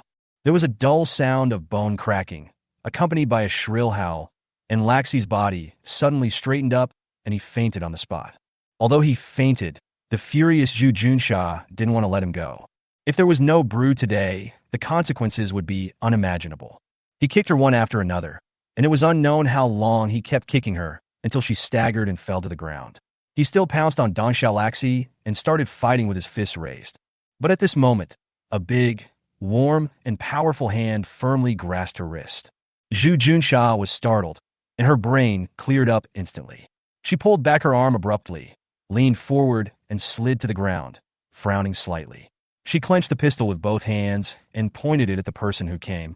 After seeing the man's appearance and attire clearly, Zhu Junxia was slightly stunned, and the warmth that was about to flow out of her eyes was instantly retracted. Xiao Zhang, why are you here? Are you alone? Zhang Xingyi raised his hands to his ears somewhat awkwardly and stammered somewhat at a loss. Yes, it's me, Sister Junxia. You can't hit me anymore. If you hit me again, you will die. Behind him, dozens of people were looking at this bloody scene in horror, including Chun family bodyguards and Sakura employees. Chapter 55, Trainer Pokémon Kultivation Manhwa. Xiang Zikin yawned loudly, looked listless, and with his hair as messy as a chicken coop, he walked out of the bedroom in a daze and staggered towards the bathroom. When he passed by the living room, a hint of surprise flashed in his lifeless eyes. My father, with big dark circles under his eyes and a serious expression, was sitting on the sofa in the living room, staring at the morning news without blinking. It seems like around 2 or 3 o'clock yesterday morning, when I was secretly playing games all night. My dad wasn't back yet. I thought he would not come back, so how come he was still in the living room watching TV at just after 7 in the morning? Being a secretary and mayor means I don't need to sleep? How strange. Xiang Zikin squeezed out the toothpaste expressionlessly. He did not take it to heart. He just silently calculated which professor's lecture today would be more suitable for sleeping. Brush, brush, brush. He held up the electric toothbrush weakly, letting it wash away the foul air in his mouth all night. The news broadcast on the living room TV inevitably reached his ears. Dear viewers, hello, this is Shanghai Morning News. Just last night, a shocking kidnapping incident involving a foreign spy at gunpoint occurred in our city. The spy was so rampant that even after 3 warnings from the police, he remained stubborn and refused to release the hostages. He even pulled the trigger at our righteous law enforcement officers. Let's take a look at the detailed process and the scene at that time. What the hell? Spying? Kidnapping? And attacking the police with a gun? Hearing these extremely rare sensitive words, Xiang Zikin's eyes widened. He quickly held the toothbrush in his mouth, poked his head out of the bathroom, and stared at the TV on the wall in the living room. The picture quality is unexpectedly clear, and it doesn't look like it was taken by an ordinary camera. It is also vertical, very much like a mobile phone camera. Directly in front of the camera is a man in a black suit, behaving very arrogantly, but his face is blurred and his appearance cannot be seen. Your behavior is already serious. The voice coming from behind the camera was that of a sister with a nice voice, who seemed to be a policewoman. However, what made Xiang Zikin very curious was that no other police officers were seen in the camera, but there were 3 or 4 spies in suits lying on the ground. The situation took a turn for the worse. When Xiang Zikin saw that the spy opposite him actually took out a pistol, his heart couldn't help but rise to his feet. The palm of his hand holding the electric toothbrush also broke out in sweat. He quickly took some saliva, rinsed his mouth, threw down his toothbrush, and ran swiftly in front of his father, staring at the news screen without blinking. Bruce! The recording machine was always held in the hands of the female police officer. After filming a rosy red puppy rushing towards the spy and snatching the gun from the spy at the cost of being shot by the pistol, the camera fell to the ground with a scream from the female police officer, and the picture fell into darkness. I'll go! Xiang Zikin was stunned. His heart was already in turmoil. It was not because of the arrogance of the Sakura Island spy, but because of the puppy that appeared at the end. What did he see? White steam actually came out of the dog's mouth. It just pulled the spy's sleeve, and the spy's arm seemed to disappear in an instant, and a pile of blood-red ice chips fell down directly. The movements were all instantaneous, and I don't know if it was caused by the recoil of the pistol. What kind of dog is this? Is this magic? Just when Xiang Zikin's brain was crashing, the news camera had already been rebroadcast to the host. The host gently raised his right hand and gestured backwards. Immediately, the photo of the puppy appeared on the display screen behind him. The ferocious face looked very much like a bulldog, except that the skin was bright red all over, and it stood on 2 feet. It can be seen that the female police officer likes it very much. She even prepared a floral dress with a red base for it. At first glance, it looks like a dyed child, which is particularly cute. The host said, "This incident is extremely bad. According to police investigation, this company, named Motive Fuso Green Partner Company Limited, is the main base for foreign spies. Taking advantage of the convenience of import and export, they often memorize our country's important secrets in advance and return them to their own country with cargo." The pistol in this incident was also specially disassembled into several batches of raw materials, and then reassembled to successfully evade customs inspection. Because the incident happened suddenly, our city's police were unable to spare any personnel due to other operations. Only a trainee police officer and auxiliary arms personnel arrived at the company and arrested several desperate spies. The operation did not cause any casualties on our side. With the help of Pokémon Blue, we successfully arrested 17 suspicious persons on Sakura Island. The exact number of spies still needs to be reviewed. I believe that everyone has noticed the details in the video just now. I believe that everyone should have the same doubts as I do about the red puppy in this video. What kind of dog is this? It's so powerful. Dear viewers, please take a look. This is a picture of Pokémon Blue. Doesn't he look cute and fierce? The host showed a faint smile on his face, and then turned his face to the display screen behind him. Then Blue's photo flashed, and a video was played. The protagonist of the video is the red puppy, but it seems a little tired and listless. However, it is still energetic with joy in its eyes. Xiang Zikin clearly noticed that there was a thumb-sized hole on the puppy's skirt on its chest. It looked like a burn and was probably caused by the bullet. At this time, it had a police hat of a medium size on its head and a medal on its chest. Following the familiar female police officer's command of Flame Fong, Blue instantly took a step with his short legs and rushed towards the target dummy in the training ground like a whirlwind. It had a huge mouth with sharp fangs surrounded by flames. With just one bite, it knocked the rubber dummy to the ground, leaving large areas of charred burn marks on its shoulders. Xiang Zikin's mouth opened into an O shape, and he couldn't close it for a long time. Because next, Blue also demonstrated impact, freezing teeth, and lightning teeth. Oh my goodness, is this really a living thing? This is really not a robot dog? It's not a robot dog. I also feel like it's not a robot. The video shown by the host ended with Blue jumping into the arms of a beautiful policewoman. It's a pity that the policewoman in this picture is shown from behind, so we don't know what she looks like. However, through the audio and subtitles in these 2 videos, Xiang Zikin judged that this must be a calm, gentle, and beautiful policewoman. Nature is magical, and it is precisely because of the magic of nature that there are magical creatures such as elves. In fact, there are far more types of elves than just these. Beneath the slightly scary appearance, there is actually a heart that is simpler and kinder than human nature. Taking into account that elves, as partners of humans, will make people's lives richer and better in all aspects in the future, Secretary Xiang and other municipal party committee leaders jointly recommended it, and the leadership of the imperial capital agreed. In the future, each police station in Magic City will be equipped with a law enforcement team composed of Pokémon trainers. The country is currently compiling laws regarding Pokémon, and I believe they will be promoted and released soon. The official website of relevant information is under construction, so please stay tuned. The host's speech ended here, and the screen switched to the video page again, but the picture quality this time was obviously not as good as the previous vertical screen shooting. In the picture, a middle-aged man in a suit with 5 bright red fingerprints on one side of his cheek was squatting in a corner with his hands on his head, shouting, "I'm not in the same group with them. I was coerced. I've done something great. I want red beans." On one side of the picture, 2 young women in pajamas are hugging each other. One is crying loudly, while the other is comforting her softly.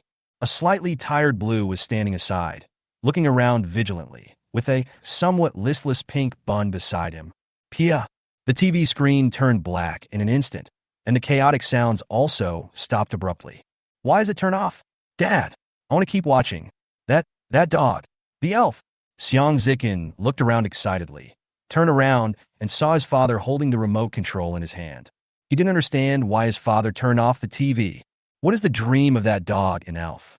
What an outrageous thing. Why should it be closed? Isn't he interested? Xiang Yuanchao had a pair of dark circles under his eyes and looked seriously at his ferocious son. Alas, that's not a dog. Its name is Blue, and it's a Pokémon. He sighed slightly, slowly took out the bank card he had prepared long ago from his arms and said, "What's the point of looking at these? I'll send you an address, and you can go and see which Pokémon is destined to be with you. By the way, don't worry about the money, and don't bring back Pokémon that are less than 5 million. As he spoke, he turned around and took out a stack of photocopies from the briefcase on the sofa. One side of these photocopies had been considerately stapled together to prevent them from scattering. There are several large characters printed vertically on the cover. Train a Pokémon training manhwa. This is confidential. Don't take it out of the house, and don't show it to others. I want the 6 Ls you hold to be worth no less than 5 million. This will be very useful to you in the future." Chapter 56. Boss, what kind of elf is this? Fuck, are these devils so arrogant? They're even more arrogant than she is pretty. A million people rode in blood to report to the Dragon Kingdom. Red flags are all over the world. Let's ride on the Fusang tree and enjoy the cherry blossoms. If I really want to kill him, I'll buy a pack of Huazi. If one pack isn't enough, I'll buy one. By the way, have we lost a point? Don't you think this news is more like introducing this dog named Blue? By the way, what are elves? Are they Western dwarves or orcs? Oh my god. Holy shit. Everyone search Pokemon on Douyin. This is so fantastical. There are dinosaurs that can summon rocks. The above person is an idiot. What era is this? What dinosaurs? What's summoning rocks? Have you read too many novels? Xiang Zikin sat in the back seat of his luxury car, carefully reading the online comments on this morning's Shanghai news. I found that in addition to most people seriously protesting against the Sakura Island spies, there were also many people talking about the magic of Pokemon. Following the tips given by many netizens, he opened his Douyin app and started typing the keyword Pokemon. Soon, dozens of videos with similar covers appeared directly on the mobile phone screen. Although the covers are similar, the plots are long or short. Some can be 3 or 4 hours long, while others are only a dozen minutes long. The monsters on those covers are mostly green-skinned little dinosaurs holding a wooden stick. The titles are more ridiculous than each other. Even Godzilla versus the dog-headed aliens has come out.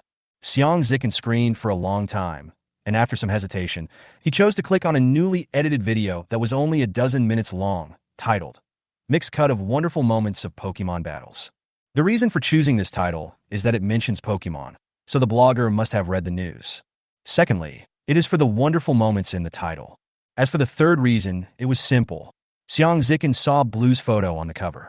It was standing on the left and right sides of the cover with another familiar little green dinosaur, and right in the middle was a flaming VS. The cover is very eye-catching, but after reading the specific content, Xiang Zikin was completely stunned. He knew everyone in the video except the store manager. Lu Jiaqing was his classmate, and he was very familiar with the other students. Whenever he saw them, he would call them brother or sister. Ouch! In other words, the policewoman in the news this morning was Sister Junsha. I was wondering why the voice sounded so familiar, but isn't she always a bit nervous? Could it be that I have some misunderstandings about Sister Junsha? Xiang Zikin shook his head slightly and put all these distracting thoughts behind him.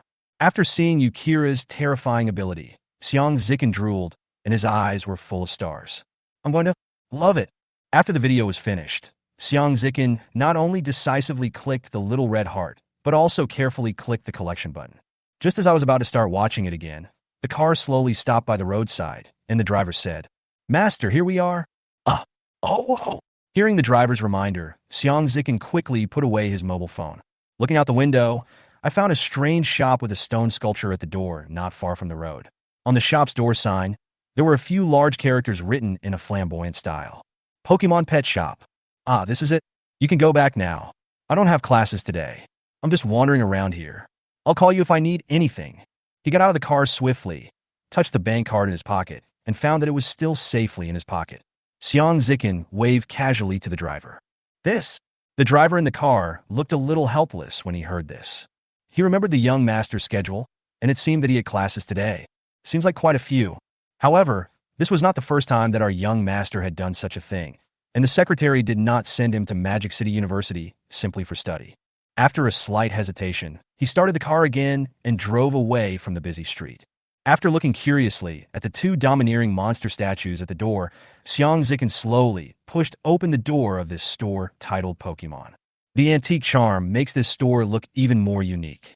Unlike other stores where there are a bunch of smiling beauties in Cheongsams welcoming customers upon entrance, the owner of this store does not seem to have any intention of hiring too many employees. Xiang Zikan looked throughout the store and saw only a young man a few years older than himself, sitting behind the counter, looking at the two customers in front of him with a helpless expression. "Mom, I want this green caterpillar. I've drawn it 3 times, and it's always this one. This must be fake. The boss said it might turn into a dragon." Gu Tian held the flat, illustrated book in his arms and refused to let go. Yesterday, he came to the store and wanted to buy an elf by himself, but he didn't expect the boss to say that he was too young and was unwilling to sell it to him. Today, he finally persuaded his mother to accompany him to this store. But it's very embarrassing. I drew once for free and twice with payment, but I haven't seen the elf yet. I just swiped 11,000 and spent it. There is no way. His mother is most afraid of these bugs. Even though the boss just told a legend about a worm turning into a dragon, his mother still didn't agree with him buying the green caterpillar. "No, Gu Tian, I came here with you because I saw the news. I don't mind you having a pet, but it can't be an insect." This scene made Yang Tuo, who was behind the counter, look helpless. This Gu Tian was the teenager whom he persuaded to quit yesterday. The mother and son called him early in the morning to wake him up. After drawing the caterpillar 3 times in a row, they kept arguing here for a full half an hour. "Oh my God, why is this happening? You know he didn't sleep well last night." Late yesterday night, Miss Junsha bombarded him with phone calls asking him to open the door, saying that Bruce was shot and almost died and needed treatment with a therapeutic device. Yang Tuo was so frightened that he half woke up. He hurried downstairs to open the door. After a careful inspection, he found that Blue had only a few scratches on his skin. It was nothing serious. It was a false alarm. Looking at the listless look of Baby Ding in Miss Joy's arms, it was estimated that he was almost completely healed by Baby Ding's successive healing waves. Yang Tuo carefully inquired about the reason why Pokemon was injured and learned that he was shot because of the kidnapping case, so he felt relieved. At that time, the two girls saw that it was almost 12 o'clock, and they thought about waiting in the store and buying a few elves after 12 o'clock. After hearing this, Yang Tuo refused without thinking. What the hell? There was still half an hour until midnight. If everyone drew 5 or 6 times by then, would he still be able to sleep? He simply asked the two of them to come back tomorrow morning on the grounds that they would not sell elves at midnight. However, in order to prevent the elves from running to Yang Tuo as soon as they were injured, he was considerate enough to take out all the elf potions in the store. The prices are clearly marked. The most basic healing medicine is 200 per bottle, while medicines for removing abnormal conditions such as burns, frostbite, and antidotes are all 500 per bottle. Other high-end medicines are not for sale for the time being. After 10 bottles of each medicine arrived, Zhu Junsha took Joey and left reluctantly, mumbling something. All this busy work made Yang Tuo lose his sleepiness.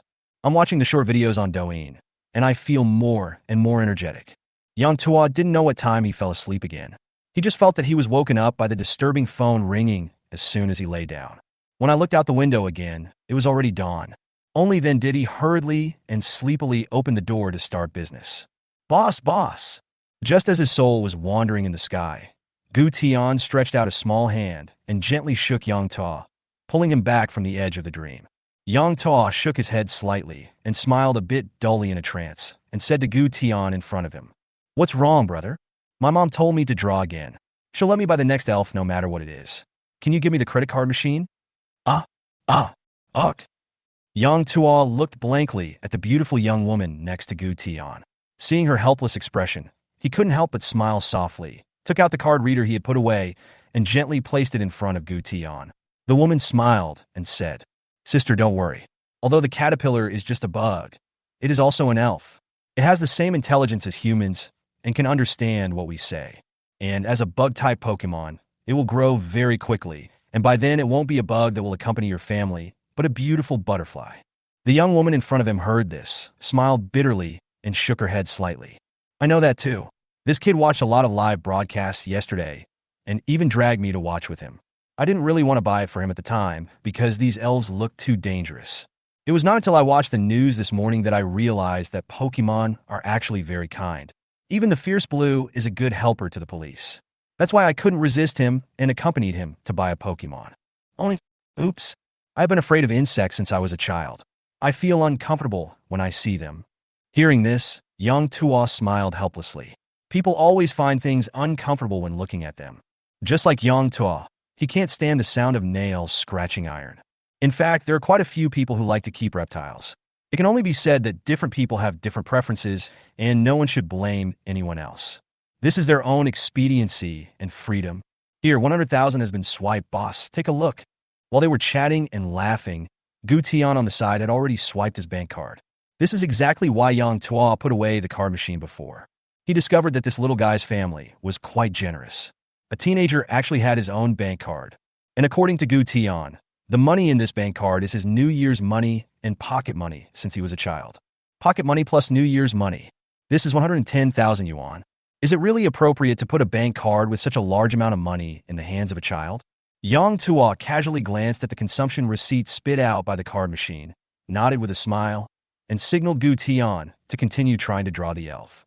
Seeing that it seemed that the Pokemon was about to be drawn, Xiang Zikin, who was full of curiosity, stopped watching, carefully approached the counter, stood on tiptoe, and scanned the picture book screen.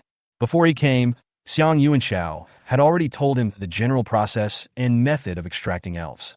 The elf shown in the illustration at this time is a green worm that looks very much like a beanworm. It doesn't look very powerful, so it's no wonder that the child's parents disagree. Seeing another young man coming out from behind the customer, Yang Tua was slightly stunned. He thought that he was the one who came into the store when he was sleepy before. He was careless and didn't know how long he had been in. He smiled apologetically at Xiang Zikin, nodded, and said, "Welcome. Sorry, if you're drawing a Pokemon, you may have to wait for a while until this brother finishes drawing." "Yeah, that's fine. I just want to see what the Pokemon that this brother is destined to be with looks like." Xiang Zikin smiled and nodded, indicating that he had no objection. Upon hearing this, Gu Tian turned his head and saw Xiang Zikin looking curious, and he couldn't help but smile knowingly. Isn't it just watching the process? What's the big deal? It's a good opportunity to make friends, and maybe you can try out an elf battle later. Gu Tian took a fancy to the beautiful little caterpillar in the illustration. A trace of reluctance flashed in his eyes, and he thought to himself, "Green caterpillar, I believe you will become a dragon.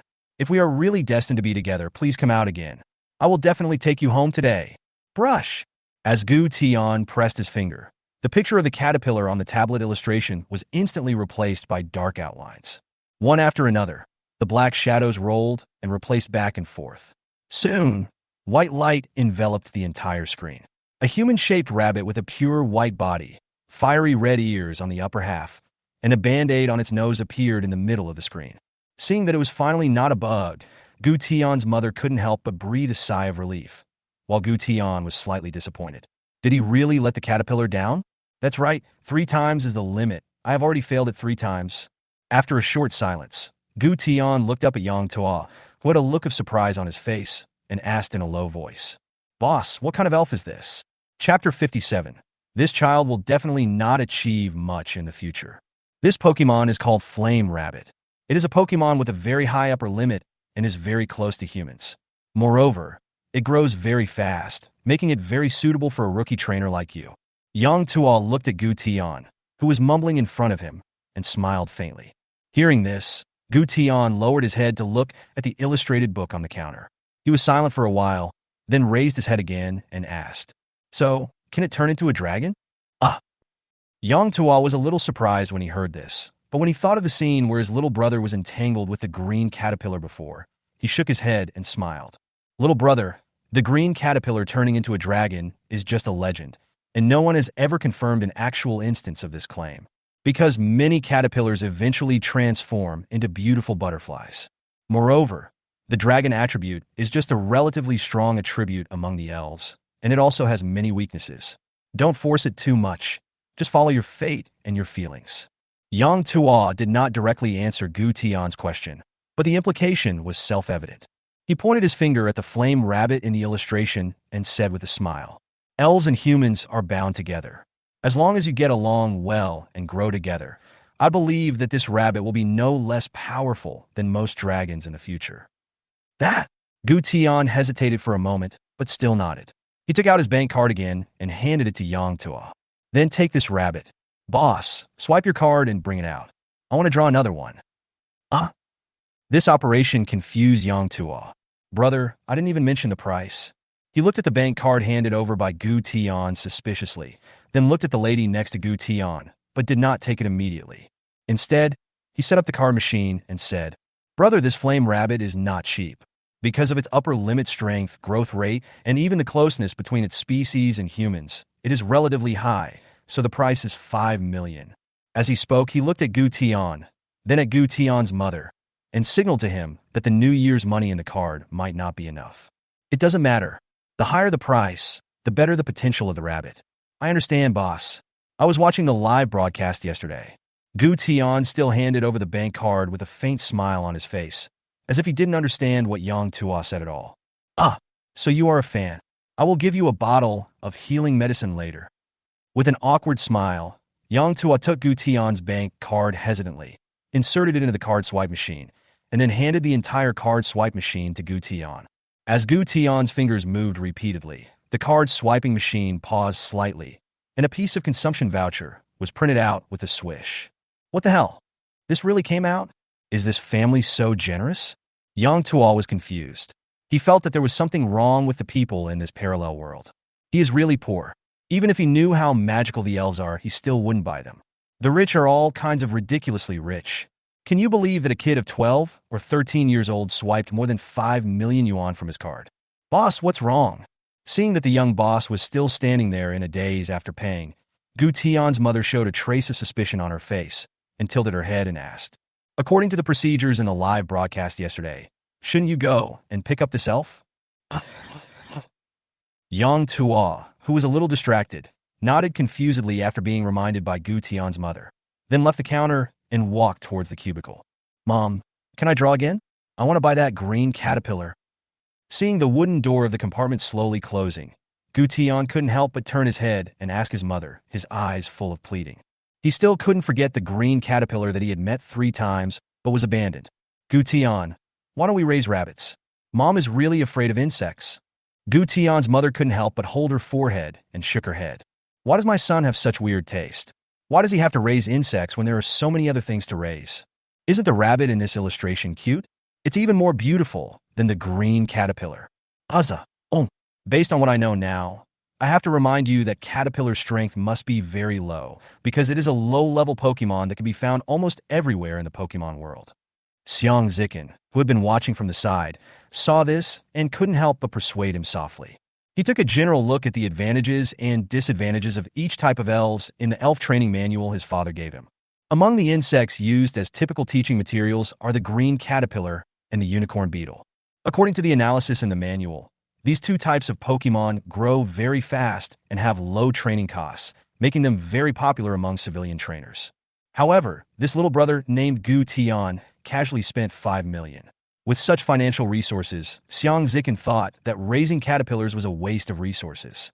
Gu Tian, who had originally been thinking about negotiating with his mother, couldn't help but frown slightly when he heard Xiang Zikin say this. He turned his head and said to Xiang Zikin seriously, Brother, the elves are our partners. That's what the sister and boss on the news said. Why should we use strength to distinguish the value of the elves?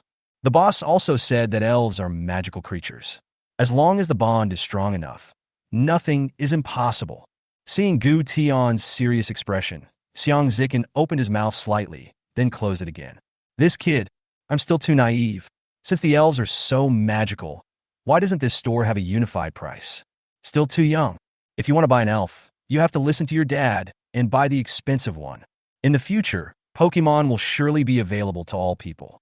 If you don't seize the opportunity now and cultivate strong Pokemon as soon as possible, why bother competing with a bug? He thought about it and decided not to say more to Gu Tian. He felt that the child was at an age of innocence, and he would not understand even if he explained. The 3 people's wait did not last long. Soon, Yang Tua slowly walked out of the compartment holding a cute rabbit. Flame Rabbit is here. Yang Tua smiled and walked in front of the group, gently placed Flame Rabbit on the ground, pointed at Gu Tian, who was in the middle of the group, and said, Flame Rabbit, this is the trainer you resonate with. Go over and say hello. Brick! Flame Rabbit held one of its little hands in its mouth and looked at the three people in front of it with some confusion. To be precise, it was actually looking at Gu Tian, the youngest person in the middle. Oh! Gu Tian was a little stunned when he saw that this rabbit, which was tall enough to reach his waist thanks to its ears, could not only stand on the ground, but also made such a strange cry. But when he remembered that this was his first Pokémon, he happily squatted down, folded his hands on his knees, and tried his best to make his face level with Enma's little head. Gu Tian smiled and said, Flame Rabbit, do you want to be my partner? I'm your future trainer. Mud and Brick? Mud and Brick. Upon hearing this, Flame Rabbit, with its little hand in its mouth, was still a little hesitant. However, when it saw Gu Tian's clear and innocent eyes, its ruby-like eyes lit up, and it immediately opened its hands and excitedly pounced on Gu Tian. Oops! Noodles, noodles, noodles!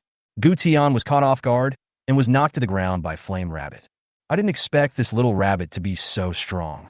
However, seeing that Flame Rabbit excitedly rubbed Gu Tian's face with her cheek, everyone was not panicked, and they all showed sincere smiles, especially Gu Tian, the person involved, whose eyes were full of excitement that could not be concealed. When Gu Tian's mother saw this scene, she felt slightly relieved and thought to herself, Fortunately, this rabbit is so clingy, Gu Tian won't have to raise insects anymore, right? Yang Tuo also smiled and took out a pokeball from his pocket and gently handed it to Gu Tian. It seems that Emma likes you very much. This is a pokeball given to you. Hurry up and put it away. Only when it is in the pokeball can it be considered your Pokemon. Yeah. Gu Tian held Flame Rabbit in his arms and climbed up from the ground with difficulty. It was not because Flame Rabbit was heavy, but because he was unwilling to let go. Fortunately, the floor of the store was relatively clean and there was not much dust. He nodded vigorously, took the pokeball handed to him by Yang Tuo, and said excitedly, Boss, I also want a Pokemon encyclopedia. I want to see detailed information about Emma Rabbit. I want to become the best Pokemon trainer. Okay, I'll give it to you. Yang Tuo couldn't help but shake his head and laugh when he saw this. It was indeed easy to divert children's attention. He handed the atlas to Gu Tian, but this time he didn't swipe the card. Gu Tian's mother smiled and scanned the QR code on the table with her mobile phone and transferred 1,500 yuan to Yang Tuo. Seeing Gu Tian so happy, she was also very happy. This rabbit is really cute. Boss, I watched the live broadcast yesterday. I remember that if you bought an elf, you would give me a box of energy cubes, right? Give me another box. I'll spend 1,500. Well, okay, I've received it. Yang Tuo smiled and nodded, took out 2 boxes of energy cubes from under the counter, and put them on the table. In addition, he put a bottle of healing medicine next to the wooden box. This is a healing medicine. If Flame Rabbit is accidentally injured, you can use this spray to spray the wound, and the injury will be relieved quickly. Of course, we humans can also use it, but the effect will be somewhat worse, and it won't be as magical as the elves. Oh, really? Thank you. Gu Tian's mother smiled and picked up the healing spray to take a look. When she found that there were only 3 simple words, healing medicine, on it without even a detailed introduction, she couldn't help but wonder. Why isn't there even an instruction manual? Does this have an expiration date? There is no expiration date, and the method of use is also simple. Just spray it wherever you feel uncomfortable. It is an external application. Yang Tuo replied with a smile. As they chatted, a familiar mechanical electronic sound came from the illustrated book in Gu Tian's hand. Xiang Zikin and Gu Tian's mother couldn't help but lean towards Gu Tian to look at the information on the illustrated book. Yang Tuo also calmed down and listened quietly to the detailed information of Flame Rabbit. Flame Rabbit. Rabbit Pokemon. Attribute: Fire. Gender: male. Personality: cheerful. Features: free. As its body temperature rises due to continuous running, the energy of fire will circulate in its body, prompting it to unleash its true strength. Moves: collision, shouting. 2 skills. Xiang Zikin, who was watching quietly at the side, held his chin and listened patiently to the contents of the picture book. According to his prophetic information, this rabbit elf did not inherit any powerful skills. Well, it can only be considered an ordinary quality Pokemon. This child will definitely not achieve much in the future. After thinking for a while, he raised his head and said to Yang Tuo, Boss, give me an illustrated guide as well. Okay. Seeing that Xiang Zikin had scanned the code first, Yang Tuan naturally would not refuse. He directly took out an illustrated book from under the counter and handed it to Xiang Zikin. After collecting Flame Rabbit's information into his own illustrations, Xiang Zikin thought about it, then looked at Gu Tian again and said hesitantly, "Brother, are you still smoking? If not, I'll start." I. Gu Tian, who had just released Enma from the pokeball, was slightly stunned when he heard this. He looked at the jubilant Enma beside him, then looked at the tablet on the counter, and the joy on his face gradually turned into pity. He turned his head to look at his mother, but facing his pitiful expression, Gu Tian's mother said to him softly, with an embarrassed look, "Gu Tian, you still have to go to school now, so the elf must be taken care of by your aunt at home, but your aunt is afraid of insects just like your mother. Or, how about waiting until you have your holidays before buying the caterpillar? When the time comes, it will be up to you to take care of it, and watch it transform from a bug into a beautiful butterfly." Okay. After hearing what his mother said, Gu Tian's little face was a little bitter, but when he thought about it carefully, it seemed that there was nothing wrong with what his mother said. After all, if you buy a caterpillar, it becomes your own elf, and it is wrong to cause trouble to others because of yourself. After thinking for a while, Gu Tian's expression became a little better. He nodded with difficulty and said, "Yes, Mom, my caterpillar will definitely break out of its cocoon and become a dragon. As long as I take good care of it, it will definitely become a dragon." Chapter 58. I guess it's one of them. Ignoring Gu Tian, who was standing beside him, Xiang Zikin held the tablet illustration in his hand, his eyes burning with passion. An elf that can spit fire, discharge electricity, and breathe out cold air. Hey, which Pokemon is destined to be with me? With a slightly trembling finger, he tapped the only button on the tablet, G-O. As familiar outlines kept passing by, a small bird that looked very much like a hen appeared in the center of the screen. What is this? Xiang Zikin looked at the picture in the illustration with some suspicion, and felt that this chicken was not as special as Flame Rabbit. After all, Flame Rabbit stood upright, while this chicken looked like it was raised in the countryside. Yang Tuo glanced at the image on the screen and smiled knowingly. Oh, this is a normal flying-type Pidgeot. Its strength is pretty good. After its final evolution, it can even carry people. It has a very docile personality and is a very suitable Pokemon for beginners to have as their first companion. Can you take people flying? Oh. Xiang Zikin's face was filled with ecstasy, and his eyes were sparkling. He quickly leaned over the counter and asked excitedly, "So how much is this wave?" 5 million. When Yang Tuo heard this question, he was slightly startled. The suggested retail price given by the system was not the highest price. In fact, it could be further increased. But if we do that, in the end, only rich people will be able to afford the elves in our store. Monopoly is not conducive to the promotion of elves. He hesitated for a moment, then shook his head slowly and said, "Although Popovich's future ceiling is not bad, he is a family bird after all, and there are quite a few of them, so the store is selling him for 3 million. 3 million? Hearing this price, the heat in Xiang Zikin's eyes faded a little. Thinking of his father's instructions, his thoughts were a little hesitant. He thought about it again and asked carefully, "Boss, you're taking people flying? This is only 3 million? Huh?" Yang Tuo was confused and had a hard time figuring out what these customers were thinking. The previous one wanted the bugs like crazy, and this one actually disliked the cheap ones. "What do you mean by only 3 million? This is enough to buy 2 houses in my hometown. This one has gone up in price, so should the lower price Pokemon also go up in price? Should the price of more expensive Pokemon be increased? How do you let civilians play this?" Although he didn't understand Xiang Zikin's thinking, Yang Tuo still shook his head slowly and said, "Young man, many flying-type Pokemon can carry people when they grow to a certain size. Compared to this, Bobo's advantage is that it is very docile and friendly, and it is not difficult to train and grows fast." Yang Tuo had just said half of his words when Xiang Zikin decisively clicked Geo, again after hearing that the training difficulty was not high and the growth speed was not slow. What the hell? I almost got cheated by this unscrupulous businessman. Isn't this just a flying green caterpillar? It's so suitable for newcomers. Isn't this the standard configuration for ordinary people? I, Xiang Zikin, will be the world's best trainer in the new era of Pokemons. How can I associate with ordinary people? Sir, redrawing will cost money. When Yang Tuo saw Xiang Zikin's actions, he was slightly stunned, but he still told him considerately that he would have to pay later. "Well, I know the boss. Please help me to max out the number of draws today. I will pay it all at once." Without even raising his head, Xiang Zikin casually took out the bank card given by his father from his pocket and placed it in front of Yang Tuo, staring at the tablet screen without blinking. Oh. He inserted the bank card into the card machine with some doubt and entered the amount of 11,110,000. Then he pushed the card machine in front of Xiang Zikin and said, 5 charges, totaling 11,111,000 yuan. Please check. If there is no problem, you can pay directly. Okay. Xiang Zikin saw a black shadow on the screen of the illustration. Although the rotation speed slowed down, it didn't seem to stop. Therefore, he raised his hand and pulled the card reader over. After a series of taps, a consumption voucher was slowly swiped out. Turning around, the black shadow on the illustration just stopped moving.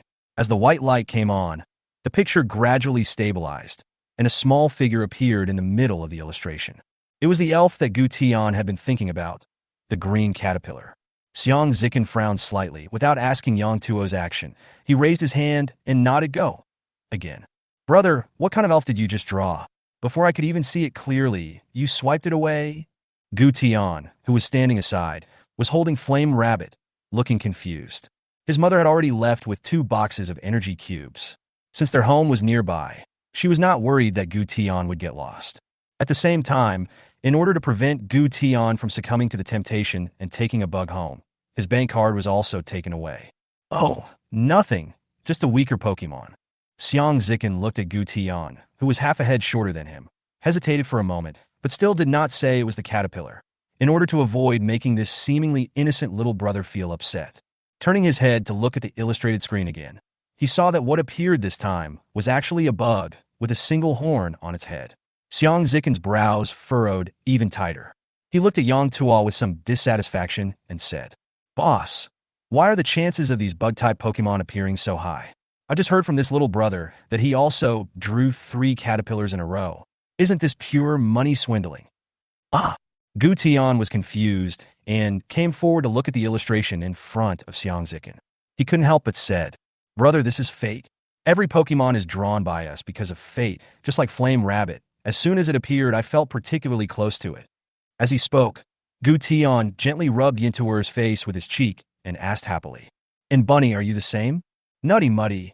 After hearing this, Inagari nodded repeatedly, and her eyes turned into 2 crescent moons, expressing her particular agreement with what Gu Tian said. It's like this, sir. Everyone's fate is big or small. Every time you click the Go button, the Pokémon in the Pokémon world that are destined to you can feel the fluctuations of your life. Yang Tuo listened to Xiang Zikin's complaints and could not help but shook his head slowly. It is entirely possible that there will be multiple elves of the same race that can sense your call. In this case, whoever first responds to your invitation and is willing to come to this world as your partner will appear on this screen. So, sir, please don't complain about always drawing a certain elf because, in fact, it is very likely that the elf you drew is not the same one. These words were said to Xiang Zikin as well as Gu Tian. Otherwise, Yang Tuo really suspected that he would buy a bunch of green caterpillars out of guilt. According to previous inferences, this kid's family probably has quite a lot of assets. If he buys any elf he draws, what will he do if there is no room at home one day? Compared to selling Caterpillar, Yang Tuo actually hopes to sell some high-priced Pokémon, because in this way, he can get his own new legendary Pokémon as soon as possible. However, considering Xiang Zikin's current attitude, Yang Tuo still said softly, Sir, because of a vague thought, I decided to go to a completely unfamiliar world and become the companion of another stranger. It was just a momentary good impression in my heart. It is not easy to make such a major decision. So, no matter which elf you choose to buy in the end, please treat them well, because they gave up everything and chose you. After listening to Yang Tuo's words, Xiang Zikin felt slightly touched. Abandon everything because of a vague idea? This is so scary. But this should at least be a decent Pokémon. But it's both a caterpillar and a beetle. How can I, the future leader of trainers, play it? I am the man who will defeat Brother Baichi and make him raise the white flag in the future. Call. Exhaling deeply, Xiang Zikin slowly stretched out a trembling finger and finally pressed it resolutely on Joe. Seeing the tablet screen being covered by the shadow again, Xiang Zikin's heart was beating fast, and he kept muttering something, which gradually changed from a whisper to a hoarse roar. God bless. God bless. God Jehovah. Jade Emperor. Queen Mother. Buddha. Guanyin. Please give me strength. Let's get someone who can fight. Brush! The light and shadow froze again, and a swallow with a flat beak and big eyes appeared on the screen. Yeah? Why is it another bird? Xiang Zikin was dumbfounded when he saw the ordinary swallow in the picture book. I was almost ready to burn incense for my grandfather. Why did all these weird things come out? Yang Tuo glanced at the elves in the atlas, pondered for a moment, and said softly, "This is Ogre, a normal flying-type Pokémon. Its final evolution can also carry people and fly.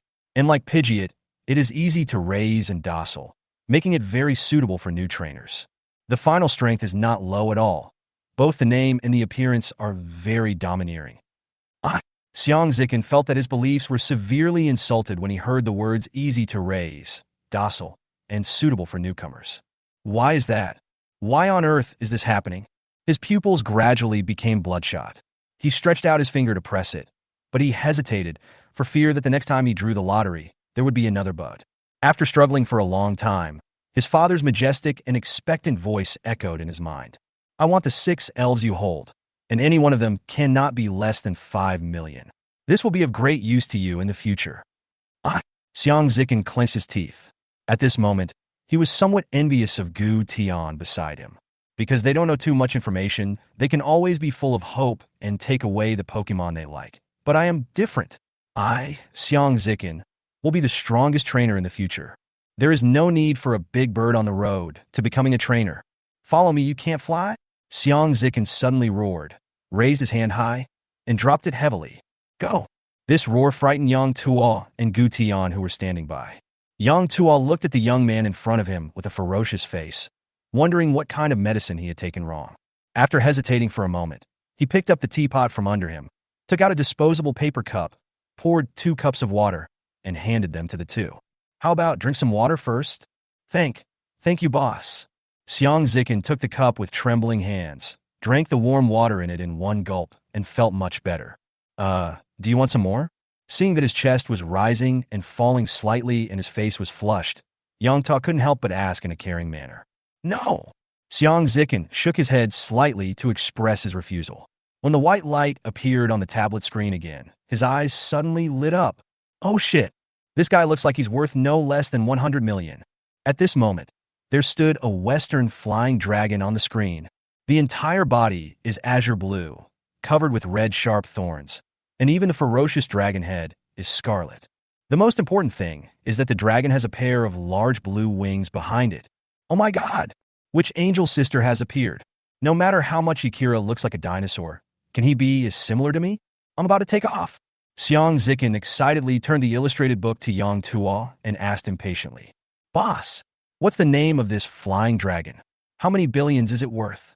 When Yang Tuo first saw Xiang Zikin like this, he subconsciously wanted to go to the compartment and pull Xerneas out for fear that he would accidentally faint.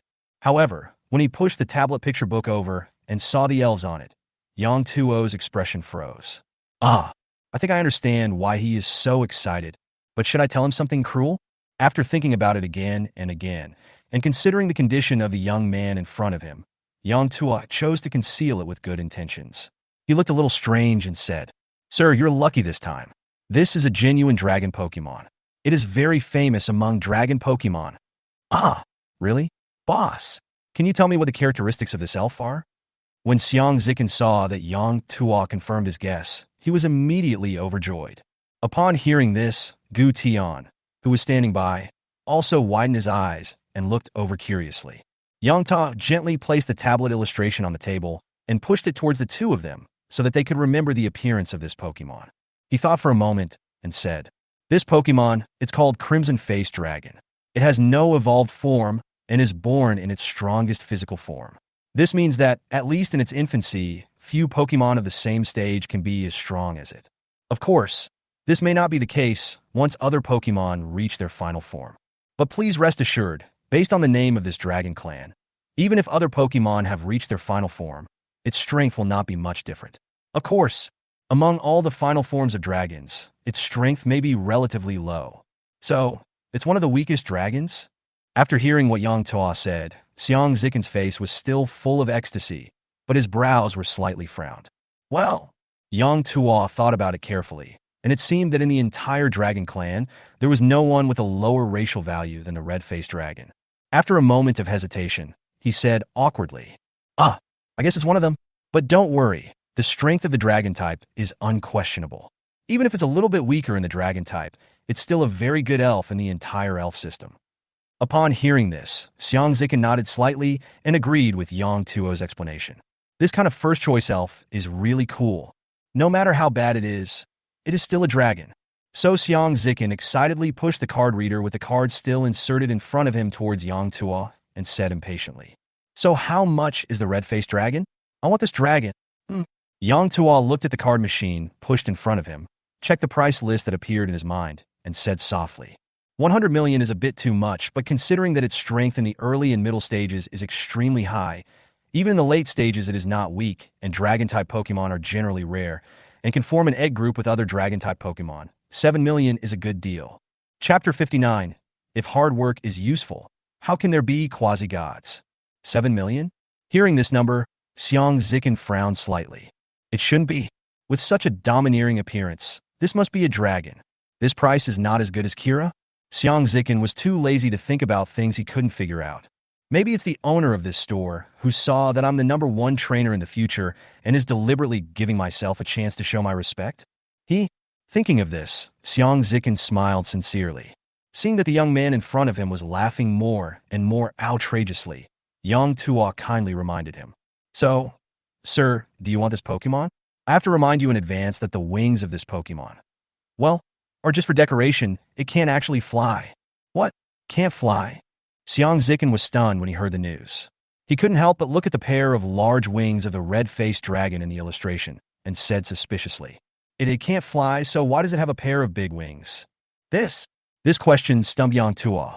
After a little thought, Yang Tuo answered, "In ancient times, the red-faced dragon was very likely able to fly, but because it lived in the cave for too long, it is very likely that it adapted to the living environment on the ground, so its wings have degenerated and it has lost the ability to fly. However, since the wings are still there, they must have a unique function, such as better absorbing sunlight to maintain body temperature." "I see." Xiang Zikin heard this and thought for a while, as if, it doesn't matter if you can't fly, as long as you are good enough. After figuring this out, Xiang Zikin waved his hand in a domineering manner. "Swipe the card." After Xiang Zikin swiped his card and paid, Yang Tuo smiled faintly and said softly, "Please wait, I'll be back soon." "Yeah, ugh." Xiang Zikin nodded slightly when he heard this. Seeing Yang Tuo gradually walking away, he picked up the illustrated book on the counter again. Looking at the majestic red-faced dragon on it, an Annie smile appeared on his face. Red-faced dragon. Red-faced dragon. You will be my strong initial partner. Let us reach the peak together." He drew a dragon right at the start, and the huge joy immediately diluted Xiang Zikin's previous unhappiness. He suddenly felt relaxed and happy, and almost floated up. "Brother, you are so lucky. This Pokemon looks really powerful." Gu Tian, who was standing next to him, looked at the photos on the tablet, and an expression of envy appeared on his face. "Wow, dragon, it looks so awesome." Hearing someone praising his red-faced dragon, Xiang Zikin felt very happy. He turned his head to look at Gu Tian beside him and couldn't help grinning. "That's it. Brother, your name is Gu Tian, right? My name is Xiang Zikin, and I'm the man who will be the strongest trainer in the future. Do you want to be my little brother? I'll protect you from now on." In novels, scripts, and TV series, which protagonist doesn't have a few followers? As the strongest man in the future, it is natural for me to have loyal brothers around me. As one of the first trainers to get Pokemon, Xiang Zikin had an innate advantage in time. The first person he thought of was his classmate Lu Jiaqing. However, this guy kept talking about how great Brother Baichi was all day long.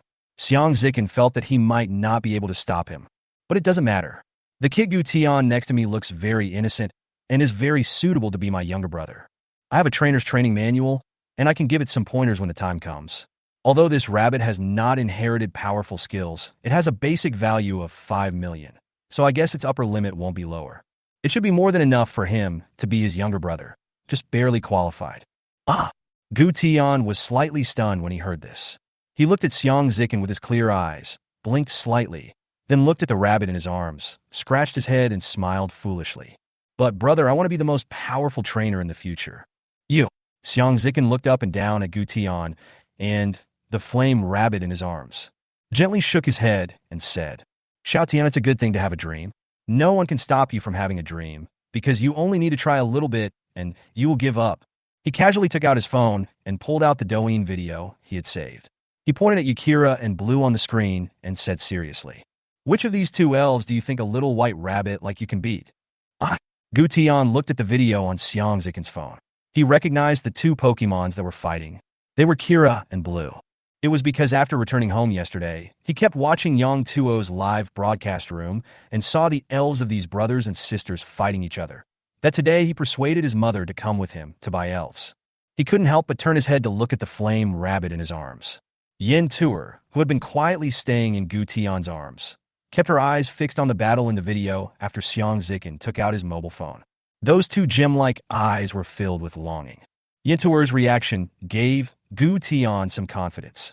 He recalled what Yang Tuo said in the live broadcast room yesterday, and turned his eyes to Xiang Zikin firmly, saying, "Brother, although Enma Rabbit and I are not as strong as those brothers and sisters now, we will work hard." He turned his gaze to the Flame Rabbit in his arms. Flame Rabbit seemed to feel the heat of his gaze, and also moved her eyes away from the screen and looked at Gu Tian. After a brief contact, the man and the elf's eyes instantly understood the passion in each other's hearts. Flame Rabbit clenched her fists tightly and shouted loudly, "Noodles, noodles, noodles! Emma Rabbit, I know what you mean. If we train hard together, we will definitely become the strongest partners." Gu Tian gently placed Flame Rabbit on the ground, clenched his fists, and encouraged himself. He turned around and said to Xiang Zikin seriously, "Brother, the boss said that Pokemon are all magical. As long as our bond with the Pokemon is strong enough and we work together, even legendary Pokemon can be defeated by their trainers. We may be far behind the strongest at the moment, but as long as we keep training and working hard, one day we will become heroes that everyone envies." He clenched his fists, became more and more excited as he spoke, and couldn't help but turn his head to the Flame Rabbit beside him and said, "Flame Rabbit, aren't you right? Noodles, noodles, noodles." Fennekin imitated Gu Tian's movements and threw an uppercut, then made an encouraging gesture and nodded seriously. Alas, if hard work is useful, why would there be legends and quasi-gods? Seeing Gu Tian being so immature, Xiang Zikin couldn't help but hold his head and shook his head. In his opinion, he was just talking to a cow. After thinking for a while, Xiang Zikin held his chin and said to Gu Tian, "Come on, I'm counting on you. Then let's see who can be number one in the future. Do you want to have a Pokemon battle later?" This red-faced dragon of mine was specially prepared for Kira. Now there are only two of us in the store, so it's a good opportunity for us to learn from each other and gain some practical experience. As a man who wants to be the best trainer, you shouldn't be afraid, right? As he spoke, Xiang Zikin raised his eyebrows at Gu Tian. Appropriate battles can promote the trainer's tacit understanding and the formation of bonds with his Pokemon. If you want to become the strongest trainer, you can't just talk about it. Wang Baiqi and his companions had already had a chance to practice yesterday, so Xiang Zikin naturally didn't want to fall behind. Currently, there are only two people in the store, himself and Gu Tian. Since the other party is unwilling to be his younger brother, Xiang Zikin doesn't mind letting this simple child know what the innate gap between elves is.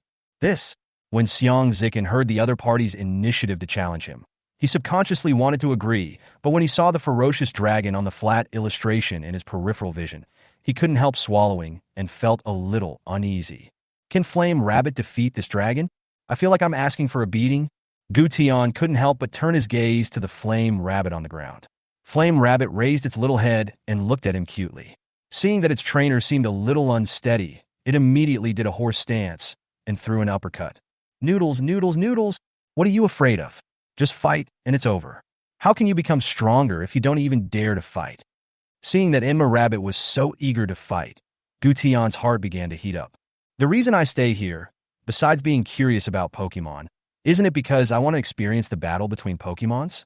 Seeing Gu Tian hesitate, Xiang Zikin couldn't help but smile and said teasingly, "What? Are you scared?" "No, I'm not afraid." Seeing that the other party had actually exposed his initial timidity, Gu Tian quickly raised his head to refute, indicating that he was not afraid. His face flushed red, and he looked at the Flame Rabbit on the ground and said firmly, "Okay, brother, let me be your first opponent. I will become stronger with every battle." Okay. Although it seems that we will be competitors in the future, I am very optimistic about your recklessness."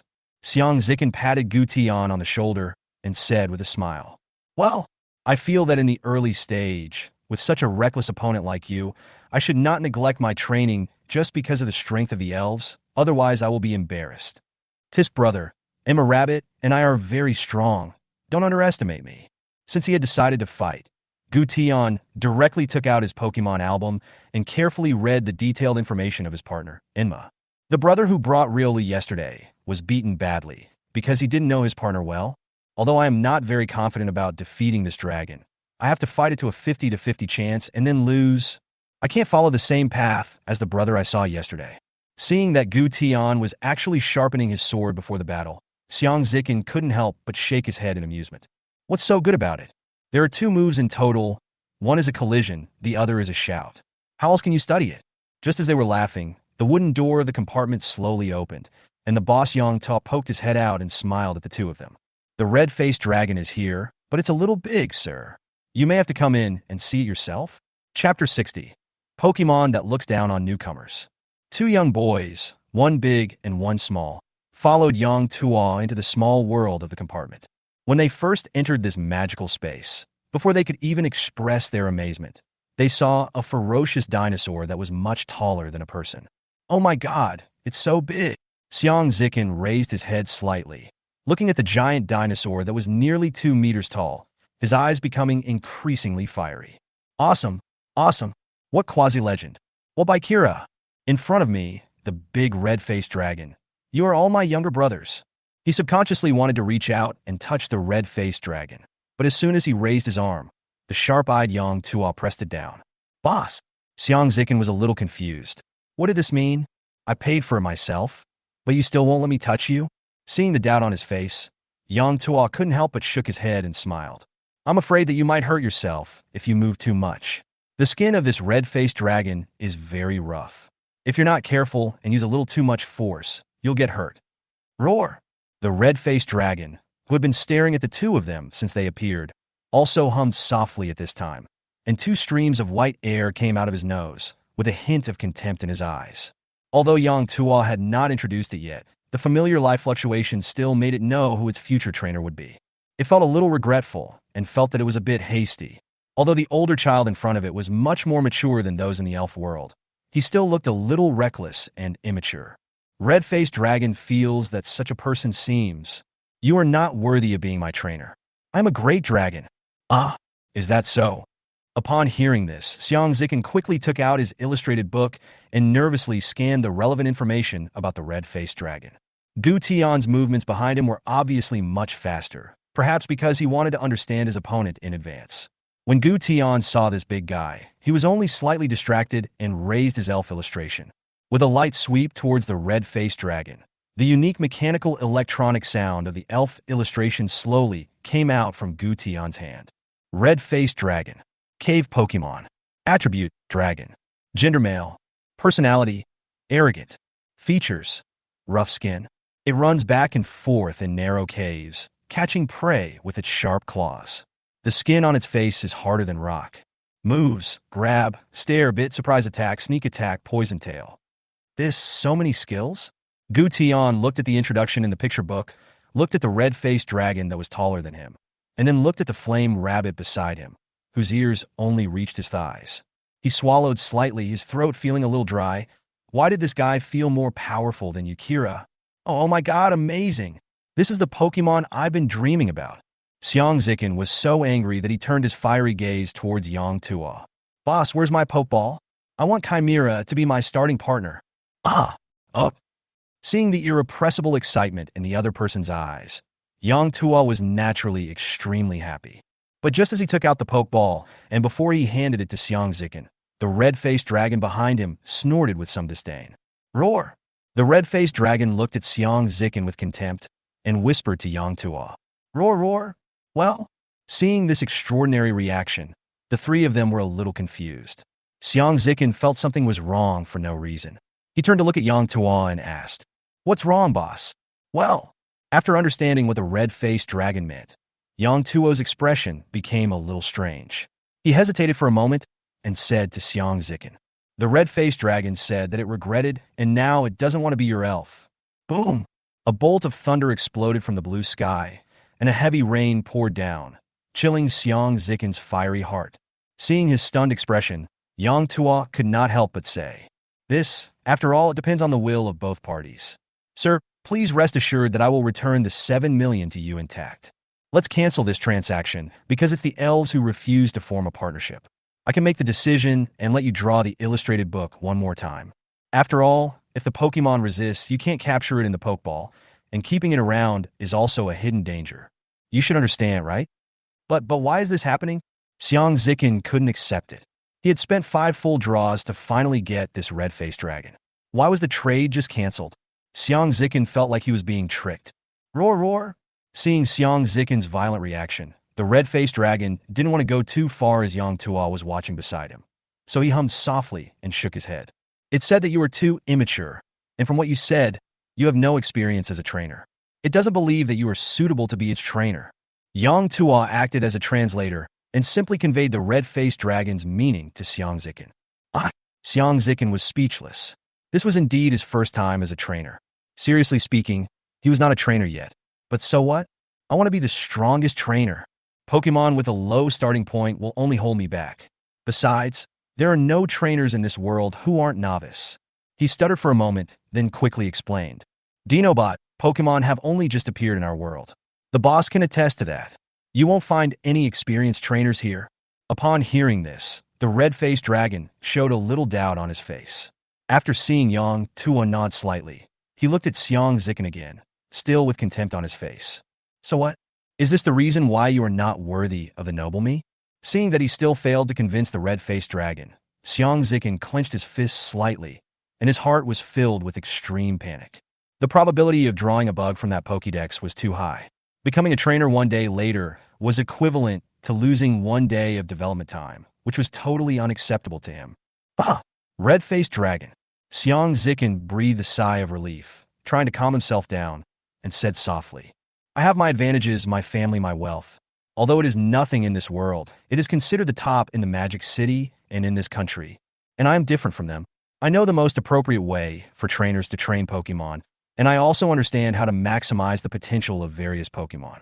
Similarly, the reason why I still don't have a Pokemon is firstly because Pokemon's only appeared in this world, and secondly because I want to become the most powerful trainer.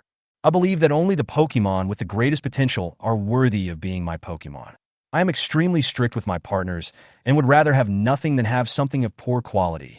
I will lead my strongest partner and become the top trainer in this world." Red-faced dragon. You have to believe me. Compared to others, I have the best resources and the best methods. What I lack is only the best partners and opportunities. Be my partner. Together we will become the strongest. His tone was relatively sincere, and after he finished speaking, he looked at the red-faced dragon with sharp eyes. After hearing what he said, the contempt on the red-faced dragon's face disappeared for the most part, but he still shook his head slowly and hummed a few times to Yang Tuo. After listening to what both sides said, Yang Tuo showed a bit of helplessness on his face. It could be seen that this young man who is younger than me is very ambitious, but compared to Xiang Zikin's lengthy speech, Chimianlong's reply consisted of only a few words. "This is all your business. It has nothing to do with me. No matter how much you talk, you are still a rookie. I don't believe you. You are bullshitting." The answer from the red-faced dragon was a bit heartbreaking. After thinking about it, Yang Tuo decided not to tell Xiang Zikin. He shook his head slightly, made a gesture of invitation to the wooden door behind them, and said, "I'm sorry, Sir Red-Faced Dragon. I can't be convinced by you." Seeing that Yang Tuo was about to drive people away, Xiang Zikin immediately became anxious. His brain was working rapidly, thinking about what other advantages he could bring up. His limited thinking made it impossible for him to find a reason to redeem the relationship in such a short period of time. In desperation, he suddenly remembered the introduction to Pokeballs in the Pokemon Trainer Training Manual. An idea suddenly occurred to him, and he immediately shouted to the red-faced dragon, 1 month! 1 month first!"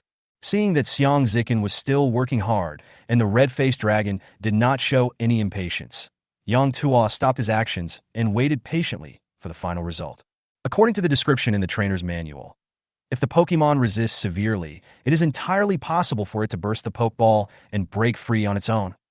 The bloodshot in Xiang Zikin's eyes, which had just faded a little, began to fill up again. He said word by word, "Give me a month.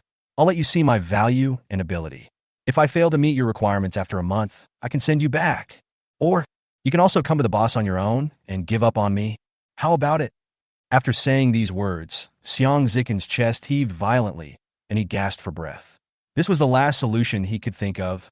If he still could not get the approval of the red-faced dragon, he would probably have to go back and draw the elf again. Red-faced dragon, what do you feel? Seeing that he had finished speaking, Yang Tuo turned his head to look at the red-faced dragon. Upon hearing this, the red-faced dragon pondered for a moment, thought about it, nodded slowly, hummed twice to Yang Tuo, and looked at Xiang Zikin again. Although his gaze was already a little explicit, it was more scrutinizing. Well, some people want free food, accommodation, and training. What's there to refuse? If by then, this human child is indeed too bad and fails to meet this dragon's qualification standards, then it cannot be this dragon's fault. Seeing the red-faced dragon nod slightly, hope rekindled in Xiang Zikin's eyes, and he turned his gaze to Yang Tuo again. Yang Tuo had already retracted his outstretched hand, and the expression on his face changed from helplessness to a smile. Yang Tuo walked up slowly, put a pokeball in Xiang Zikin's hand, and chuckled. Congratulations, sir, the red-faced dragon agreed. Ah! After hearing Yang Tuo's confirmation, Xiang Zikin looked at the pokeball in his hand, unable to suppress the joy on his face. He carefully turned the pokeball around and placed his hand gently on the circular button in the middle. He looked at the red-faced dragon seriously and saw that there was a lot of arrogance on its human face. It was looking at him with its chin up. He couldn't help but whispered, "Don't worry, red-faced dragon. I will prove to you that I am worthy of you." As he spoke, he pressed the middle button hard, followed the instructions in the manual, threw the pokeball directly at the red-faced dragon, and said loudly, "Become my partner, red-faced dragon." Ah! The red-faced dragon raised its ferocious head and let out a loud dragon roar, as if responding to Xiang Zikin. With a flash of red light, the huge red-faced dragon disappeared from the spot, and the pokeball fell directly to the ground, flashing a faint red light. One time, two, three, ding! With a crisp sound, the red light dissipated, and the pokeball returned to calm. Xiang Zikin hurried forward, bent down to pick up the pokeball, and through the transparent red barrier, he saw the shrunken red-faced dragon, with its chin raised high, looking at him scrutinizingly. Pa pa pa! A crisp slapping sounded, and Yang Tuo walked forward with a faint smile and said, "Congratulations, sir. Remember your promise and don't let the red-faced dragon down." Chapter 61. Xiang Zikin compromises with reality. Phew, I'm so scared. Xiang Zikin carefully put his pokeball into his pocket and wiped away the cold sweat on his forehead. At that moment, he really felt like the sky was collapsing. So, even if there is a destiny, the elves will refuse to become partners with humans? Gu Tian looked at the flame rabbit beside him and asked Yang Tuo in confusion. Yes. Yang Tuo smiled lightly and nodded slightly. The higher the lower limit, the stronger the race. If this type of elf encounters a docile or good-tempered person, it is easy for them to form a bond with humans and become partners. But they're a minority after all. Elves are just like humans, with their own joys, sorrows, anger, and happiness, as well as 7 emotions and 6 desires. The racial advantages will make many Pokémon that are naturally strong become arrogant. If there is no ability and strength that is enough to conquer them, these Pokémon will never choose to partner with such a trainer, even if it means dying in battle. Because they will feel that this kind of trainer is not worthy of them, will only become a burden to them, and will only limit their ability to become stronger. So, hearing this, Gu Tian looked down at his flame rabbit and saw that flame rabbit was looking at him with wide eyes. Gu Tian squatted down and gently rubbed flame rabbit's head and said softly, "Inuji, don't worry. I won't betray your trust, and I will never become a burden to you." "Oh, Niwa Niwa. I won't be a burden."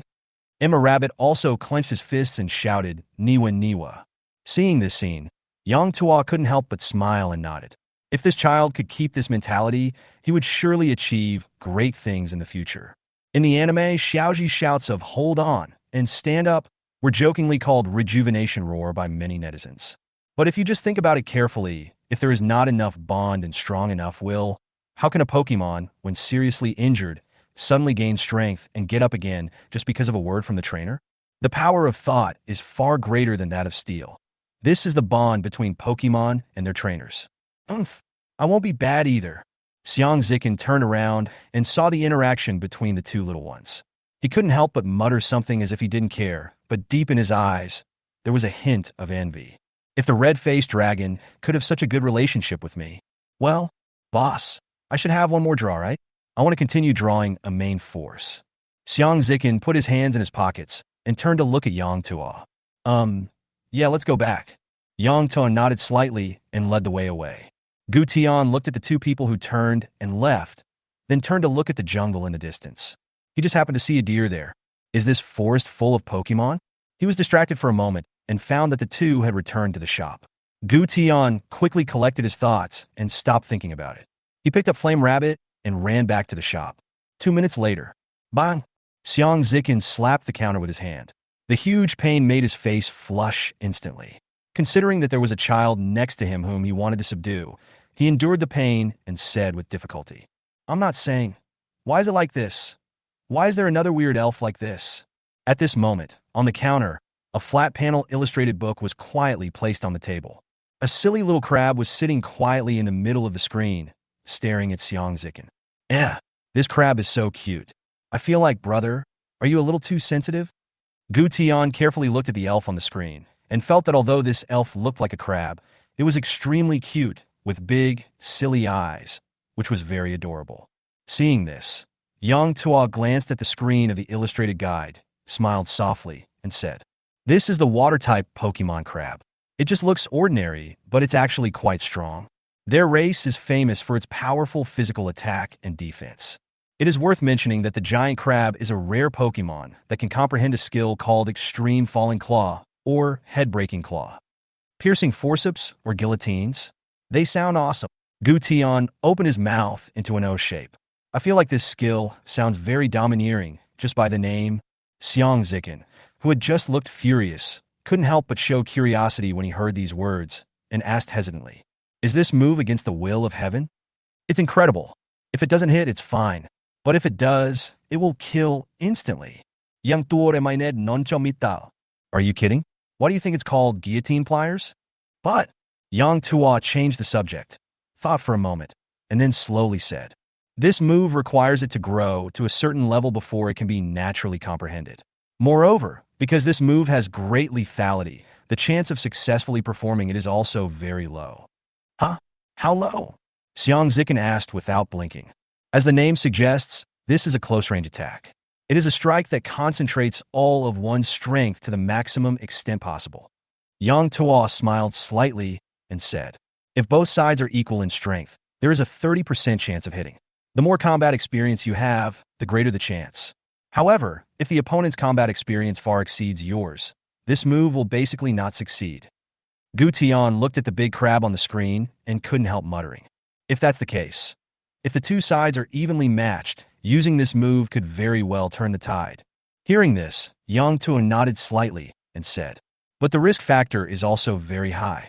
If you fail to finish off the opponent, you will be more vulnerable to the opponent's attack, and it may even cause the entire battle to collapse. It is more suitable to be used when you are in a desperate situation. Now that you mention it, it feels a bit like a lottery. Either you get killed, or you kill the other person. Xiang Zikin muttered to himself that his prejudice against giant crabs was not as strong as it was at the beginning. He glanced at the flame rabbit in Gu Tian's arms, thought about it, and asked Yang Tuo, This hairy crab now? This giant crab? How much is it? When Yang Tuo heard Xiang Zikin asking about the price, he smiled and said, Not expensive for million. Hearing the price, Xiang Zikin frowned slightly. When he thought of the embarrassing situation of the red-faced dragon before, his heart began to beat fast. This was the last lottery draw of the day. If he didn't buy it, he would have to wait until tomorrow. I just took the initiative to challenge Gu Tian. If I don't fight, it seems a bit embarrassing. Fight! If he used the red-faced dragon, he was afraid that the red-faced dragon would see that its opponent was such a small rabbit, which would further reduce its favorability towards him. After some hesitation, I thought about my father's instructions and the tragic experience of the red-faced dragon, and I seem to have made a misunderstanding. The more expensive the Pokemon, the better. But it seems that if you want to capture these arrogant top Pokemon, you need to have some achievements. Thinking of this, and thinking about the guillotine pliers that Yang Tuo had mentioned before, Xiang Zikin gritted his teeth. I bought it. Chapter 62, Crab vs. Rabbit, Part 1. The lust buried the sand like a border, and the fighting spirit surges into the sky, and is hidden in the colorful clouds. After a simple summoning and taming, Xiang Zikin got his second companion elf, the giant crab. In the small compartment world, two Pokémon, whose average height was less than half a meter, stood in a battlefield as big as a basketball court. If Yang Tuo wanted to change the topography of the small world, it would only take a thought. The previous battlefield was specially set up by Yang Tuo to facilitate various large-scale Pokémon battles. However, after the last two battles, the effect has already been seen. For the current rookie trainers, the battle venue really does not need to be that large. After this order was issued, both sides had been chatting slowly for who knows how many days, and the attacking side had not yet reached the defending side. It was truly unsatisfactory, and there was no passion for fighting at all. Of course, in the eyes of these newcomers who have never experienced the battle between elves, it is still quite exciting, but in Yang Tuo's eyes, it feels a bit bad.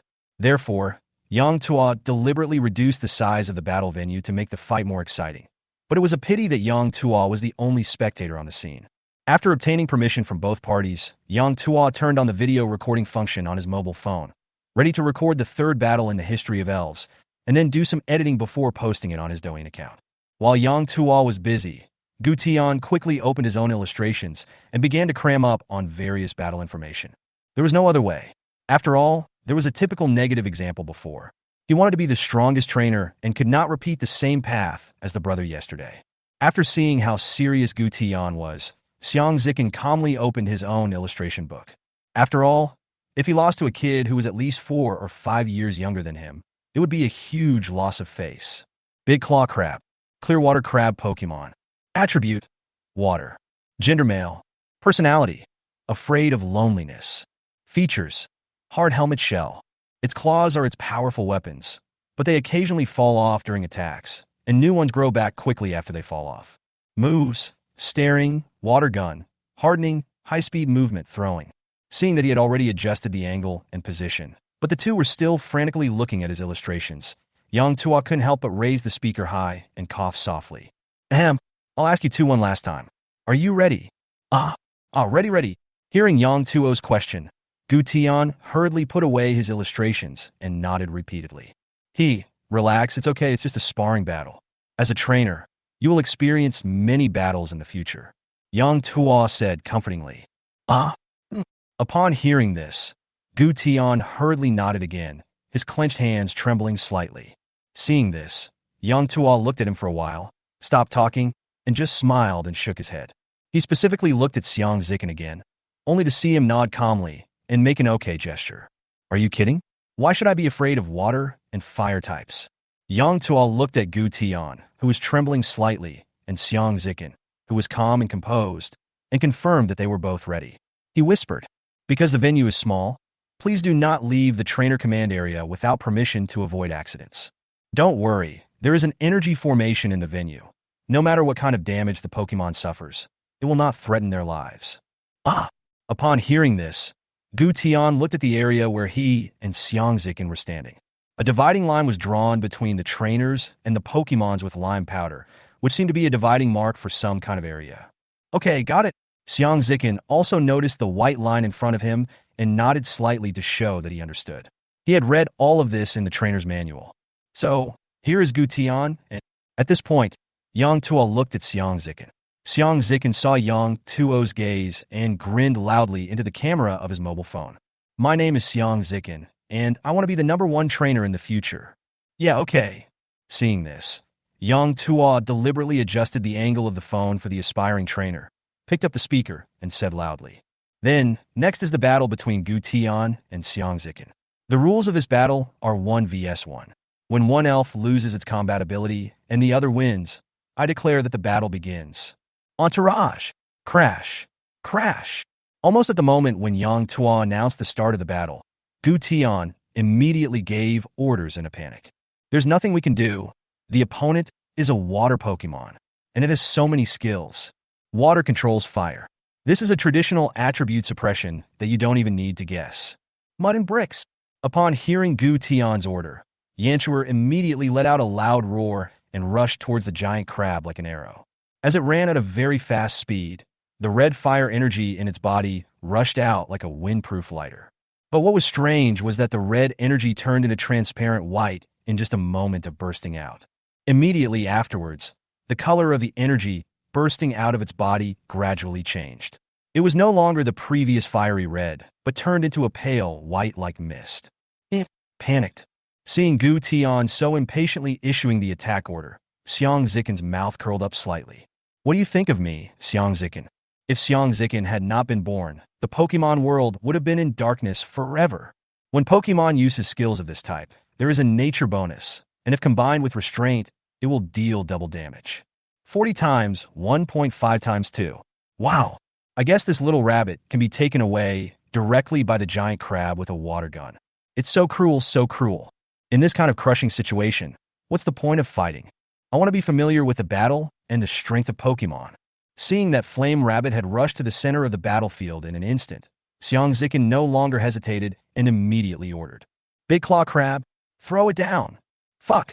Upon hearing Xiang Zikin's order, the giant crab, which had a dazed look on its face, turned its eyes slightly towards Flame Rabbit. Because it couldn't walk upright and Flame Rabbit was about to attack it, the crab simply exerted force on its limbs and jumped up with its entire body. As it leaped up, the large claws on its right arm were instantly covered by a strong white light. A terrifying aura emanated from the white light, and a highly concentrated energy made the entire arm of the giant crab glow with white light. As expected, it's a high-level move with a power of 80. Awesome! The huge glowing pliers made Xiang Zikin's eyes flash with brilliance. Compared with the bright light on the giant crab's claws, the transparent air waves on Flame Rabbit's body are like fireflies before the bright moon. Seeing this huge difference in moves, Xiang Zikin became even more delighted. It seems that even if I don't use water-based moves, this rabbit still can't escape the fate of being killed in 1 second. This scene naturally also fell into Gu Tian's eyes. Looking at this gap that was so obvious that it couldn't be more obvious, Gu Tian's eyes showed a bit of worry, and he couldn't help but whispered softly, "Flame Rabbit." The next moment, Finnegan raised her pink fist, stretched out her legs, and kicked. Her whole body flew into the air and smashed hard at the giant crab. Although Crabine jumped up first, its speed was not as fast as that of Flame Rabbit, and for a moment, Flame Rabbit took the lead. Seeing that the advantage of the high ground was gone and its body was slowly falling, the giant crab simply lowered its giant claws and pried it upwards fiercely. Fuck! Mud and bricks! The two Pokemon roared with all their might, as if they were cheering themselves up. The fist and the pliers meet, and the needle points to the weed on. Bang! There was no gorgeous picture, nor was there any explosive roar. It was just like a pinball hitting a solid wall. The two sides separated as soon as they touched each other, and retreated to both sides like a cannonball. Hiss, hiss, hiss! The huge force of the collision directly hit the giant crab, leaving a long groove on the ground. When its body was almost touching the white line of the training command area, it just stopped its retreating momentum. The situation of Flame Rabbit was even more exaggerated. It was the one that took the initiative to attack, but under the bombardment, it flew backwards in the air and somersaulted countless times. It seemed like it was about to be blasted out of the field. Swish! A transparent barrier suddenly lit up, directly covering the entire battlefield. And after Finnegan tumbled dozens of times in a row, he crashed directly onto the barrier, and then, with a pop, he fell to the ground. Flame Rabbit! Seeing Flame Rabbit flying back, Gu Tian immediately exclaimed and subconsciously rushed forward. Fortunately, the battle had just begun, and Yang Tuo's attention had been closely focused on the situation on the battlefield. Seeing Gu Tian about to rush into the field, his eyes immediately focused, and a red energy barrier, exactly the same as before, suddenly appeared and directly covered Gu Tian. The battle is not over yet. Trainers, please keep a safe distance to avoid being accidentally injured by Pokemon's moves. But Gu Tian looked at the Flame Rabbit who fell to the ground in the field, with unstoppable worry in his eyes. Xiang Zikin, who was standing on the other side of the venue, saw this scene and a smile just appeared on the corner of his mouth, but he forced it down. Masters, be low-key and have a good pattern. But his composure only lasted for a moment before his eyes froze slightly. On the other side of the battlefield, a cute little rabbit stood up shakily. If it were just that, it would be fine. The key point is that the rabbit shook its head vigorously in a daze. And then, as if nothing had happened, it shook its hands slightly and shouted twice with high fighting spirit. Nude and mud! Well, Xiang Zikin was completely confused. What the hell is this? He looked carefully at the illustrated book in his hand. The power of Crab's throw was 80, while the power of Flame Rabbit's impact was only 40. When these two moves collided, it would be fine if the rabbit was not knocked out directly, but why did it seem like nothing happened? What is going on? Chapter 63, Giant Claw Crab vs. Flame Rabbit, Part 2. Flame Rabbit? Seeing that Flame Rabbit staggered to his feet from the ground and was fine after just shaking his head, Gution's face showed ecstasy. He quickly lay on the red energy barrier and shouted to the Flame Rabbit not far away. Entourage, how are you? Are you okay? After all, it was just bounced away and fell from such a high place. Although it seemed that there was no problem, Gution felt that Flame Rabbit's condition was not as good as it looked. Nude in mud. Flame Rabbit turned his head to look at Gution and shook it slightly to indicate that he was fine. But when he turned around and looked at the giant crab again, his brows slightly frowned. This crab is so powerful. It rubbed its lower back and felt a little painful. I felt like I was at a disadvantage and shouldn't have jumped up like that crab. Gution, who had always been concerned about Flame Rabbit, keenly noticed Flame Rabbit's movements and could not help but call out softly. Flame Rabbit, that crab is so powerful. Can you not defeat it head-on? Brick! When Emma Rabbit heard this, she was slightly stunned, and then subconsciously shook her head frantically. Are you kidding? How could I not be able to defeat it head-on? I'm just a little bit weaker than it. Seeing that Flame Rabbit was shaking its head like a rattle, Gution frowned slightly. He thought about what had just happened and looked at Emma Rabbit with more worry. He half knelt on the ground and spoke sincerely to Flame Rabbit across the protective barrier of the trainer command area. Phone Rabbit, although I think you are no worse than that crab, if we keep fighting like this and get beaten back every time, it will definitely be a disadvantage. As he spoke, Gution pointed to the gradually fading protective shield above the training ground and said seriously, Look, there's an invisible wall blocking us. If we get hit against the wall every time, it's like we're being hit by the wall every time. It's really disadvantageous. Let's do this. Gution's voice was getting smaller and smaller. In order to hear more clearly, Flame Rabbit could not help but look at the giant crab opposite vigilantly, while walking backwards with one ear attached to the isolation energy shield. Listening to her trainer's plan, Emma's eyes grew brighter, and she listened intently, nodding frantically in agreement. On the other side, Xiang Zikin had been waiting for the opponent to continue attacking, but when he saw that the opponent not only did not continue to attack, but instead started chatting, his face suddenly darkened. What are you doing? We are in a battle. Seeing that Gution was still whispering with Flame Rabbit and didn't take the battle seriously at all, Xiang Zikin immediately stopped planning to give in to the other party. Anyway, the power of wrestling has been tested, and it is time to end this fight. As expected, this child is not suitable for fighting at all. I should choose someone older. Thinking this in his heart, Xiang Zikin immediately gave the order. It's time to end this farce. Big Claw Crab, use the water gun to finish it off. Fuck! When the giant crab heard this, a cold light flashed in its eyes. It first turned its angle, walked a few steps horizontally into the field, aimed at the direction, and immediately stretched out its big claws. As the orange pliers opened and closed, a water arrow as long as a pencil and as thick as a baby's arm shot out. It was like firing a pistol, and there was actually recoil, causing the giant crab to move slightly. Fortunately, the recoil was not very strong. Although Gution was discussing tactics, his attention never left the giant crab. Seeing this water arrow coming, Gution hurriedly shouted, Flame Rabbit! Hurry mud and bricks! The diameter of the venue is only 50 meters. In this case, the speed of the water gun completely exceeds Gution's speaking speed. Before he could finish his words, Emma Rabbit had already dodged, and the water gun shot straight at him, scaring him. Fortunately, the water gun didn't look that powerful. It hit the energy barrier in front of him and splashed water.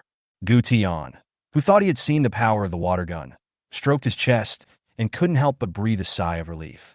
Judging from the power, it should not cause much damage to Enma. However, since it is an attack, it still has a power of at least 40, so it is best to avoid it if possible. He immediately shouted, Entourage, proceed as planned. Nude in mud. Flame Rabbit nodded firmly at Gution, then once again fixed his gaze on the giant crab, slightly bending his feet as if gathering strength, and pushed the soft soil on the ground back a little. Plan? There are only 2 moves. What other plans can there be? Xiang Zikin heard Gution shouting, and his head was full of question marks. Then, he continued to order the crab with a serious face. In the face of absolute strength, all plans are ridiculous. Giant crab. Keep shooting water. I wonder how many times it can dodge. Fuck, fuck. The crab's dull eyes glanced at Xiang Zicken briefly, then turned to Enma Rabbit again. Because it is lying sideways, only one of its two large pincers can be facing Flame Rabbit, but that doesn't matter. As the crab's claws continued to rise and fall, thin water arrows shot out again. Whoosh, whoosh, whoosh. The guns, bullets, and arrows version is now online. Flame Rabbit, get out of the way. Seeing this, Gu Tian screamed immediately. Nude in mud. Flame Rabbit solemnly looked at the water guns that were fired at it without panicking at all. It exerted force with its hind legs, and the strength that had been accumulated for a long time instantly burst out through its calves. The body is like a rowing boat, and the movements are like flowing water. Flame Rabbit stretched out its short legs and ran around the battle zone, perfectly interpreting the phrase, moving as cunningly as a rabbit. Nick, Nick, Nick, Nick. Although Fennekin was running nonstop, it didn't seem to stop at all. It kept moving as the water guns brushed against its footsteps. When it saw that the crab's shells missed it, its roar became louder and louder. Crab is a crab, and the battlefield is a square layout similar to a basketball court. It is still okay when Flame Rabbit is in front of it. But as Flame Rabbit continued to run, its position gradually ran to the side of the battlefield. Due to the limitation of vision, Crab had to jump slightly on the spot and adjust its direction. Due to this delay, the target was still moving, so the hit rate was naturally much lower. Besides, it was still in its infancy, and the water gun's attack range was limited. The farther away it was, the smaller the power. It even happened many times that its water gun was about to hit Flame Rabbit, but Flame Rabbit just raised its fist and smashed the water gun apart. Of course, it was inevitable that Fennekin was hit and staggered a little, but it was obvious that the damage was limited. Strange, even if the distance makes the water gun less powerful, it shouldn't be the case that we haven't been able to kill a fire rabbit with so many guns. Xiang Zicken stood in the command area, watching the situation on the field. His brows were almost twisted into the shape of the Chinese character Chan. After several attacks, it was unclear whether the running Flame Rabbit was tired, but the crab, which had been adjusting its body shape and continuously covering with fire, could be seen to be slightly out of breath. Even the frequency with which it fired its water gun was getting slower and slower, although it managed to hit Emma Rabbit a few times. But it seemed to be due to the hasty preparation and the attack distance. Each time, it just made Emma Rabbit scream louder, but it didn't cause any serious damage at all. This is so unscientific. Is the attribute restraint table I saw fake? Seeing another water gun of the crab being smashed by the impact of the Flame Rabbit, he could no longer bear it and immediately shouted to Gu Tian opposite. Hey, Gu Tian, are you going to fight or not? If not, just end it. Why are you making it like Temple Run? Gu Tian on the other side was also slightly stunned when he heard this. He had been paying attention to the conditions of Flame Rabbit and Crab, but had forgotten about Xiang Zicken. Seeing that Xiang Zicken was already impatient, Gu Tian scratched the back of his head awkwardly and said, No, no, brother, Emma Rabbit is always attacking. Always attacking? You call this an attack? You're being attacked? Okay.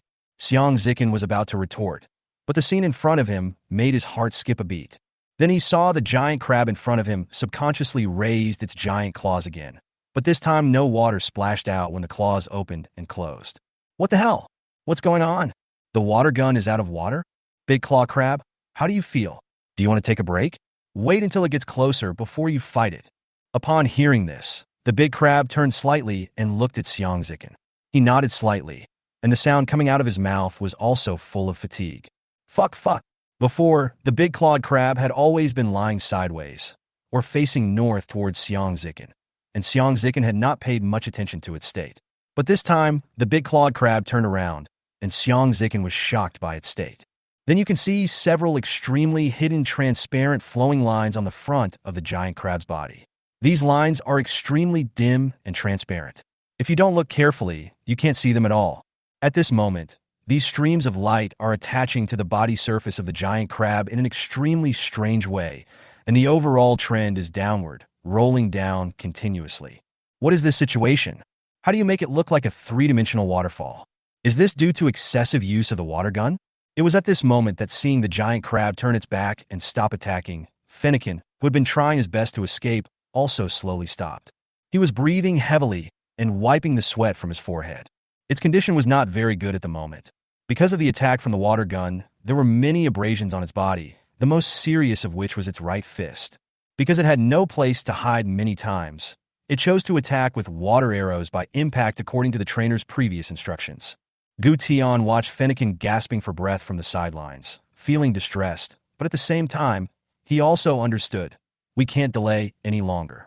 If we delay any further, the moving target will probably become a stationary target. Seeing that the giant crab had stopped firing water guns for a long time, he knew that the giant crab must be tired, so he immediately gave the order. Phone rabbit, it's almost there. Go up. Hit it. Nude in mud. Finally, hearing the slogan of attack, Fennekin swallowed his saliva and looked at the crab again, with a raging fire burning in his eyes. Okay, after taking so many beatings, Lord Rabbit can finally fight back. The next moment, a thin beige energy burst out from around Flame Rabbit, quickly covering its entire body. After everything was ready, Flame Rabbit roared and directly launched the second charge in this battle. Impact. On the other side, Xiang Zikin had been wondering what this inexplicably appearing, downward transparent streamline energy was. When he heard Gu Tian shout, his eyes narrowed slightly. Are you finally not going to be a turtle? Big crab, beat me up and serve me. Fuck. The giant crab also let out a low cry, and the energy in its body instantly continued, flowing into its right fist.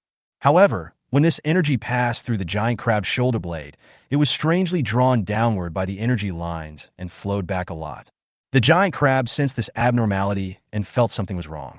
Seeing that Flame Rabbit was getting closer, Crab had no time to care about anything else and had to continue to increase its energy supply. However, the more energy that is transmitted, the more energy is drawn away by the line. Although it still returns to the body, the speed at which the energy gathers is greatly reduced. At the same time, it could not even mobilize 40% of the 100% of energy that it could easily mobilize in the past to its right arm, which made it extremely anxious. Will Flame Rabbit give it so much time to accumulate so much energy? The answer is no. In the blink of an eye, Emma Rabbit was in front of him, and Crab had to swing its claws, which had only stored half of their energy. Weakened version. Smash. Bang. Boom. At the moment when the tender fist and the giant claw collided, Flame Rabbit took several steps back, then stopped steadily, stood in a horse stance with a vigilant look on his face, and looked at the giant claw crab. The giant crab was in a miserable state as it was blasted by the rabbit and flew close to the ground. Just when it was about to hit the field, a transparent energy barrier suddenly appeared and blocked it. This severe collision made him dizzy again. Xiang Zikin was standing behind him, his eyes almost popping out of his head. What is going on? This? How come it's my giant crab that's flying? It wasn't like this last time. Big claw crabs, stand up. Use the water gun. At such a close distance, one shot will definitely knock it down. Looking at the flame rabbits so close at hand, Xiang Zikin became extremely anxious and kept shouting, hoping that the giant claw crab could stand up quickly. Gu Tian was standing far away, and his blood was boiling as he watched. Really? My rabbit has 2 moves. Neither of them is useless. My rabbit is awesome. Huh. The giant crab staggered and stood up with difficulty after being screamed at by its trainer at close range. It subconsciously stretched out its huge pincers and wanted to aim at Flame Rabbit, but everything in front of it was blurry and its body was shaking, so it couldn't see clearly what was in front of it. In the midst of the chaos, he seemed to hear his trainer shouting, "Get out of the way, and get out of the way." But what are you hiding from? The head of the giant crab is its body. It also wants to shake its head to make itself more awake, but it can't even stand steadily, so how can it dare to shake it? If you fall down, it will be difficult to stand up. It gasped violently, and small, dense bubbles began to come out of its mouth.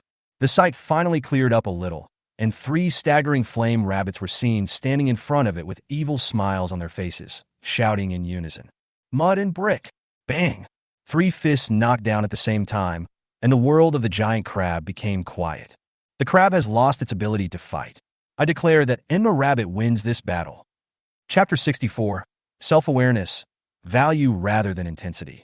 As the results of Yang Tuo's battle were announced, the energy shield that had been covering the trainer's command area slowly dissipated. Gu Tian immediately rushed into the battlefield, took the equally delighted Flame Rabbit into his arms, raised his hand high, and cheered. Yeah, we won. Emma Rabbit, you're just awesome. Nude in mud. Flame Rabbit was also calling out happily, rubbing Gu Tian's cheek affectionately with her forehead. Such an intimate action accidentally touched the scratch on its forehead. It grimaced in pain, but even so, The joy in Flame Rabbit's eyes was reluctant to fade away, and she was still gently stroking Gu Tian's cheek, expressing her happiness. Emma Rabbit, come on. I'll take you to the hospital for treatment. Gu Tian was not overwhelmed by the joy of victory.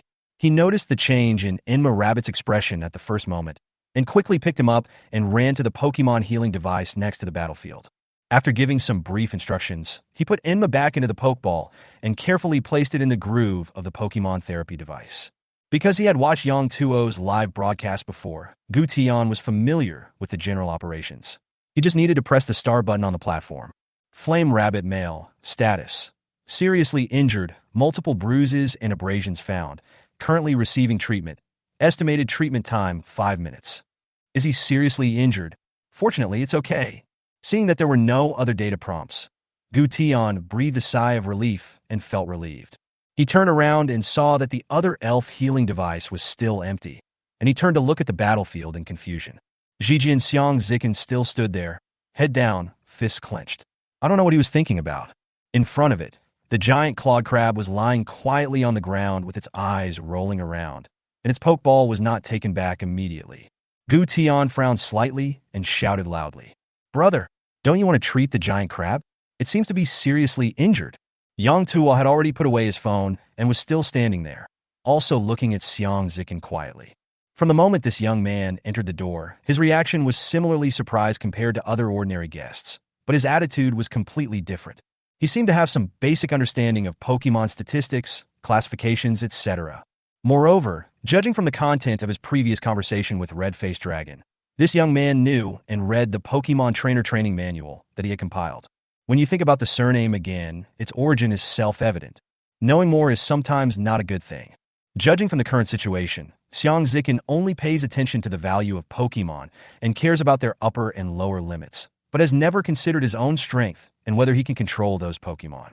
Wanting to become stronger is a good thing, but if you don't have a good understanding of yourself, then you are arrogant and unrealistic.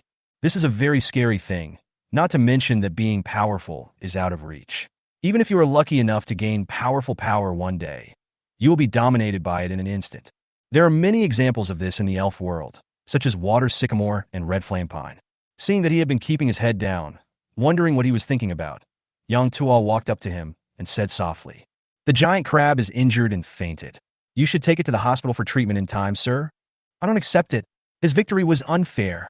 He was running away the whole time. If it weren't for the fact that the giant crab couldn't use its water gun and had an abnormal condition, he wouldn't have one at all." Xiang Zikin suddenly raised his head, his facial expression somewhat out of control. It was hard for him to accept that he lost his first battle as a Pokemon trainer to a child much younger than him. "Mr. Xiang, do you really understand Pokemon? It seems to me that you don't even know how to lose." Hearing Xiang Zikin's complaints, Yang Tuo frowned slightly. He interrupted. In the information column of the Elf Encyclopedia, the characteristics of the elves are clearly written, as well as the power, attributes, effects, and maximum number of uses of various moves. Elves are not machines, and the energy in their bodies required to support corresponding moves is limited, and they cannot release energy crazily without limit. The Pokemons that our store grants to all trainers are actually not very old, about the same age as humans who have just been weaned and can eat independently. Pokemon at this stage don't have much energy, and their control over various moves is not very high, so this is the best time for trainers to cultivate a bond with them. At this point, Yang Tuo paused, feeling that he had strayed off topic, and shook his head slightly as he explained.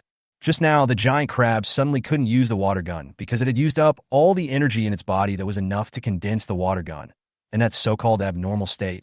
Sir, while running, Flame Rabbit is always releasing skills. Release skills? Hearing this, Xiang Zikin's uncertain expression froze for a moment. Just now, Flame Rabbit had been dodging the water gun, and it seemed that she hadn't used any skills. Could it be? He quickly took out his illustrated guide and called up the detailed information of Enma Rabbit. After a closer look, he found that there was another skill below the impact move that he had overlooked, the cry. Scream. By continuously making cute screams, you can distract the opponent and make him, her careless, thus reducing the opponent's appropriate attack power. So, those transparent streams are? Xiang Zikin was stunned. He never expected that the skill that he had just glanced at and subconsciously ignored before was actually the fuse for his failure in this battle. Yang tuonodedlikli without chomenting. Both Pokemon are now just baby beasts. They don't have perfect control over their skills, and their energy is not very pure, so they can't carry out long-range precision attacks. When you find that it is extremely difficult to hit Flame Rabbit with a water gun, but still choose to let Crabine fire the water gun. Compared to how little brother Gution let Flame Rabbit dodge while using Call, in fact, at that time, the outcome of this battle was already obvious. Heh. As expected of a 5 million Pokemon, none of its moves are just for show. Unlike the crab, it's too weak compared to the rabbit. I used a water gun to shoot a fire Pokemon, and after hitting it so many times, it was still alive and kicking. Xiang Zikin looked at Gution, who was looking at them from a distance. He heard the other parties shout, but did not choose to respond. Instead, he looked at the giant crab on the ground with self-mockery, and then looked at his pocket, where the pokeball of red-faced dragon was contained. He said indignantly, "If it's a red-faced dragon, it will definitely kill the rabbit in one move." Hearing these two sentences, Yang Tuo raised his eyebrows slightly. "Isn't what I said clear enough? Or is it too euphemistic? Brother, there is something wrong with your strategy. Why do we have to keep using the water gun on the giant crab when we've already realized we can't hit it? If you use high-speed movement and hardening, how can Emma beat you?" He couldn't help but frown and said seriously, "Mr. Xiang, the price of an elf is not entirely determined by its strength. Rarity, difficulty of cultivation, and the affinity of the species to humans all affect the price. Price is not a representation of strength. Moreover, at present, the number and strength of crab's moves are far superior to those of Flame Rabbit, such as high-speed movement and hardening.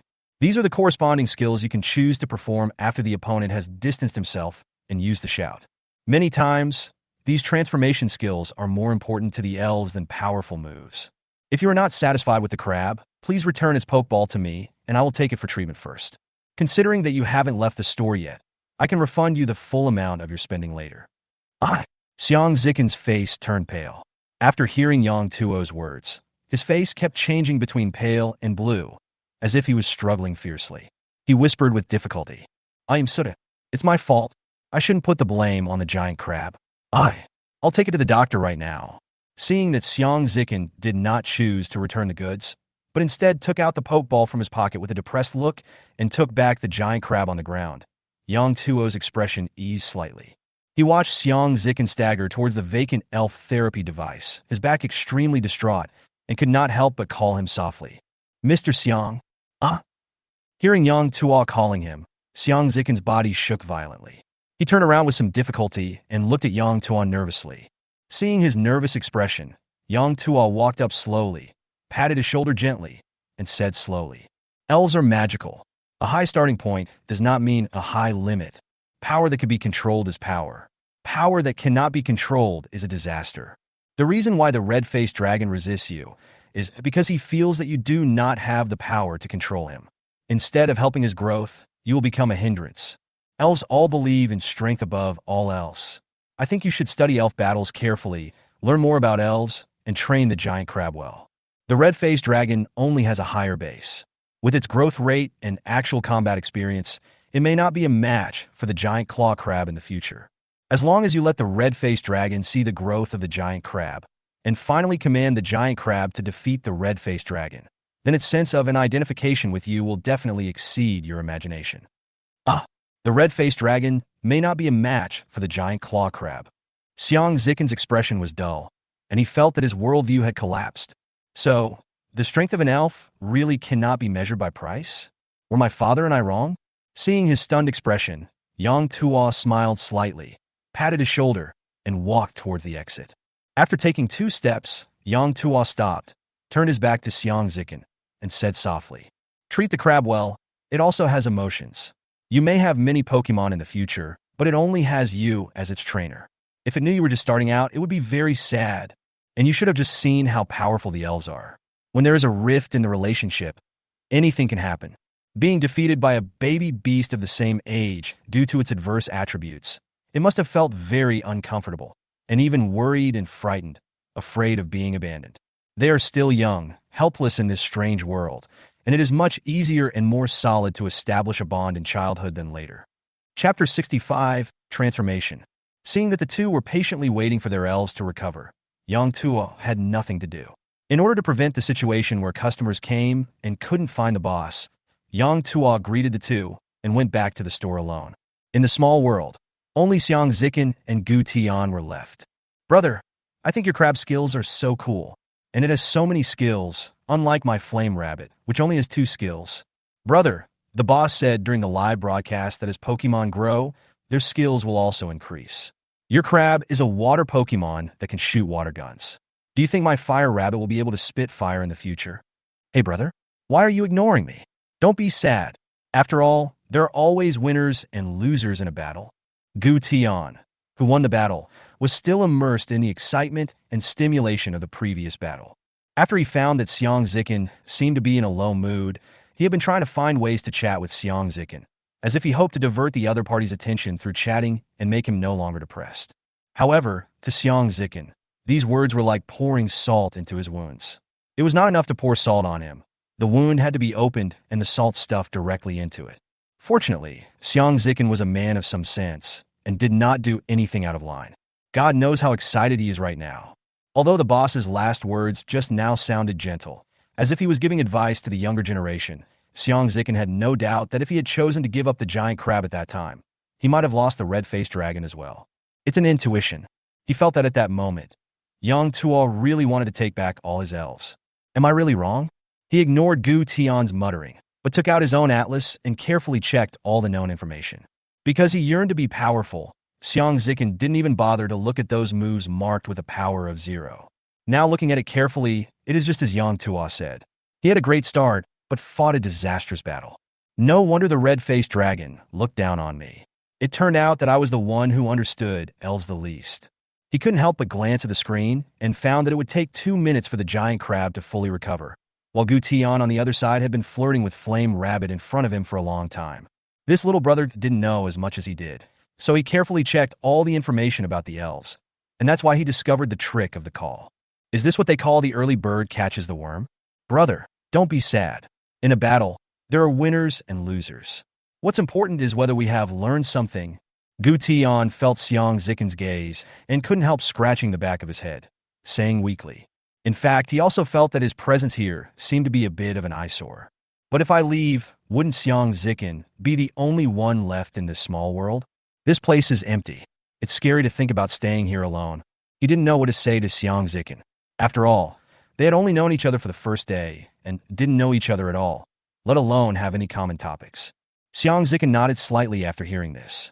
After a moment of hesitation, he said softly, Gu Tian, I have indeed learned a lot of things which have been of great help to me. I feel that if I hadn't fought this battle, I would have taken many detours. Gu Tian was slightly stunned when he heard this, and he couldn't help but scratch the back of his head in embarrassment. Have you taught this guy anything? He answered hurriedly. Brother, you're too polite. I should be the one to thank you. Thank you for letting me understand Intyra's moves. I feel like Intyra and I have such a good rapport. Oh, and by the way, the giant claw is so powerful. It can shoot out so much water. After hearing this, Xiang Zikin couldn't help but get a few black lines on his forehead. This guy. Why do I always feel like someone is mocking me in a sarcastic way? Ding dong. While the two were talking, a light, crisp sound came from the elf healing device behind Xiang Zikin. Xiang Zikin turned around and found that the data on the treatment device had disappeared and turned into a line of words. The crab has recovered. I wish you and your elves a pleasant journey and more victories and growth in battle. Xiang Zikin gently picked up the pokeball, touched it with his fingertips, a red light shot out, and the giant crab appeared in front of him. The giant crab, who had just appeared, was slightly stunned when he saw Gu Tian and Yin Tuer standing in front of him. When he turned around and saw Xiang Zikin behind him, a little frustration appeared on his face, and he felt very guilty. Xiang Zikin did not say anything. Instead, under the gaze of the man and 2 elves, he slowly half-knelt on the ground and carefully examined the entire body of the giant crab.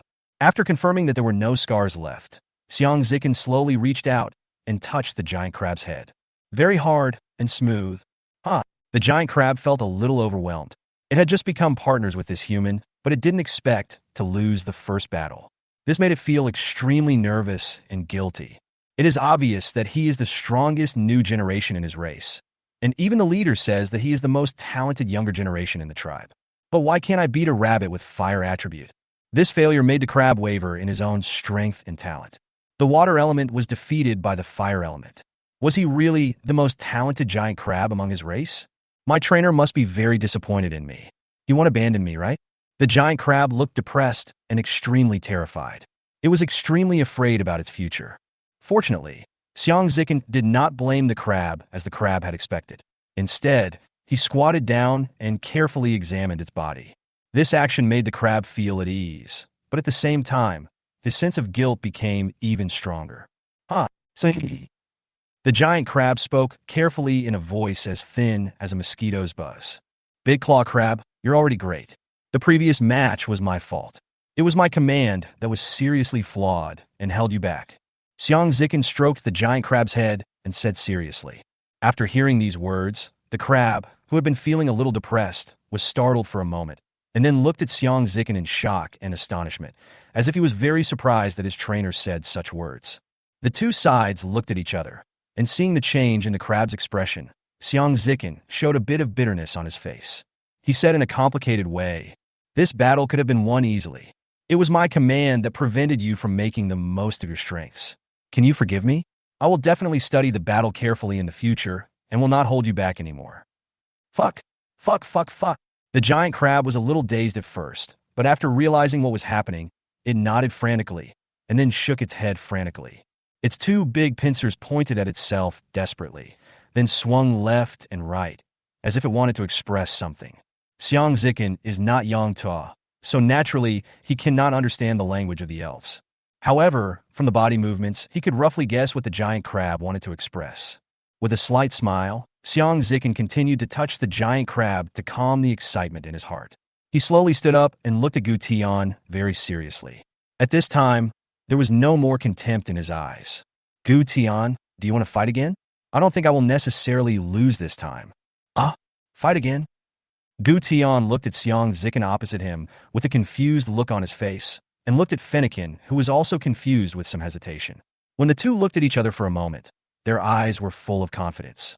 Okay, brother, let's fight again. My flame rabbit is very strong. I will never lose to the crab. Chapter 67. Another battle between the crab and the rabbit.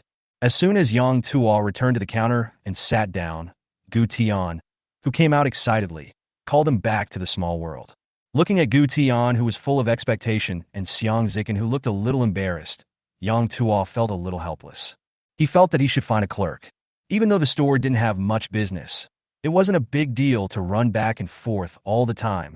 When both sides stood in their original positions again, Yang Tuo's eyes moved, and the ground rolled up and merged on its own. The battlefield that had been ravaged by the ravages instantly returned to its original state. Seeing such an outrageous scene in front of him, Gu Tian excitedly shouted magic, but Xiang Zikin's pupil shrank slightly, and his gaze turned to Yang Tuo. Seeing the harmless expression, the awe in his eyes became more intense. I feel like this store manager is more powerful than Pokémon.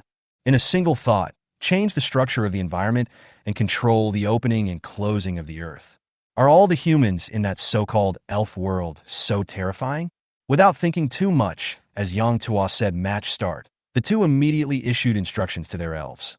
Flame Rabbit, Impact, Big Claw Crab, Throw it down.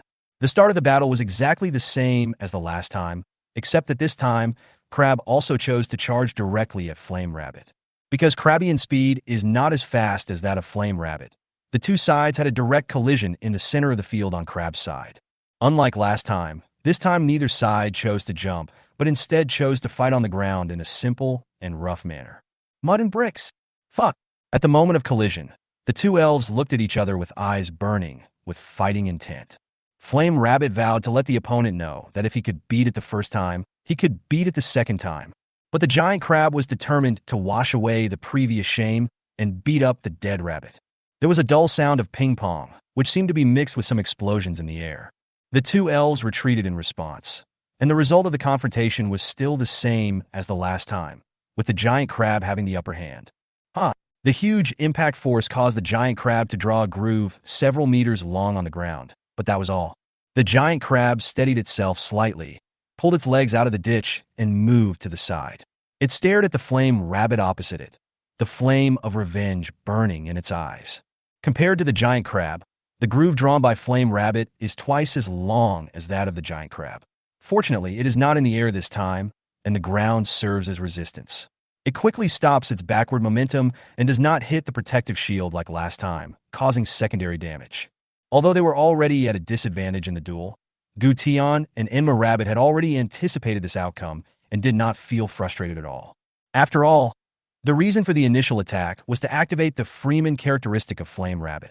As long as the attribute change is successful, Flame Rabbit will not have to worry about the water gun of Crabgrass. The special attack of the giant crab is not high, as long as there is no restraint relationship and the distance is widened. Facing the exhausted water gun, even if Fennekin can't dodge it, she has the confidence to directly use collision to fight back against the water gun and minimize the damage she suffers. Seeing that the attributes had been successfully transformed, Gution immediately issued another command. Entourage, retreat, run around the edge of the field, and use shout. Mud and bricks. Flame Rabbit did not hesitate at all. After stabilizing its body, it immediately spread its short legs, turned around, and ran back, shouting as it ran. Nude and mud. I just studied the illustration for 7 or 8 minutes. Naturally, the characteristics of Enma Rabbit's Freeman could not escape Xiang Zikin's eyes. In fact, the best way to deal with this characteristic is to kill it with a water gun before it can perform any moves. However, considering the result of the previous battle, this method was directly rejected by Xiang Zikin. To be on the safe side, it is safer to just go for a head-on attack. After all, based on the experience from the previous battle, the attack capability of the crab is much stronger than that of the fire rabbit. After seeing that after a round of confrontation, the little brother Gution on the opposite side used the same routine again, Xiang Zikin's mouth slightly raised an arc. Are you going to use the same trick on me a second time? Seeing that the opponent's strategy was still the same as last time, Xiang Zikin immediately shouted out his own response this time. Big Claw Crab, don't worry about it. Move at high speed. After hearing the trainer's different instructions, the crab, which seemed a little panicked at this familiar scene, felt a little relieved. Ignoring the dark downward stripes that inexplicably appeared on its body, the giant crab mobilized the energy in its body and channeled it all toward its limbs and knife legs. These 4 blade legs began to shake up and down continuously at an extremely high frequency. As the movements became faster and faster, a pale, white fluorescence lightly attached to their 4 feet. The giant crab only felt that its body was becoming lighter and lighter, while at the same time, its torso was a little tight. Did it increase the speed? Seeing that Xiang Zikin did not use the water gun like last time, Gution was slightly surprised, but he did not think much about it and shouted again. Shout! Flame Rabbit, stop and rest for a while, and be ready to dodge the opponent's moves at any time. Mud and bricks. Upon hearing this, Fennekin nodded slightly, indicating that he understood. He stopped where he was and looked vigilantly at the giant crab opposite him, still using his only 2 tricks, calling out. Humph! Big Claw Crab, keep moving at high speed. Xiang Zikin narrowed his eyes slightly, not caring about the other parties shouting at all, and continued to give orders. But after this order was given, his eyes began to focus on the body of the giant crab. He wanted to see how many times the giant crab's high-speed movement could be used. The giant crab hummed softly, and its knife-like legs, which had just stopped, began to move again at a high frequency. This time, it felt its body becoming lighter, but its lower body became tighter, and there was a slight sense of pain. This made the giant crab feel a little uneasy. It felt that its legs had reached their limit. If it continued to accelerate, it might not be able to support the load brought by this huge increase. The giant crab's eyes are on the top of its head, and it has no neck, so it naturally cannot see what its legs have become. However, as its trainer, Xiang Zikin can see it clearly from behind. At this time, the white light on the 4 knife-like legs of the giant crab became brighter and even thinner, looking extremely maneuverable and flexible. However, while it was full of strength, tiny cracks actually appeared on the 4 leg armors of the giant crab. As it reached its limit, Xiang Zikin narrowed his eyes slightly, his brain working rapidly at this moment. Seeing that the Enma Rabbit on the opposite side was still using the call, he immediately gave up the idea of taking the initiative to attack. Although I don't know how much of an impact this scream has on the performance of the giant crab, but with so many negative buffs, I'm sure that if they fight again, the giant crab will hardly have the advantages before. Big Claw Crab hard? The giant crab, which had been ready to go, did not hesitate at all when it heard the order. Its pincers trembled slightly, and pale white light and shadows directly covered its entire body. A thin film attached to the most vulnerable pincers, and the luster of the shell became brighter and brighter. That's 3 calls. That should be enough. Gu Tian on the opposite side felt a little uneasy when he saw that the giant crab had not taken any action. He opened the illustration to look at the giant crab's skills and moves. There were only 2 offensive moves, water gun and wrestling. He had also seen the effects of high-speed movement and hardening moves. As a trainer of a flame rabbit that only had 2 skills, he was extremely envious of the richness of Crabgrass's moves. Seeing Xiang Zichen letting the giant crab use the hardening skill, Gu Tian's heart sank suddenly. I have worked so hard to reduce so much attack power. If I let you use it a few more times to make it harder, wouldn't it be equivalent to reducing the attack power of my flame rabbit in disguise? No, can't wait any longer. After realizing this, Gu Tian immediately shouted to Flame Rabbit. Flame Rabbit, use the shout. At the same time, get close to the crab and prepare to hit it. Nude in mud. Flame Rabbit nodded immediately, kicked off its legs, and ran quickly towards the giant crab. While running, it kept shouting loudly, and strange energy vibrated out along with sound waves. Strange lines appeared again on the chest of the giant crab. These lines were extremely hidden and were always attached to the shell on the chest of the giant crab. Although they are not harmful, as long as the giant crab wants to use its energy to launch a physical attack, these flow patterns will slide down rapidly, hindering and interfering with the crab's use of energy, which is extremely uncomfortable. Crab, use! Yeah. Is anyone there? Can we come in? Xiang Zichen saw the flame rabbit rushing towards him and was about to give an order when he heard a sudden clear female voice, which made him startled. His gaze turned to the door behind Gu Tian. On the opposite side of the door, there were a few vague figures looking into this compartmentalized world. A big claw crab, get out of the way! During this distraction, Emma Rabbit's attack had already reached the giant crab. Xiang Zichen had wasted an opportunity to harden in vain. He was extremely annoyed and had to make hasty remedies to force the giant crab to evade. The trainer will be distracted, but the crab that fights in person will not. Originally, it had already mobilized the energy around its body, ready to fight back at any time according to Xiang Zichen's orders. After hearing Xiang Zichen asking him to move away, although he was somewhat puzzled by his hesitation, he did not think much about it. He flashed and appeared a few meters away in an instant. Flame Rabbit threw a punch, but missed. He staggered and almost fell to the ground. What's going on? Why do you have to come at this time when there are so many other places to come?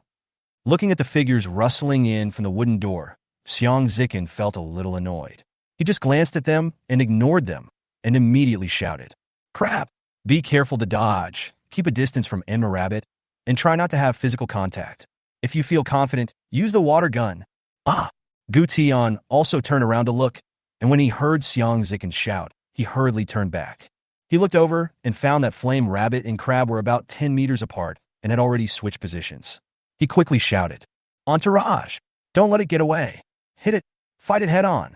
Naturally, Yang To also heard the noise coming from the door. He also turned his head to look and found that 4 or 5 people came in from the compartment door. He waved his hand lightly, and a light blue soundproof light curtain immediately covered the entire battlefield and command area. He walked slowly towards the group of people, and after finding that there were no familiar customers, he smiled slightly and said, Please keep quiet so as not to disturb the 2 trainers who were fighting each other. Chapter 68. Many people died outside. Okay, sorry. The girl who led the way into the cubicle world was stunned when she heard this, and then she bowed towards Yang Tua awkwardly. Yang Tua smiled when he saw this, and whispered to the 3 girls who came in, Come in first and watch the elf battle. After these 2 guests finish their competition, we can go back and draw elves. It's okay, we're not in a hurry. The leading girl nodded nervously, her eyes looking towards the battlefield shrouded by a light blue energy shield. Seeing that the other 2 companions were all standing there in a daze, he quickly ran to the wooden door, stretched his head out of the door, and called out carefully, Hey, come quickly, the manager is here. Someone is fighting. Please keep your voice down, don't disturb the fighting people. Seeing her cautious look, Yang Tua couldn't help but laugh and shook his head, then walked back to the center of the venue and continued watching. This was the second collision between water and fire. As the blue isolation light curtain covered his ears, there was no more noise, and Xiang Zichen simply stopped caring about it. After working so hard for so long, revenge only comes now. The hunt begins. Xiang Zicken murmured a few words softly and then shouted, "Big claw crab, water gun, fire at full power. If you're not sure, get closer, but keep a safe distance." When the giant crab heard this, his heart instantly became hot. Fuck, fuck.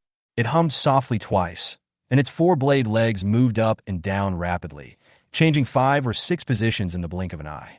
A pale white light curtain covered the entire body of Enma Rabbit, just like a windproof lighter. This time it had given up on using its fists to strike, and instead increased its body's speed to the peak, using its body as a weapon. As long as you hit the giant crab, it will definitely cause damage. But maybe the crab was not as fast as the rabbit in the beginning, but now it was facing a giant crab that had used high-speed movement twice. Every time when it is about to hit the giant crab always manages to escape quickly. Fennekin kept hitting the ground for a long time, but apart from leaving several half-meter small pits on the ground, he didn't even touch a hair of the giant crab. Oh, it seems that the giant crab has no hair. Not only that, every time the giant crab dodged, it would always send out a water arrow from a distance, hitting the flame rabbit's body and making it stagger. And it was only a moment. If it keeps getting beaten, won't Flame Rabbit be exhausted to death? Phone Rabbit, you have to be careful. Gu Tian was sweating profusely on the other side, but Flame Rabbit only had 2 moves, and no matter how hard he racked his brains, he couldn't think of a way to break them. What should I do? What should I do?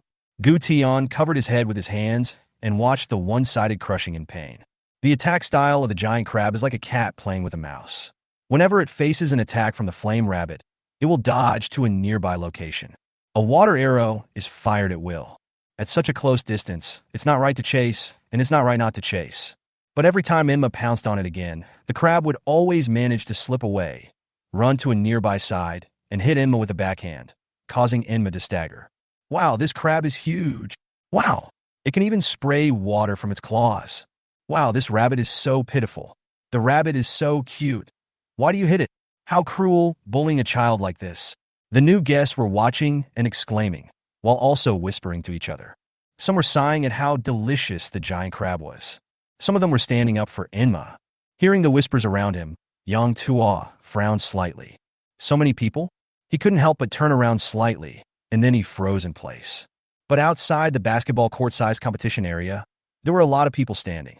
A rough estimate is that there are more than 20. A wipe. This world is so mysterious. In such a long period of time, only 3 people entered the store. I just returned to the store, and there was no one there. It's suddenly crowded here. Why are so many people here? Boss, we are all students from Shanghai No. 1 University. We watched your live broadcast yesterday, and we're amazed at your use of special effects. Who knew that we saw a news report about elves this morning? So, all of us in our class came. Okay.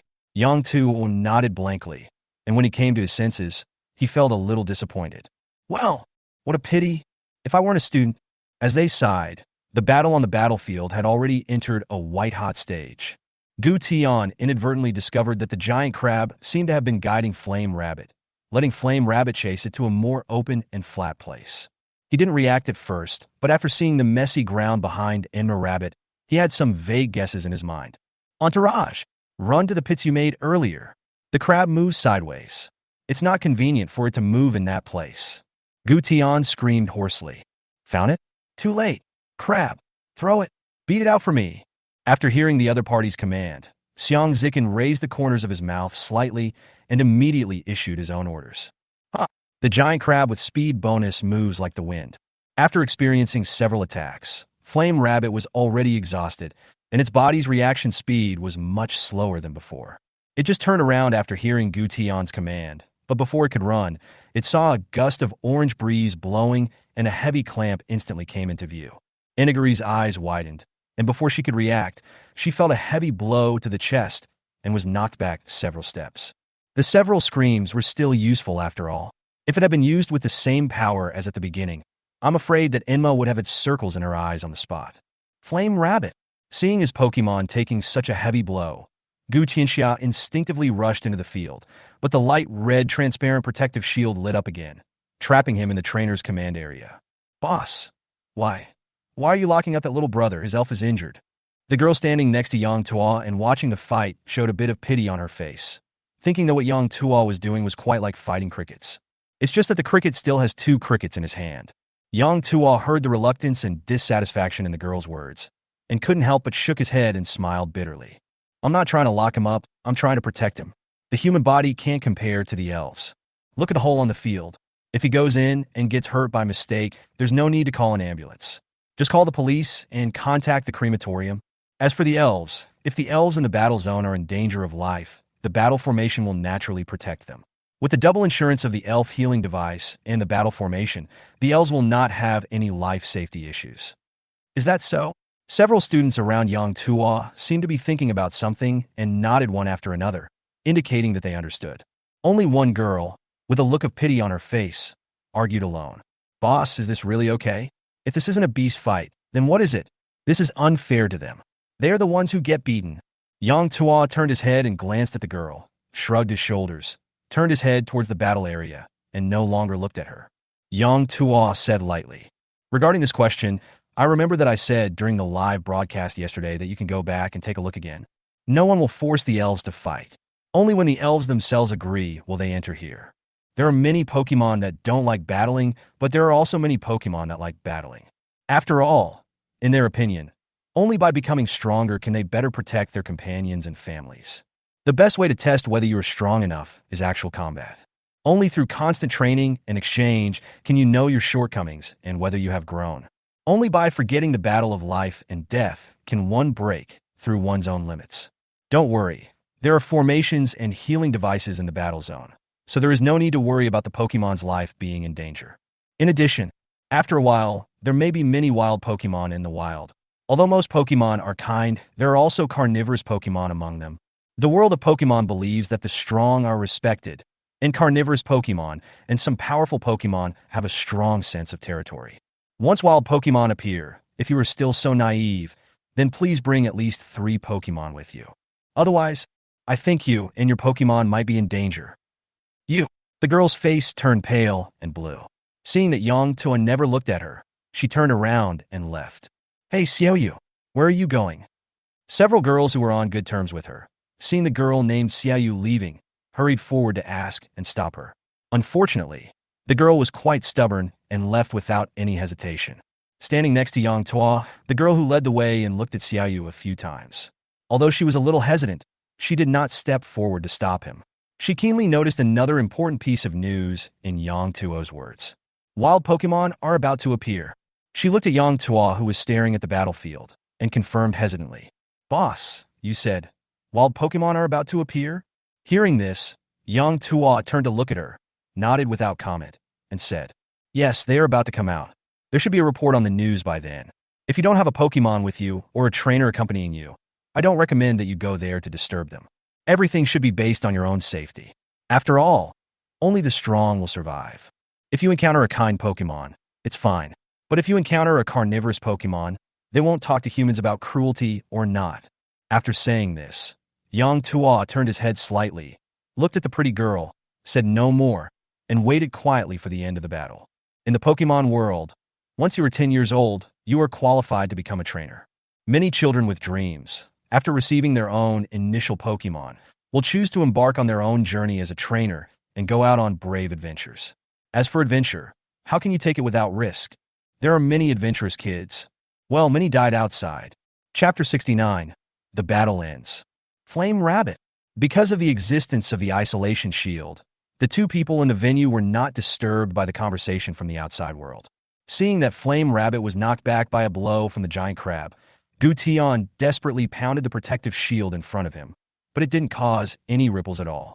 The fear and worry on his face could not be suppressed at all. Mud tile. Flame Rabbit struggled to get up from the ground. Naturally, it heard the voice of its trainer. It didn't want to lose, but my body hurts so much. Huh. Seeing that although Enma Rabbit's body was shaking, it could still stand in the same place and had not lost its fighting ability, the crab would naturally not waste the opportunity. Xiang Zikin had already said that he would use the water gun and just keep a distance. The large pincers were slightly lifted upwards, and a water arrow was shot out immediately, aiming directly at Fennekin. Flame Rabbit, mud and brick. Gutian's childish cry was shrill and hoarse. Flame Rabbit looked at the water arrow that was shooting straight at him, and the unyielding spirit in his body stirred up a sense of inexplicable restlessness. Seeing that the water arrow was getting bigger and bigger in his pupils, a light red energy wave quickly ignited on Enma Rabbit's body, and its attributes also returned to fire at this moment. Mud and bricks! It roared, and a thumb-sized flame shot out of its mouth and rushed straight towards the water arrow that was close at hand. Well, when Xiang Zikin saw this scene, he was completely stunned. What kind of skill is this? He had just watched it carefully countless times, and there was no fire-breathing move among Enma Rabbit's moves. The ferocious look on Gu Tian's face paused, and he looked at the tiny flame in a daze. The outside of the venue was already exploded. Although I've seen fire coming out of Blue's mouth in online videos, I also saw the giant crab shooting water arrows just now. But seeing a rabbit spewing sparks in public with their own eyes shocked them deeply. Oh my God! It's breathing fire! Oh my God! This rabbit is amazing! What's its name? Flame Rabbit Ears. Call him Flame Rabbit Ears. Isn't that what the little brother called him just now? Oh, I should have thought of that earlier. There's a word flame in its name, so it makes sense that it can breathe fire, right? Makes sense. Makes sense. The crowd was excited and interested, ready to watch a battle between water and fire. In full view of everyone, the flames directly faced the water arrows and collided with each other. Thick water vapor, accompanied by a puff sound, quickly rose from the point where the two collided. Faintly, a water arrow with a severely shrunken size shot out and hit Flame Rabbit right between the eyebrows. Flame Rabbit's eyes widened instantly, and she fell straight to the ground. The group of college students who had just been excited fell silent in an instant. The whole place was silent, and only Gu Tian's shrill cry came from the place. Flame Rabbit! Seeing the light red energy shield in front of him suddenly dissipate, Gu Tian instantly rushed towards the battlefield like a madman. Because I moved too fast, I accidentally stepped on the bumpy ground several times and fell to the ground. But he didn't care about the dust and pain on his body. He ran to Emma Rabbit in a few steps and picked up Emma Rabbit. Seeing that Flame Rabbit's eyes were rolling in circles, Gu Tian was already in tears. Seeing that Finnegan fell to the ground and never stood up again, Crab did not choose to continue attacking. Instead, it quickly moved its 4 short legs and rushed in front of Xiang Zikin. It waved its claws and pincers continuously, sharing its joy of victory with its trainer in its own way. You hit the target with one shot, well done. Xiang Zikin smiled and rubbed the giant crab's head, then lowered his head and continued to look at the picture in his hand. The screen showed Emma Rabbit's detailed information, and under the move column, there was an additional spark after the scream move. Spark, Power 40, fires a small flame at the opponent to attack, sometimes causing burns to the opponent. Is this what they call an on-the-spot breakthrough in TV dramas? Xiang Zikin turned his head to look at the giant crab in front of him and scanned the illustrated book at it. But the information obtained did not change. It was still the same moves as before. Didn't I get any new skills? Xiang Zikin looked at the information in the picture book with a little disappointment on his face. But then he smiled again and looked at the confused crab in front of him with satisfaction in his eyes. The only martial arts in the world that cannot be defeated is speed. With the 2 skills of high-speed movement and hardening in hand, Xiang Zikin feels that there are very few people who can be his opponent. Especially just now, Flame Rabbit tried to attack the crab several times, but the crab was able to move at high speed twice, and its speed was directly turned from a disadvantage at the beginning into a crushing victory. Without long-range attacks, Emma couldn't even touch a hair. So easy. Get it? Flame Rabbit has lost his ability to fight. I declare that in this 1v1 battle, Crab has won. Yang Tuo walked into the battlefield holding a big loudspeaker and announced the result of the competition. When the spectators saw him entering the battlefield, they also ran in. Some went straight to the giant crab, while others surrounded Gu Tian and Flame Rabbit. Wow, this giant crab is amazing. Wow, Rabbit is so pitiful. For a moment, the venue was in chaos. Xiang Zikin saw several boys surrounding him. He was looking at the crab hopefully, his brows slightly furrowed, a hint of displeasure on his face. It was this group of people who suddenly came out and made noise, causing me to lose an opportunity to stack buffs in vain. At this moment, he suddenly ran into the battlefield, looking at his giant crab with green eyes. Xiang Zikin hesitated for a moment, but still took out his pokeball and put the giant crab in it. He said to the people in front of him, "Brother, please move aside. I need to take the crab to get treated quickly to prevent any injuries." When several boys saw him put the crab away, they showed some disappointment on their faces. But when they heard him say that he was taking the crab for treatment, They hurriedly came to their senses and hurriedly made way. Walking to the center of the battlefield, Xiang Zikin and Yang Tuo looked at each other. Seeing each other's faint smile, Xiang Zikin's heart suddenly beat for no reason. Congratulations, Mr. Xiang. Yang Tuo congratulated with a smile. Ah, lucky, lucky. Xiang Zikin smiled awkwardly and nodded. After a slight hesitation, he said carefully, "Thank you, boss. There's nothing to thank me for. Even if I don't tell you, you will realize it later. It's just a matter of time. I'm just afraid of seeing Pokemon being used as tools. They actually have flesh and blood." Ooh. Xiang Zikin was stunned for a moment, then nodded cautiously. "Brothers and sisters, please make way for me. I need to take him a rabbit to get treatment as soon as possible."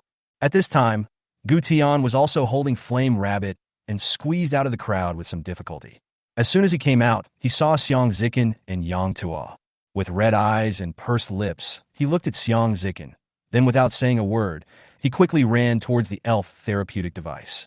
"Hey, Brother Gu Tian, there are always winners and losers in a fight." Seeing that Gu Tian ignored him, Xiang Zikin hurriedly chased after him and used the words that Gu Tian had used to enlighten him to say.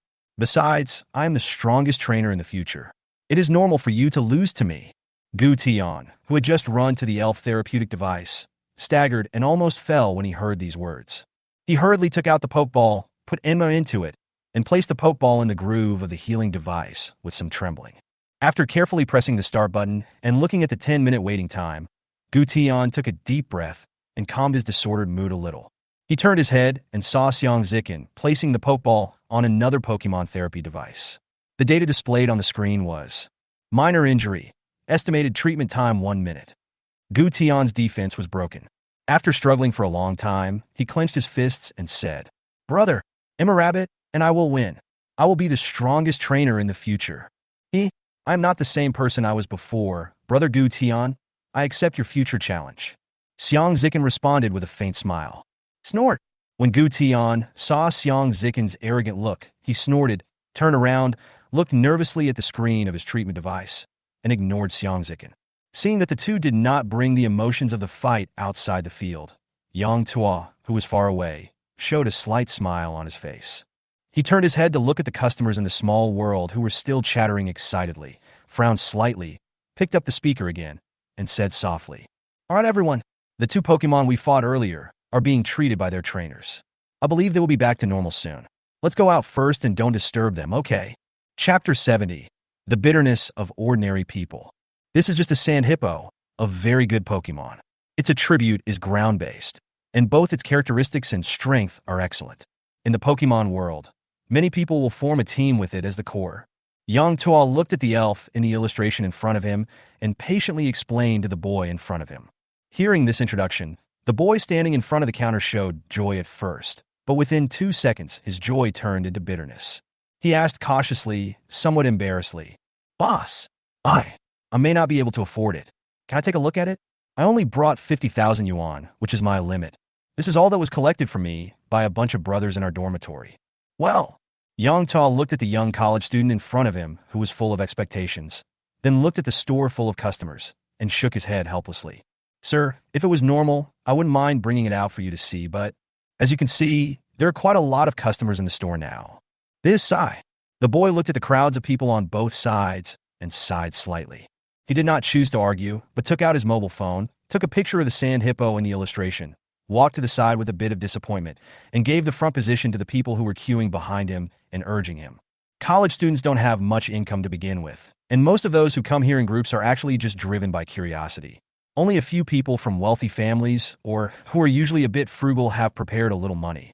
Just like him, his original intention was actually to buy a unicorn worm or a green caterpillar. After all, elves are really magical and novel, and the IQ of the elves that have appeared so far is almost as high as that of humans. He really wanted to own an elf, but unfortunately his destiny seemed too heavy and he couldn't bear it at all.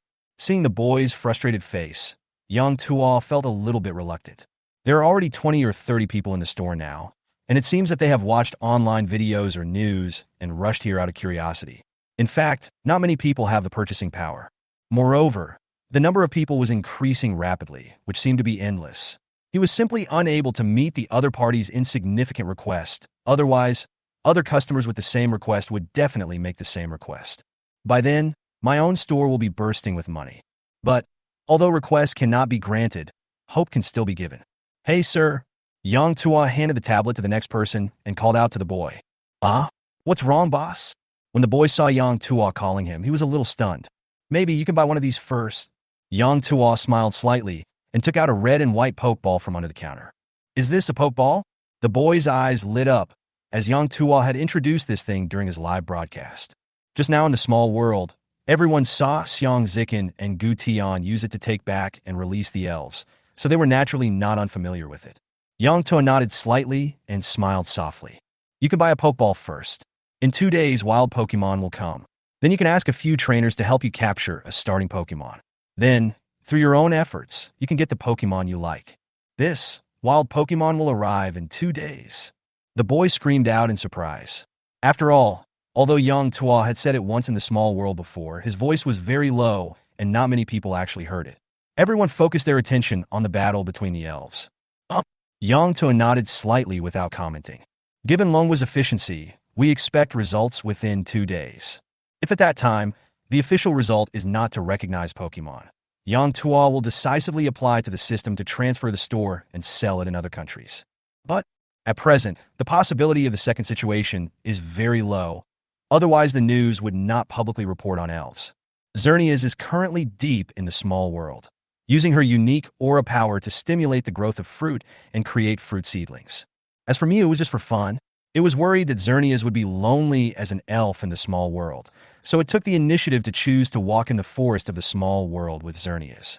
With the help of Xerneas, I believe the number of fruit trees in the small world will increase further in the future. At that time, as long as the official notifies, a steady supply of fruit tree seedlings will be transported out of the small world and planted in various suitable places. Even Yang Tua was still thinking about whether he should use the power of the micro-elves to descend in the small world first. There is no shortage of food in the small world. Theoretically, the elves that come here will be very comfortable, and there will basically be no situation where the strong prey on the weak in the wild. At that time, civilians can enter on their own with pokeballs, communicate with the Pokemons, and try to capture them peacefully. As for the operating model, Yang Tua plans to adopt the charter of the wilderness area. The ticket price is 10,000 yuan. You can register and purchase the ticket with your ID card. You can only get 1 Pokemon from it per month, and you can only hold 1 Pokeball each time you enter. At that time, Xerneas will serve as the guardian of this replica of the wild area. This can be considered a benefit for ordinary people. However, the nature of these Pokemon is actually similar to that of wild Pokemon, and their qualifications vary. Of course, it cannot be discussed in the same way as the Pokemon sold in the store. However, this is just an idea, and Yang Tua is still considering whether to do so. After all, if these elves are at ease for too long, they will easily become lazy. Yang Tua was very worried that after several generations of reproduction, they would completely lose their pursuit of power due to the comfortable environment. By then, if his willpower and resilience are not as good as those of ordinary wild elves, and elves in the wild have become completely common, then Yang Tua will have committed a huge sin. It is even unclear whether the elves will degenerate as a result of this. It is precisely because of this that he is indecisive and has not made up his mind. These are all later stories. Let's talk about the present. Hearing Yang Tuo's confident assurance that wild Pokemon would appear soon, many customers in the store who were unable to obtain Pokemon due to financial constraints but were unwilling to leave suddenly became excited. While they were frantically buying many Pokeballs, they kept asking Yang Tuo for the specific time, hoping to know when the Pokemon would actually come to the wild. In response, Yang Tuo could only smile helplessly. In this regard, I believe the authorities should inform you in advance. In this regard, I can only suggest that you pay more attention to the news. Are you kidding? How would I know when the elves will arrive? I want the elves to come sooner than you do. You know, I have a mission, which is to hold a trainer competition. Everyone was disappointed upon hearing this, and could only hope that the official announcement would be made as soon as possible. The girl who had been standing in front of the counter, holding the tablet and listening silently, saw that Yang Tua had finally finished speaking, and she couldn't help but put the tablet illustration on the counter and said softly, "Boss, is this Pokemon destined for me? Why does it look like—" Ah!